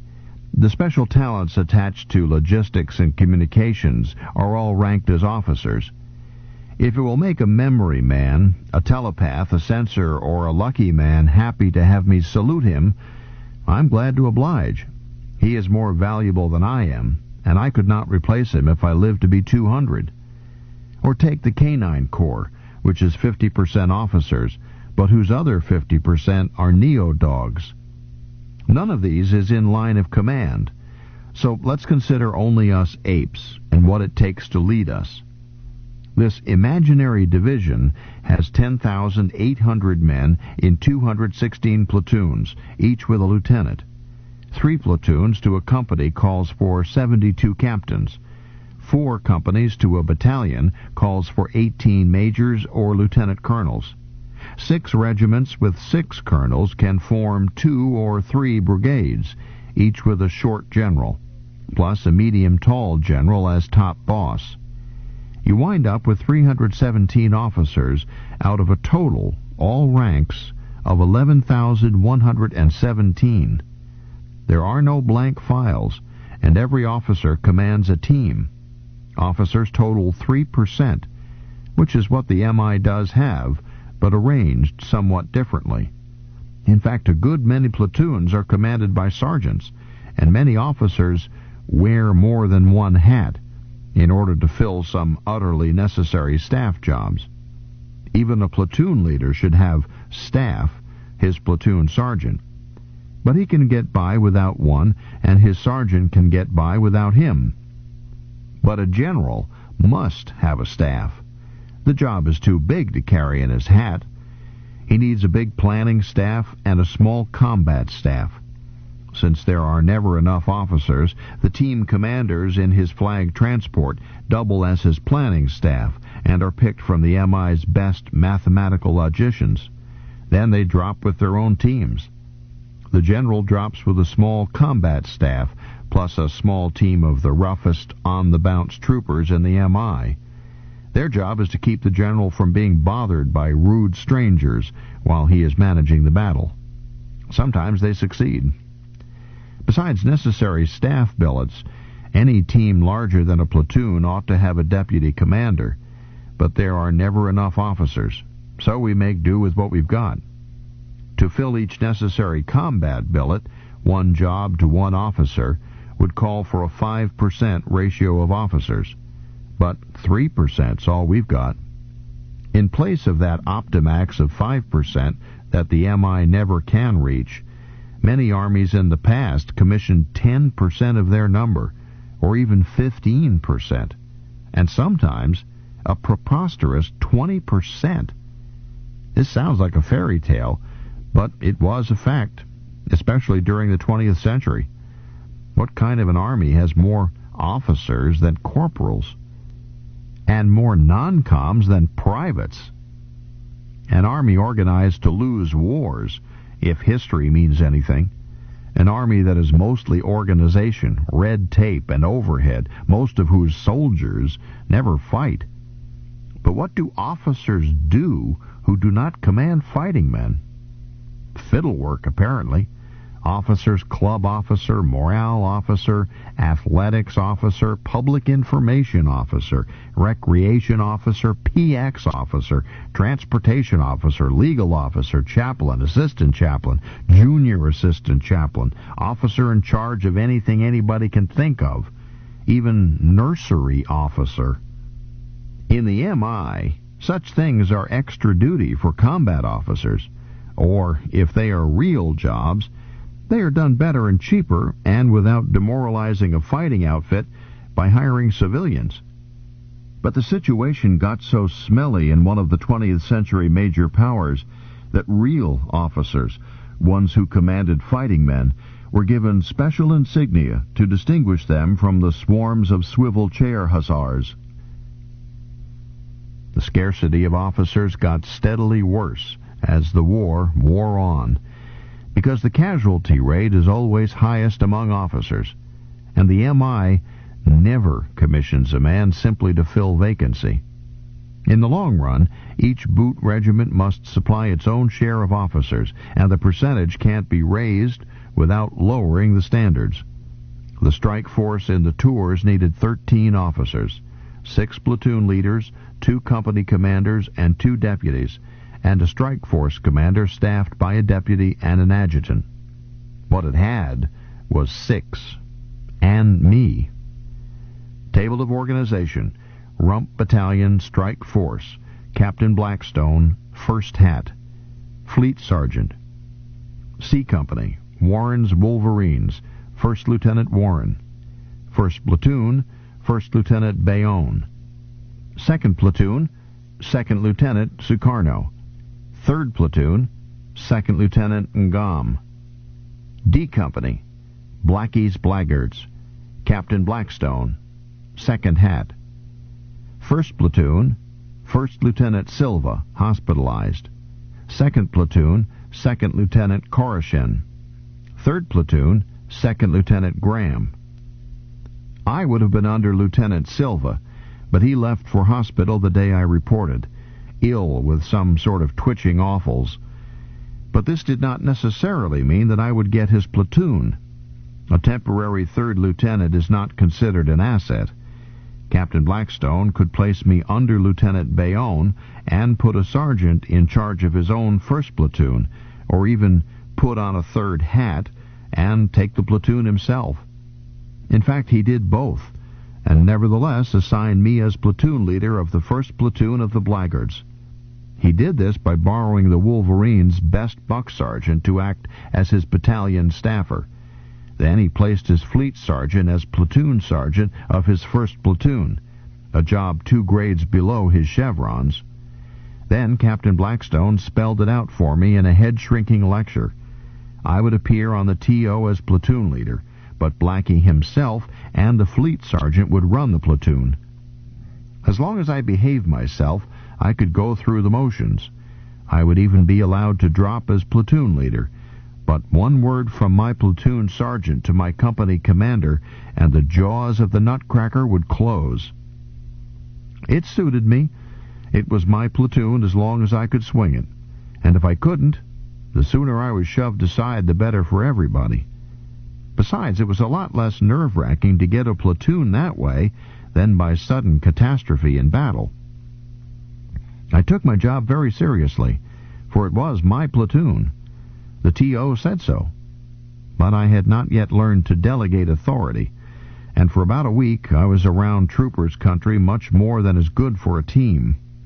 Blackie called me into his stateroom. "Son, what in Ned do you think you are doing?" I answered stiffly that I was trying to get my platoon ready for action. "So?" "Well, that's not what you are accomplishing. You are stirring them like a nest of wild bees. Why the deuce do you think I turned over to you, the best sergeant in the fleet? If you will go to your stateroom, hang yourself on a hook, and stay there until prepare for action is sounded, he'll hand that platoon over to you, tuned like a violin." "As the captain pleases, sir," I agreed glumly. And that's another thing. I can't stand an officer who acts like a confounded cadet. Forget that silly third-person talk around me. Save it for generals and the skipper. Quit bracing your shoulders and clicking your heels. Officers are supposed to look relaxed, son. "Yes, sir." "And let that be the last time you say 'sir' to me for one solid week. Same for saluting. Get that grim cadet look off your face and hang a smile on it." "Yes, okay. That's better. Lean against the bulkhead, scratch yourself, yawn, anything but that tin soldier act." I tried, and grinned sheepishly as I discovered that breaking a habit is not easy. Leaning was harder work than standing at attention. Captain Blackstone studied me. "Practice it," he said. "An officer can't look scared or tense. It's contagious. Now, tell me, Johnny, what your platoon needs. Never mind the piddlin' stuff. I'm not interested in whether a man has the regulation number of socks in his locker." I thought rapidly. Do you happen to know if Lieutenant Silva intended to put Brumby up for sergeant?" "I do happen to know. What's your opinion?" "Well, the record shows that he has been acting section leader the past 2 months. His efficiency marks are good." "I asked for your recommendation, mister." "Well, sorry. I've never seen him work on the ground, so I can't have a real opinion. Anybody can soldier in the drop room. But the way I see it, he's been acting sergeant too long to bust him back to chaser and promote a squad leader over him. He ought to get that 3rd chevron before we drop, or he ought to be transferred when we get back. Sooner, if there's a chance for a space-side transfer." Blackie grunted. "You're pretty generous in giving away my blackguards for a 3rd lieutenant." I turned red. "Just the same, it's a soft spot in my platoon. Brumby ought to be promoted or transferred. I don't want him back in his old job, with somebody promoted over his head. He'd likely turn sour, and I'd have an even worse soft spot. If he can't have another chevron, he ought to go to Reppel-Deppel for cadre. Then he won't be humiliated, and he gets a fair shake to make sergeant in another team, instead of a dead end here." "Really?" Blackie did not quite sneer. After that masterly analysis, apply your powers of deduction and tell me why Lieutenant Silva failed to transfer him 3 weeks ago, when we arrived around Sanctuary. I had wondered about that. The time to transfer a man is the earliest possible instant after you decide to let him go, and without warning. It's better for the man and the team. So says the book. I said slowly, "Was Lieutenant Silva already ill at that time, Captain?" "No." The pieces matched. "Captain, I recommend Brumby for immediate promotion." His eyebrows shot up. "A minute ago you were about to dump him as useless." Not quite. I said it had to be one or the other, but I didn't know which. Now I know." "Continue." This assumes that Lieutenant Silva is an efficient officer." "Mister, for your information, Quick Silva has an unbroken string of excellent recommended for promotion on his Form 31. "But I knew that he was good," I plowed on, "because I inherited a good platoon. A good officer might not promote a man for many reasons, and still not put his misgivings in writing. But in this case, if he could not recommend him for sergeant, then he wouldn't keep him with the team. So he would get him out of the ship at the first opportunity. But he didn't. Therefore, I know he intended to promote Brumby. I added, but I can't see why he didn't push it through 3 weeks ago, so that Brumby could have worn his third chevron on R&R. Captain Blackstone grinned. That's because you don't credit me with being efficient. I beg pardon? Never mind. You've proved who killed Cock Robin, and I don't expect a still-moist cadet to know all the tricks. But listen and learn, son. As long as this war goes on, don't ever promote a man just before you return to base. Why not, Captain? You mentioned sending Brumby to replacement depot if he was not to be promoted. But that's just where he would have gone if we had promoted him 3 weeks ago. You don't know how hungry that non-com desk at Repple-Depple is. Paw through the dispatch file, and you'll find a demand that we supply 2 sergeants for Condre, with a platoon sergeant being detached for OCS and a buck sergeant spot vacant. I was under compliment and able to refuse. He grinned savagely. It's a rough war, son, and your own people will steal your best men if you don't watch 'em. He took 2 sheets of paper out of a drawer. There. One was a letter from Silva to Captain Blackie recommending Brumby for sergeant. It was dated over a month ago. The other was Brumby's warrant for sergeant, dated the day after we left Sanctuary. That suit you? He asked. Huh? Oh, yes, indeed. I've been waiting for you to spot the weak place in your team and tell me what had to be done. I'm pleased that you figured it out. But only middling pleased, because an experienced officer would have analyzed it at once from the TO and the service records. Never mind, that's how you gain experience. Now, here's what you do. Write me a letter like Silva's, date it yesterday. Tell your platoon sergeant to tell Brumby that you have put him up for a 3rd stripe, and don't mention that Silva did so. You didn't know that when you made the recommendation, so we'll keep it that way. When I swear Brumby in, I'll let him know that both his officers recommended him independently, which will make him feel good. Okay, anything more? Not an organization, unless Lieutenant Silva planned to promote Nady, Vice Brumby, in which case we could promote 1 PFC to Lance, and that would allow us to promote 4 privates to PFC, including 3 vacancies now existing. I don't know whether it's your policy to keep the TO filled up tight or not. Might as well, Blackie said gently, as you and I know that some of those lads aren't going to have many days in which to enjoy it.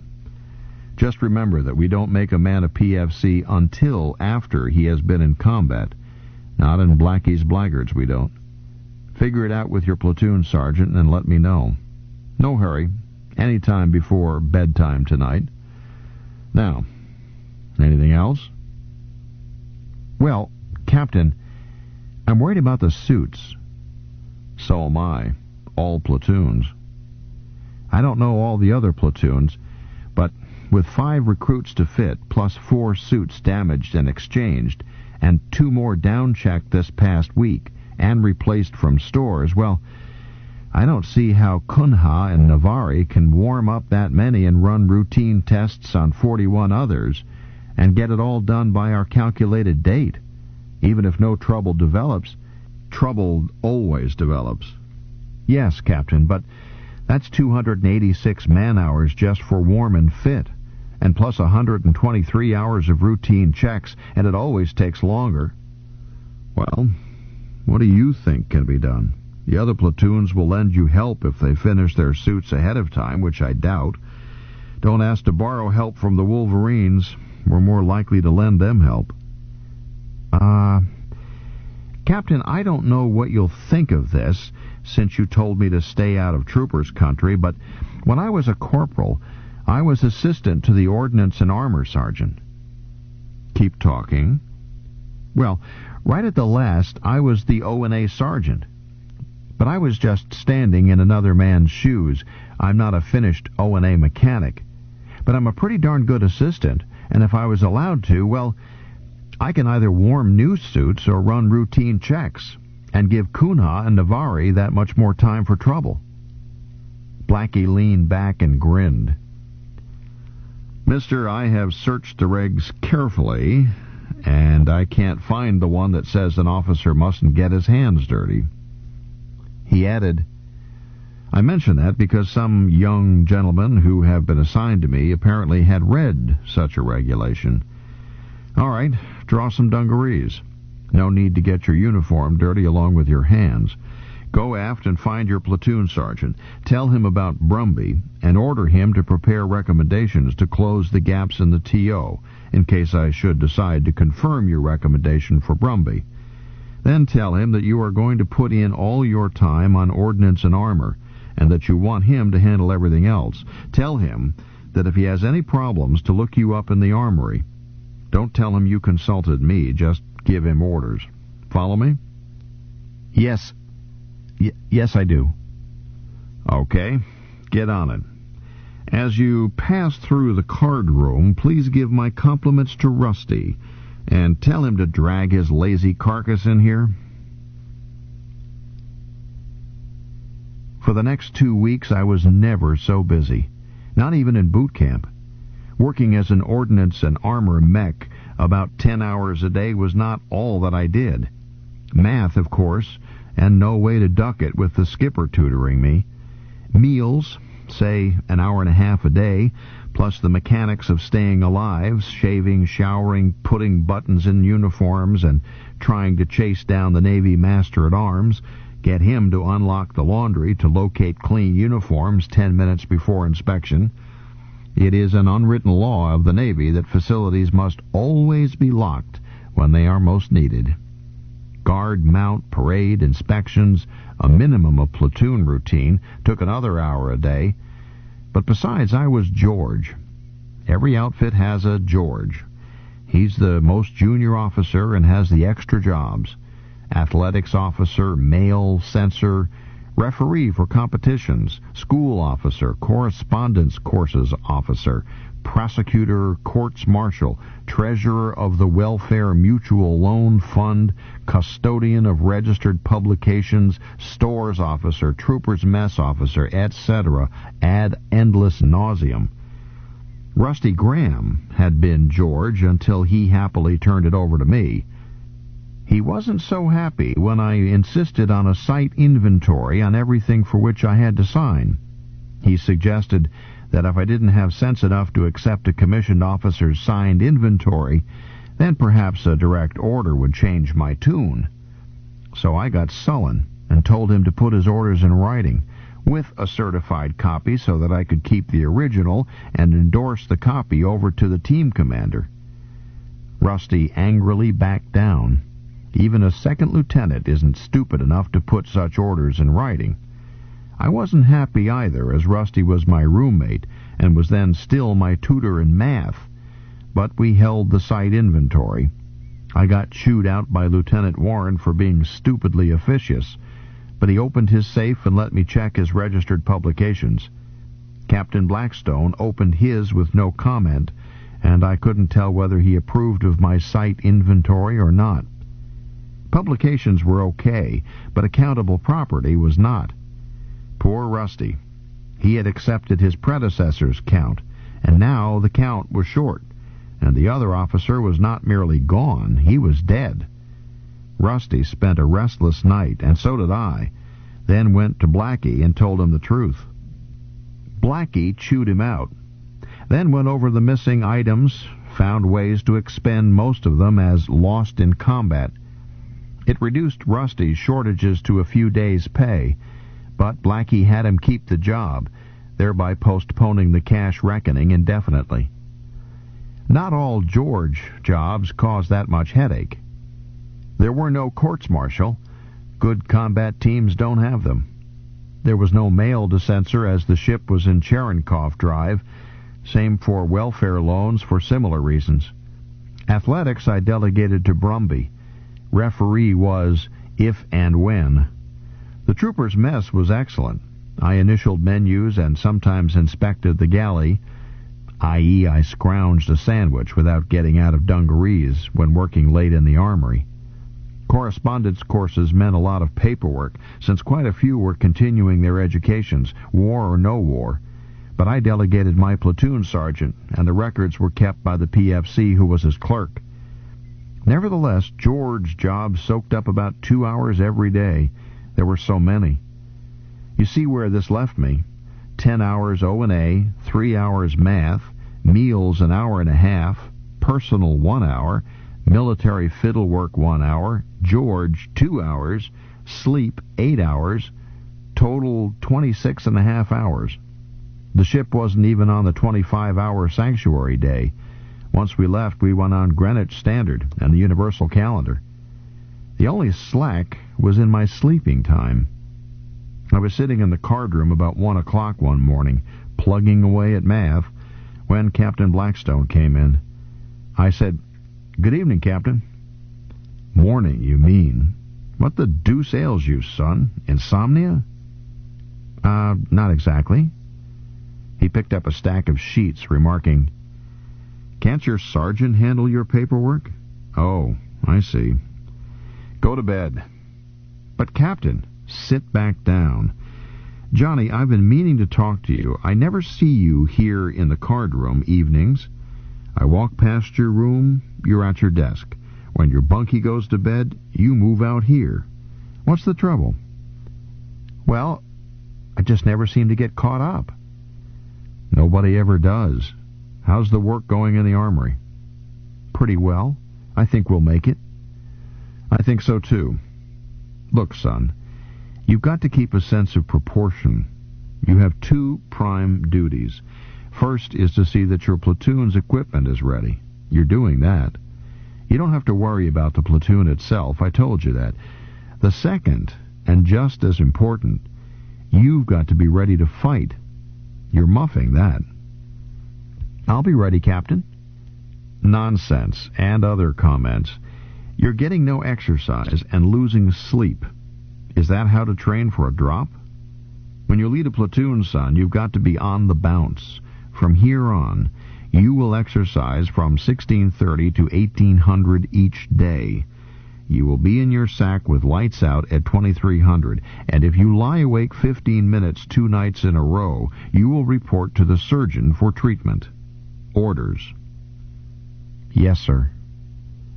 I felt the bulkheads closing in on me and added desperately, "Captain, I don't see how I can get to bed by 23 and still get everything done." "Then you won't. As I said, son, you must have a sense of proportion.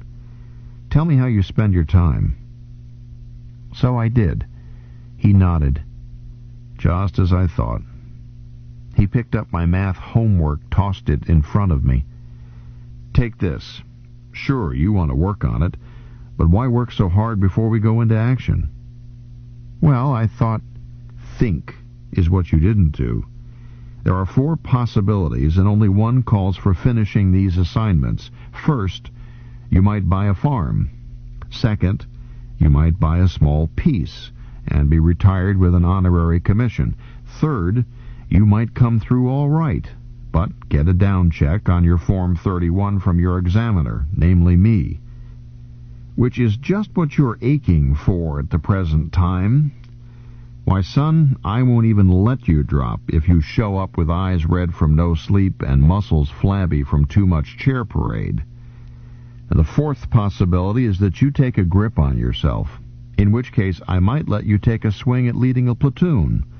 So let's assume that you do and put on the finest show since Achilles slew Hector, and I pass you. In that case only, you'll need to finish these math assignments. So do them on the trip back." "That takes care of that. I'll tell the skipper. The rest of those jobs you are relieved of right now. On your way home, you can spend your time on math, if we get home.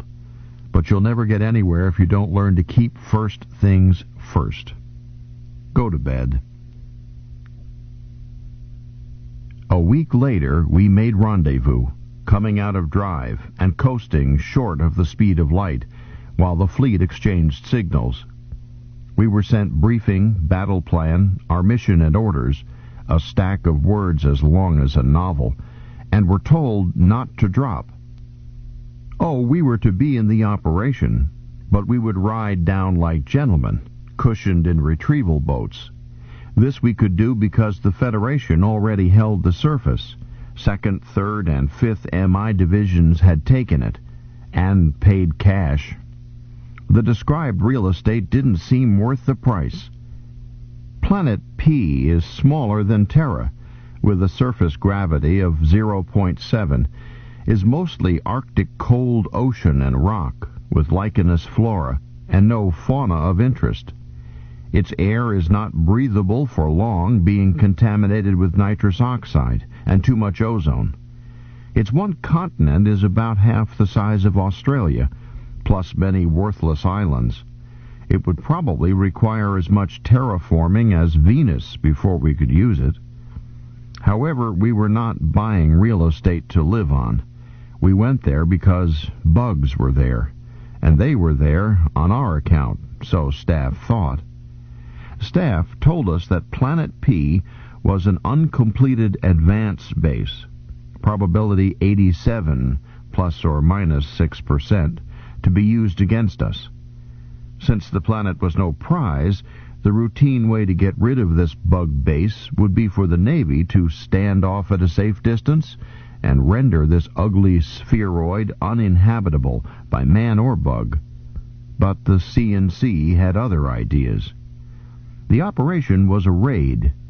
It sounds incredible to call a battle involving hundreds of ships and thousands of casualties a raid, especially as in the meantime the Navy and a lot of other cap troopers were keeping things stirred up many light years into bug space in order to divert them from reinforcing Planet P. But the C&C was not wasting men. This giant raid could determine who won the war, whether next year or 30 years hence. We needed to learn more about bug psychology. Must we wipe out every bug in the galaxy, or was it possible to trounce them and impose a peace? We did not know. We understood them as little as we understand termites. To learn their psychology, we had to communicate with them, learn their motivations, find out why they fought, and under what conditions they would stop. For these, the Psychological Warfare Corps needed prisoners. Workers are easy to capture, but a bug worker is hardly more than animate machinery. Warriors can be captured by burning off enough limbs to make them helpless, but they are almost as stupid without a director as workers. From such prisoners, our own professor types had learned important matters. The development of that oily gas that killed them, but not us, came from analyzing the biochemistries of workers and warriors. And we had had other new weapons from such research, even in the short time I had been a cap trooper. But to discover why bugs fight, we needed to study members of their brain caste. Also, we hoped to exchange prisoners. So far, we had never taken a brain bug alive. We had either cleaned out colonies from the surface, as on Sheol, or, as had too often been the case, raiders had gone down their holes and not come back. A lot of brave men had been lost this way. Still more had been lost through retrieval failure. Sometimes a team on the ground had its ship or ships knocked out of the sky. What happens to such a team? Possibly it dies to the last man. More probably it fights until power and ammo are gone. Then survivors are captured as easily as so many beetles on their backs. From our co-belligerents, the skinnies, we knew that many missing troopers were alive as prisoners. Thousands, we hoped. Hundreds, we were sure. Intelligence believed that prisoners were always taken to Klandathu. The bugs are as curious about us as we are about them. A race of individuals able to build cities, starships, armies. maybe even more mysterious to a hive entity than a hive entity is to us. As may be, we wanted those prisoners back. In the grim logic of the universe, this may be a weakness. Perhaps some race that never bothers to rescue an individual may exploit this human trait to wipe us out. The skinnies have such a trait only slightly, and the bugs don't seem to have it at all. Nobody ever saw a bug come to the aid of another because he was wounded. They cooperate perfectly in fighting, but units are abandoned the instant they are no longer useful. Our behavior is different. How often have you seen a headline like this? 2 die attempting rescue of drowning child. If a man gets lost in the mountains, hundreds will search, and often 2 or 3 searchers are killed. But the next time somebody gets lost, just as many volunteers turn out.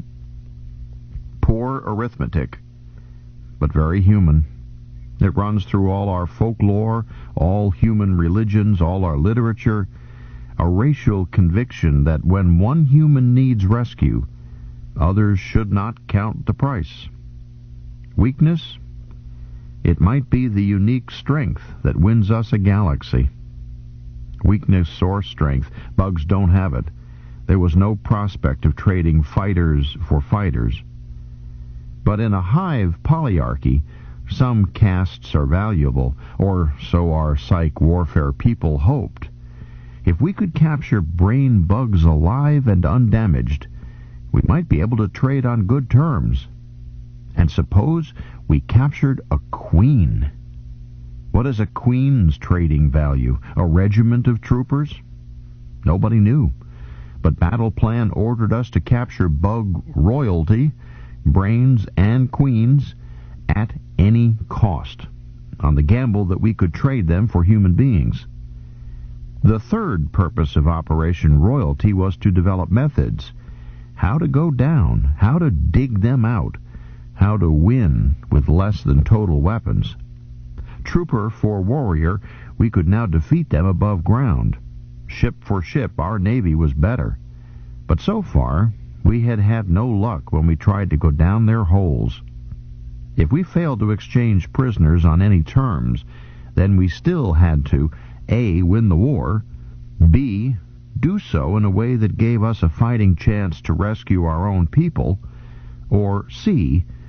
might as well admit it, die trying and lose.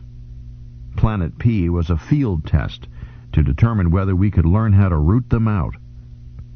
Briefing was read to every trooper, and he heard it again in his sleep during hypno preparation. So, while we all knew that Operation Royalty was laying the groundwork toward eventual rescue of our mates, we also knew that Planet P held no human prisoners. It had never been raided. So there was no reason to buck for medals and a wild hope of being personally in on a rescue. It was just another bug hunt, but conducted with massive force and new techniques. We were going to peel that planet like an onion until we knew that every bug had been dug out. The Navy had plastered the islands and that unoccupied part of the continent until they were radioactive glaze. We could tackle bugs with no worries about our rear. The Navy also maintained a ball of yarn patrol in tight orbits around the planet, guarding us, escorting transports, keeping a spy watch on the surface to make sure that bugs did not break out behind us, despite that plastering. Under the battle plan, the orders for Blackie's blackguards charged us with supporting the prime mission when ordered or as opportunity presented, relieving another company in a captured area, protecting units of other corps in that area, maintaining contact with MI units around us, and smacking down any bugs that showed their ugly heads, showed their ugly heads, showed their ugly heads, showed their ugly heads, showed their ugly heads, showed their ugly heads, showed their ugly heads, showed their ugly heads, showed their ugly heads, showed their... So we rode down in comfort to an unopposed landing. I took my platoon out at a powered armor trot. Blackie went ahead to meet the company commander he was relieving, get the situation, and size up the terrain. He headed for the horizon like a scared jackrabbit. I had Kunha send his first section scouts out to locate the forward corners of my patrol area, and I sent my platoon sergeant off to my left to make contact with the patrol from the 5th Regiment. We, the 3rd Regiment, had a grid 300 miles wide and 80 miles deep to hold. My piece was a rectangle 40 miles deep and 17 wide, in the extreme left flank, forward corner. The Wolverines were behind us, Lieutenant Koroshen's platoon on the right, and Rusty beyond him.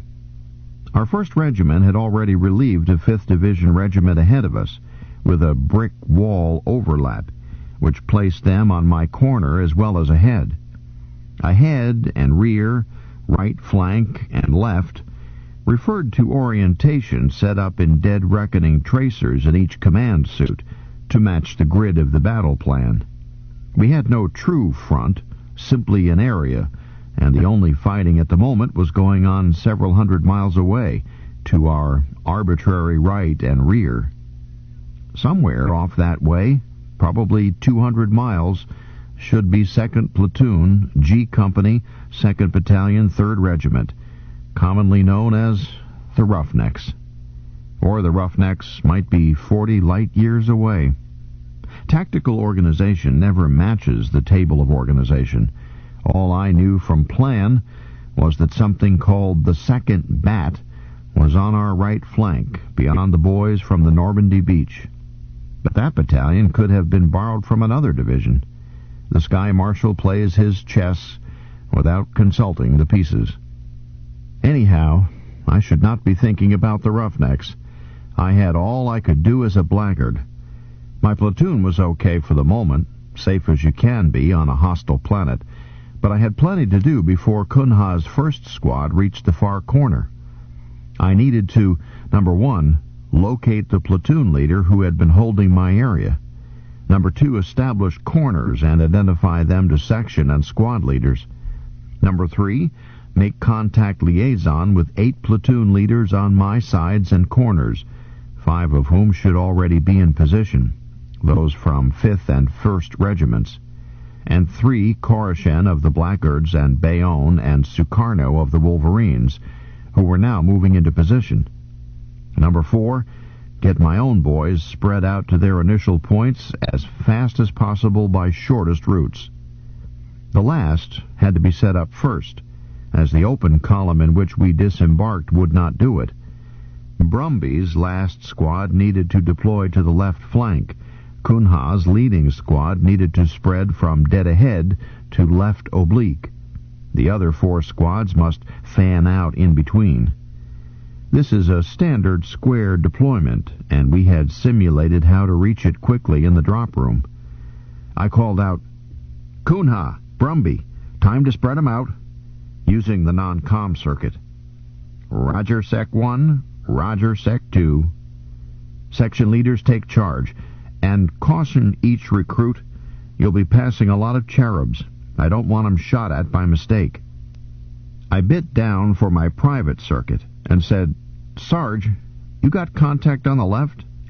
"Yes, sir. They see me, they see you." "Good. I don't see a beacon on our anchor corner." "Missing. So you coach Kunha by DR.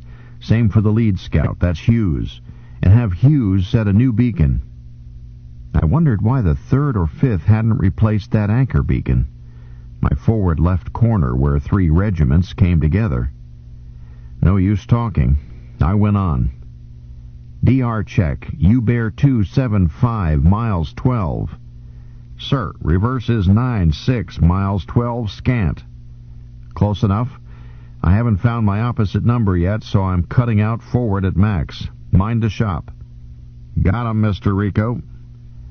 I advanced at max speed while clicking over to officer's circuit. "Square Black 1, answer." "Black 1, Chang's Cherubs, do you read me?" "Answer." I wanted to talk with the leader of the platoon we were relieving, and not for any perfunctory, "I relieve you, sir." I wanted the ungarnished word. I didn't like what I had seen. Either the top brass had been optimistic in believing that we had mounted overwhelming force against a small, not fully developed bug base, or the blaggards had been awarded the spot where the roof fell in. In the few moments I had been out of the boat, I had spotted half a dozen armored suits on the ground. Empty, I hoped. Dead men, possibly, but way too many any way you looked at it. Besides that, my tactical radar display showed a full platoon, my own, moving into position, but only a scattering moving back toward retrieval, or still on station. Nor could I see any system to their movements. I was responsible for 680 square miles of hostile terrain, and I wanted very badly to find out all I could before my own squads were deep into it. Battle Plan had ordered a new tactical doctrine, which I found dismaying. Do not close the bug's tunnels. Blackie had explained this as if it had been his own happy thought, but I doubt if he liked it. The strategy was simple, and, I guess, logical. If we could afford the losses, let the bugs come up. Meet them and kill them on the surface. Let them keep on coming up. Don't bomb their holes, don't gas their holes, let them out. After a while, a day, 2 days, a week, if we really did have overwhelming force, they would stop coming up. Planning staff estimated, don't ask me how, that the bugs would expend 70% to 90% of their warriors before they stopped trying to drive us off the surface.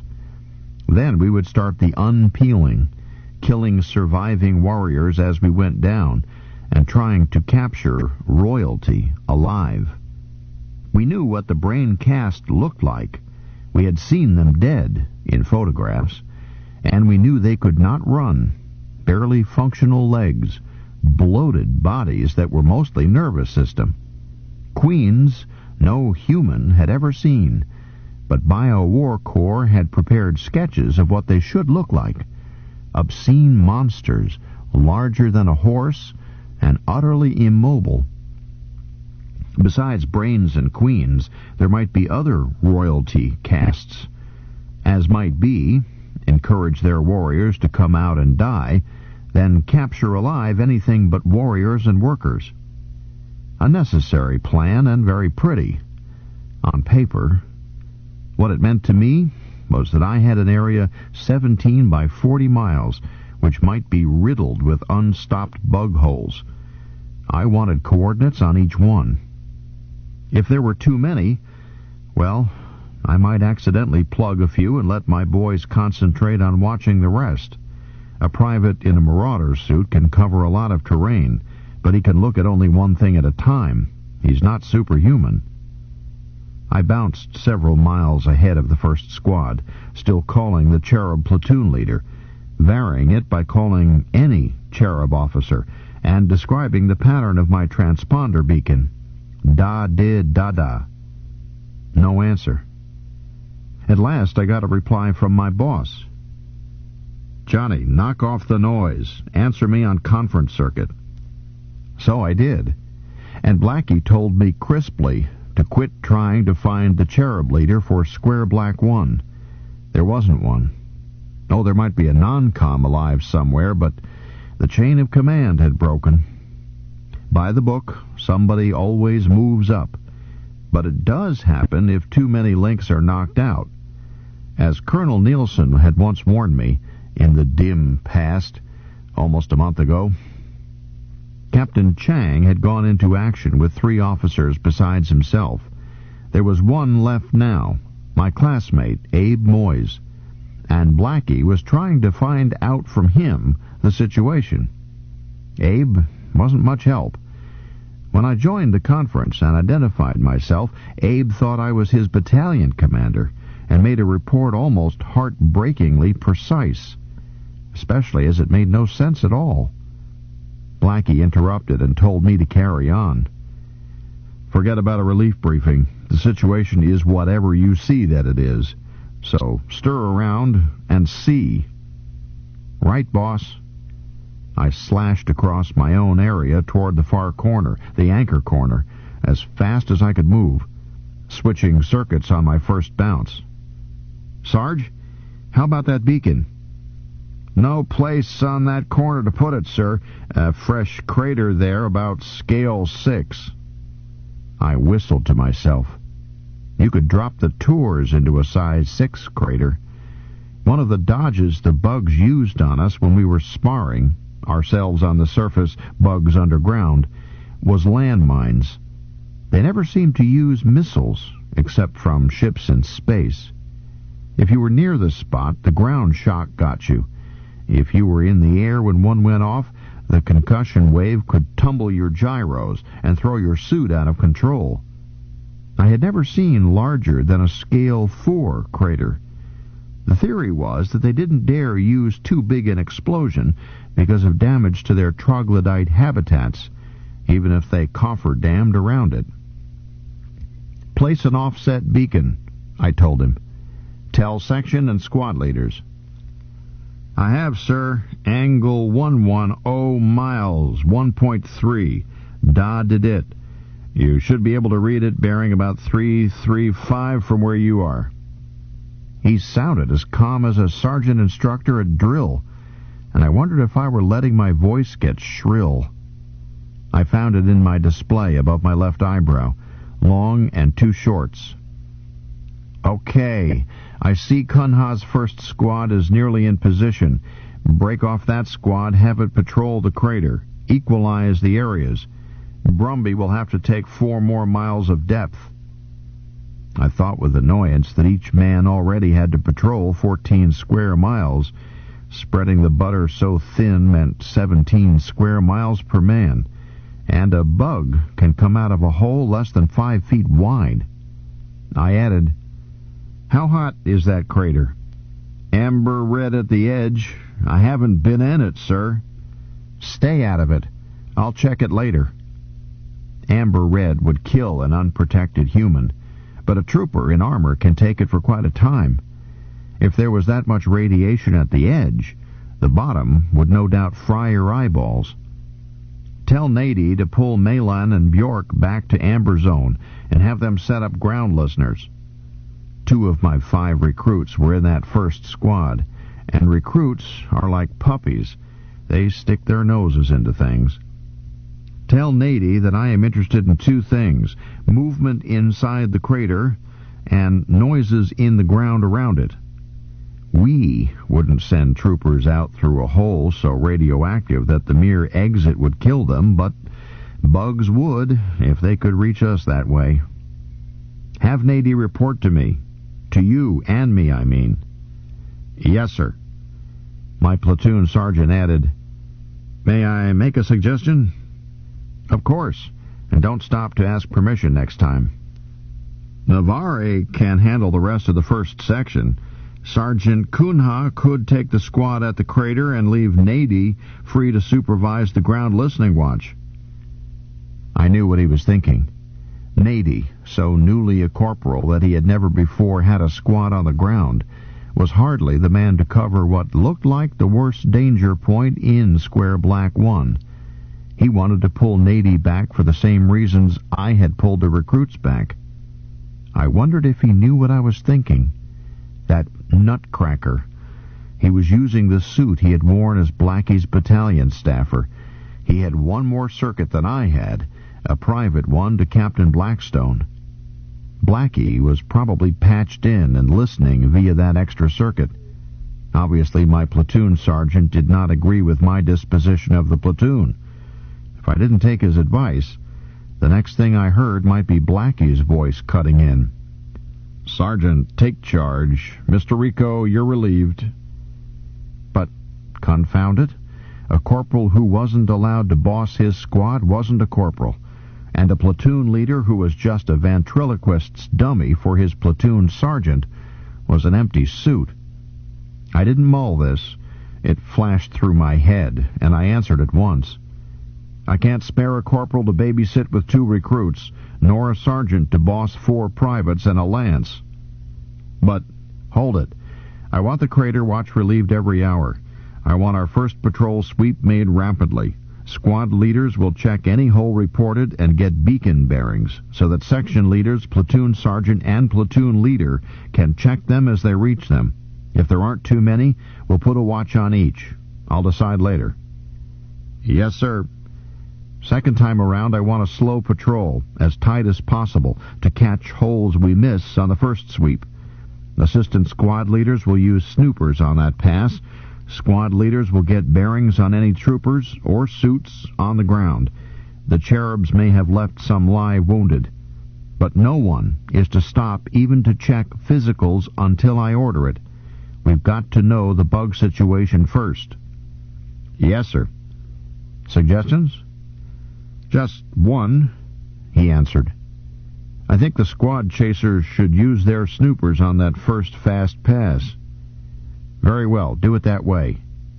His suggestion made sense, as the surface air temperature was much lower than the bugs use in their tunnels. A camouflaged vent hole should show a plume like a geyser by infrared vision. I glanced at my display. Kunha's boys are almost at limit. Start your parade. Very well, sir. Off.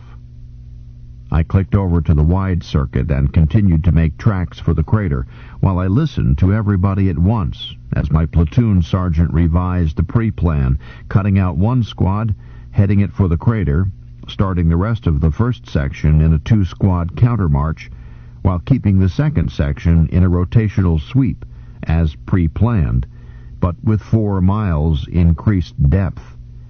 Got the sections moving, dropped them, and caught the first squad as it converged on the anchor crater. Gave it its instructions, cut back to the section leaders, and plenty of time to give them new beacon bearings at which to make their turns. He did it with the smart precision of a drum major on parade, and he did it faster and in fewer words than I could have done it. Extended order powered suit drill, with a platoon spread over many miles of countryside, is much more difficult than the strutting precision of parade, but it has to be exact, or you'll blow the head off your mate in action. Or, as in this case, you sweep part of the terrain twice and miss another part.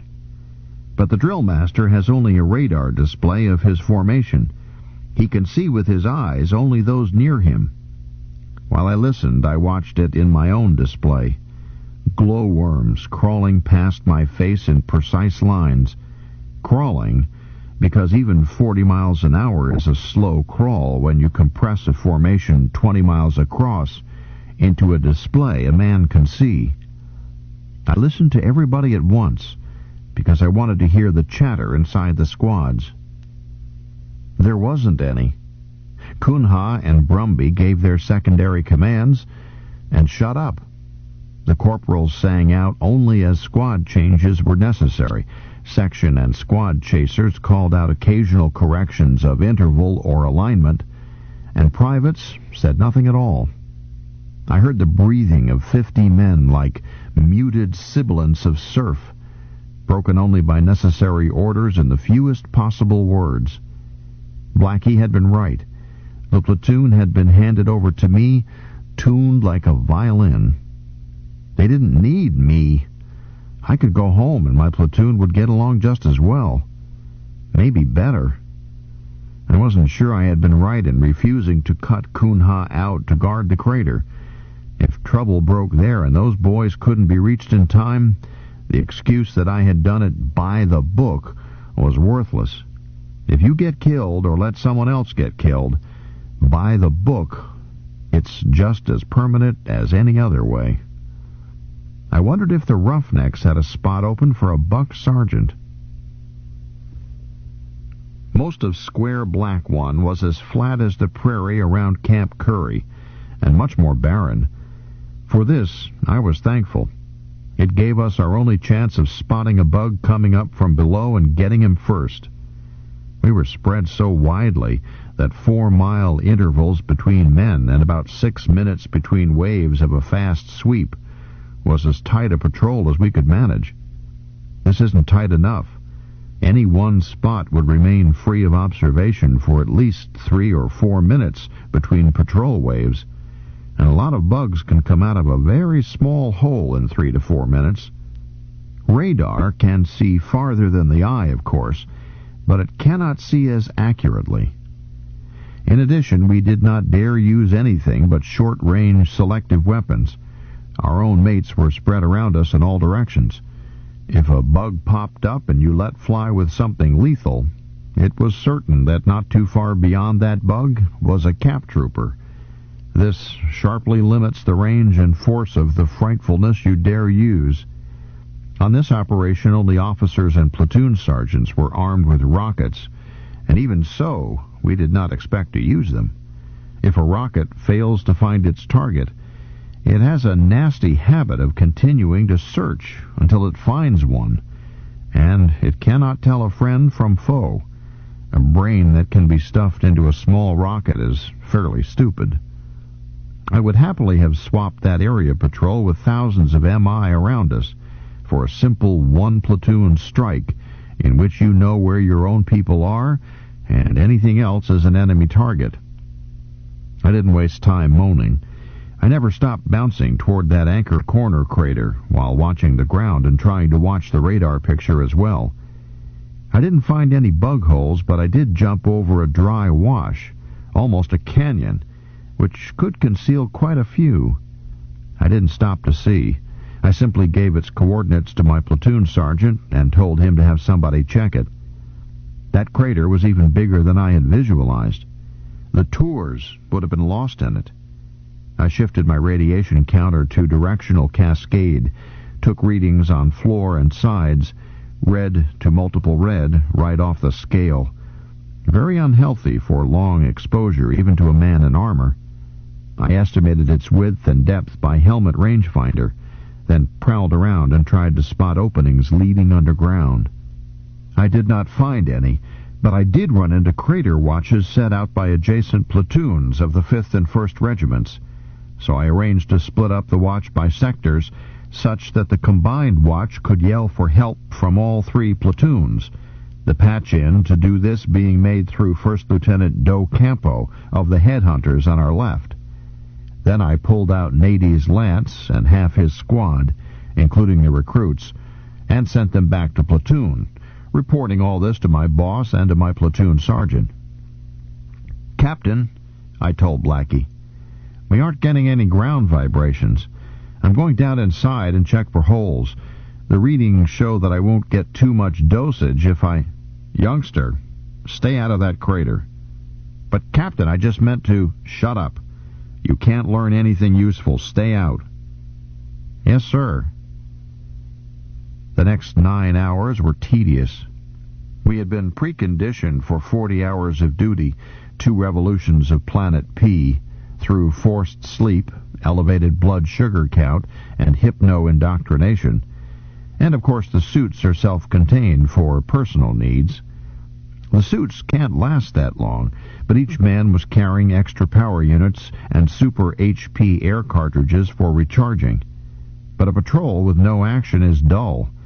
It is easy to goof off. I did what I could think of, having Kunha and Brumby take turn as drill sergeant, thus leaving platoon sergeant and leader free to rove around. I gave orders that no sweeps were to repeat in pattern, so that each man would always check terrain that was new to him. There are endless patterns to cover a given area by combining the combinations. Besides that, I consulted my platoon sergeant and announced bonus points toward Honor Squad for first verified hole, first bug destroyed, etc. Boot camp tricks. But staying alert means staying alive, so anything to avoid boredom. Finally, we had a visit from a special unit, 3 combat engineers in a utility air car, escorting a talent, a spatial sensor. Blackie warned me to expect them.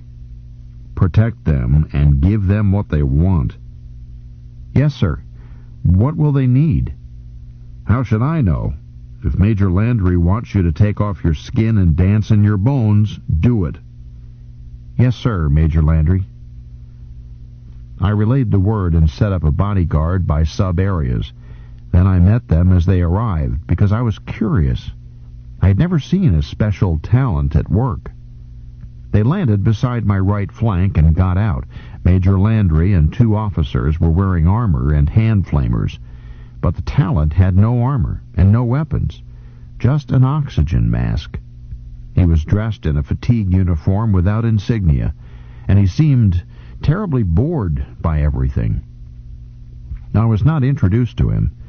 He looked like a 16-year-old boy, until I got close and saw a network of wrinkles around his weary eyes. As he got out, he took off his breathing mask. I was horrified, so I spoke to Major Landry, helmet to helmet without radio. "Major, the air around here is hot. Besides that, we've been warned that—" "Pipe down," said the Major. "He knows it." I shut up. The talent strolled a short distance, turned and pulled his lower lip. His eyes were closed, and he seemed lost in thought. He opened them and said fretfully, "How can one be expected to work with all these silly people jumping around?" Major Landry said crisply, "Ground your platoon." I gulped and started to argue, then cut in the all-hands circuit. "First platoon, blackguards, ground and freeze." It speaks well for Lieutenant Silva that all I heard was a double echo of my order as it was repeated down to squad. I said, "Major, can I let them move around on the ground?" "No, and shut up." Presently the censor got back in the car, put his mask on. There wasn't room for me, but I was allowed, ordered really, to grab on and be towed. We shifted a couple of miles. Again the censor took off his mask and walked around. This time he spoke to one of the other combat engineers, who kept nodding and sketching on a pad. The special mission unit landed about a dozen times in my area, each time going through the same, apparently pointless routine. Then they moved on into the 5th Regiment's grid. Just before they left, the officer who had been sketching pulled a sheet out of the bottom of his sketch box and handed it to me. "Here's your sub-map. The wide red band is the only bug boulevard in your area. It is nearly 1,000 feet down where it enters, but it climbs steadily toward your left rear and leaves at about minus 450. The light blue network joining it is a big bug colony. The only places where it comes within 100 feet of the surface I have marked. You might put some listeners there until we can get over there and handle it." I stared at it. "Is this map reliable?" The engineer officer glanced at the censor, then said very quietly to me, "Of course it is, you idiot. What are you trying to do, upset him?" They left while I was studying it. The artist-engineer had done double sketching, and the box had combined them into a stereo picture of the first 1,000 feet under the surface. I was so bemused by it that I had to be reminded to take the platoon out of freeze. Then I withdrew the ground listeners from the crater, pulled 2 men from each squad, and gave them bearings from that infernal map to have them listen along the bug highway and over the town. I reported it to Blackie. He cut me off as I started to describe the bug tunnels by coordinates. Major Landry relayed a facsimile to me. "Just give me coordinates of your listening posts." I did so. He said, "Not bad, Johnny, but not quite what I want either.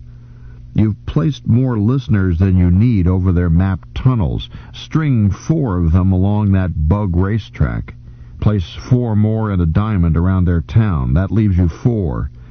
Place 1 in the triangle formed by your right rear corner and the main tunnel.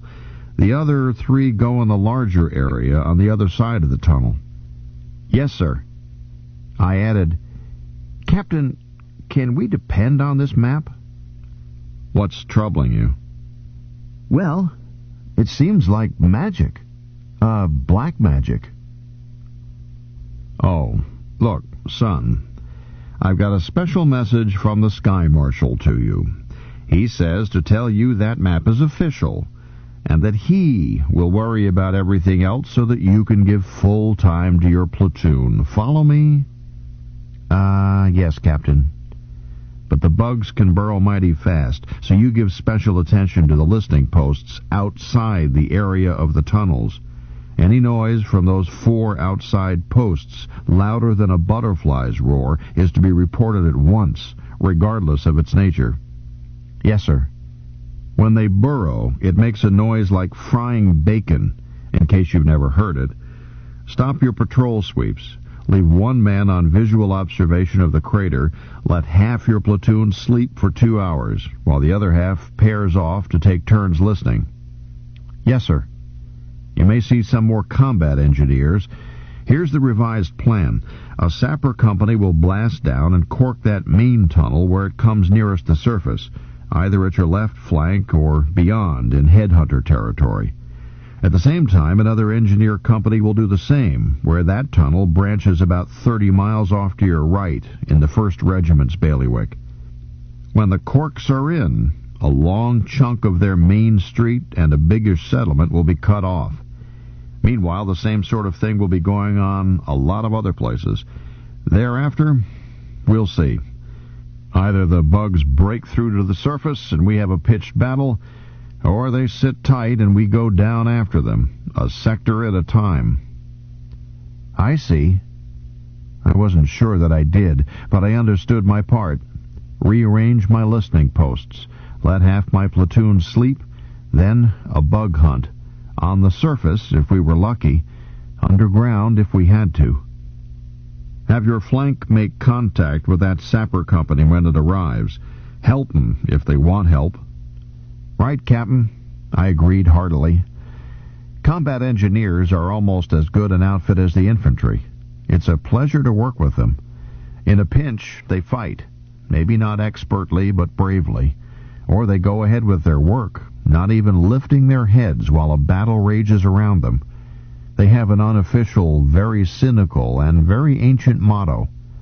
First we dig 'em, then we die in 'em. To supplement their official motto, can do. Both mottos are literal truth. Get on it, son. 12 listening posts meant that I could put a half squad at each post, either a corporal or his lance, plus 3 privates, then allow 2 of each group of 4 to sleep, while the other 2 took turns listening. Navari and the other section chaser could watch the crater and sleep, turnabout, while section sergeants could take turns in charge of the platoon. The redisposition took no more than 10 minutes once I had detailed the plan and given out bearings to the sergeants. Nobody had to move very far. I warned everybody to keep eyes open for a company of engineers. As soon as each section reported its listening posts in operation, I clicked to the wide circuit. Odd numbers? Lie down. Prepare to sleep. 1, 2, 3, 4, 5, sleep. A suit is not a bed, but it will do. One good thing about hypno-preparation for combat is that in the unlikely event of a chance to rest, a man can be put to sleep instantly by post-hypnotic command, triggered by someone who is not a hypnotist, and awaken just as instantly, alert and ready to fight. It is a lifesaver, because a man can get so exhausted in battle that he shoots at things that aren't there, and can't see what he should be fighting. But I had no intention of sleeping. I had not been told to, and I had not asked. The very thought of sleeping, when I knew that perhaps many thousands of bugs were only a few 100 feet away, made my stomach jump. Maybe that sensor was infallible. Perhaps the bugs could not reach us without alerting our listening posts. Maybe, but I didn't want to chance it. I clicked to my private circuit. Sarge? Yes, sir. You might as well get a nap. I'll be on watch. Lie down and prepare to sleep. 1, 2... Excuse me, sir, I have a suggestion. Yes? If I understand the revised plan, no action is expected for the next 4 hours. You could take a nap now and then... Forget it, Sarge. I'm not going to sleep. I'm going to make the rounds of the listening posts and watch for that sapper company. Very well, sir. I'll check number 3 while I'm here. You stay here with Brumby and catch some rest while I... Johnny. I broke off. Yes, Captain. Had the old man been listening? Are your posts all set? Yes, Captain, and my odd numbers are sleeping. I am about to inspect each post. Then, let your sergeant do it. I want you to rest. But, Captain, lie down. That's a direct order. Prepare to sleep. 1, 2, 3... Johnny. Captain, with your permission, I would like to inspect my posts first. Then I'll rest if you say so, but I would rather remain awake. Blackie guffawed in my ear. Look, son, you've slept for an hour and 10 minutes. Sir? Check the time. I did so, and felt foolish. You wide awake, son? Yes, sir, I think so. Things have speeded up. Call your odd numbers and put your even numbers to sleep. With luck, they may get an hour. So swap 'em around, inspect your posts, and call me back. I did so, and started my rounds without a word to my platoon sergeant. I was annoyed at both him and Blackie, at my company commander because I resented being put to sleep against my wishes, and as for my platoon sergeant, I had a dirty hunch that it wouldn't have been done if he weren't the real boss, and myself just a figurehead. But after I had checked posts number 3 and 1, no sounds of any sort, both were forward of the bug area, I cooled down. After all, blaming a sergeant, even a fleet sergeant, for something a captain did, was silly.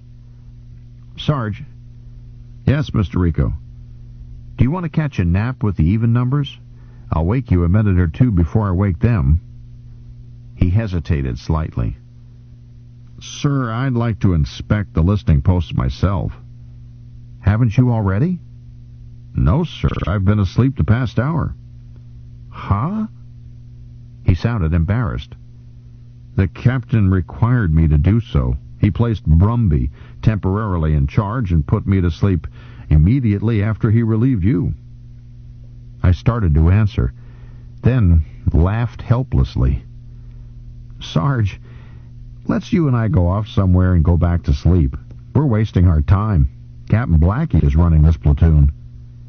I have found, sir, he answered stiffly, that Captain Blackstone invariably has a reason for anything he does.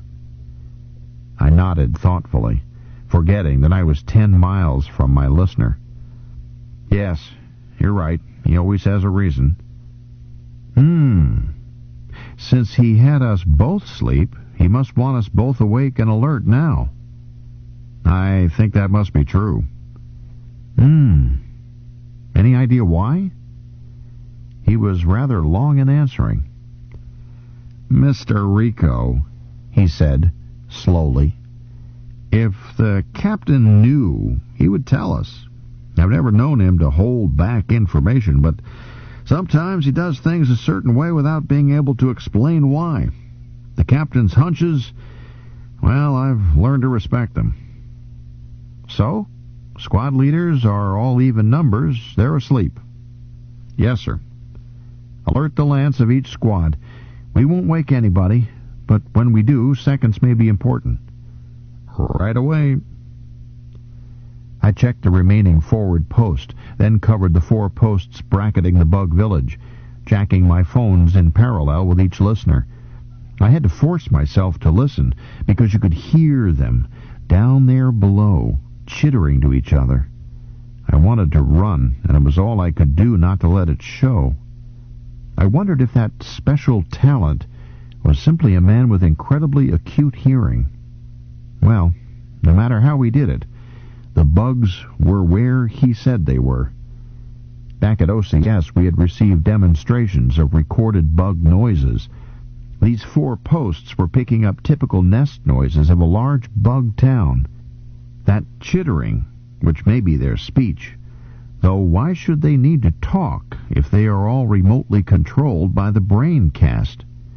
A rustling, like sticks and dry leaves, a high background whine which is always heard at a settlement, and which had to be machinery, their air conditioning perhaps. I did not hear the hissing, cracking noise they make in cutting through rock.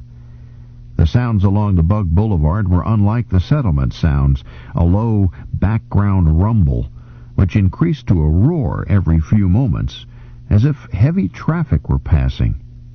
I listened at post number 5, then got an idea. Checked it by having the standby man at each of the 4 posts along the tunnel call out "Mark" to me each time the roaring got loudest. Presently I reported. "Captain." "Yeah, Johnny?" "The traffic along this bug race is all moving one way, from me toward you. Speed is approximately 110 miles per hour. A load goes past about once a minute." "Close enough," he agreed. "I make it 108 with a headway of 58 seconds. "Oh." I felt dashed and changed the subject. "I haven't seen that sapper company." "You won't. They picked a spot in the middle rear of Headhunter area. Sorry, I should have told you. Anything more?" "No, sir." We clicked off, and I felt better. Even Blackie could forget. And there hadn't been anything wrong with my idea. I left the tunnel zone to inspect the listening post to right and rear of the bug area, post 12. As with the others, there were 2 men asleep, 1 listening, 1 standby. I said to the standby, "Getting anything?" "No, sir." The man listening, one of my 5 recruits, looked up and said, "Mr. Rico, I think this pickup has just gone sour." "I'll check it," I said. He moved to let me jack in with him. Frying bacon, so loud you could smell it. I hit the all-hands circuit. "First platoon, up, wake up, call off and report," and clicked over to officer's circuit. "Captain Blackstone, urgent." "Slow down, Johnny, report." "Frying bacon sound, sir," I answered, trying desperately to keep my voice steady. "Post 12 at coordinates Easter 9, square black 1. "Easter 9, he agreed. "Decibels?" I looked hastily at the meter on the pickup. "I don't know, Captain. Off the scale at the max end. It sounds like they're right under my feet."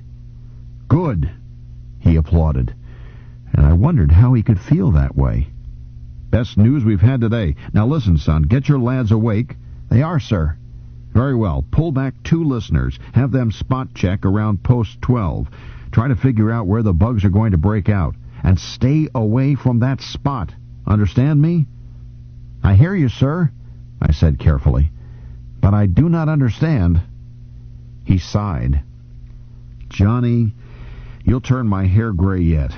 Look, son, we want them to come out. The more the better. You don't have the firepower to handle them other than by blowing up their tunnel as they reach the surface, and that is the one thing you must not do. If they come out in force, a regiment can't handle them.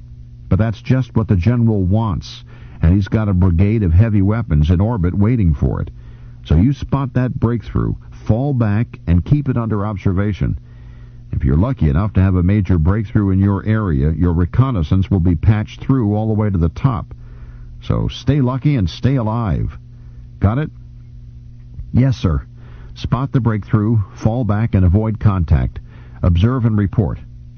"Get on it. Get on it. Get on it. Get on it. Get on it. Get on it. Get on it. Get on it. Get on it. Get on."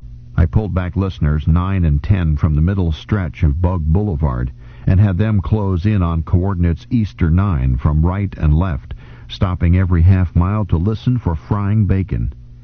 At the same time, I lifted post 12 and moved it toward our rear, while checking for a dying away of the sound.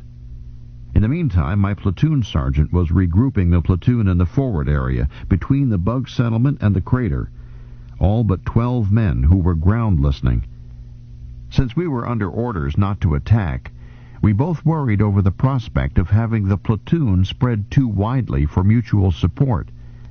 So he rearranged them in a compact line 5 miles long, with Brumby's section on the left, nearer the bug settlement. This placed the men less than 300 yards apart, almost shoulder to shoulder for cap troopers, and put 9 of the men still on listening stations within support distance of one flank or the other. Only the 3 listeners working with me were out of reach of ready help. I told Bayonne of the Wolverines and Do Campo of the Headhunters that I was no longer patrolling and why, and I reported our regrouping to Captain Blackstone. He grunted. "Suit yourself. Got a prediction on that breakthrough?" "It seems to center about Easter 10, Captain, but it is hard to pin down. The sounds are very loud in an area about 3 miles across, and it seems to get wider. I'm trying to circle it at an intensity level just barely on scale." I added, "Could they be driving a new horizontal tunnel just under the surface?" He seemed surprised. "That's possible. I hope not. We want them to come up." He added, "Let me know if the center of the noise moves. Check on it." "Yes, sir. Captain?" "Huh? Speak up." "You told us not to attack when they break out. If they break out, what are we to do? Are we just spectators?" There was a longish delay, 15 or 20 seconds, and he may have consulted upstairs.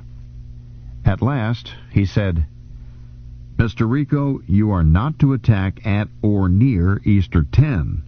Anywhere else, the idea is to hunt bugs." "Yes, sir," I agreed happily. "We hunt bugs."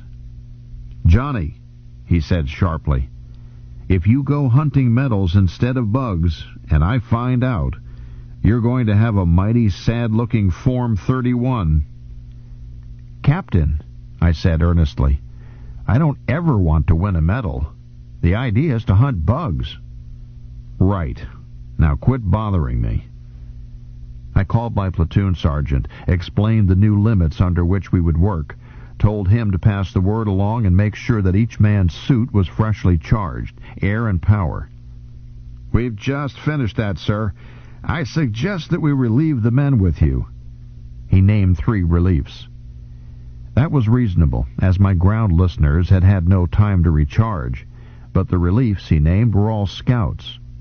Silently I cussed myself for utter stupidity. A scout's suit is as fast as a command suit, twice the speed of a marauder. I had been having a nagging feeling of something left undone, and had checked it off to the nervousness I always feel around bugs. Now I knew. Here I was 10 miles away from my platoon with a party of 3 men, each in a marauder suit. When the bugs broke through, I was going to be faced with an impossible decision, unless the men with me could rejoin as fast as I could. "That's good," I agreed. "But I no longer need 3 men. Send Hughes right away. Have him relieve Nyberg. Use the other 3 scouts to relieve the listening posts farthest forward." "Just Hughes?" he said doubtfully. "Hughes is enough. I'm going to man 1 listener myself. 2 of us can straddle the area. We know where they are now." I added, "Get Hughes down here on the bounce." For the next 37 minutes, nothing happened. Hughes and I swung back and forth along the forward and rear arcs of the area around Easter 10, listening 5 seconds at a time, then moving on. It was no longer necessary to seat the microphone in rock. It was enough to touch it to the ground to get the sound of frying bacon strong and clear. The noise area expanded, but its center did not change. Once I called Captain Blackstone to tell him the sound had abruptly stopped, and again 3 minutes later to tell him it had resumed. Otherwise, I used the scout circuit and let my platoon sergeant take care of the platoon and the listening posts near the platoon. At the end of this time, everything happened at once. A voice called out on the scout circuit, "Bacon fry! Albert 2!" I clicked over and called out, "Captain, bacon fry at Albert 2, Black 1. Clicked over to liaison with the platoon surrounding me. Liaison flash, bacon frying at Albert 2, square black 1. And immediately heard Docampo reporting, frying bacon sounds at Adolf 3, green 12. I relayed that to Blackie and cut back to my own scout circuit. Heard, Bugs! Bugs! Help! Where? No answer. I clicked over. Sarge, who reported bugs? He rapped back. Coming up out of their town, about Bangkok 6. Hit 'em! I clicked over to Blackie. Bugs at Bangkok 6, black 1. I am attacking. I heard you order it, he answered calmly. How about Easter 10? Easter 10 is... The ground fell away under me, and I was engulfed in bugs. I didn't know what had happened to me. I wasn't hurt. It was a bit like falling into the branches of a tree.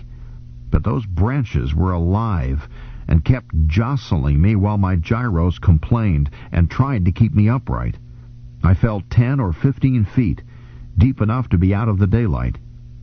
Then a surge of living monsters carried me back up into the light, and training paid off. I landed on my feet, talking and fighting. Breakthrough at Easter 10. No, Easter 11, where I am now.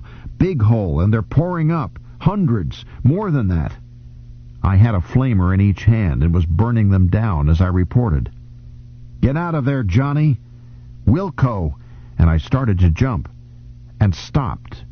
Checked the jump in time. Stopped flaming and really looked. For I suddenly realized that I ought to be dead. Correction, I said, looking and hardly believing. Breakthrough at Easter 11 is a feint. No warriors. Repeat. Easter 11, black 1. Breakthrough here is entirely by workers so far. No warriors. I am surrounded by bugs, and they are still pouring out. But not a one of them is armed, and those nearest me all have typical worker features. I have not been attacked. I added, Captain, do you think this could be just a diversion, with their real breakthrough to come somewhere else? Could be, he admitted.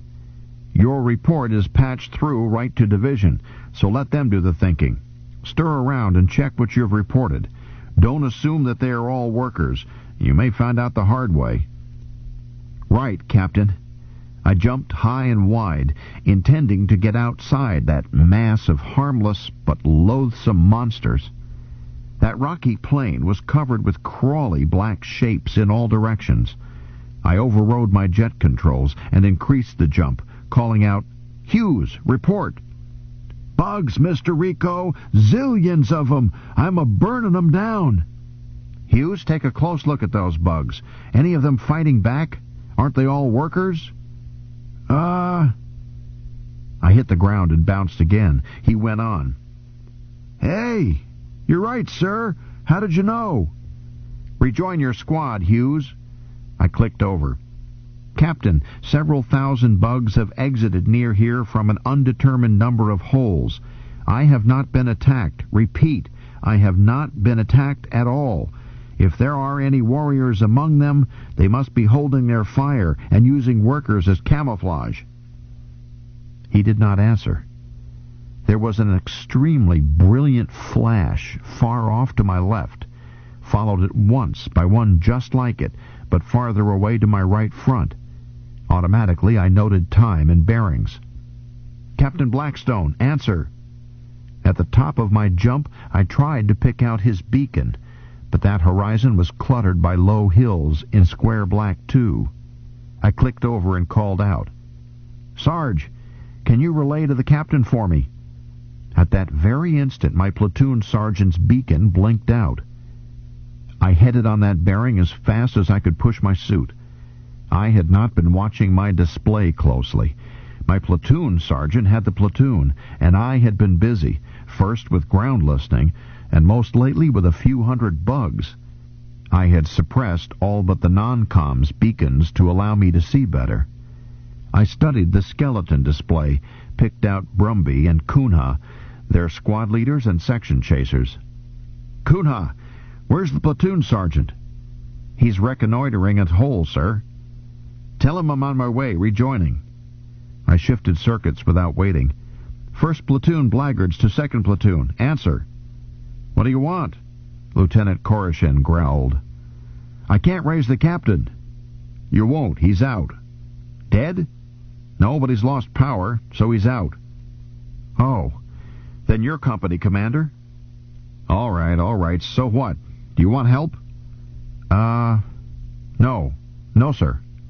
Then shut up, Koreshin told me. Until you do need help. We've got more than we can handle here. Okay. I suddenly found that I had more than I could handle. While reporting to Koreshin, I shifted to full display and short range, as I was almost closed with my platoon. And now I saw my first section disappear, one by one. Brumby's beacon disappearing first. Kunha, what's happening to the first section? His voice sounded strained. They are following the platoon sergeant down. If there's anything in the book that covers this, I don't know what it is. Had Brumby acted without orders? Or had he been given orders I hadn't heard? Look, the man was already down a bug hole, out of sight and hearing. Is this a time to go legal? We would sort such things out tomorrow, if any of us had a tomorrow. Very well, I said. I'm back now. Report. My last jump brought me among them. I saw a bug off to my right, and I got him before I hit. No worker this. It had been firing as it moved. I've lost 3 men, Kunha answered, gasping. I don't know what Brumby lost. They broke out 3 places at once.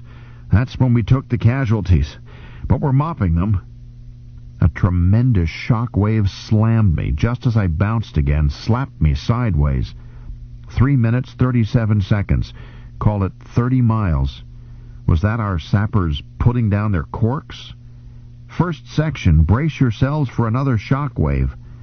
I landed sloppily, almost on top of a group of 3 or 4 bugs. They weren't dead, but they weren't fighting. They just twitched. I donated them a grenade and bounced again. Hit 'em, now, I called out. They're groggy, and mind that next. The second blast hit as I was saying it. It wasn't as violent. Kunha, call off your section, and everybody stay on the bounce and mop up. The call-off was ragged and slow, too many missing files as I could see from my physicals display. But the mop-up was precise and fast. I ranged around the edge and got 6 bugs myself. The last of them suddenly became active just before I flamed it. Why did concussion daze them more than it did us? Because they were unarmored? Or was it their brain bug somewhere down below that was dazed? The call-off showed 19 effectives, plus 2 dead, 2 hurt, and 3 out of action through suit failure. And 2 of these latter Navarre was repairing by vandalizing power units from suits of dead and wounded. The third suit failure was in radio and radar, and could not be repaired, so Navarre assigned the man to guard the wounded, the nearest thing to pick up we could manage, until we were relieved. In the meantime, I was inspecting with Sergeant Kunha the 3 places where the bugs had broken through from their nest below. Comparison with the sub-map showed, as one could have guessed, that they had cut exits at the places where their tunnels were closest to the surface. One hole had closed. It was a heap of loose rock. The second one did not show bug activity. I told Kunha to post a lance and a private there with orders to kill single bugs, close the hole with a bomb if they started to pour out. It's all very well for the Sky Marshal to sit up there and decide that holes must not be closed, but I had a situation, not a theory. Then I looked at the third hole, the one that had swallowed up my platoon sergeant and half my platoon. Here a bug corridor came within 20 feet of the surface, and they had simply removed the roof for about 50 feet. Where the rock went, what caused that frying bacon noise while they did it, I could not say.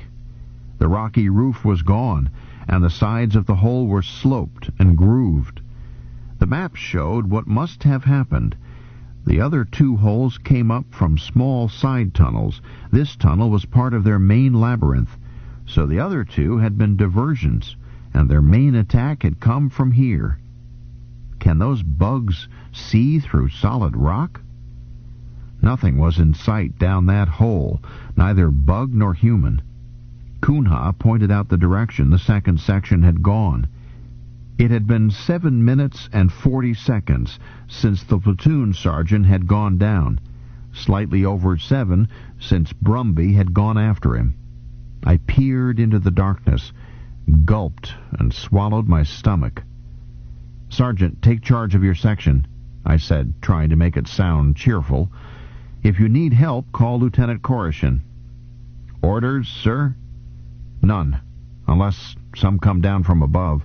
I'm going down and find the section, so I may be out of touch for a while." Then I jumped down in the hole at once, because my nerve was slipping. Behind me I heard, "Section! First squad, second squad, third squad. By squads, follow me." And Kunha jumped down too. It's not nearly so lonely that way. I had Kunha leave 2 men at the hole to cover our rear, one on the floor of the tunnel, one at surface level. Then I led them down the tunnel the second section had followed, moving as fast as possible, which wasn't fast, as the roof of the tunnel was right over our heads. A man can move in sort of a skating motion in a powered suit without lifting his feet, but it is neither easy nor natural. We could have trotted without armor faster.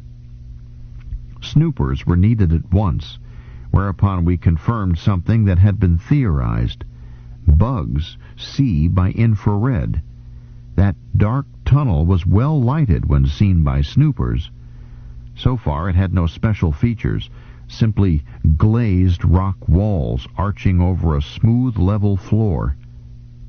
We came to a tunnel, crossing the one we were in, and I stopped short of it. There are doctrines for how you should dispose a strike force underground, but what good are they? The only certainty was that the man who had written the doctrines had never himself tried them, because before Operation Royalty, nobody had come back up to tell what had worked and what had not. One doctrine called for guarding every intersection, such as this one, but I had already used 2 men to guard our escape hole. If I left 10% of my force at each intersection, mighty soon I would be 10%ed to death. I decided to keep us together. Decided, too, that none of us would be captured, not by bugs. Far better a nice, clean real estate deal. And with that decision, a load was lifted from my mind, and I was no longer worried. I peered cautiously into the intersection, looked both ways. No bugs. So I called out over the non-com circuit, "Brumby." The result was startling. You hardly hear your own voice when using suit radio, as you are shielded from your output, but here, underground, in a network of smooth corridors, my output came back to me as if the whole complex were one enormous waveguide. "Brumby." My ears rang with it, and then rang again. "Mr. Rico!" "Not so loud," I said, trying to talk very softly myself. "Where are you?" Brumby answered, not quite so deafeningly. "Sir, I don't know. We're lost." "Well, take it easy. We're coming to get you. You can't be far away. Is the platoon sergeant with you?" "No, sir, we never—" "Hold it." I clicked in my private circuit. "Sarge." "I read you, sir." His voice sounded calm, and he was holding the volume down. "Brumby and I are in radio contact, but we've not been able to make rendezvous." "Where are you?" He hesitated slightly. "Sir, my advice is to make rendezvous with Brumby's section, then return to the surface." "Answer my question." "Mr. Rico, you could spend a week down here and not find me, and I'm not able to move. You must—" "Cut it, Sarge. Are you wounded?" No, sir, but then why can't you move? Bug trouble? Lots of it. They can't reach me now, but I can't come out. So I think you had better... Sarge, you're wasting time. I am certain you know exactly what turns you took. Now tell me, while I look at the map, and give me a vernier reading on your DR tracer. That's a direct order. Report.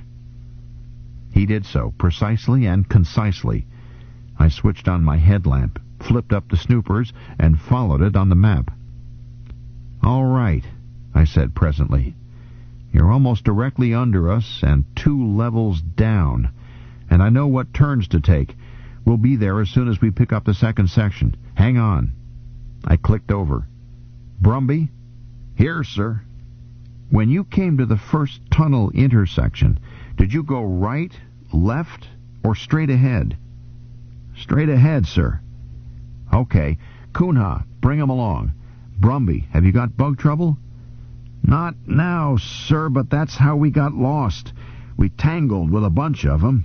And when it was over, we were turned around. I started to ask about casualties, then decided that bad news could wait. I wanted to get my platoon together and get out of there. A bug town with no bugs in sight was somehow more upsetting than the bugs we had expected to encounter. Brumby coached us through the next 2 choices, and I tossed tanglefoot bombs down each corridor we did not use. Tanglefoot is a derivative of the nerve gas we had been using on bugs in the past. Instead of killing, it gives any bug that trots through it a sort of shaking palsy. We had been equipped with it for this one operation, and I would have swapped a ton of it for a few pounds of the real stuff. Still, it might protect our flanks. In one long stretch of tunnel, I lost touch with Brumby. Some oddity in reflection of radio waves, I guess, for I picked him up at the next intersection. But there he could not tell me which way to turn. This was the place, or near the place, where the bugs had hit them. And here the bugs hit us.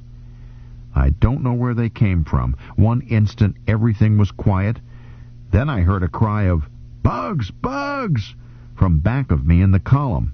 I turned, and suddenly bugs were everywhere. I suspect that those smooth walls are not as solid as they look. That's the only way I can account for the way they were suddenly all around us and among us. We couldn't use flamers. We couldn't use bombs. We were too likely to hit each other. But the bugs didn't have any such compunctions among themselves if they could get one of us. But we had hands and we had feet. It couldn't have lasted more than a minute. Then there were no more bugs, just broken pieces of them on the floor, and 4 cap troopers down. One was Sergeant Brumby, dead. During the ruckus, the second section had rejoined. They had not been far away, sticking together to keep from getting further lost in that maze, and had heard the fight. Hearing it, they had been able to trace it by sound, where they had not been able to locate us by radio. Kunha and I made certain that our casualties were actually dead, then consolidated the 2 sections into one of 4 squads, and down we went, and found the bugs that had our platoon sergeant besieged. That fight didn't last any time at all, because he had warned me what to expect. He had captured a brain bug, and was using its bloated body as a shield. He could not get out, but they could not attack him without, quite literally, committing suicide by hitting their own brain. We were under no such handicap. We hit them from behind. Then I was looking at the horrid thing he was holding, and I was feeling exultant despite our losses, when suddenly I heard close up that frying bacon noise. A big piece of roof fell on me, and Operation Royalty was over as far as I was concerned. I woke up in bed and thought that I was back at OCS and had just had a particularly long and complicated bug nightmare. But I was not at OCS. I was in a temporary sick bay of the transport Argonne, and I really had had a platoon of my own for nearly 12 hours. But now I was just one more patient, suffering from nitrous oxide poisoning and overexposure to radiation through being out of armor for over an hour before being retrieved, plus broken ribs and a knock in the head, which had put me out of action. It was a long time before I got everything straight about Operation Royalty, and some of it I'll never know. Why Brumby took his section underground, for example. Brumby is dead, and Nady bought the farm next to his, and I'm simply glad that they both got their chevrons and were wearing them that day on Planet P, when nothing went according to plan. I did learn eventually why my platoon sergeant decided to go down into that bug town. He had heard my report to Captain Blackstone that the major breakthrough was actually a feint, made with workers sent up to be slaughtered. When real warrior bugs broke out where he was, he had concluded, correctly, and minutes sooner than staff reached the same conclusion, that the bugs were making a desperation push, or they would not expend their workers simply to draw our fire. He saw that their counterattack made from Bugtown was not in sufficient force, and concluded that the enemy did not have many reserves, and decided that at this one golden moment, one man acting alone might have a chance of raiding, finding royalty, and capturing it. Remember, that was the whole purpose of the operation. We had plenty of force simply to sterilize Planet P, but our object was to capture royalty casts and to learn how to go down in. So he tried it, snatched that one moment, and succeeded on both counts. It made it mission accomplished for the first platoon of the blackguards. Not very many platoons out of many, many hundreds could say that. No queens were captured. The bugs killed them first, and only 6 brains. None of the 6 were ever exchanged. They didn't live long enough. But the psych warfare boys did get live specimens, so I suppose Operation Royalty was a success. My platoon sergeant got a field commission. I was not offered one, and would not have accepted, but I was not surprised when I learned that he had been commissioned. Captain Blackie had told me that I was getting the best sergeant in the fleet, and I had never had any doubt that Blackie's opinion was correct. I had met my platoon sergeant before. I don't think any other blackguard knew this, not from me, and certainly not from him. I doubt if Blackie himself knew it, but I had known my platoon sergeant since my first day as a boot. His name is Zim. My part in Operation Royalty did not seem a success to me. I was in the Argonne more than a month, first as a patient, then as an unattached casual, before they got around to delivering me and a few dozen others to sanctuary.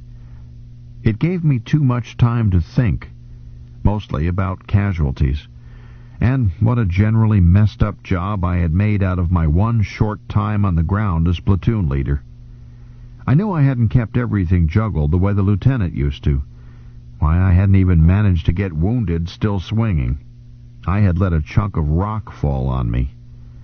And casualties, I didn't know how many there were. I just knew that when I closed ranks there were only 4 squads, where I had started with 6. I didn't know how many more there might have been before Zim got them to the surface, before the blackguards were relieved and retrieved. I didn't even know whether Captain Blackstone was still alive. He was. In fact, he was back in command about the time I went underground. And I had no idea what the procedure was if a candidate was alive and his examiner was dead. But I felt that my Form 31 was sure to make me a buck sergeant again. It really didn't seem important that my math books were in another ship. Nevertheless, when I was let out of bed the first week I was in the Argonne, after loafing and brooding a day, I borrowed some books from one of the junior officers and got to work. Math is hard work, and it occupies your mind. And it doesn't hurt to learn all you can of it, no matter what rank you are. Everything of any importance is founded on mathematics. When I finally checked in at OCS and turned in my pips, I learned that I was a cadet again instead of a sergeant. I guess Blackie gave me the benefit of the doubt. My roommate, Angel, was in our room with his feet on the desk, and in front of his feet was a package, my math books. He looked up and looked surprised. "Hi, Juan. We thought you had bought it." "Me? The bugs don't like me that well. When do you go out?" "Why, I've been out," Angel protested. "Left the day after you did, made 3 drops, and been back a week. What took you so long?" "Took the long way home. Spent a month as a passenger." "Some people are lucky. What drops did you make?" "Didn't make any," I admitted. He stared. "Some people have all the luck." Perhaps Angel was right. Eventually I graduated, but he supplied some of the luck himself in patient tutoring. I guess my luck has usually been people. Angel and Jelly and the lieutenant and Carl and Lieutenant Colonel Dubois. Yes, and my father and Blackie and Brumby and Ace and always Sergeant Zim. Brevet Captain Zim now, with permanent rank of first lieutenant. It wouldn't have been right for me to have wound up senior to him. Benny Montez, a classmate of mine, and I were at the Fleet Landing Field the day after graduation, waiting to go up to our ships. We were still such brand-new second lieutenants that being saluted made us nervous, and I was covering it by reading the list of ships in orbit around Sanctuary, a list so long that it was clear that something big was stirring, even though they hadn't seen fit to mention it to me. I felt excited. I had my 2 dearest wishes in one package, posted to my old outfit, and while my father was still there, too. And now this, whatever it was, meant that I was about to have the polish put on me by Makey Lurney under Lieutenant Jalal, with some important drop coming up. I was so full of it all that I couldn't talk about it, so I studied the lists. Whew, what a lot of ships. They were posted by types, too many to locate otherwise. I started reading off the troop carriers, the only ones that mattered to an MI. There was the Mannerheim. Any chance of seeing Carmen? Probably not, but I could send a dispatch and find out. Big ships, the new Valley Forge and the new Ypres, Marathon, El Alamein, Iwo, Gallipoli, Leyte, Marne, Tours, Gettysburg, Hastings, Alamo, Waterloo, all places where mud feet had made their names to shine. Little ships, the ones named for footsloggers, Horatius, Alvin York, Swamp Fox, the Raj herself, bless her heart, Colonel Bowie, Devereux, Vercingetorix, Sandino, Aubrey Cousins, Kamehameha, Audie Murphy, Xenophon, Aguinaldo. I said, there ought to be one named Magsaysay. Benny said, what? Ramon Magsaysay, I explained. Great man, great soldier. Probably be chief of psychological warfare if he were alive today. Didn't you ever study any history? Well, admitted Benny, I learned that Simon Bolivar built the pyramids, licked the Armada, and made the first trip to the moon. You left out marrying Cleopatra. Oh, that, yep. Well, I guess every country has its own version of history. I'm sure of it. I added something to myself, and Benny said, what did you say? Sorry, Bernardo. Just an old saying in my own language. I suppose you could translate it, more or less, as home is where the heart is. But what language was it? Tagalog, my native language. Don't they talk standard English where you come from? Oh, certainly. for business and school and so forth. We just talk the old speech around home a little. Traditions, you know. Yeah, I know. My folks chatter in Espanol the same way. But where do you... The speaker started playing Meadowland. Benny broke into a grin. Got a date with the ship. Watch yourself, fellow. See you. Mind the bugs. I turned back and went on reading ships' names. Pal Malater, Montgomery, Chaka, Geronimo. Then came the sweetest sound in the world. Shines the name of Roger Young. I grabbed my kit and hurried. Home is where the heart is. I was going home.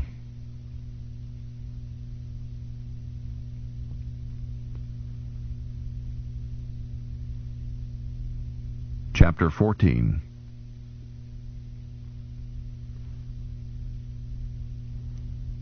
Each year we gain a little. You have to keep a sense of proportion. Time, sir. My J.O., under instruction, candidate or 3rd Lieutenant Bearpaw, stood just outside my door. He looked and sounded awfully young, and was about as harmless as one of his scalp-hunting ancestors. Right, Jimmy. I was already in armor. We walked aft to the drop room. I said as we went, "One word, Jimmy. Stick with me and keep out of my way. Have fun and use up your ammo. If by any chance I buy it, you're the boss. But if you're smart, you'll let your platoon sergeant call the signals." "Yes, sir." As we came in, the platoon sergeant called them to attention and saluted. I returned it, said, "At ease," and started down the first section, while Jimmy looked over the second. Then I inspected the second section, too, checking everything on every man. My platoon sergeant is much more careful than I am, so I didn't find anything. I never do. But it makes the men feel better if their old man scrutinizes everything. Besides, it's my job. Then I stepped out in the middle. Another bug hunt, boys. This one is a little different, as you know. Since they still hold prisoners of ours, we can't use a Nova bomb on Klendathu. So this time we go down, stand on it, hold it, take it away from them. The boat won't be down to retrieve us. Instead, it'll fetch more ammo and rations. If you're taken prisoner, keep your chin up and follow the rules, because you've got the whole outfit behind you. You've got the whole Federation behind you. We'll come and get you. That's what the boys from the Swamp Fox and the Montgomery have been depending on. Those who are still alive are waiting, knowing that we will show up. And here we are. Now, we go get 'em. Don't forget that we'll have help all around us, lots of help above us. All we have to worry about is our one little piece, just the way we rehearsed it. One last thing. I had a letter from Captain Jalal just before we left. He says that his new legs work fine, but he also told me to tell you that he's got you in mind, and he expects your names to shine. And so do I. 5 minutes for the Padre. I felt myself beginning to shake. It was a relief when I could call them to attention again and add, "By sections, port and starboard. Prepare for drop." I was all right then while I inspected each man into his cocoon down one side, with Jimmy and the platoon sergeant taking the other. Then we buttoned Jimmy into the number 3 centerline capsule. Once his face was covered up, the shakes really hit me. My platoon sergeant put his arm around my armored soldiers. "Just like a drill, son." "I know it, Father." I stopped shaking at once. "It's the waiting, that's all." "I know. 4 minutes. Shall we get buttoned up, sir?" "Right away, Father." I gave him a quick hug, let the Navy drop crew seal us in. The shakes didn't start up again. Shortly I was able to report, "Bridge, Rico's Roughnecks, ready for drop." 31 seconds, Lieutenant, she added. Good luck, boys. This time we take 'em. Right, Captain. Check. Now some music while you wait? She switched it on. To the everlasting glory of the infantry. The end. You've been listening to Starship Troopers by Robert A. Heinlein, narrated by George Wilson. The author includes this historical note at the end of the novel. Young, Roger W., Private, 148th Infantry, 37th Infantry Division, the Ohio Buckeyes. Born Tiffin, Ohio, 28th April 1918. Died 31st July 1943 on the island New Georgia, Solomons, South Pacific, while single-handedly attacking and destroying an enemy machine gun pillbox.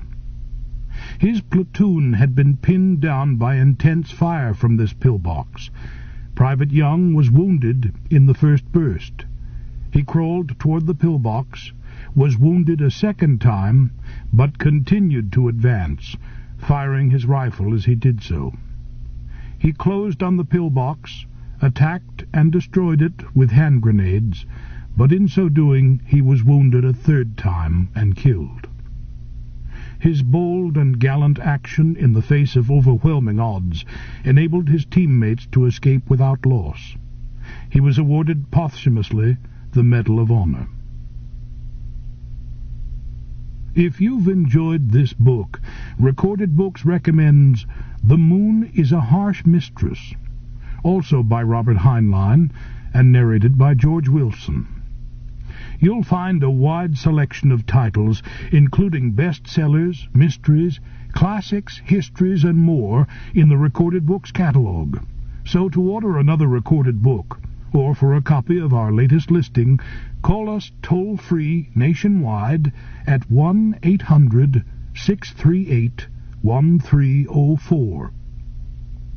You can order by phone with Visa or MasterCard, or by writing to us, or by faxing us at 410-535-5499. Don't forget to ask about easy 30-day rentals by mail. And thank you for being a Recorded Books reader. Recorded Books reader. Recorded Books reader. Recorded Books reader. Recorded Books reader. Recorded Books reader. Recorded Books reader. Recorded Books reader. Recorded Books reader. Recorded